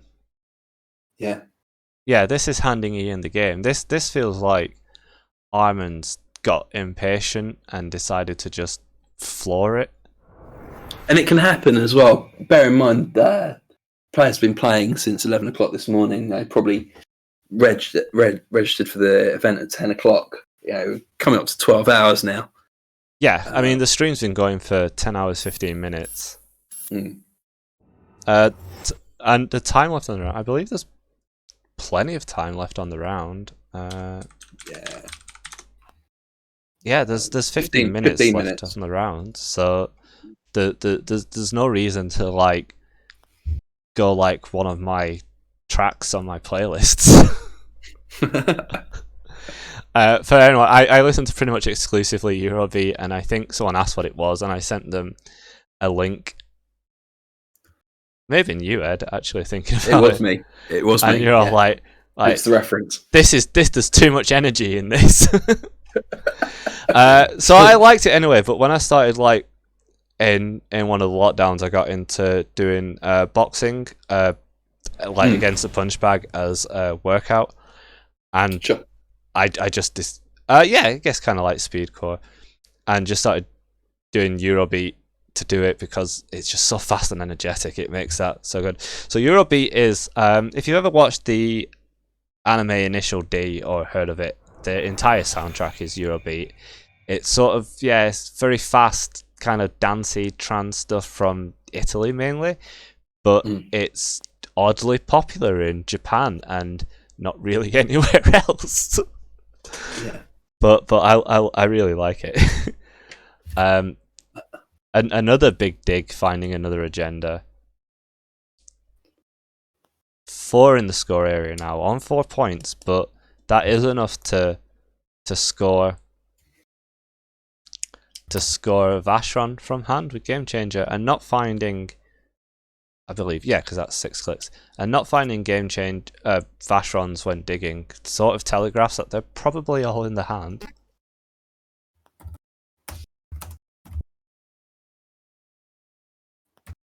One of the Game Changers has been did you just link trip stuff? Trip stuff, yeah, exactly. Yeah. Cool. But also available, I think the best place to buy it is on... Best place to buy it is Bandcamp, which there should be a link in the stream description, but it's Trip Mirror, Trip spelled with 2 P's, .bandcamp.com, and he gets quite a good cut of any sales done there, and occasionally he'll run promotions, especially on Bandcamp Fridays, because on Bandcamp Fridays, which isn't every Friday, but he tends to post it, the artists get the entirety of the sales revenue rather than just a cut. Yeah, it's wicked. It's really good. And because of that, he puts on quite a decent sale. Like I think it was 50% off. So I just picked up his entire discography, which is 3 Netrunner albums and 2 others, for just including tax about £12. And I'm like, yeah. I think that's an absolute bargain as well. Especially as he gave me permission to use it in the stream as long as I link to his Bandcamp and credit it, which I think is incredibly reasonable, because it's very good music, especially when we take a break. So his Netrunner ones, he does usually 10 on an album, maybe a bit more, and bases each one on a card. So you have tracks like Another Day, Another Paycheck, or Focus Group. And I think the latest album, every track was a different ID, wasn't it? Or like a card from each ID. Yeah, it was a card from each faction. Yeah. That's what I meant, yeah. Yeah. Back to the game, because I think we're really at crunch point now, and having a think. So I really do think that Armin just got impatient and has slightly thrown this game. Okay, thrown might be a bit harsh, but doing those big digs when they didn't really need to has given the runner a pretty big. I don't think you're in any risk of losing, and you know, when you're ahead, don't take risks. Yeah. And you know there's snares there, but also you know that you could just pick up the rest of the 1-pointers and fuel the corp. Yeah. I think they were trying to find the Vashrons with the big digs and sort of probably hoped that the snares were in hand. Yeah, is this combo time? Quite possibly the fact that Spin Doctor's been shuffled back. I'm guessing that it's not this turn. Could have drawn into the combo, but Ilk Sorbin, something that I should follow as well. But if you read The Art of War, like I know it's like quite a meme to read The Art of War, but actually that sort of like thinking on things is 100% what the book's about. Yeah, there's really short, a CVS in the bin. There's one game changer still on the bin. That is a point. They can get the clot out to block the game changer score. Oh, cool, with the symbol chip. Yeah. Yeah. All the one points are gone now. So it's 3 Vacherons. Yeah, so it's just 3 Vacherons. And 3 Hangekis. Or was it 2 Hangekis in this list? Yeah. But you can find both game changers, double game changer, and then install quintuple advance and archived memories the CVS, pop the CVS score.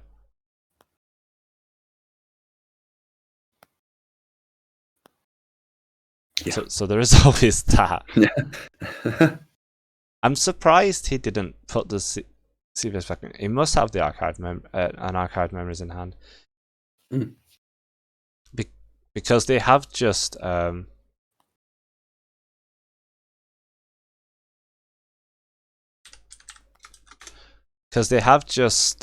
shuffled the deck with Spin Doctor. So the Conduit is live again. I mean, the Conduit was going to see everything probably anyway, but the Conduit is live again.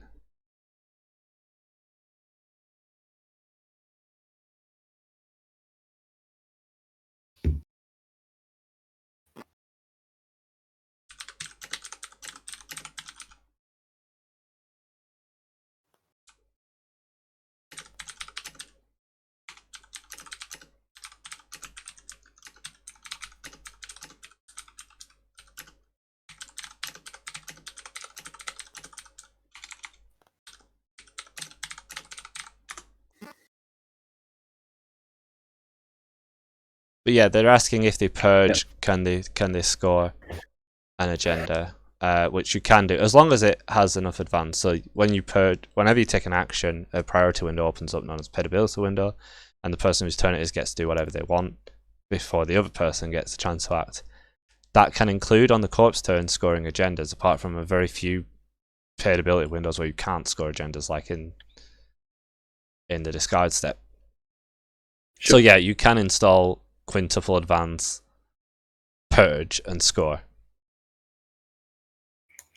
It's also why the version of this, the original Spombo, which would chain 1-pointers together, could never get clotted, because you just score them all in the same paidability window with the Arella combo. It's Break Bay, Arella. Yeah, Break Bay, Arella. Here we go. So this is double game changer. And I think we're going to be seeing a lot of ask for actions here. They, however, don't have 8 clicks, so they can't purge.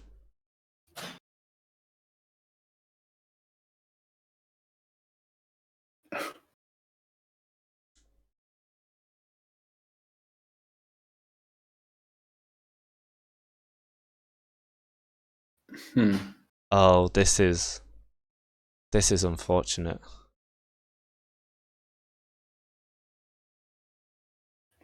Their CVS is currently in the bin.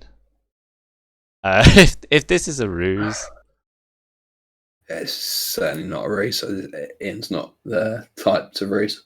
no, I think Ian didn't count the fact that Archive Memories Game Changer is cost you 2 clicks, not 1. Yeah. So is he hoping to draw another Game Changer, but then you don't have credits to score it? Hoping to draw the fast break will do it.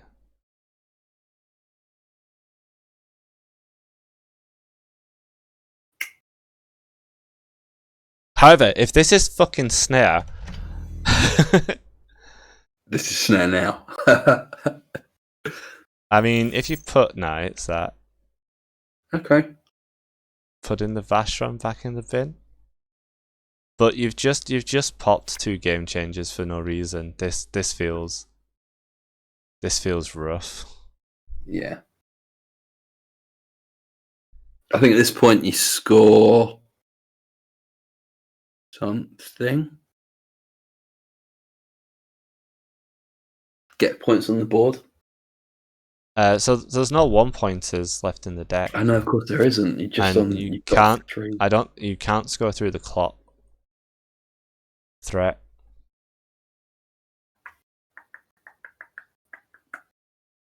The miscount of clicks has really. Yeah, it's the click for the archive mems, isn't it? Yeah, we've all done it. I've done it when I'm tired. Where I've gone, I can game change twice, and each one gives me 4 extra clicks. So I'll have 9 clicks, which is install plus 5. I have 3 left. I can purge, and then you do it, and you're like, I forgot to factor in the fact that I have to archive memories, one of them, which I think is what's happened here. And you've just sponged 2 game changers. This is.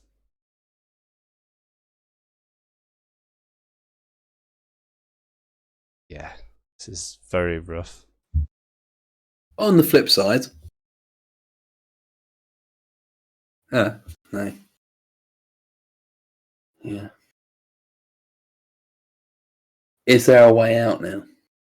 The way out is to, I suppose, feed one of the Vashrons, and You've got a 3rd game changer. Yeah, and you've got 18 credits. Maybe the 3rd game changer's in hand. The thing is to, I guess, get CVS back into the. I'm regretting the beer. Is to get CVS back into the deck with Spin Doctor. Hope to draw it, and you should be able to. Because you only get 6 clicks with 4 in the agenda. You need to feed them with Vashron as well, and then it's Game Changer, install CVS, install Advance, res CVS purge score. But that looks very unlikely now. Jeeves would have done it if it was allowed to stick as well. No, it wouldn't. Oh no, yeah, Jeeves would have done it if it was allowed to stick, because you could have got a click back from all the advancing. The Spin Doctor put archive memories and an unseen back in. I'm not sure why the archive memories. There's a minute left on the round. So if they can feed, they can feed a Hangeki, or they can feed a Meridian, yeah, which is less likely. What happens if it goes to time and it's a draw in the cut? The higher seed in Swiss goes through. Okay. Should be Armin. Yeah. Oh, we got Game Changer. They did say take 2. This still isn't enough. So you can advance that 5 times, which gets you a click back.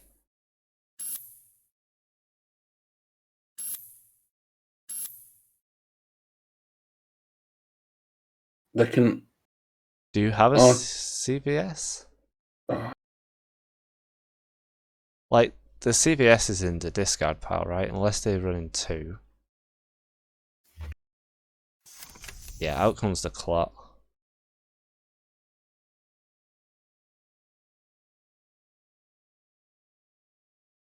Archive mem for CVS, install CVS. No. No, still failed. Tried it.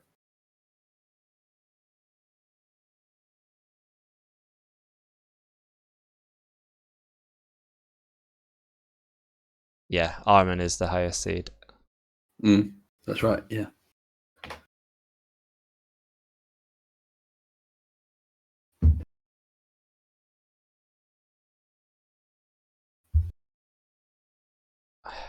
I feel really bad for Algebraic, like yeah, these combo turns are so difficult. That like tiny miscalculation, I feel, obviously has just thrown it. Yeah. And again, thrown it is probably a strong word, but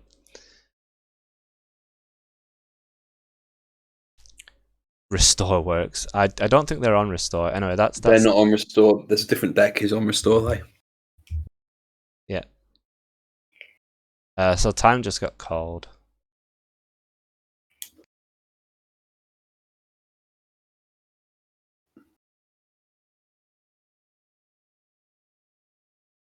No sympathy with combo players. I mean, not all combo players are bad, probably. Yeah, I've got mixed views on combo. I think it's important to have a degree of combo style decks in the game. I played Magic for ages, and there was like the Mind's Desire combo, and my friend had this weird ambition to get sued by Apple, so kept entering kind of qualifies for high profile events where they will publish your deck list with this Mind's Desire combo deck built around basic lands, Heartbeat of Spring, and card Early Harvest, which untaps all your things. So you play lots of spells and then Mind's Desire and basically play your entire deck for free. And because of Storm and one of them just killed your opponent. And yeah, he called it iPhone.deck. And let's concede. Yeah. Yeah.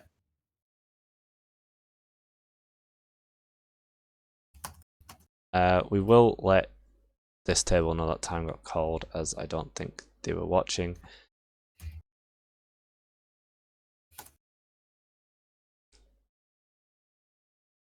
But Algebraic is still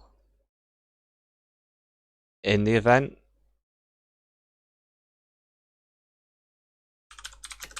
Yeah, there's always going to be a lot of combo hate, lots of combo hate.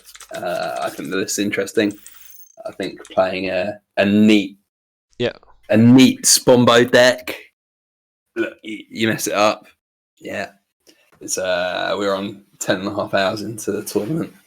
I feel bad. personally. He's a friend of mine. One of my best mates. So there we go. Anyway, one of my best still in the friends tournament. got beat and will probably be playing Algebraic. No, I don't think they will. I think Algebraic will be playing the winner of this, and Rotom will be playing. No, Rotom won't be playing Pinsel because that's not what. Rotom will be playing the winner of this. Algebraic will be playing Pinsel. Yeah. So they have one last turn, and it looks like Rust Rider is in a commanding position to win this. Yeah.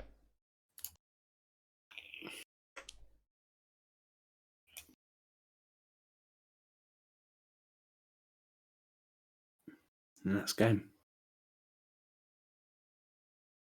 Yeah, it does look like Ian only lost due to being lower seed because it was 4-4 with no points stealable. Because time got called and they could have just passed. But yeah, also Ian did really well to claw that out of the artist colony grip, but yikes.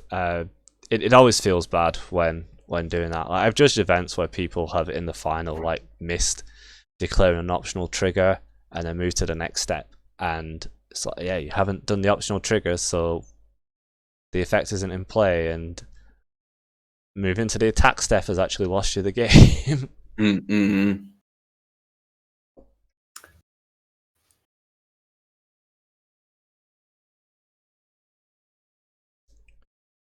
Okay, so Rust wins.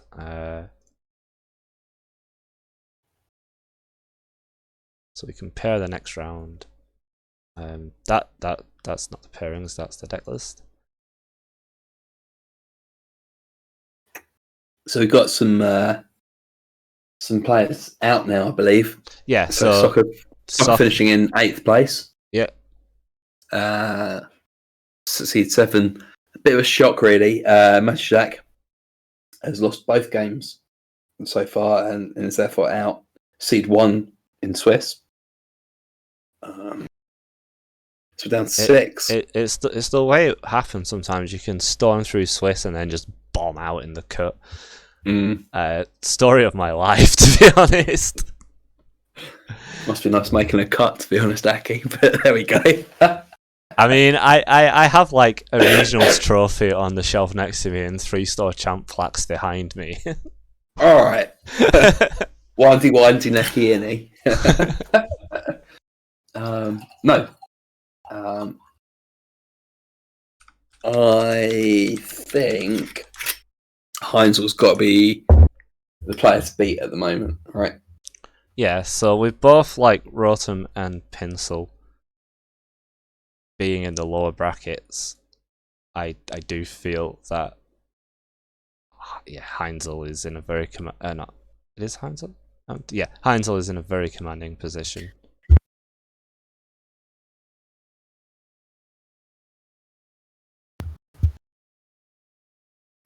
Jessica, did you know about the Brainstorm Sports Metal? That almost made the cut. That missed out on the tiebreaker very close. Yeah, rounds really on SOS, and like if that and Red Sports Metal were both in the cut, I would have. Yeah, been very happy.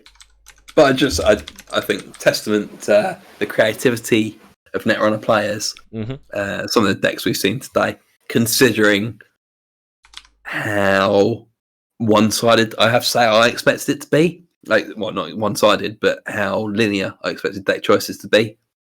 I expected Built to Last or Precision Design. Yep. And I expected a flavour of APOC or Red Crim, because that's what you like playing. But I couldn't really see it. Or Max. And that was basically what I thought. So we are in the sort of final furlong? Furlong. Final thing. So after this, I think it goes to just one match per round. So two more people are going to leave after this. Either Rotom or Rust Rider, and then also Pinsel or Algebraic. A combination of well, not a combination of them. It can either be one from the first set and one from the second set. And then either Armin or Heinzel will drop to the lower bracket, leaving someone in the final who has to wait for their opponent. Then you'll have the winners of Rotom and Rust play the winner of Pinsel and Algebraic. So next round will be just one game. The winner of that will play the loser of Armin and Heinzel. Will they? Yes, I believe. I always skip one round, so yeah, they'll play each other. Then, so yeah, Rotom, the winner of Rotom and Rust will play the winner of Pinsel Algebraic.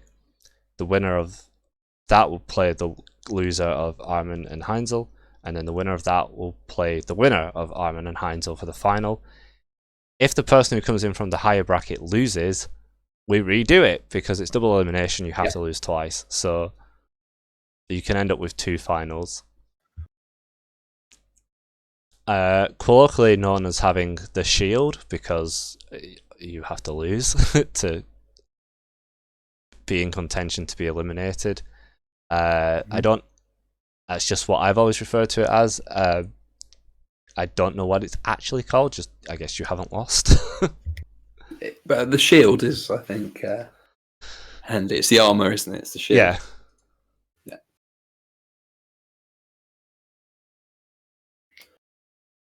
So it's a bit of a coin flip what we want to see, I suppose. So I'm going to say that we don't see table 1. We should see one of the people who are going to be knocked out, which we've already seen Rotom and Pinsel. So Algebraic is corping against the max deck, or we can watch. They're all decks we've seen already as well, other than Rust Riders or the top table. The problem is the top table. They're going to be with us from now on. Yeah, I'd like to see fight Rotom. Yeah, cool. I'm happy with either. Yeah, we can watch Rotom Rust, as I don't think Rust has been on stream. They're taking a 2-minute break. Okay. This. Well, they have several minutes already because of the sort of deck list timer, but we can wait until they get back before we start the clock. Yeah, it's deep into the cut. It's been a long day. If players want to take a little comfort break at this point with so little rounds, as long as they don't like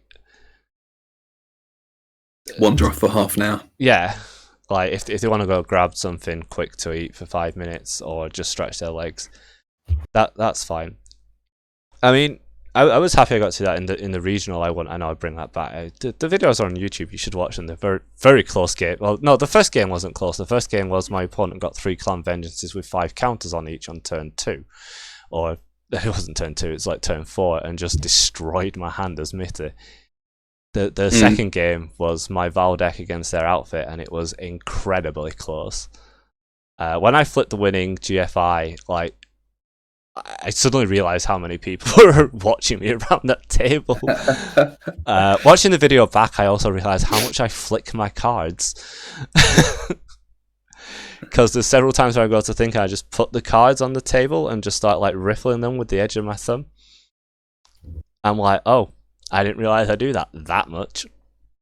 But yeah, I was happy to have a little break then, because it was like my first cut where I could was looking really strong at winning a regional. Like, I've made cuts of regionals before, but I've never made the final with a shield before. And it was like, oh god. And I was clearly quite nervous. So Patrick, who had already been eliminated, just suggested that we take a 10-minute break and go and have a walk outside and get some fresh air. And that really helped. Yeah. Calmed me down. Makes a ton of sense. Yeah. Cool. So players have started. Duck421, thanks very much. I'm glad you're enjoying the commentary. I hope the tone is accurate, not too dry. But also, before we get into the game quickly, with taking a break when you have one, especially if you're waiting for your opponents to catch up, is good. But as Alex White said as well, you have to make sure not to get complacent during that break, because in the Nationals they won. They were afraid that the nearly 2 hour break because it was top 16. Like that they didn't want to calm down to the point where they become too relaxed and don't play well. They wanted to keep the momentum up in a way. Which does make sense. I mean, having a little calm down is good, but I can also see the thing of if your break is too long, it can be easy just to lose focus as it was. So back to this. Yeah, you definitely. But when you play a list like repeatedly, you get into a pattern of play, don't you? And you breaking that pattern of play, as with anything. Yeah, I like that would work. If I don't finish what I need to do, I will work a weekend just to get it done, and take Monday off. It sounds weird, but it's to keep the momentum up, because if I have 2 days off of not doing it, I've lost track of what I'm doing to a degree. Yeah. We've got Omar on the board. Turn. That was a really fast. What were they naturally? Were they Val? Must have been Val. Oh yeah, there's a BP on Patrick's side. Rust asking Patrick if they wanted to jump in to voice chat. Patrick politely declining because he feels he plays worse when he does, which, whilst I will encourage people to play on voice on online events, because it kind of helps emulate what the social aspect, which was so great with in-person events. But you should never feel obligated to do it, because there's something very different to talking to someone face-to-face on a table than anonymously in a Discord room. Anonymously in a Discord room, knowing that there's 60-odd people judging everything that you do at the same time. Yeah. No, absolutely. And much the same, if you do play in a tournament and you don't want to be on stream, honestly, no one's going to take offence at all. Just say, is there any chance I can not be on stream? We did have several people that entered the tournament today that said, could we not be on stream? And that's absolutely fine. So whenever I do an event, either a personal one or when I used to do them for Nice, I would always make sure that there was a tick box on the registration form of, are you okay with being on stream? Because even in in-person events, I've had it where opponents of I don't want to be on stream, pick a different table, please. Perfectly fine, because you should never feel like you're forced to be recorded. Some things like other events will have disclaimers like stuff is being filmed, you will be filmed, and it's all it seems very like Big Brother is watching you, and there's already CCTV cameras everywhere in the world that I dread to think how many random Facebook pictures of tourists I'm in the background of, because York's quite tourist heavy city. Yeah. So I would never force anyone who doesn't want to be on stream. This. Yeah, and Lab's saying as well, if you sort of didn't notice and you're on stream and you're embarrassed about how you play or anything, or it's something that might concern you and might stop you from playing in a tournament, you can just send a message and say, look, is there any chance we could cut? And I was about to say that with Libs, who just points out we do give consent to be on stream, but you have to remember the thing with consent is you can withdraw it at any time. You can say, I'm fine being on stream, then you can have an absolute shit day, perfectly within your right to say, actually, I know I said it's fine, but can you not? I would the only time I would ever ask again nicely, will you reconsider, is if someone made it to the final who was on the do not stream list. But if after asking the second time they were still I see where you're coming, but still sorry, no, perfectly fine. We had contingency plans for if that happened at Worlds. I think someone on the do not stream list did actually make the top 8 cut, so blimey. So we were putting that into action of I think we were going to do someone who's not recording go in and basically do the old Radio 1 match of the day commentary style of just say what's happening. Yeah, sure. Very talented commentators to do that. Ilk Swarben saying I was 5-1 in the BLN tournament. I'm very excited to be on the stream. Then lost turn 2. Yeah, that can happen. Also, there's been some great streams I've been on in real life. Like, I beat Patrick. Nearly died to triple punitive after stealing hostile takeover. But Adam saved me. And then Paul forgot to set Twitch to save the stream, so it's lost forever in time. That was actually I was defending the regional win and came second to some very close games. And I made IG49 scoop. Like, I'm so sad that's not preserved, because as Adam, I had a lot of money and grabbed feedback filter from the deck with emergent creativity.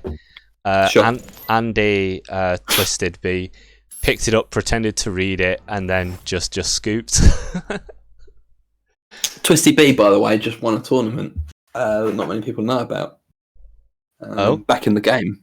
Yeah. Nice. Won the Gateway tournament in GLC. 226 players, I believe. Oh, was that the async one? That was the GLC async one?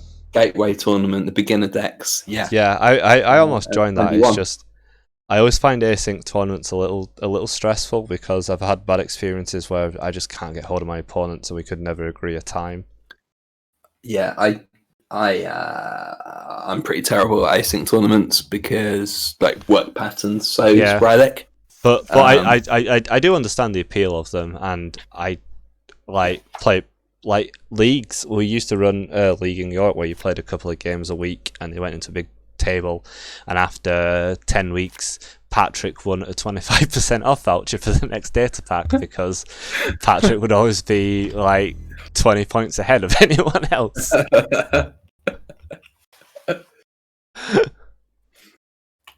I wouldn't be lovely if we get to that point in the game. It was good, but it's like when I stopped buying playmats with the prize kits, it was actually to save money, because the playmats are quite expensive, even though they're nice, and everyone in the local meta has so much. But I joked it was I didn't want to buy Patrick any more playmats.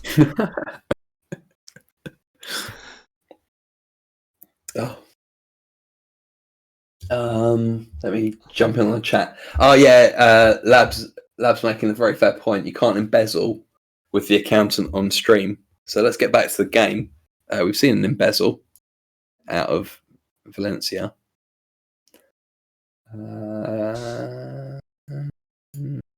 Let's talk about board state. Yeah. So obviously Patrick's had to double ice archives.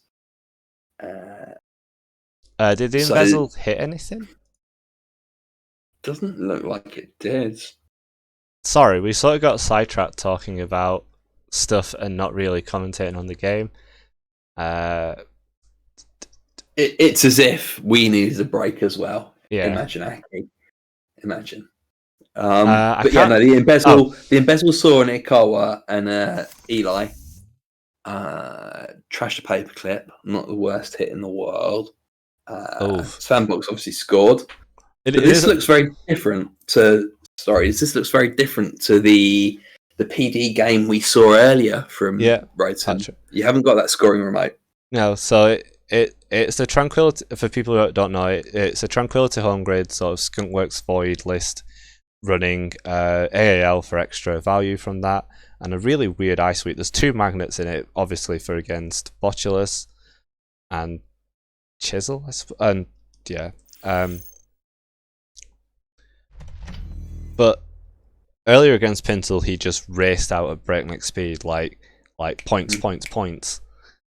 Well, it was more points, purge points, but Simply Onion in the chat saying they didn't get a chance to be on stream. But no, certainly next time one of us does a stream, we'll look out for you and hopefully get you on stream as well. And that's the other thing as well. Like a lot of the time, the decisions are quite arbitrary. Like so the thing, let's go there. Like with Nisei streams, we used to tend to go, pick someone at random for round 1, then watch the top tables who we haven't seen much of in later rounds, and then when games finish, just jump into any game that's still playing. This isn't an Nisei stream, this is my stream. which no, it's my party. I'm going to run it how I want, but no, because it's not an Nisei stream. I didn't want to just watch all the top tables. I wanted to jump and look at the interesting decks that are shown up. Like, oh, there's a lot of Sunny decks. That's interesting. Yeah. Yeah, we kind of knew where the spice was, and we followed that. But honestly, if people do want their games streamed, it's really interesting as well. Like, I've been on stream before. I've really enjoyed it. I've really enjoyed the opportunity to watch it back as well.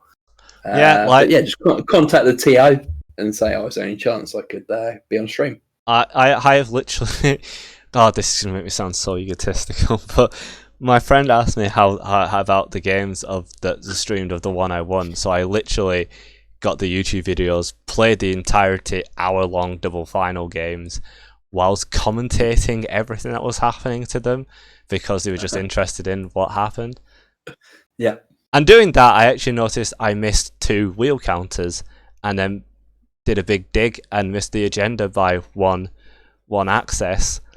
And we're like, if only I didn't not miss those wheel counters, that game would have been a lot less stressful.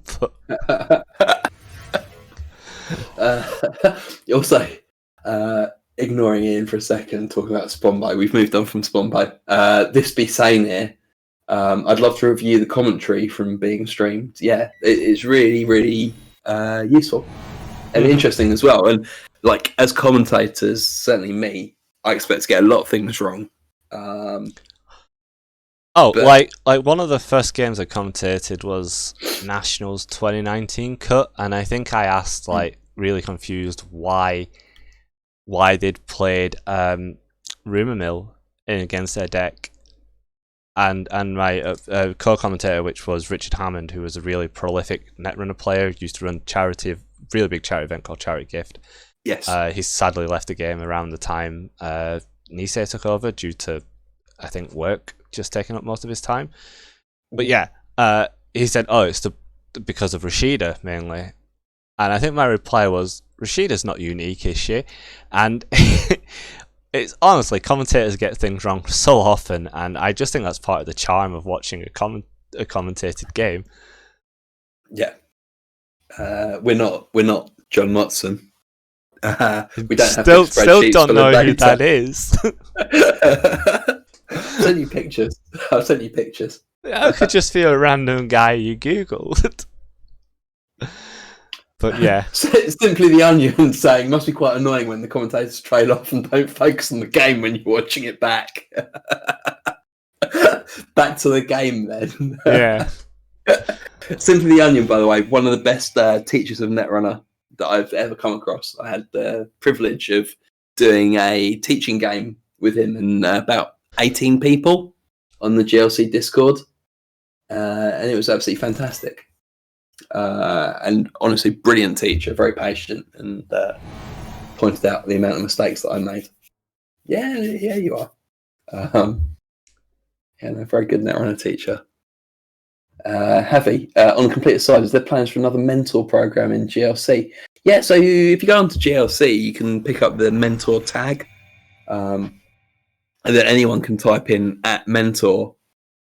And you get a little notification, because I get them all the time, but usually when I'm about to go to sleep, so I can't help. Like 7 a.m. Yeah. All right. So an action was just prompted, and now Omaring. Heavy means IPT rather than GLC. Yeah, our Argus versus Hashiko game was awesome. So the apocalypse happened. Both players very, very poor though.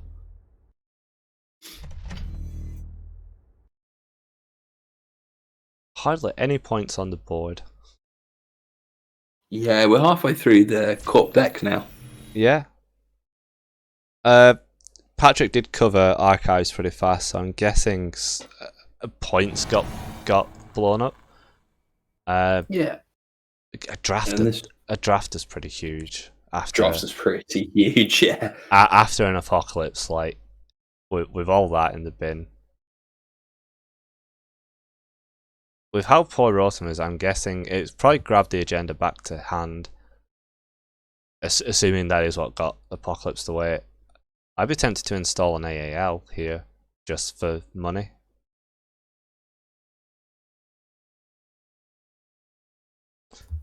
I guess it depends what's in server 3. So they add assembly lines to hand.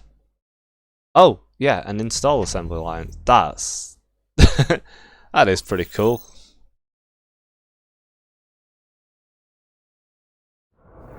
Yeah, it's very cool.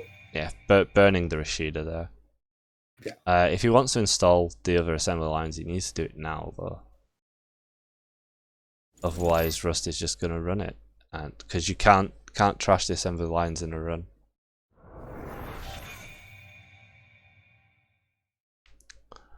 Unless he's hoping to get some like crazy chaining assembly lines together on a tranquility grid. That feels a bit greedy.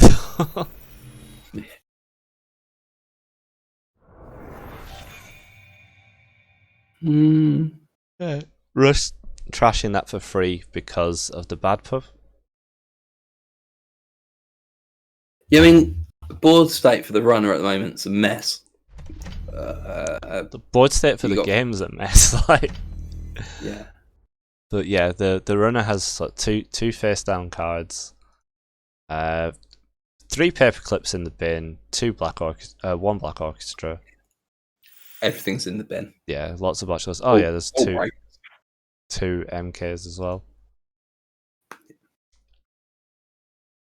Again, knowing the deck list, you know that Patrick doesn't have like a spicy one-off arc lockdown, which I have been tempted to put in rush decks before, especially when Anarch used to be everywhere.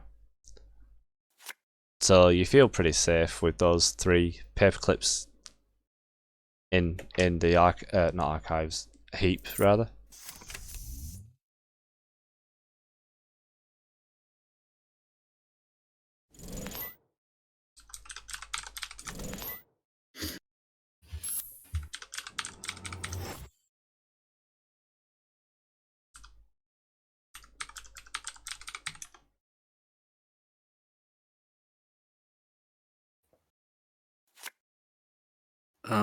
So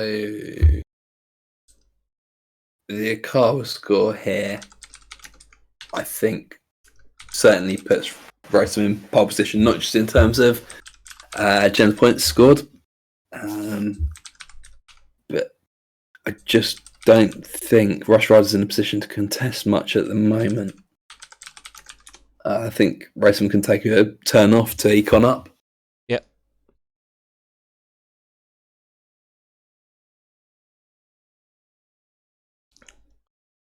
Scoring the Ikawa is massive. The moshing.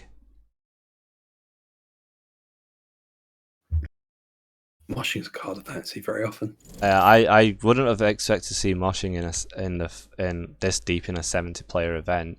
It was like hailed in the article as a replacement for inject, and sort of just met with turned up noses from everyone. Yeah. So it's obviously great if you can discard 3 bin breakers to it, but that always feels like magical Christmas land with the card, and I just don't have seen people do that very often. But fair play, they've put it in their deck, and it's got very deep into a very big event, and a very big event full of very good players. Absolutely. I think it's a shame as well that Moshing doesn't see more play, because the art here is quite. Yeah, it's one of awesome. Patrick Burke's, or Patrick Berkson, because he did change his name. He sort of, I believe, him and his husband amalgamated their surnames together, which is pretty cute. Oh, that's awesome. Yeah. But yeah, his Deep Dream style always had like a lot of sort of motion lines, almost firework type effects coming off. And with moshing, with a mosh pit being as high energy as they are, yeah, I really like it. Yeah, it just works super well for the card. Yeah, the laser light show looking a bit like a Catherine Wheel type effects looks really cool. But yeah, kind of like electricity. Yeah. It being cyberpunk as well. It's like rather than being fireworks, it's like an electric light show instead. Yeah, But electric fireworks. It's really cool. I really like it. but I do feel the card just slightly misses the mark, unfortunately. But Yeah, which is there's just so many cards that are cool, but just slightly not playable. Mm. But we thought that about Hive Mind for like 6 years, and look at it now. So yeah, absolutely. Cards come back around, don't they? yeah, The co-op project sees no play until PD, and then it's the card that makes the deck what it is. see, I always liked the Cower Project. It's a nice defensive agenda. I think it's one of the fairer defensive agendas. Yeah, and unlike NAPD Contract or Bologna, it's not just, hey, here's like a lump sum of money. You sort of have to you have to plan for it. Yeah, you have to defer the payment into both clicks and money, which is a very HP thing to do. But a click and 2 credits feels so much more awkward to pay than 4 credit or even 5 credits. Speaking of defensive agendas, Bologna is obviously a very good card. I'm just not a fan of the fact that it gives you 5 credits if you score it, as well as being very defensive. I mean, I think the card is fine, and I think it's fair. I just think defensive agendas, which give you an upside for scoring, always feel a bit of damned if you do, damned if you don't. Yeah, but Bologna's like kind of the antithesis of the kind of fair defensive agenda. But opinions. Moving to the chat.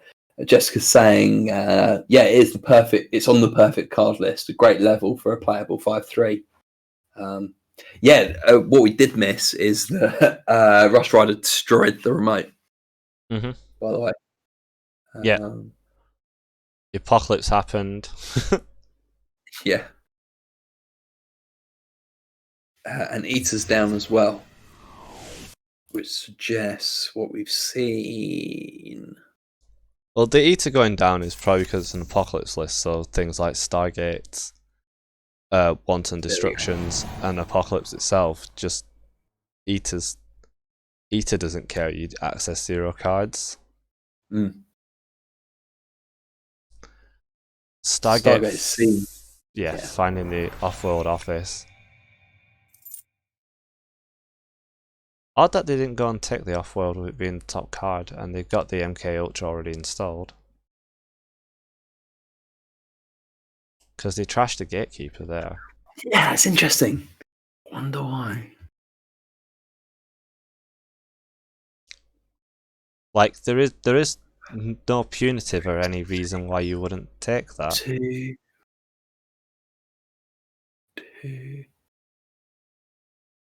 So, Gatekeeper on res, how much that cost for Black Orchestra, including install? Like 9 credits? Oh, yeah. So trashing the Gatekeeper was the totally right play. But then going back and taking. But you could have gone back, paid 3 to MK Ultra to fully break the drafter, and take the off-world that's on top. Yeah, Lab's saying 6 turns left if you can Stargate every turn.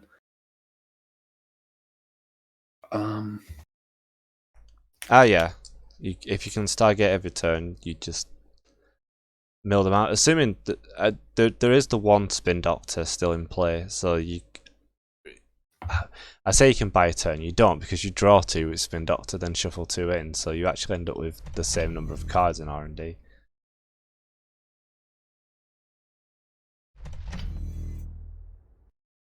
I think we've got a result in. Algebraics out. I've just had a text. I haven't seen the results come in, but okay, yeah. There's nothing been posted in the group yet.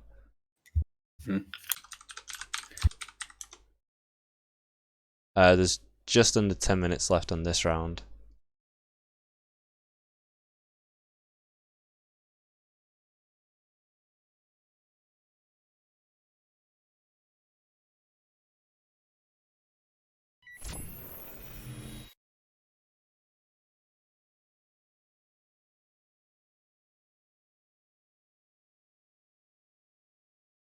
Also, when we get to the final, that is untimed because it's just how finals work. Yeah. Well, actually, they're untimed, but the TO can impose a reasonable time restriction if needed due to such things as the venue closing. Which, yeah, Rotom. It's all never advanced tools. It's all never advanced and like defensive agendas, defensive upgrades rather, and I suppose defensive agendas with Ikoa. So you have to check this because you did just let them draw an offload office.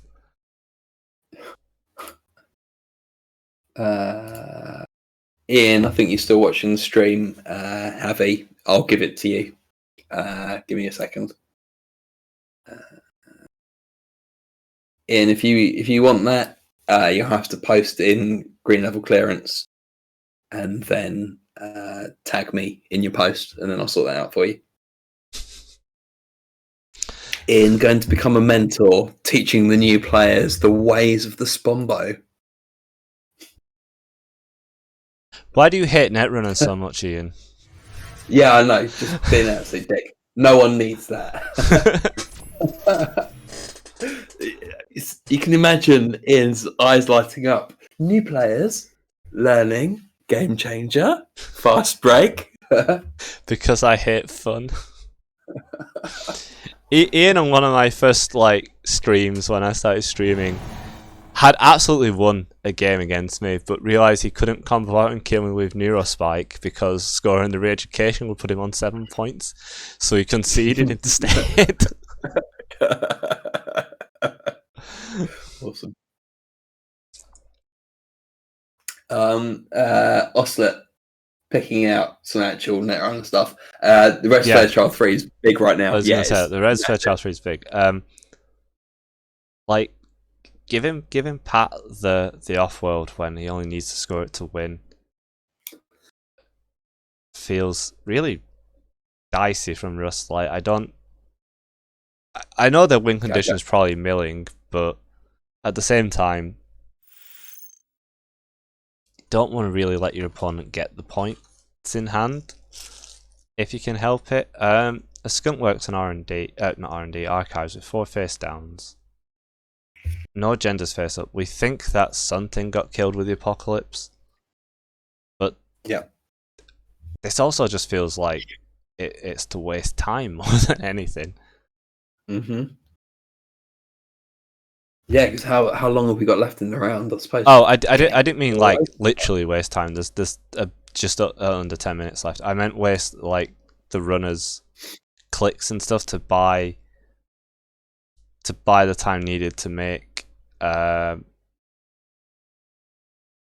the stuff. We'll link them to your game versus me as the gold standard. I wish we'd recorded our voice chat on that. Is Ian talking to you there? To me? Something about gold standard. I don't know. Yeah, quite possibly. No, talking to Kikai. I think it was the when Ben played against Ian in the last tournament. There's just under 4 minutes left. Just under 4 minutes. Yeah, I think that's important to post. Ben, with the hottest take of the evening so far, have you considered in teaching people to play against Spombo? Yeah, maybe something to consider.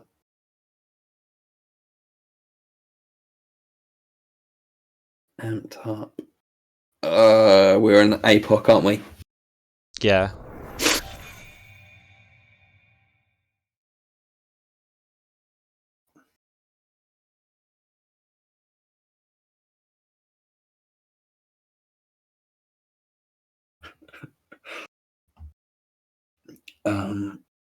Missing on agendas with the Stargate, nothing in archives, and potentially it's just an upgrade in server 6 as well. So this could be,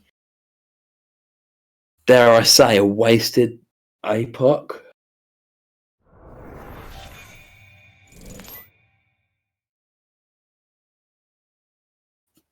think Rightum's happy to feed an agenda here. 10 cards in R&D. Stargate's off the board now, so that's one of the win cons gone for the moment, at least. Yeah. Also, like, with so little time left on the round, I don't see how if Rust can get the 5 points needed. Like, I would never ever accuse anyone of, and especially Patrick, who's just triple clicked in about 5 seconds. But certainly, you could take your time here as the court, Yeah, if you wanted to. Yeah, without taking the piss. the off-world office deal. Oh, jeez. Oh wow! Rotom is the highest seed, being seed 3 after the Swiss, so he does only need to tie this game.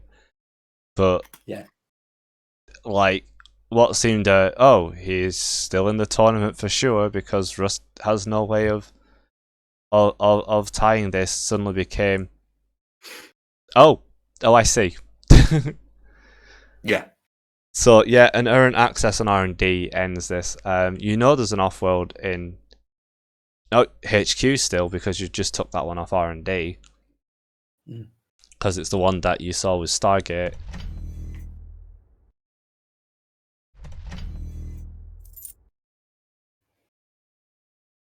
So either Rotom's a braver man than I. I'd be icing Centrals hard here. Yeah. But it makes me think there's like a Rashida in 7, but who knows? There's Rashida gone from R&D. That's all 3 Rashidas. yeah, I think, knowing Patrick, that 7 is probably Luminal Subtrans Station, or whatever the hell it's called. Behind the Hagen or something like that. Yeah. Because So brave. Rust has no money unless like a Botulus drops, but you are sort of, they can Omar into HQ, they can check the top of R&D. It's true. It is sort of a you need to push something out. Yeah, a concession. I'm gonna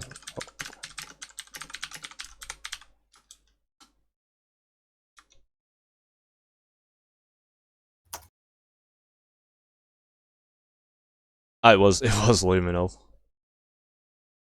Yeah, it's great. Cool. We've called a Luminal each, haven't we? Yeah. So far.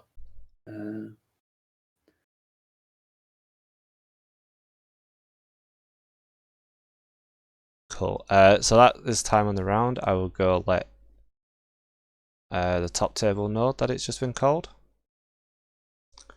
And then we're going into the single match rounds. Cool.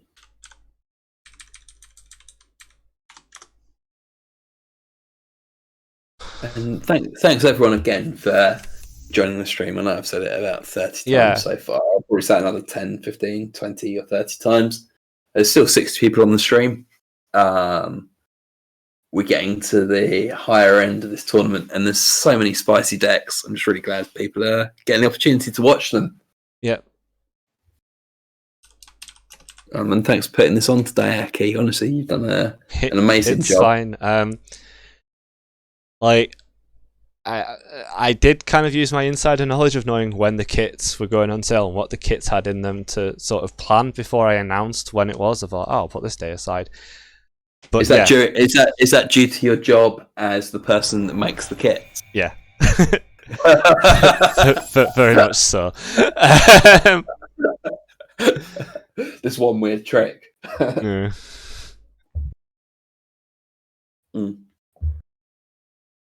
I'm going to take 5.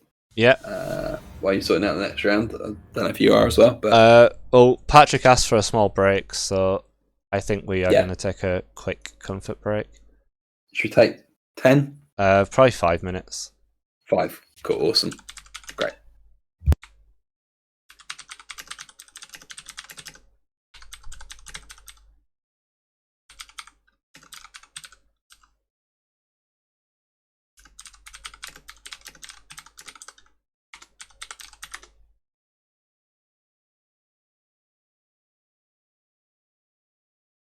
yeah, so we are now. Who won that? Heinzel.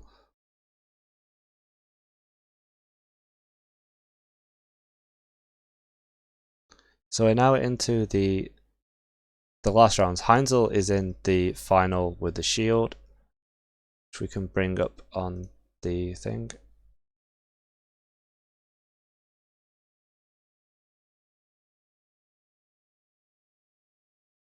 When it refreshes. When I pair the new round.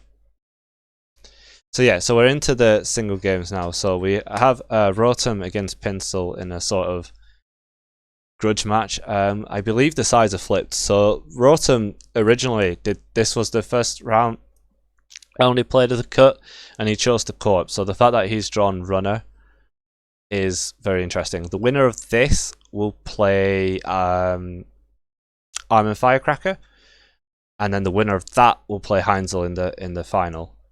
We are going to take a small break just to have quick comfort, maybe give the players a small rest. I will return in about 5 minutes myself. Until then, please enjoy this music by Tripwire, Tripmirror, which you can get at the link that's now on screen.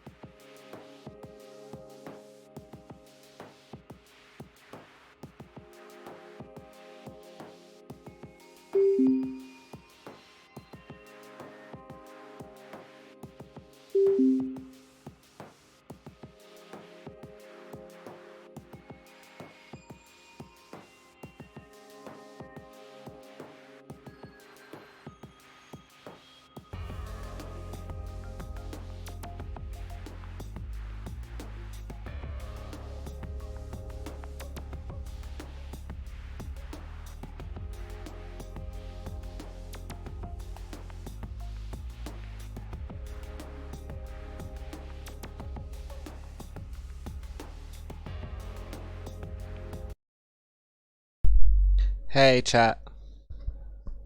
I should be back now. Hopefully you can hear me.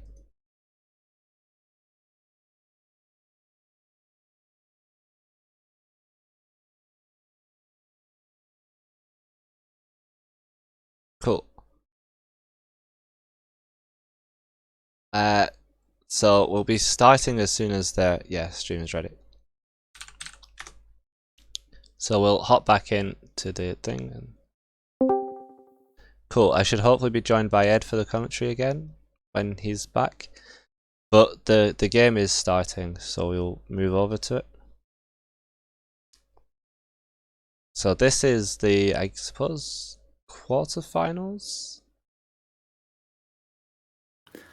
Yeah, I mean, you can call it the quarterfinals. Yeah. You can call it the semi-finals of the bottom side of the tournament.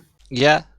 So the winner of this will go to play Armin Firecracker for the chance to play, well, not for the chance, yeah, for the right to play in the final against Heinzel. This is the reverse of the match which we saw Rotem play earlier. Rotem was the higher seed then and specifically picked to Corp, and we thought it was because Steve has no way of beating this deck. This isn't the standard BTL list, it's also worth noting. We saw it earlier on stream, and I think I should put the list up quickly because it's absolutely incredible. Which I will do when I can find it.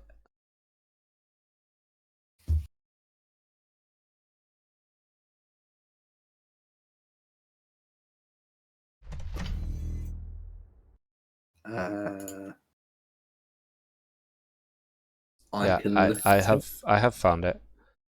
So we'll just quickly pop this on stream. So this is Pinsel's list. As you can see, it is not the standard BTL list. Things like 3 dedication ceremonies and biotic labours. We'll take that away and get back to the game. But if it goes off like it did earlier, you will see why it's really cool and why us all in the commentary booth earlier absolutely lost it. Like, yeah, we were laughing pretty hard, and it was the sort of what it's just certainly been happened. one of my top 3 moments of the day, having seen a string of spicy lists. Apart from Hangeki in Spombo, this was maybe the other one. Yeah, I believe the red Spombo deck is out now, sadly. It lost the last round. Gone out. Yeah. I think the problem with lists like that is it's going to be an absolute Swiss killer because people aren't going to know what the hell is happening. No. They're going to conjure it thinking that's the way to win, get wrecked by snare, or you play Hangeki and they're like, oh, what? Like, yeah, sure, I'll access that. It's probably just an agenda. Oh, I'm dead. Yeah. But once the lists have face up, it's like, well, all that goes. I'll keep 3+ cards in hand. Yeah. Like, oh, I know you're running snares out of a deck which doesn't traditionally run snares, so... Yeah. Again, Algebraic, though, made a small... Not even round Algebraic in the chat as well. Commiserations, but congratulations for making the cut and winning a game in the cut in such a loaded and large tournament on Sunny and Spombo with red snare. combo. Yeah, red combo. Yeah, wild. Back to the game. Yeah. So dedicated on the Aket to make its ability live. Pinsel now has 6 advancement tokens on the field, which is quite slow, but I imagine they haven't had a wall-to-wall ticking like they did in the other game, and I kind of imagine that must be wall-to-wall, which they protected so frivolously with the dedication ceremony. Patrick here needs to, I think, keep up the pressure and keep the siphons going. Yeah, I haven't actually seen Patrick. Have we seen Patrick on Steve today? I don't think so. We haven't. Oh, we did briefly, because I remarked that he couldn't find a list of runner he liked because he couldn't get one over 70%. And I did suggest Steve to him because I was having a lot of fun with my Steve. And it looks similar, but he also looks like he's added like some things. So like, I don't run falsified in mine.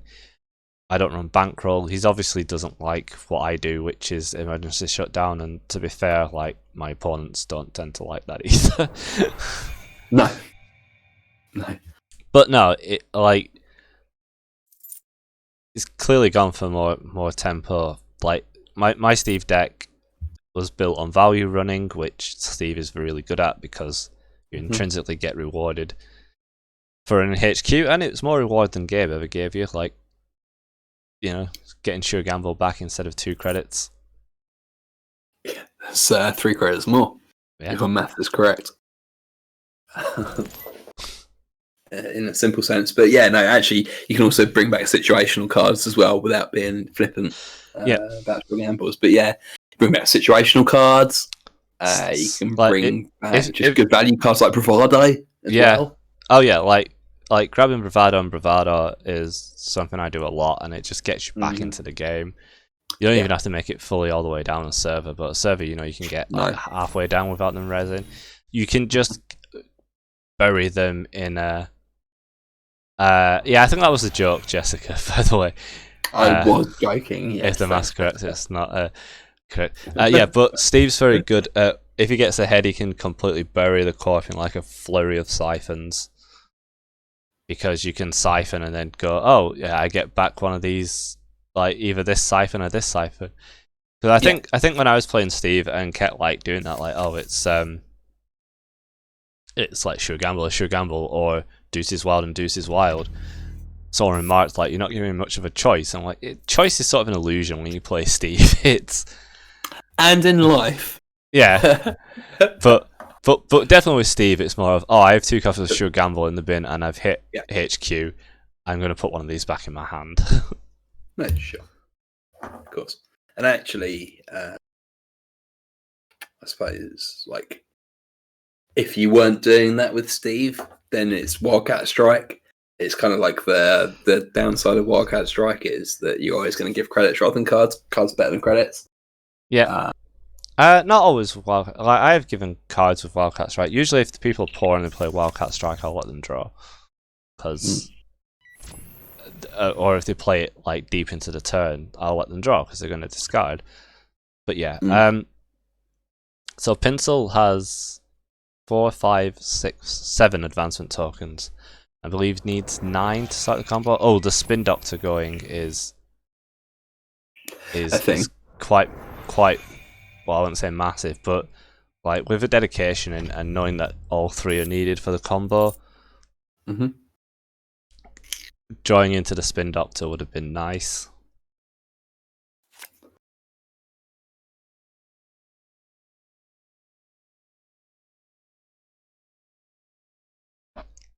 I feel like this is probably a matchup. I know this BTL list is different to what we've seen before. Yeah. I feel like it's a matchup that Patrick knows well. Yeah. Patrick, obviously it's in the list, so knows that it's on some like crazy convoluted combo. I think Patrick's plan is just to win, like before it goes off. I know that sounds flippant and stuff, but I mean, no. As I was going to say, what you do is you snipe government takeover from the top of R&D. That's how you win hitting the game. The government takeover. He's hitting R&D, obviously looking for the government takeover. Probably doesn't expect it to be in hand.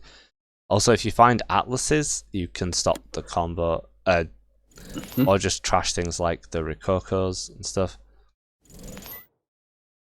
And that is the Atlas. Yeah, with 5 counters. I don't know the combo well enough to. Oh, this is the first time Patrick's come up against it. Yeah. Yeah, I mean, he would have seen the thing. Yeah. I was gonna say he's probably gonna grab Mass Comp. Oh yeah, they do stop the combo happening on the turn. So when he Mass Comp the Aket, and I thought it was a wall to wall he was protecting, and he diverted. He actually took Pinsel off being able to red planet that out. Like, Pinsel has no money, but when Pinsel starts advancing stuff again, it's going to pay out. So you can get 3 advancement tokens back next turn and 3 credits. In the chat, time to install Sneak Door. Yeah, I don't disagree. Yeah. But more importantly, I think Ian's right. I think Gaite's in HQ. In HQ, which is probably why he only went for 5 advancement tokens. Went for 5. Yeah, that's all we needed. Although a lot of the combo pieces might be in HQ because he's grabbing like Econ with the Atlas tokens, as opposed to what he did in the game we saw before, where he just used all 6 Atlas tokens to just build to get everything, build the combo out of nothing. Yeah.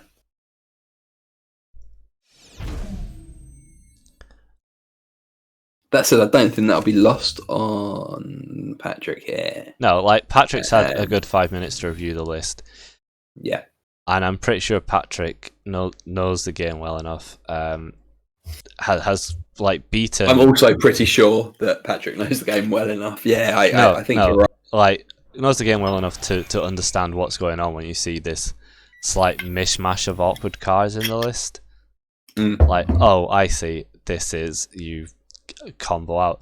He probably missed the fact that the red planet is for Atlas to build a combo, because he did seem surprised when the red planet carriers scored an Atlas, or possibly surprised that the Atlas was so. Scam. Is it? No. Oh, okay. No, the added dedication ceremony. They're making the Aket well, not unbreakable, but only semi-breakable on HQ is probably because government takeover is probably in hand. 2 spin doctors are in the bin and 2 dedicated are now in the bin, which means that Pinsel is in danger of just of the deck breaking, because I don't believe they run any more recursion other than the spin doctor, although I could be wrong. Nope, they don't. The only recursion is the 3 spin doctor. So if Patrick finds that spin doctor,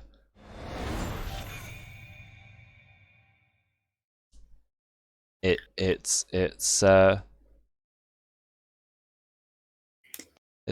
yeah, that's the point. Do you use the Atlas token now to grab a spin doctor? I think you've got to, yeah. Just because the spin doctor can spin the other 2 spin doctors in to create a spin somersault.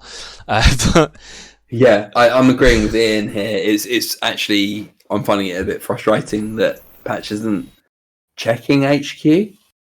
I don't think he can. He doesn't have Paperclip anywhere, so he can't get into HQ. Patrick's playing Steve. Like, if he could get into HQ, he'd be going there like every a spin surgical team. Yeah, several spin doctors.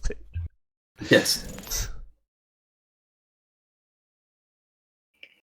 Oh, maybe Pinsel may have just given up on the Rococo combo and is just trying to biotic Red Planet the Gote out. Going back to the back to the basics rather than the funky combo.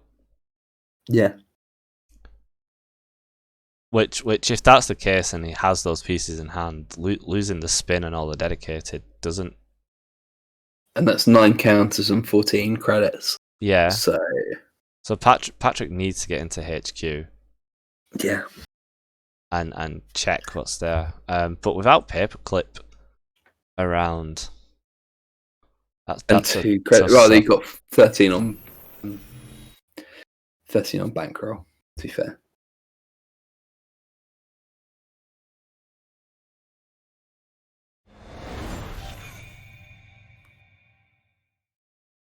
Well.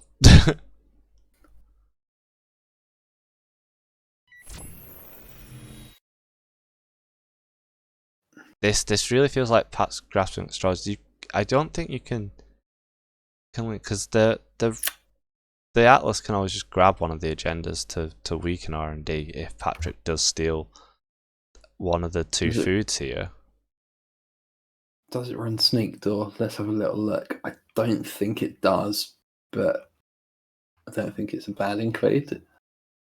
Yeah, I'm surprised if a Steve deck doesn't run Sneak Door. That is like. I just don't think I saw it. Yeah, no Sneak Door.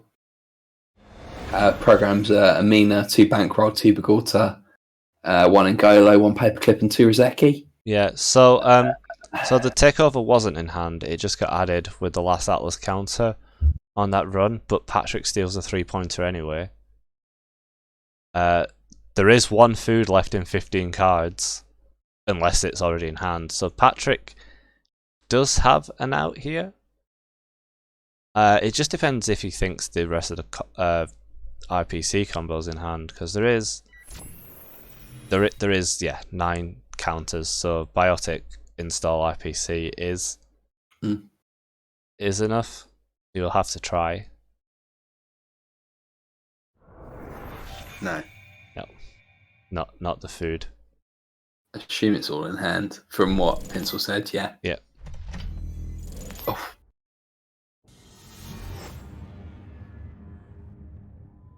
Okay.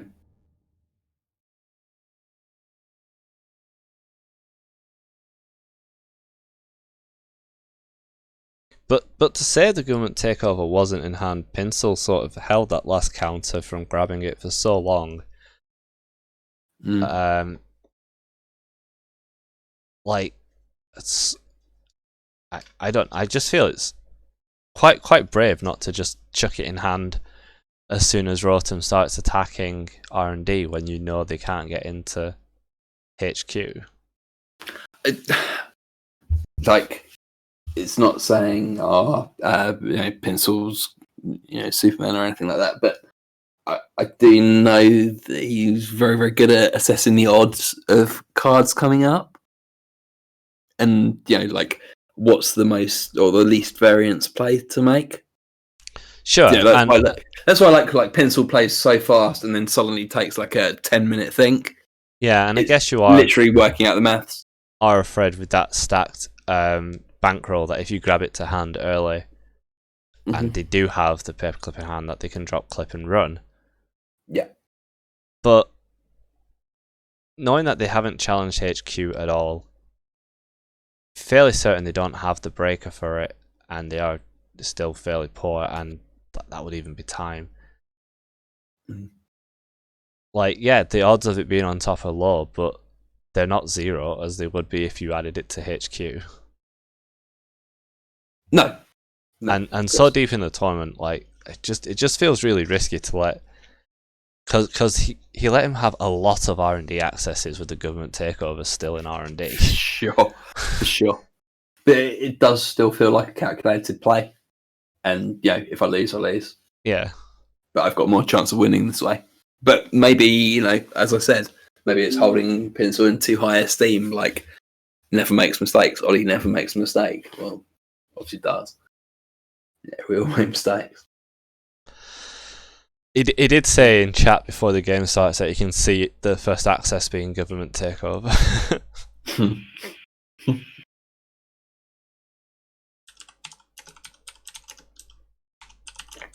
So where are we up to now then?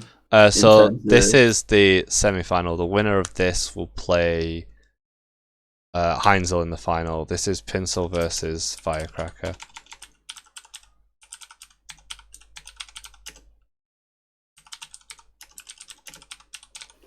Again, with it being so deep and there still being only 3 people left, there's no rush for them to start the game.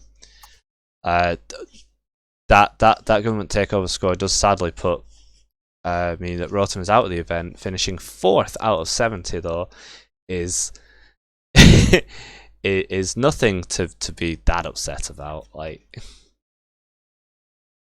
that is a very respectable finish. So we have Armin on Corp against Pinsel's Runner. The game is up. So Pinsel being on, we can bring up the lists quickly. So Pinsel, Aki, do we want to see if there's anyone in the chat that fancies jumping on comms as well? We can do. Are you Potentially wanting to the head two of off? us, no, not at all. Not at all. Just maybe people are bored of hearing just the two regional UK accents and might want to hear a different voice. I don't know. Maybe there's no one. Maybe everyone's loving the stream, but might just add additional insight into what's going on. I mean, I was gonna try and get Patrick on, but that's just adding more more UK voices to the thing. I meant UK voices, but yeah, no, just a third voice. Pat. Okay. I didn't know Patrick had a voice. Oh, he is sort of. I've never heard Patrick talk. Yeah. Actually,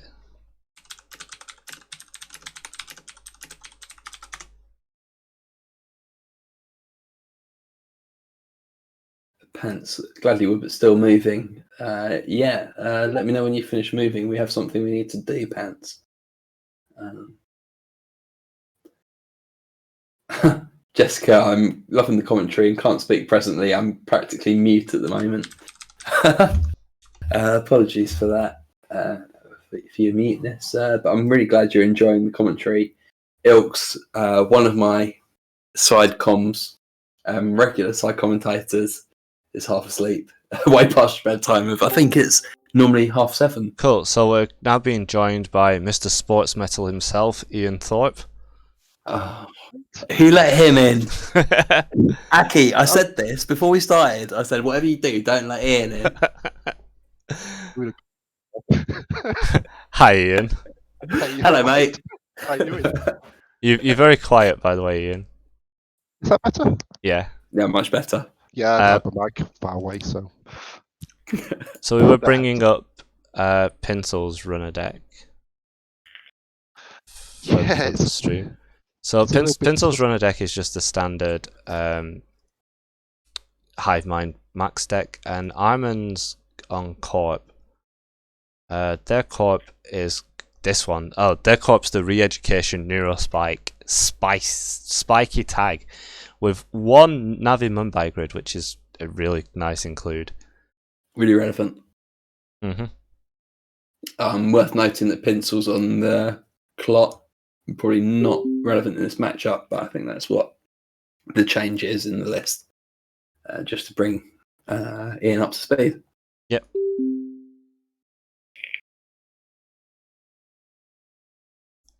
I'm just looking at the stuff now. Yeah, so they're just taking a small break and reviewing each other's lists, which is allowed. And like this so deep in the tournament, it's usually a 5-minute review time, but players want to take a little break as well. That's totally fine. It's been a long day. We're currently coming up to the 12th hour of the stream. Remember, the stream started after registration ended. Yep. During the player meeting, so people have been on Discord for an hour before that. It's been a long old day. Yes, it's definitely a long old day. Yeah. To be concentrated as well. The winner of this will go to play Heinzel. So it's either gonna. I think we saw Heinzel and Pinsel play each other in round 3 when Elwyn jumped on stream to talk about the matchup. That's right, yeah. And we've obviously seen the other way already from when Heinzel knocked Armin into the lower bracket. They've loaded up the game, so we will switch over to that.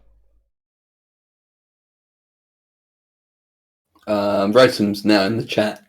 Well done today, Patrick. Yeah. I wonder Very what well the played. theory books say about this matchup. Well, yeah. Yeah, I don't think this is one we've seen a lot of. No, we haven't seen much of the Neurospike thing. So, I mean, Max can just trash the Neurospikes because I don't think the deck has any recursion in it.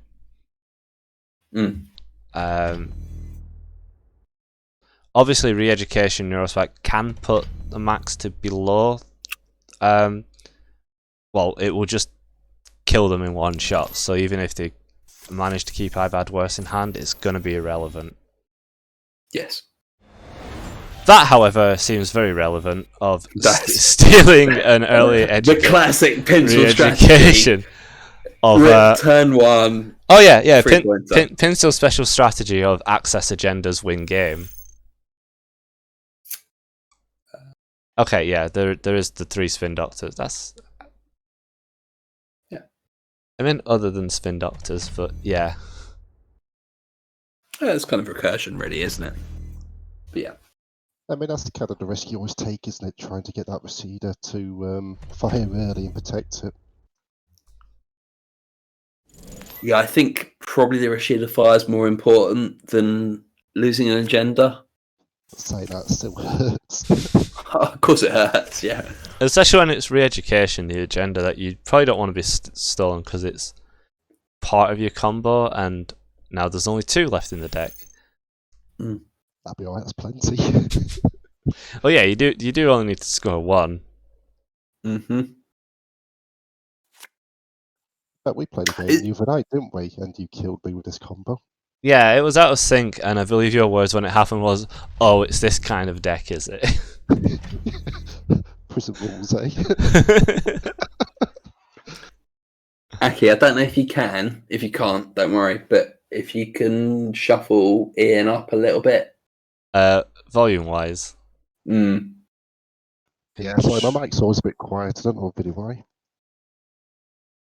Right, he's on 200% now, so he might be very loud. Do I have to whisper? No, don't Ian. Yeah, you sound like you're breathing quite heavily into your mic when you talk. Move it. Yeah, it's pretty much my mouth, like. Yeah, move it sort of away Stop from... eating nuclear waste and your mic, and things will go a little bit better. So in all seriousness, is that better? Yeah, much better. Yeah. So, finding a sprint that gets trashed with thing. Pincel is tagged, and I think the only tag punishment I saw was 1 psychographics. Okay. Which is relevant if you start getting lots of tags for the re-education, but... Yeah, but you say that, but Armin's obviously setting up a scoring server. Yeah, I mean, I'm not sure how they have 5 credits.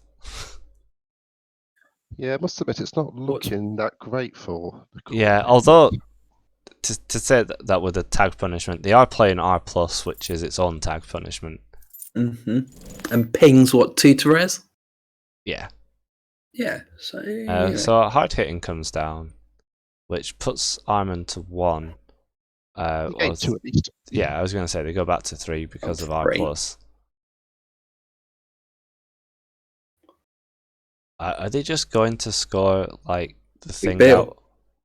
It does not build. The only genders are Bologna and re-education. Oh, re-education, 3 and 3. Okay. I'm just wondering with Tagstorm and Pincel if they're just planning on getting money, psychographicing the re-education and winning like that.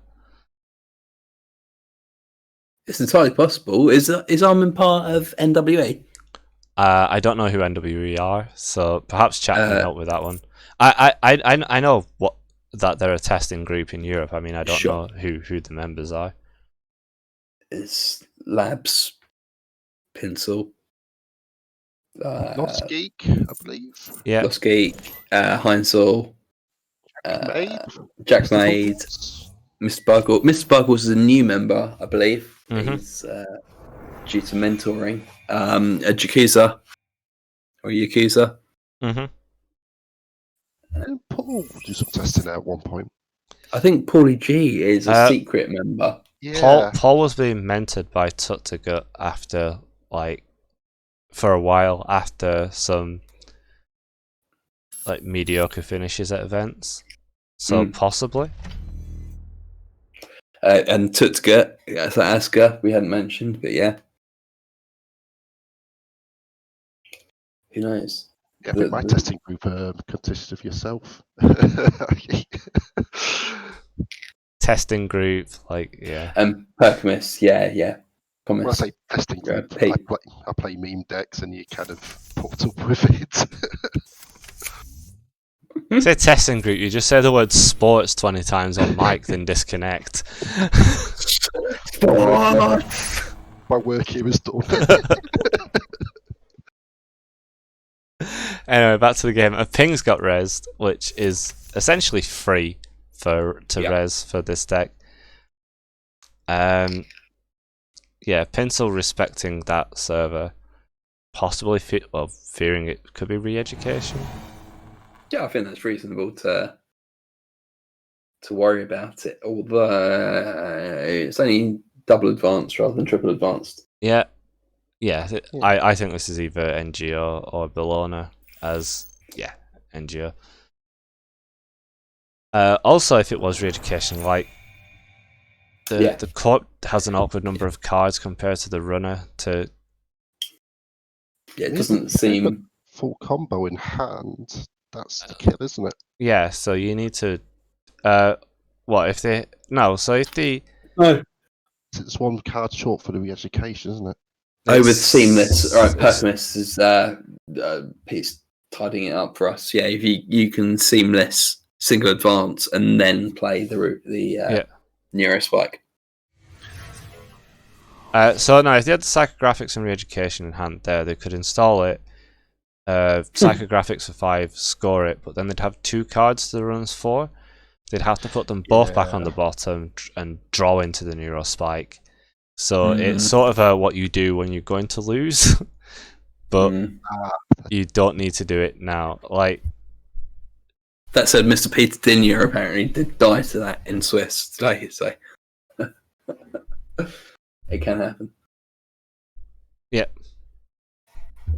Spam that fly for Botulai in the chat. Amazing. That scoring server does not look very robust anymore, does it? No, it looked great. It looked great until it got rezzed. It's the old adage of ice is only ever scary when it's face down. Yeah. Need more magnets. The fact that Magnet is a playable card now is incredible. Like it's a wall of static with some extras and a different subtype, obviously.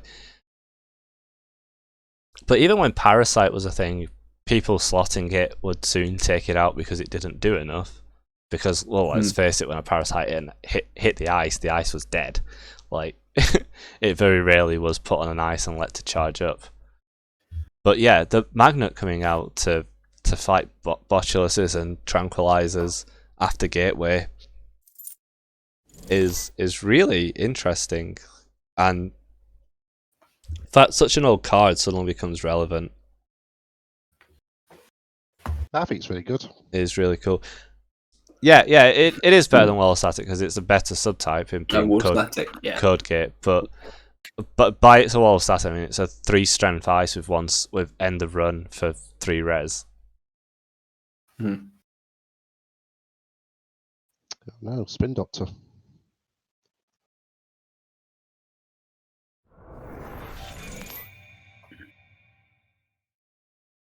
Pinsel has a lot of money, but they also have a lot of tags. Well, not that much money. It's 9. Like I said, the graphics is really scary, isn't it now? Yeah, because again, if he has all 3 in hand, can just pitch the other 3 cards, which will put Pinsel on 2, and that's the kill shot. Ooh. This going in server 2 feels like it's either Spin Doctor or it's it's not the re-education. It would have been the thing would have been slammed already. Yeah, just looking at the list, it's got to be a Spin Doctor, right? Yeah, or unless they're doing what I do and like check, double check, and triple check that there's no way they can get clot out. Yeah. Yeah, definitely not. No. What are they protecting so much? Yeah, as chat said, with only one psychographics in deck, I guess you just have to play the odds that it's probably not in their hand.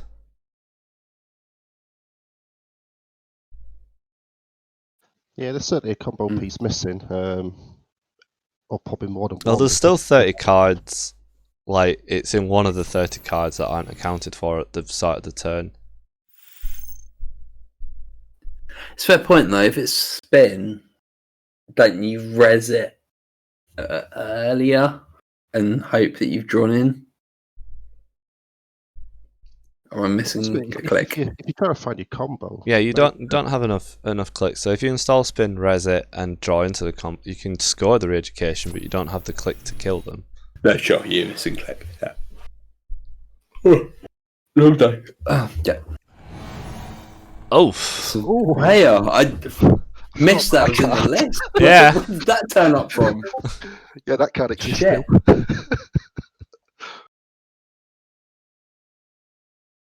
Oh, that's nasty. That's a problem. Well, I mean, the tags are fine, clearly. Oh, you get some value from the tags as well.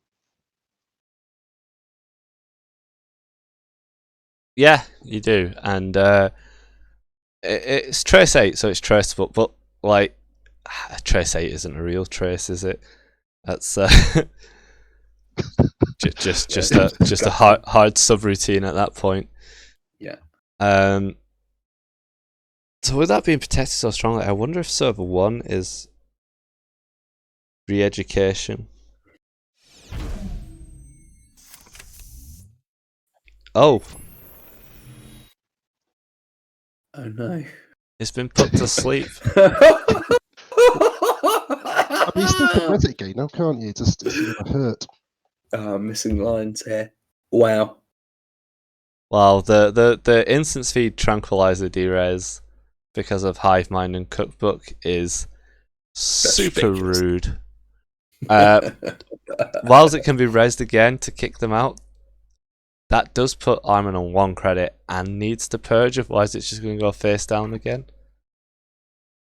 Yeah, puts them on 1 credit as well, which is not good. Indeed. So I don't know, like,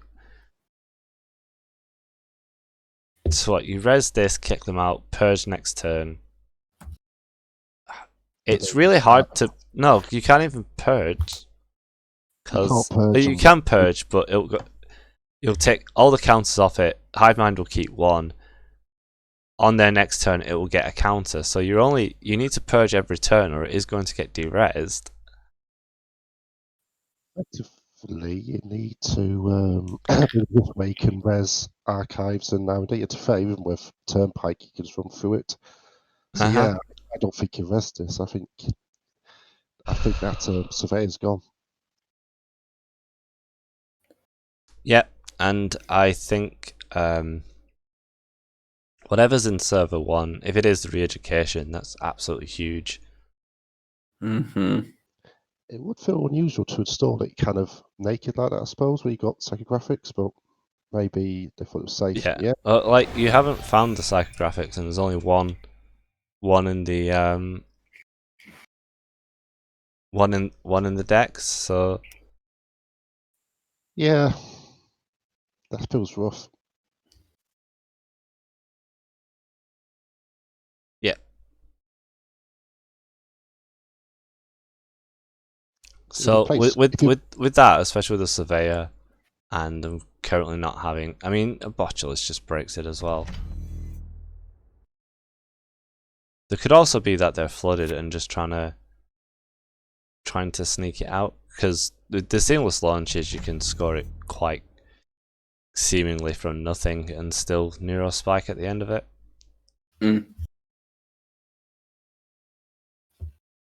How much work does the Navi Mumbai City Grid do here in this situation for Armin? Well, it turns off botulus, but the scoring server is a surveyor that's going to just get derezzed every turn, a 1 strength barrier, yeah, and a turnpike. Whilst the botulus ice with Navi won't be broken, unless it's something absolutely decisive, the server you can just walk through. Yeah, that image chip is quite a problem because that's basically the way the credits are for the corp. I think that's the clot on the table too. So yeah, it's looking really rough for the corp. Clot only takes away the the psychographics threat. Yeah, but they don't even have money for that Yeah. at the moment.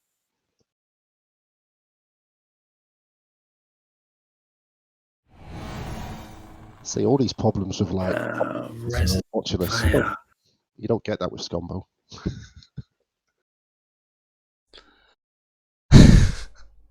Don't have to worry about ice, it's fine. No, you just get problems with Imp and Knob Curry instead. Yeah, not Oh, yeah. engaging. Absolutely ruining your day. So we have passed the time when I said the event will finish, which was 11 p.m. as it is now 11:15. Mm-hmm. And we still Luckily, we're in the final game. Day, not in the final game. We're in the semi-final. Like there's wait, what? There's potentially 2.5 more games. Yeah. Oh wow, well that's good. People like Netrunner. Yeah. Luckily, we've got 61 people watching the stream. Thanks ever so much, everyone, for hope you're joining enjoying today. Me and Ed going off tangents for most of it. Luckily, we got someone that likes to keep on track. As long as that track is a sports track. Whoa. You've allowed me to stay on track. Wow.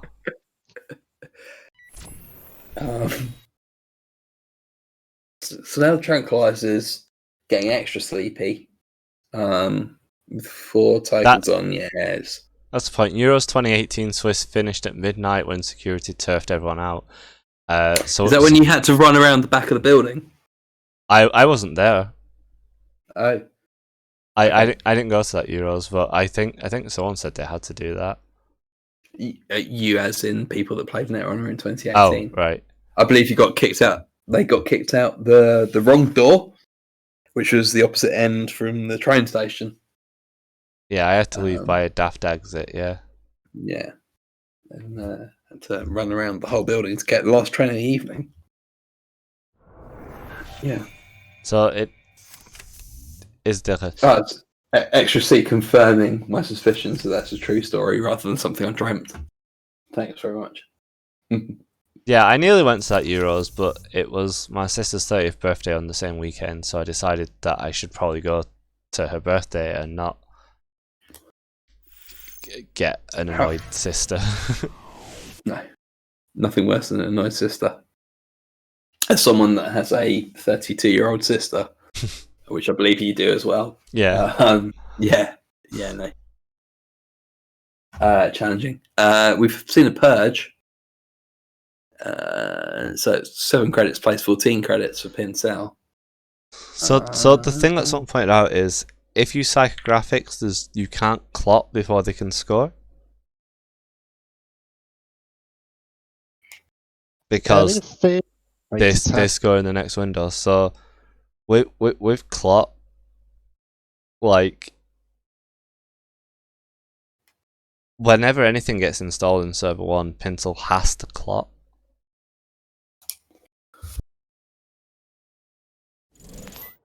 Or it can just be death.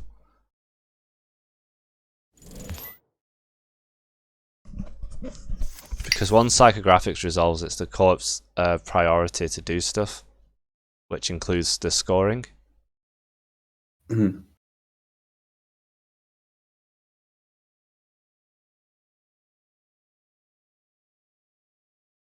How much credits is in your Spike?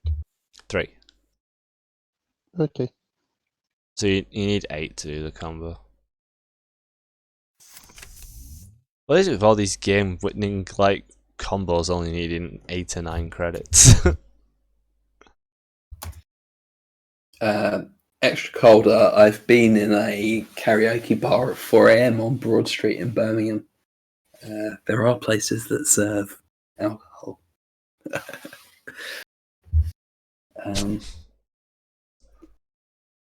I think Armin's in real trouble here. Yeah, unless they can find... Saying that, the daily quest is given the credits needed, but... Yeah, but I think as soon as anything gets installed Pinsel just brings out the clot in fear of You got triple simul chip on the board. yeah. What's the 2 cards in hand? Yeah, there is the thing where you just install a bluff basically to get them to bring out the clot, and then you can purge it. Hopefully, and I believe there's still there's a laborites in hand as well. Yeah, there must be. Yeah.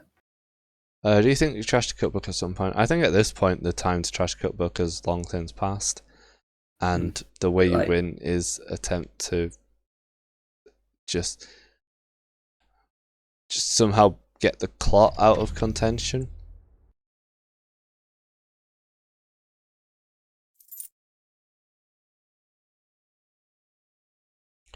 Clot does feel like it would be how the game ends as well.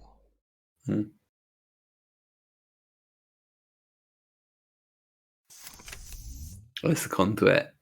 Yep. Let's go digging. Yeah. I mean, Tile Booth's about the best res you can get as Armin, right? Yeah, so yeah. I think Macrophage would have been better. Yeah. Possibly. Ooh. Yeah. I mean, Tollbooth might just be put to sleep. But I think Watchless might move somewhere. I was thinking the Tranquilizer. Yeah, no, I think Botchless. I think we'll see Botchless move rather than Tranquilizer, but I mean, trouble with this deck. There's too many lines. Yeah. So they installed the Orchestra to trash Trank. It's Trank. Yeah, cool. Yeah. So the thing with this is, with Botchless you can get through it once. But doing this, you turn it face down, and it means you can just constantly go in to R&D this turn several times. Sure. And you're already getting 4 accesses. And yeah, because you're seeing 3 that's not going down. That's not going down over the next 3 clicks. So. I mean, it's even more because you trashed one of the cards. So this is going to see most, if not all, of R&D. Like, there's still an access after these 4. Yep. So Kick Eye's suggesting that trashing Cookbook prevents that kind of shenanigans. Yeah. I think you've already lost the game. I must admit, the tags went down very early, and when the cookbook was installed, I was thinking that's quite a big card to keep alive. Yeah. I think the damage had been done by then with Cookbook, and you were just hoping to get the kill combo out. Yeah, I think it would be tempted. It's hard to say, isn't it? So the final is Heinzel versus Pinsel. Heinzel will be running as Pinsel's corp. Heinzel has the shield, so needs 2 wins. 2 losses to be knocked out, where Pinsel gets knocked out on 1 loss. We did see this match earlier where the Pinsel's corp did just machine gun the combo out in a different way than they just did against Patrick. Yeah, it was complete nonsense. Yep. Yeah, so that did it go 3-3 that round, or was it a sweep for Pinsel? I can't remember. I can't remember either. I think it was 3-3. I believe it was 3-3.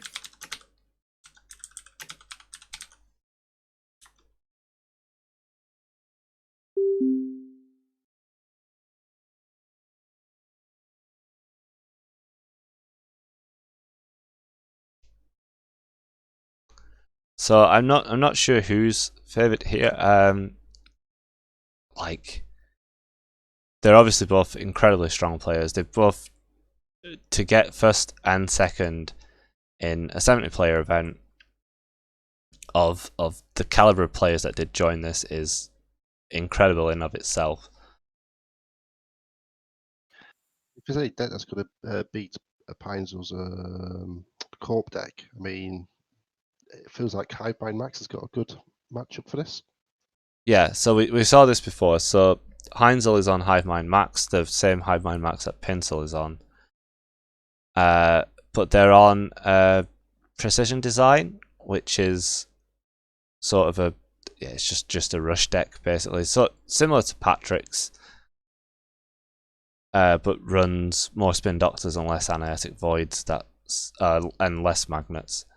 That's pretty much the only difference I can see.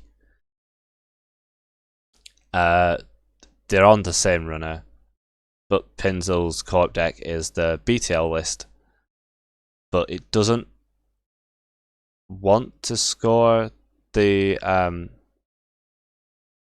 Government Takeover the traditional way of Red Planet Couriers. It uses one where it can just score it instantly, which is Rococo and 3 dedicated ceremonies with Biotic and Red level, and it powers that by Red Planet Couriersing out an Atlas for about 7 or 8 tokens,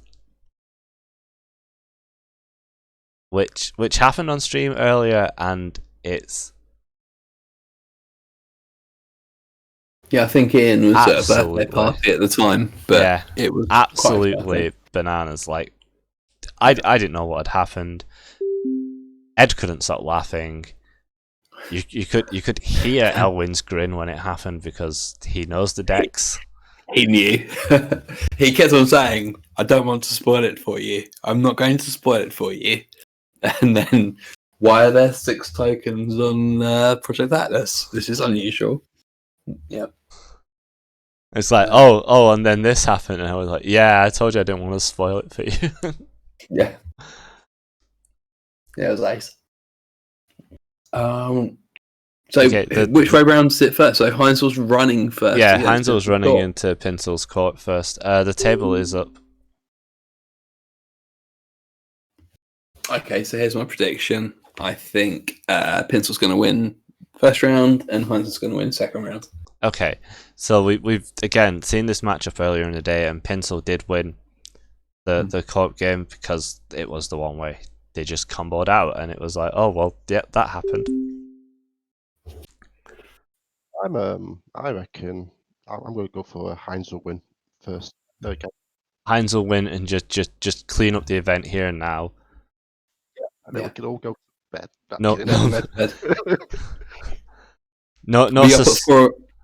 No suspense, just crisp and clean. Just run R&D, take the takeover. Run R&D, take the Atlas. Yep, game, easy life. What time are you up this morning, Ian? I think 6 o'clock, so later than usual. That is a lie-in for you. It is. The day before it was 4:45, which was a little bit rough. I say 4:45 in the morning. So Ian, after having planned to come to this for so long and then needing to do other stuff today, seeing the amount and caliber of players that joined, do you feel disappointed you didn't get to play, or do you feel like you dodged a bullet? I miss playing. I've definitely missed playing. I mean, to be fair, I think with a lot of online events, there's so many good players that turn up on online events. It's kind of, it feels like it's a given. You have a really good, I suppose, representation, if that makes sense. Yeah. But I must admit, seeing the amount of BTL deck lists, I was like, I don't think I'd look forward to playing that a lot of recent. So Spin Doctor got cracked, and a Botulus got into HQ and saw Rococo. Putting Pinsel quite low on cash, but this deck is not running Punitive. No. This deck. Oh, why could I put into that the other week? Yeah, no, so Extra C, no, it's so rather than being on Punitive for the Gotai, it scores out a Project Atlas with 6-ish counters, which draw in the combo pieces. So I'm going to bring the list quickly on the screen. This is the list, which is not your normal BTL list. Your normal, in inverted commas, normal BTL list. And is really fun when it goes off because, you score an Atlas with absurd amount of counters, then grab all the dedicators, the Rokoko, the biotics, the red level clearance, and then just score government takeover out of hand through the Rokoko.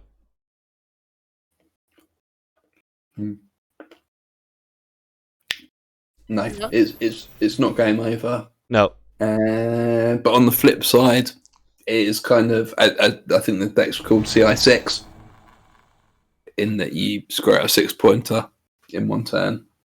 Yeah.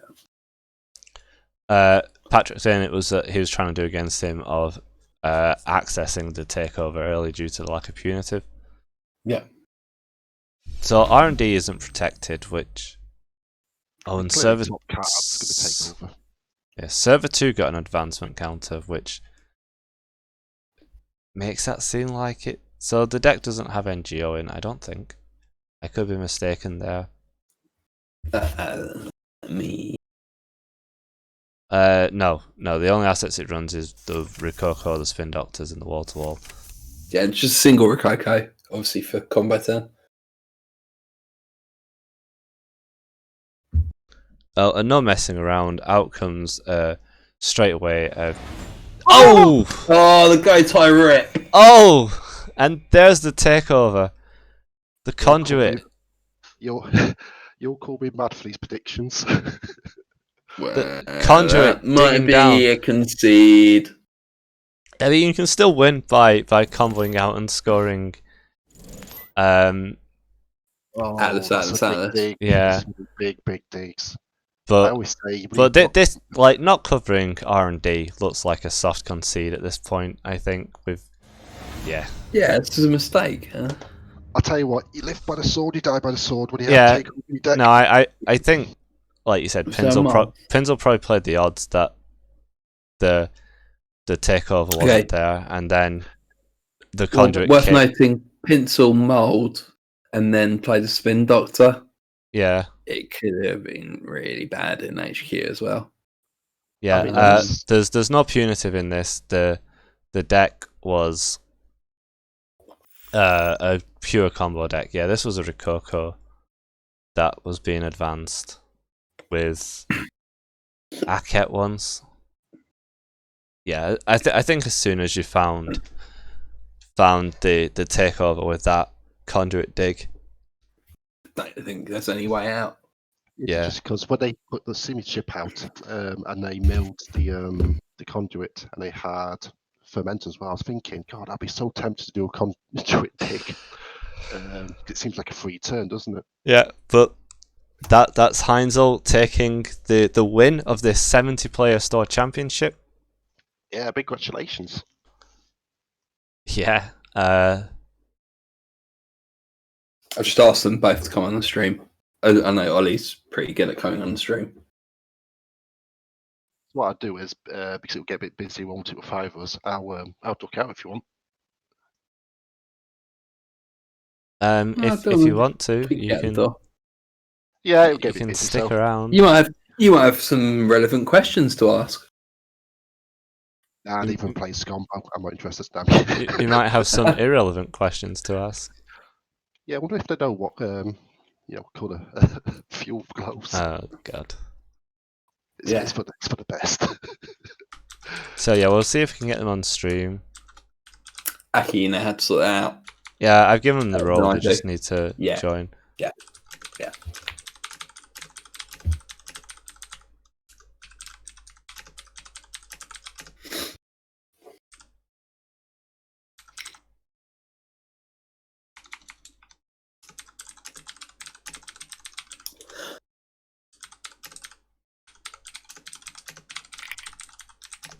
So we're gonna try and get both Pinzel and Heinzel on stream to have a chat. Hello.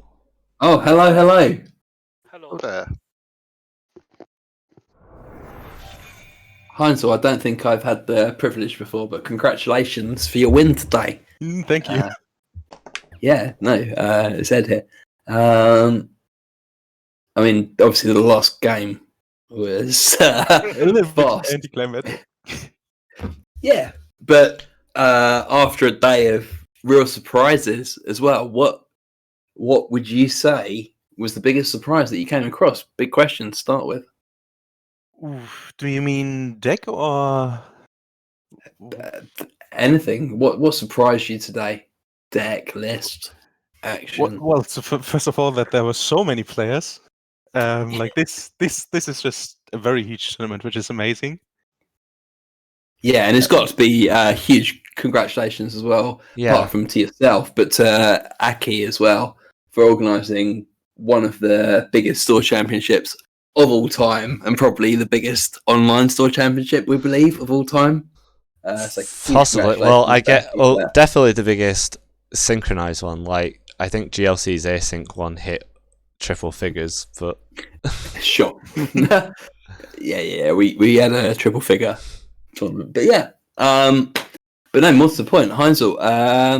So going into the last matchup, did you feel confident that you were going to win versus that list? And it's a list it's a list we didn't know. Yeah, I knew the list, and I was very worried because Pinsel already swept me in Swiss. Yeah. And that's why I was very scared of this matchup. The other matchup I wasn't quite so scared of because I really like the precision design. But this one is just, if you don't get the government takeover, it's rough. And like it depends on the starts. You need to like you can just get it and then you win. Yeah. Sometimes that works out. Usually it doesn't. You can do some thrashing, but if they get a good start, you don't really do much. You get some excesses and hope. So I was really worried about this one, and the other one a little bit more confident, but still scared because I got swept in Swiss. No, for sure. yeah. And obviously, ripping a Gotai off the top of R&D helps. Yes. But presumably you've played this matchup quite a lot over the last week. How had it been in testing? I'm not sure. I think mostly it was Pinsel terrorizing Janet Public and me spectating. So I didn't really play against it. We were just brewing it and making it better and better. And I think mostly we played against Publics, didn't we, Pinsel? Played against Lost. Oh, okay. Also, the list isn't that old. I'd say maybe a week, half a week. So we didn't even get much practice. Yeah, I think we just got this. Like, maybe did we start Sunday or did we start in the week? I'm not sure, but it's very recent. Also, the deck evolved. Like over like it had like 2 or 3 like significant changes. The first the deck that didn't even play government take. Like we were like last week. Thought okay, they built the last deck. It's a bit ridiculous. Like the War of the Worlds was like the triple TFI, hostile, and Atlas. No, with Gotai. It's a pretty nice Gotai. Yeah. And so I thought, okay, it's pretty nice. The Identity suit. Also, if you just go Atlas, then you can just go. We can play RPC with Atlas. Put all the tokens on Atlas with RPC, and then you can fast advance like GFIs and hostiles, and then you just win. So that was like I think a week ago. And then we tested that a bit because we wanted a new spin on the like Dirtle list because it was so rich and it felt like there was something else. And then Elwin called it CI6, which I kind of liked. Yeah. Yeah, we streamed your game in round 3, and we all thought it was just a standard VTL deck, War of the Worlds, as I think Rob called it. Yeah. Until you scored the Atlas with 6 counters, then the next turn of the 3 dedicated Biotic red level clearance, we had no idea what we watched. It was amazing. And we had Elwin on commentary saying, I told you. I told you. I told you. I told you. I didn't want to spoil it for you. Yeah, exactly. It was very good fun. Heinzel, what do you think the toughest matchup is then for the PD deck? Because that seems to be the stronger of the 2 lists, actually. I'm not entirely sure, just because like the BTL is very strong in my opinion, and I wouldn't necessarily say that the PD is better, but I think the PD is very strong. But I'm not sure about the matchups, because you have like stuff that's fast because you really want to have the remote. Because I was worried about APOC, but the deck has a lot of tools against APOC with playing border control and the defensive upgrades, and also playing the MCA. And Max is obviously good, because I think Max is, in my opinion, easily the strongest runner, just because you have good matchups all over the board, and you have a lot of flexibility. So that's probably the worst.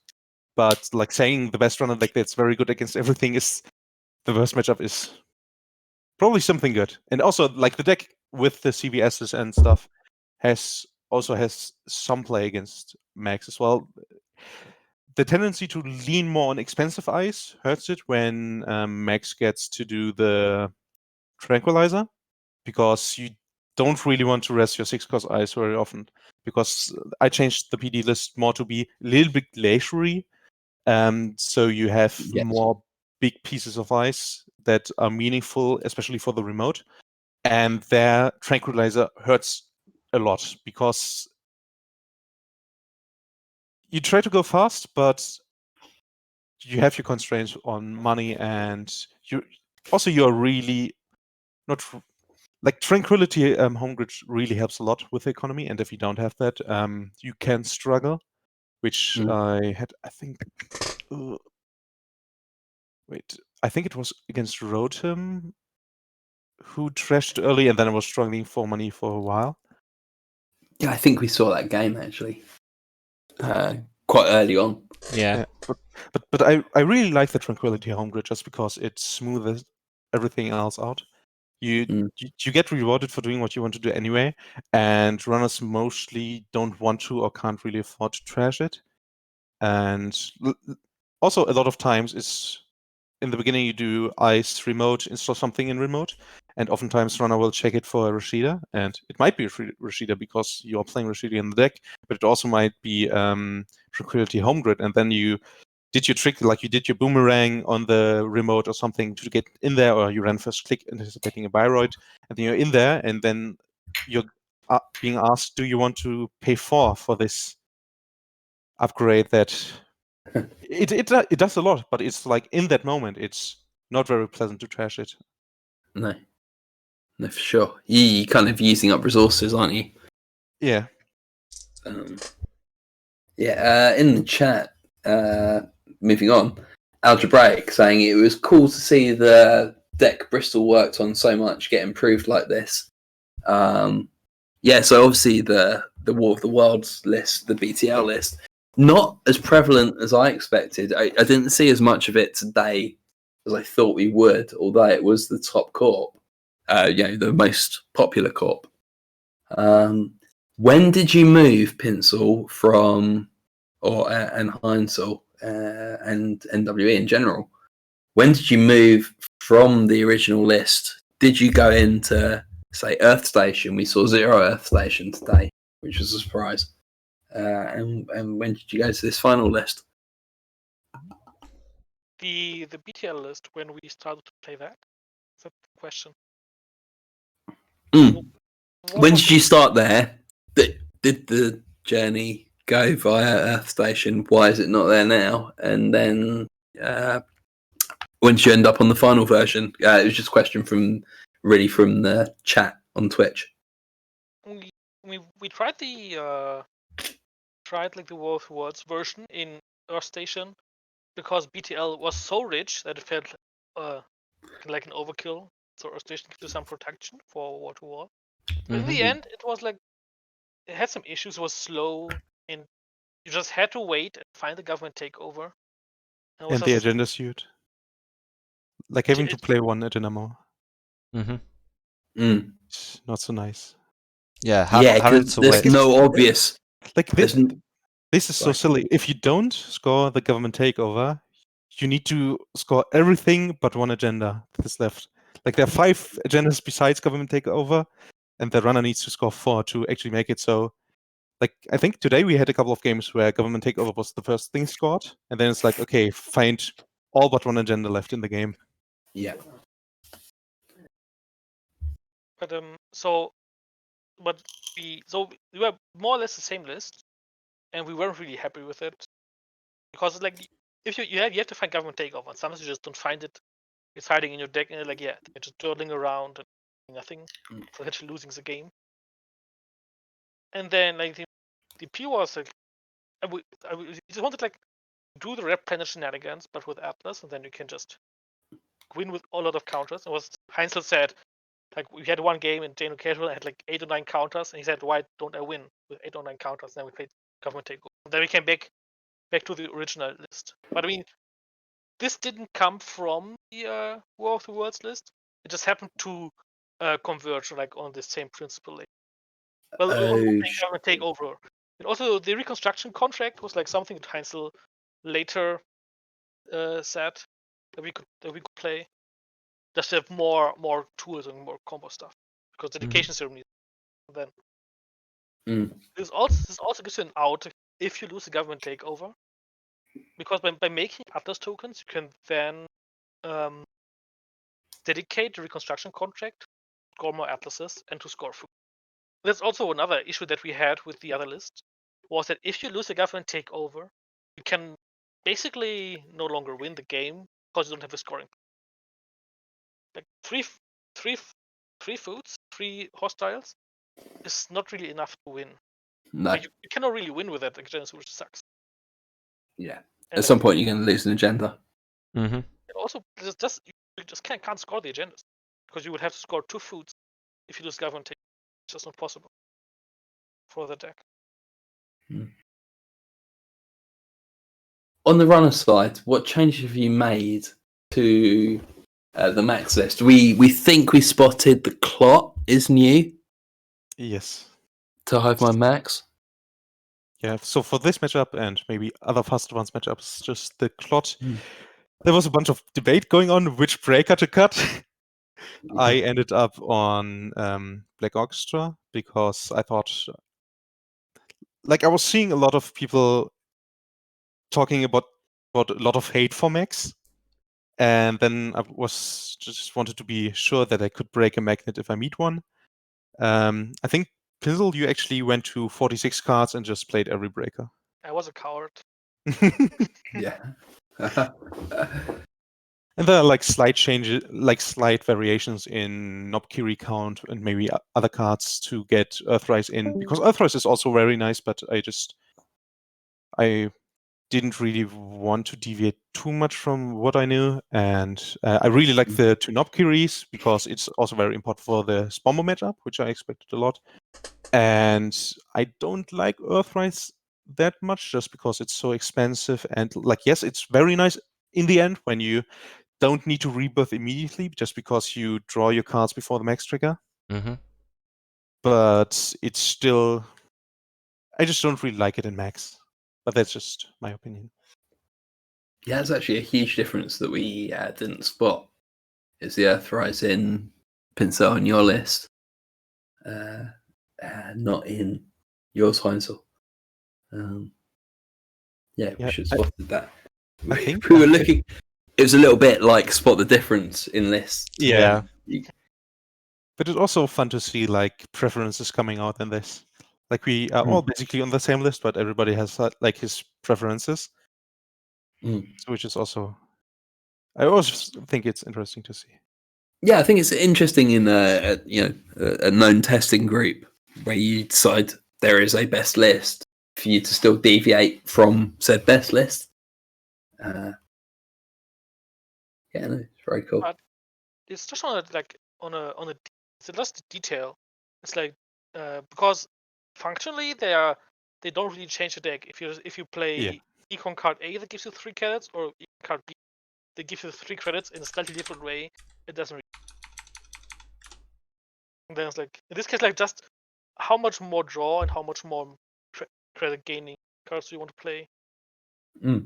So like the deck itself is like it's basically the same deck. Yes. Except you play Gamble instead of Virtual Laundry, or very Sure. No, I get that.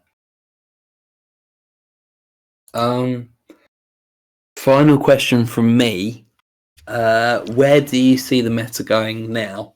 Do you think bans are needed? Is there anything on your personal hit list if you were in the SBL committee? And sort of like, what would you be looking at changing or adapting for the next store championship if it was in 2 weeks' time? Oof.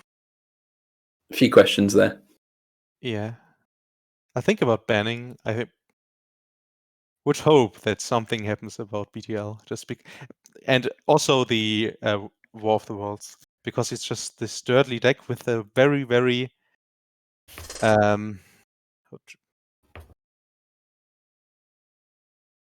bad agenda suit. Like, not bad in the sense that it's a bad agenda suit, but that agenda suit is just filthy.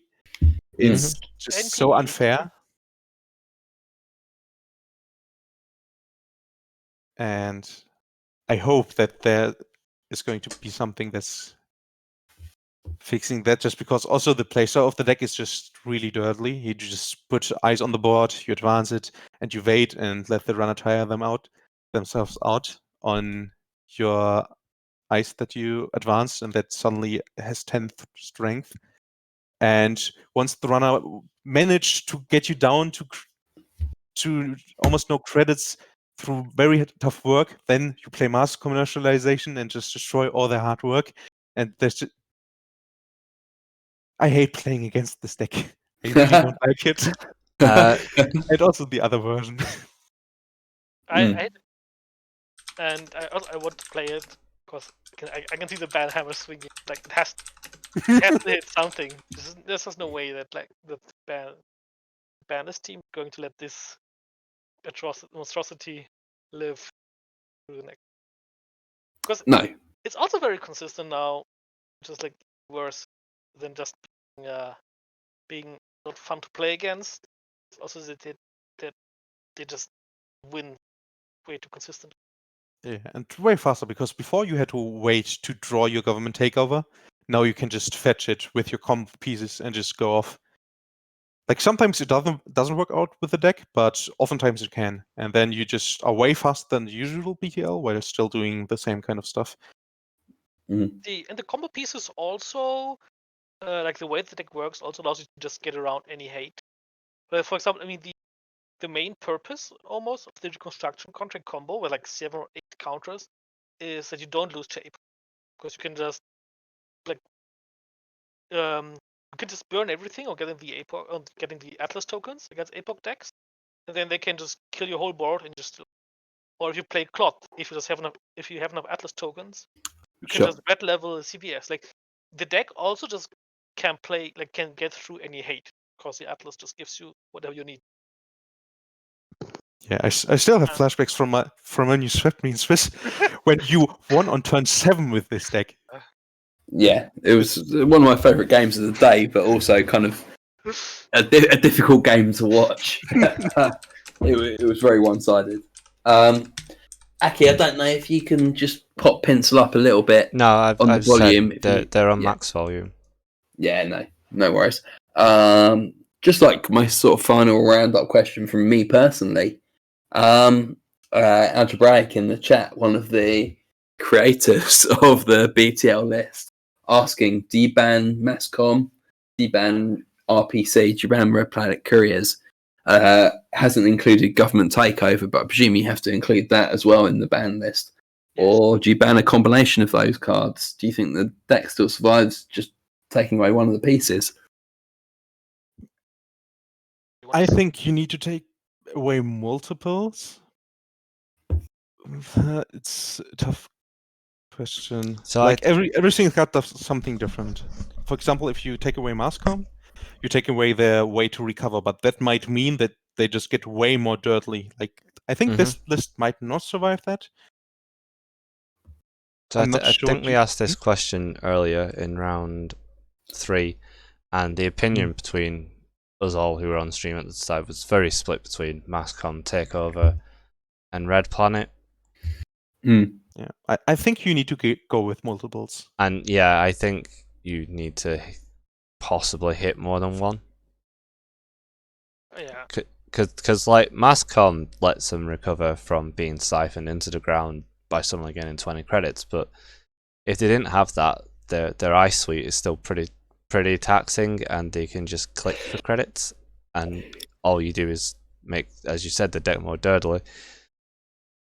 Removing Takeover, which I've never really liked the card, a 6-point card being limit 1 per deck is so swingy. Like when it shows up, it will end the game. But yes, there's but one somewhere. So iconic.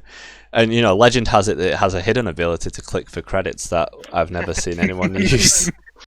So I've heard. Yeah, but I don't think I've ever seen that been played in a fair deck. It always either combos it out somehow, or use it as a way to leverage. Hey, you're gonna take this and die to punitive.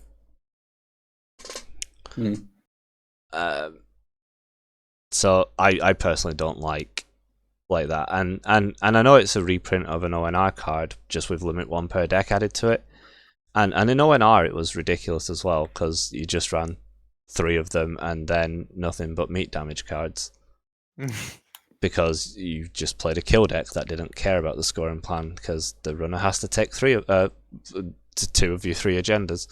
Yeah. The other thing. What was the other thing that got mentioned as a possible target now? Masscom. Red Planet. I mean, that was just Red Planet is such a meme card, and I think if it Takeover goes, it doesn't have any. I mean, you can make a Super Atlas with it, I suppose, but. I feel like you still can do stuff with it just because, like this list. Well, it's difficult to say because this list can score without a government takeover as well. Just because playing, like being able to draw 6 or 7 combo pieces out of nothing is just so strong, and also that card also rewards like these. I would just say that in general, pieces of ice that you can advance and in this type of ID are just not very good for the game, in my opinion, because it turns into this dirtly kind of playstyle. And Red Planet Couriers is also a card that encourages that because you want to do that and then reap the rewards from turtling, putting ice there, advancing it slowly, and or maybe fast if you play Dedication. And I think like if that card goes, the deck is just dead. But I think of the 2, Red Planet is like the least ban-worthy actually, though it does what Hansel says. Simply because without huge payoff in the form of points with government takeover, even if you do like a dirtly deck with that card, there are enough points distributed in the corpse deck that you cannot just, and then you can just use it in a normal glacier strategy. Just put the Atlas in the remote and then try to do it like that. That's a fair way to do it. It's just the moment you use it to score government takeover, or in a combo with Biotic, then it becomes absurd. But I would say scoring an Atlas with 6 counters is also very absurd. It is, but I think. Or in a game earlier today, which I was spectating, it was, I think, 14 counters with 12 cards left in the deck. So can't even get the full value. More counters than cards, wow. Yeah. Yeah, that's pretty brutal. Lost Geek posted an image on Slack of them having, I think, 20-something counters on an Atlas. Yeah. I think that I've been at the point where I had more Atlas counters than cards in my deck. Yeah. I'm going to wrap this up. Yeah. second time from my side. So Patrick said that Heinzel, as the winner, you're on basically legit decks, nothing offensive. Would you say there's nothing offensive in your decks? And I really like the Max. It's doing a lot of unfair stuff, but it's like really toolboxy, but also Botulus is really unfair. Like you just don't. A lot of the times you just don't care about ice, and I really dislike decks that do that because I really like ice. But I think actually it's kind of fine. Like it didn't turn out like the turnout for this deck wasn't that huge. I think 8 players brought it in a 70-player tournament. That seems okay. Just to interrupt before we move on to PD, do you think that's just because the deck's challenging to play and challenging to find the lines?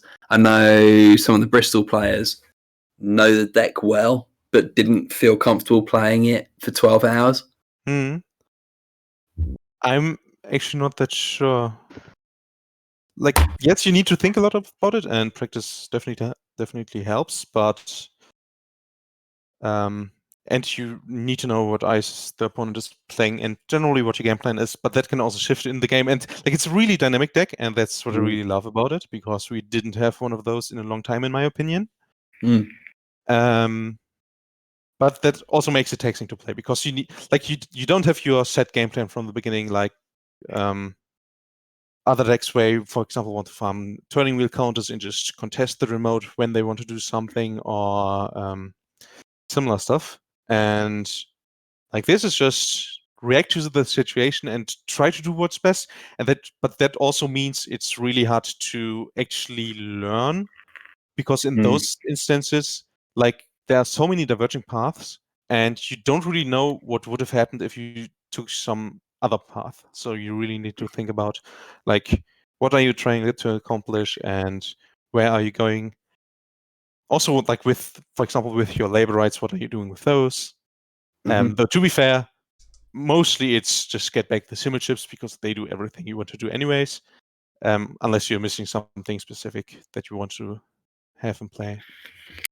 So it makes your decisions matter, because you can do almost everything. You can apply HQ pressure, R&D, you can contest the remote, you can make money, but like whatever you do, it takes away something from another part that you can do. And so like having some good game sense, like knowing what you want to do, and like reading the situation correctly is just so important, which is very fun. Yeah, but then say from a sort of casual player perspective, making what essentially what you're saying is it's a really fun deck to play if you're really good at Netrunner. Well, there's a lot of people that will really struggle playing against that and won't have the ability to play that. I think it's more in the spirit of Netrunner, the way it used to be. And it didn't used to be, but the way it was like a while ago, like years ago. Like when we played like with AstroScript and Sansan, the game was different, and you just like all your decisions mattered, and it wasn't just not a grind fest. It's like right now you if you play 419, you have this like very methodical draw, and you bounce your turtle token, you bounce with a turning wheel. It's like very methodical, very grindy, but like there's just not much that the player can do to express themselves, because just the max is just it gives you the tools to do what you want to do, and it's like you're like a game to explore, and not just I have to make 20 credits. That's sure. So I say it's even fun for like players that aren't as good as we. So probably not something you want to give a new player. No, but I do get the point actually. Yeah, I do get the point. And then just finally from Heinzel on the PD side, again, you've not really called for any more bans for precision design, having just won a tournament when VLC's gone with precision design. Do you think the deck's still broken? I think the two cards that I think what's problematic is one, the neutral agenda suit, that you just get to score agendas tempo like neutral or even positive, which is just like counter to what agendas. Like, yeah, there were asterisk, but most of the time when you are scoring something, like you are giving up something in the other servers, and that's not really the case anymore, especially with seamless launch, because like you don't have to have a lot of money to just score stuff. And I feel like the other cards that are really, really strong in that are Skunkworks and Void, and also like especially in combination with each other, these cards are just very unfair because it's so expensive to get in, and like it might not even be possible just because the deck has a hand size of 6, so you can just end the run multiple times for sure. And that's just, I think that's a very dangerous ability to have in the game, like this, like especially Void, because it's this surefire end the run that the runner can't really do anything about. Like, yes, there's Polyp, but that's like Polyp has a huge cost attached to it. And this card, first, it doesn't have any rest cost, so not even anything to do there. And yes, the cost is hefty, but if you get points out of it, or just prevent the runner from winning on, like I had a game today where I put it on R&D because the runner was trying to conduit me with like this Baba Yaga build. And we saw that. We had that on stream, yeah. Yeah, and that just shut that straight off. And then I had to figure out, okay, how am I going to score in the remote? That was like another question. But still, like R&D was locked, or at least almost locked. I think in the end I wanted to keep 2 seamless launches, so I could only end the run once. But still, like it was so expensive to get in there, and in combination with Skunkworks, it's just so unfair. And Skunkworks works is itself, while on first glance it might look like Ash, it actually is quite different, because with Ash, when you fail the trace, you get to trash the Ash. But with Skunkworks, you don't. And that's such a huge difference. Like, I even had remotes with just Skunkworks and an asset in it. Like a Rashida, and let the runner run on it, I res it. They need to pay 5 or 2 clicks and 3 credits to trash the Skunkworks and whatever I put in there. And that's also a card I like. That's very, very strong at the very least. Like, it's not as bad as and the worst part is in combination they are just, in my opinion. Yeah, the synergy between Skunkworks and Void is completely bananas. Like, because they trigger at the same time and you order them how you want. And the run unless you pay 2 clicks or 5, and then the run ends anyway. Yeah. And I feel like those. I was gonna say the new timing rules making it that you can't like approach the server and like I don't know pay Kayambe grid credits and then get border controlled. So the fact that you can pay to Skunkworks and then get voided out just feels like it's cheating sometimes. Yeah, I'm going to call this out right now. I'm going to call this out right now and say it's an absolute miss from the rules team. Yes, but there we go. I wouldn't go. I wouldn't go that far. I think that I think the intention, the behavior is as intended. I just think it's really strong, and when you remove the ability to do that how you used to with say Kayambe grid and border control, which is actually one of the things I believe is why Kayambe grid got banned. And now there's a 2-card combo that does something and feels similar. Yes. It's I don't know. For me, it feels like whack-a-mole, where you're trying to hit one tiny little thing and like 5 things have popped up in return, and it's probably better to just, anyway. Well, also maybe one other thing, the new pieces of Ice, Ansel, and Bran, I feel like are also a little bit pushed. Like in my. Oh, do you think so? In my opinion, Fairchild is a piece of ice that's too strong, and those are right up there. Yeah, I think Ansel's as good as Fairchild, but I don't think either of them are pushed, and I think Corpse need strong ice. Yeah, And Bron, I don't think I've seen a single Bron today, although I think it's a great piece of ice. there has been Braun. The winning deck list was running 2 of them. Yes. Did we see them? Not in. I'm not sure. I don't remember which games were streamed. We But I definitely used saw it. one res at one point, but I think it's when we went off on a tangent talking about chess. Heaven forbid.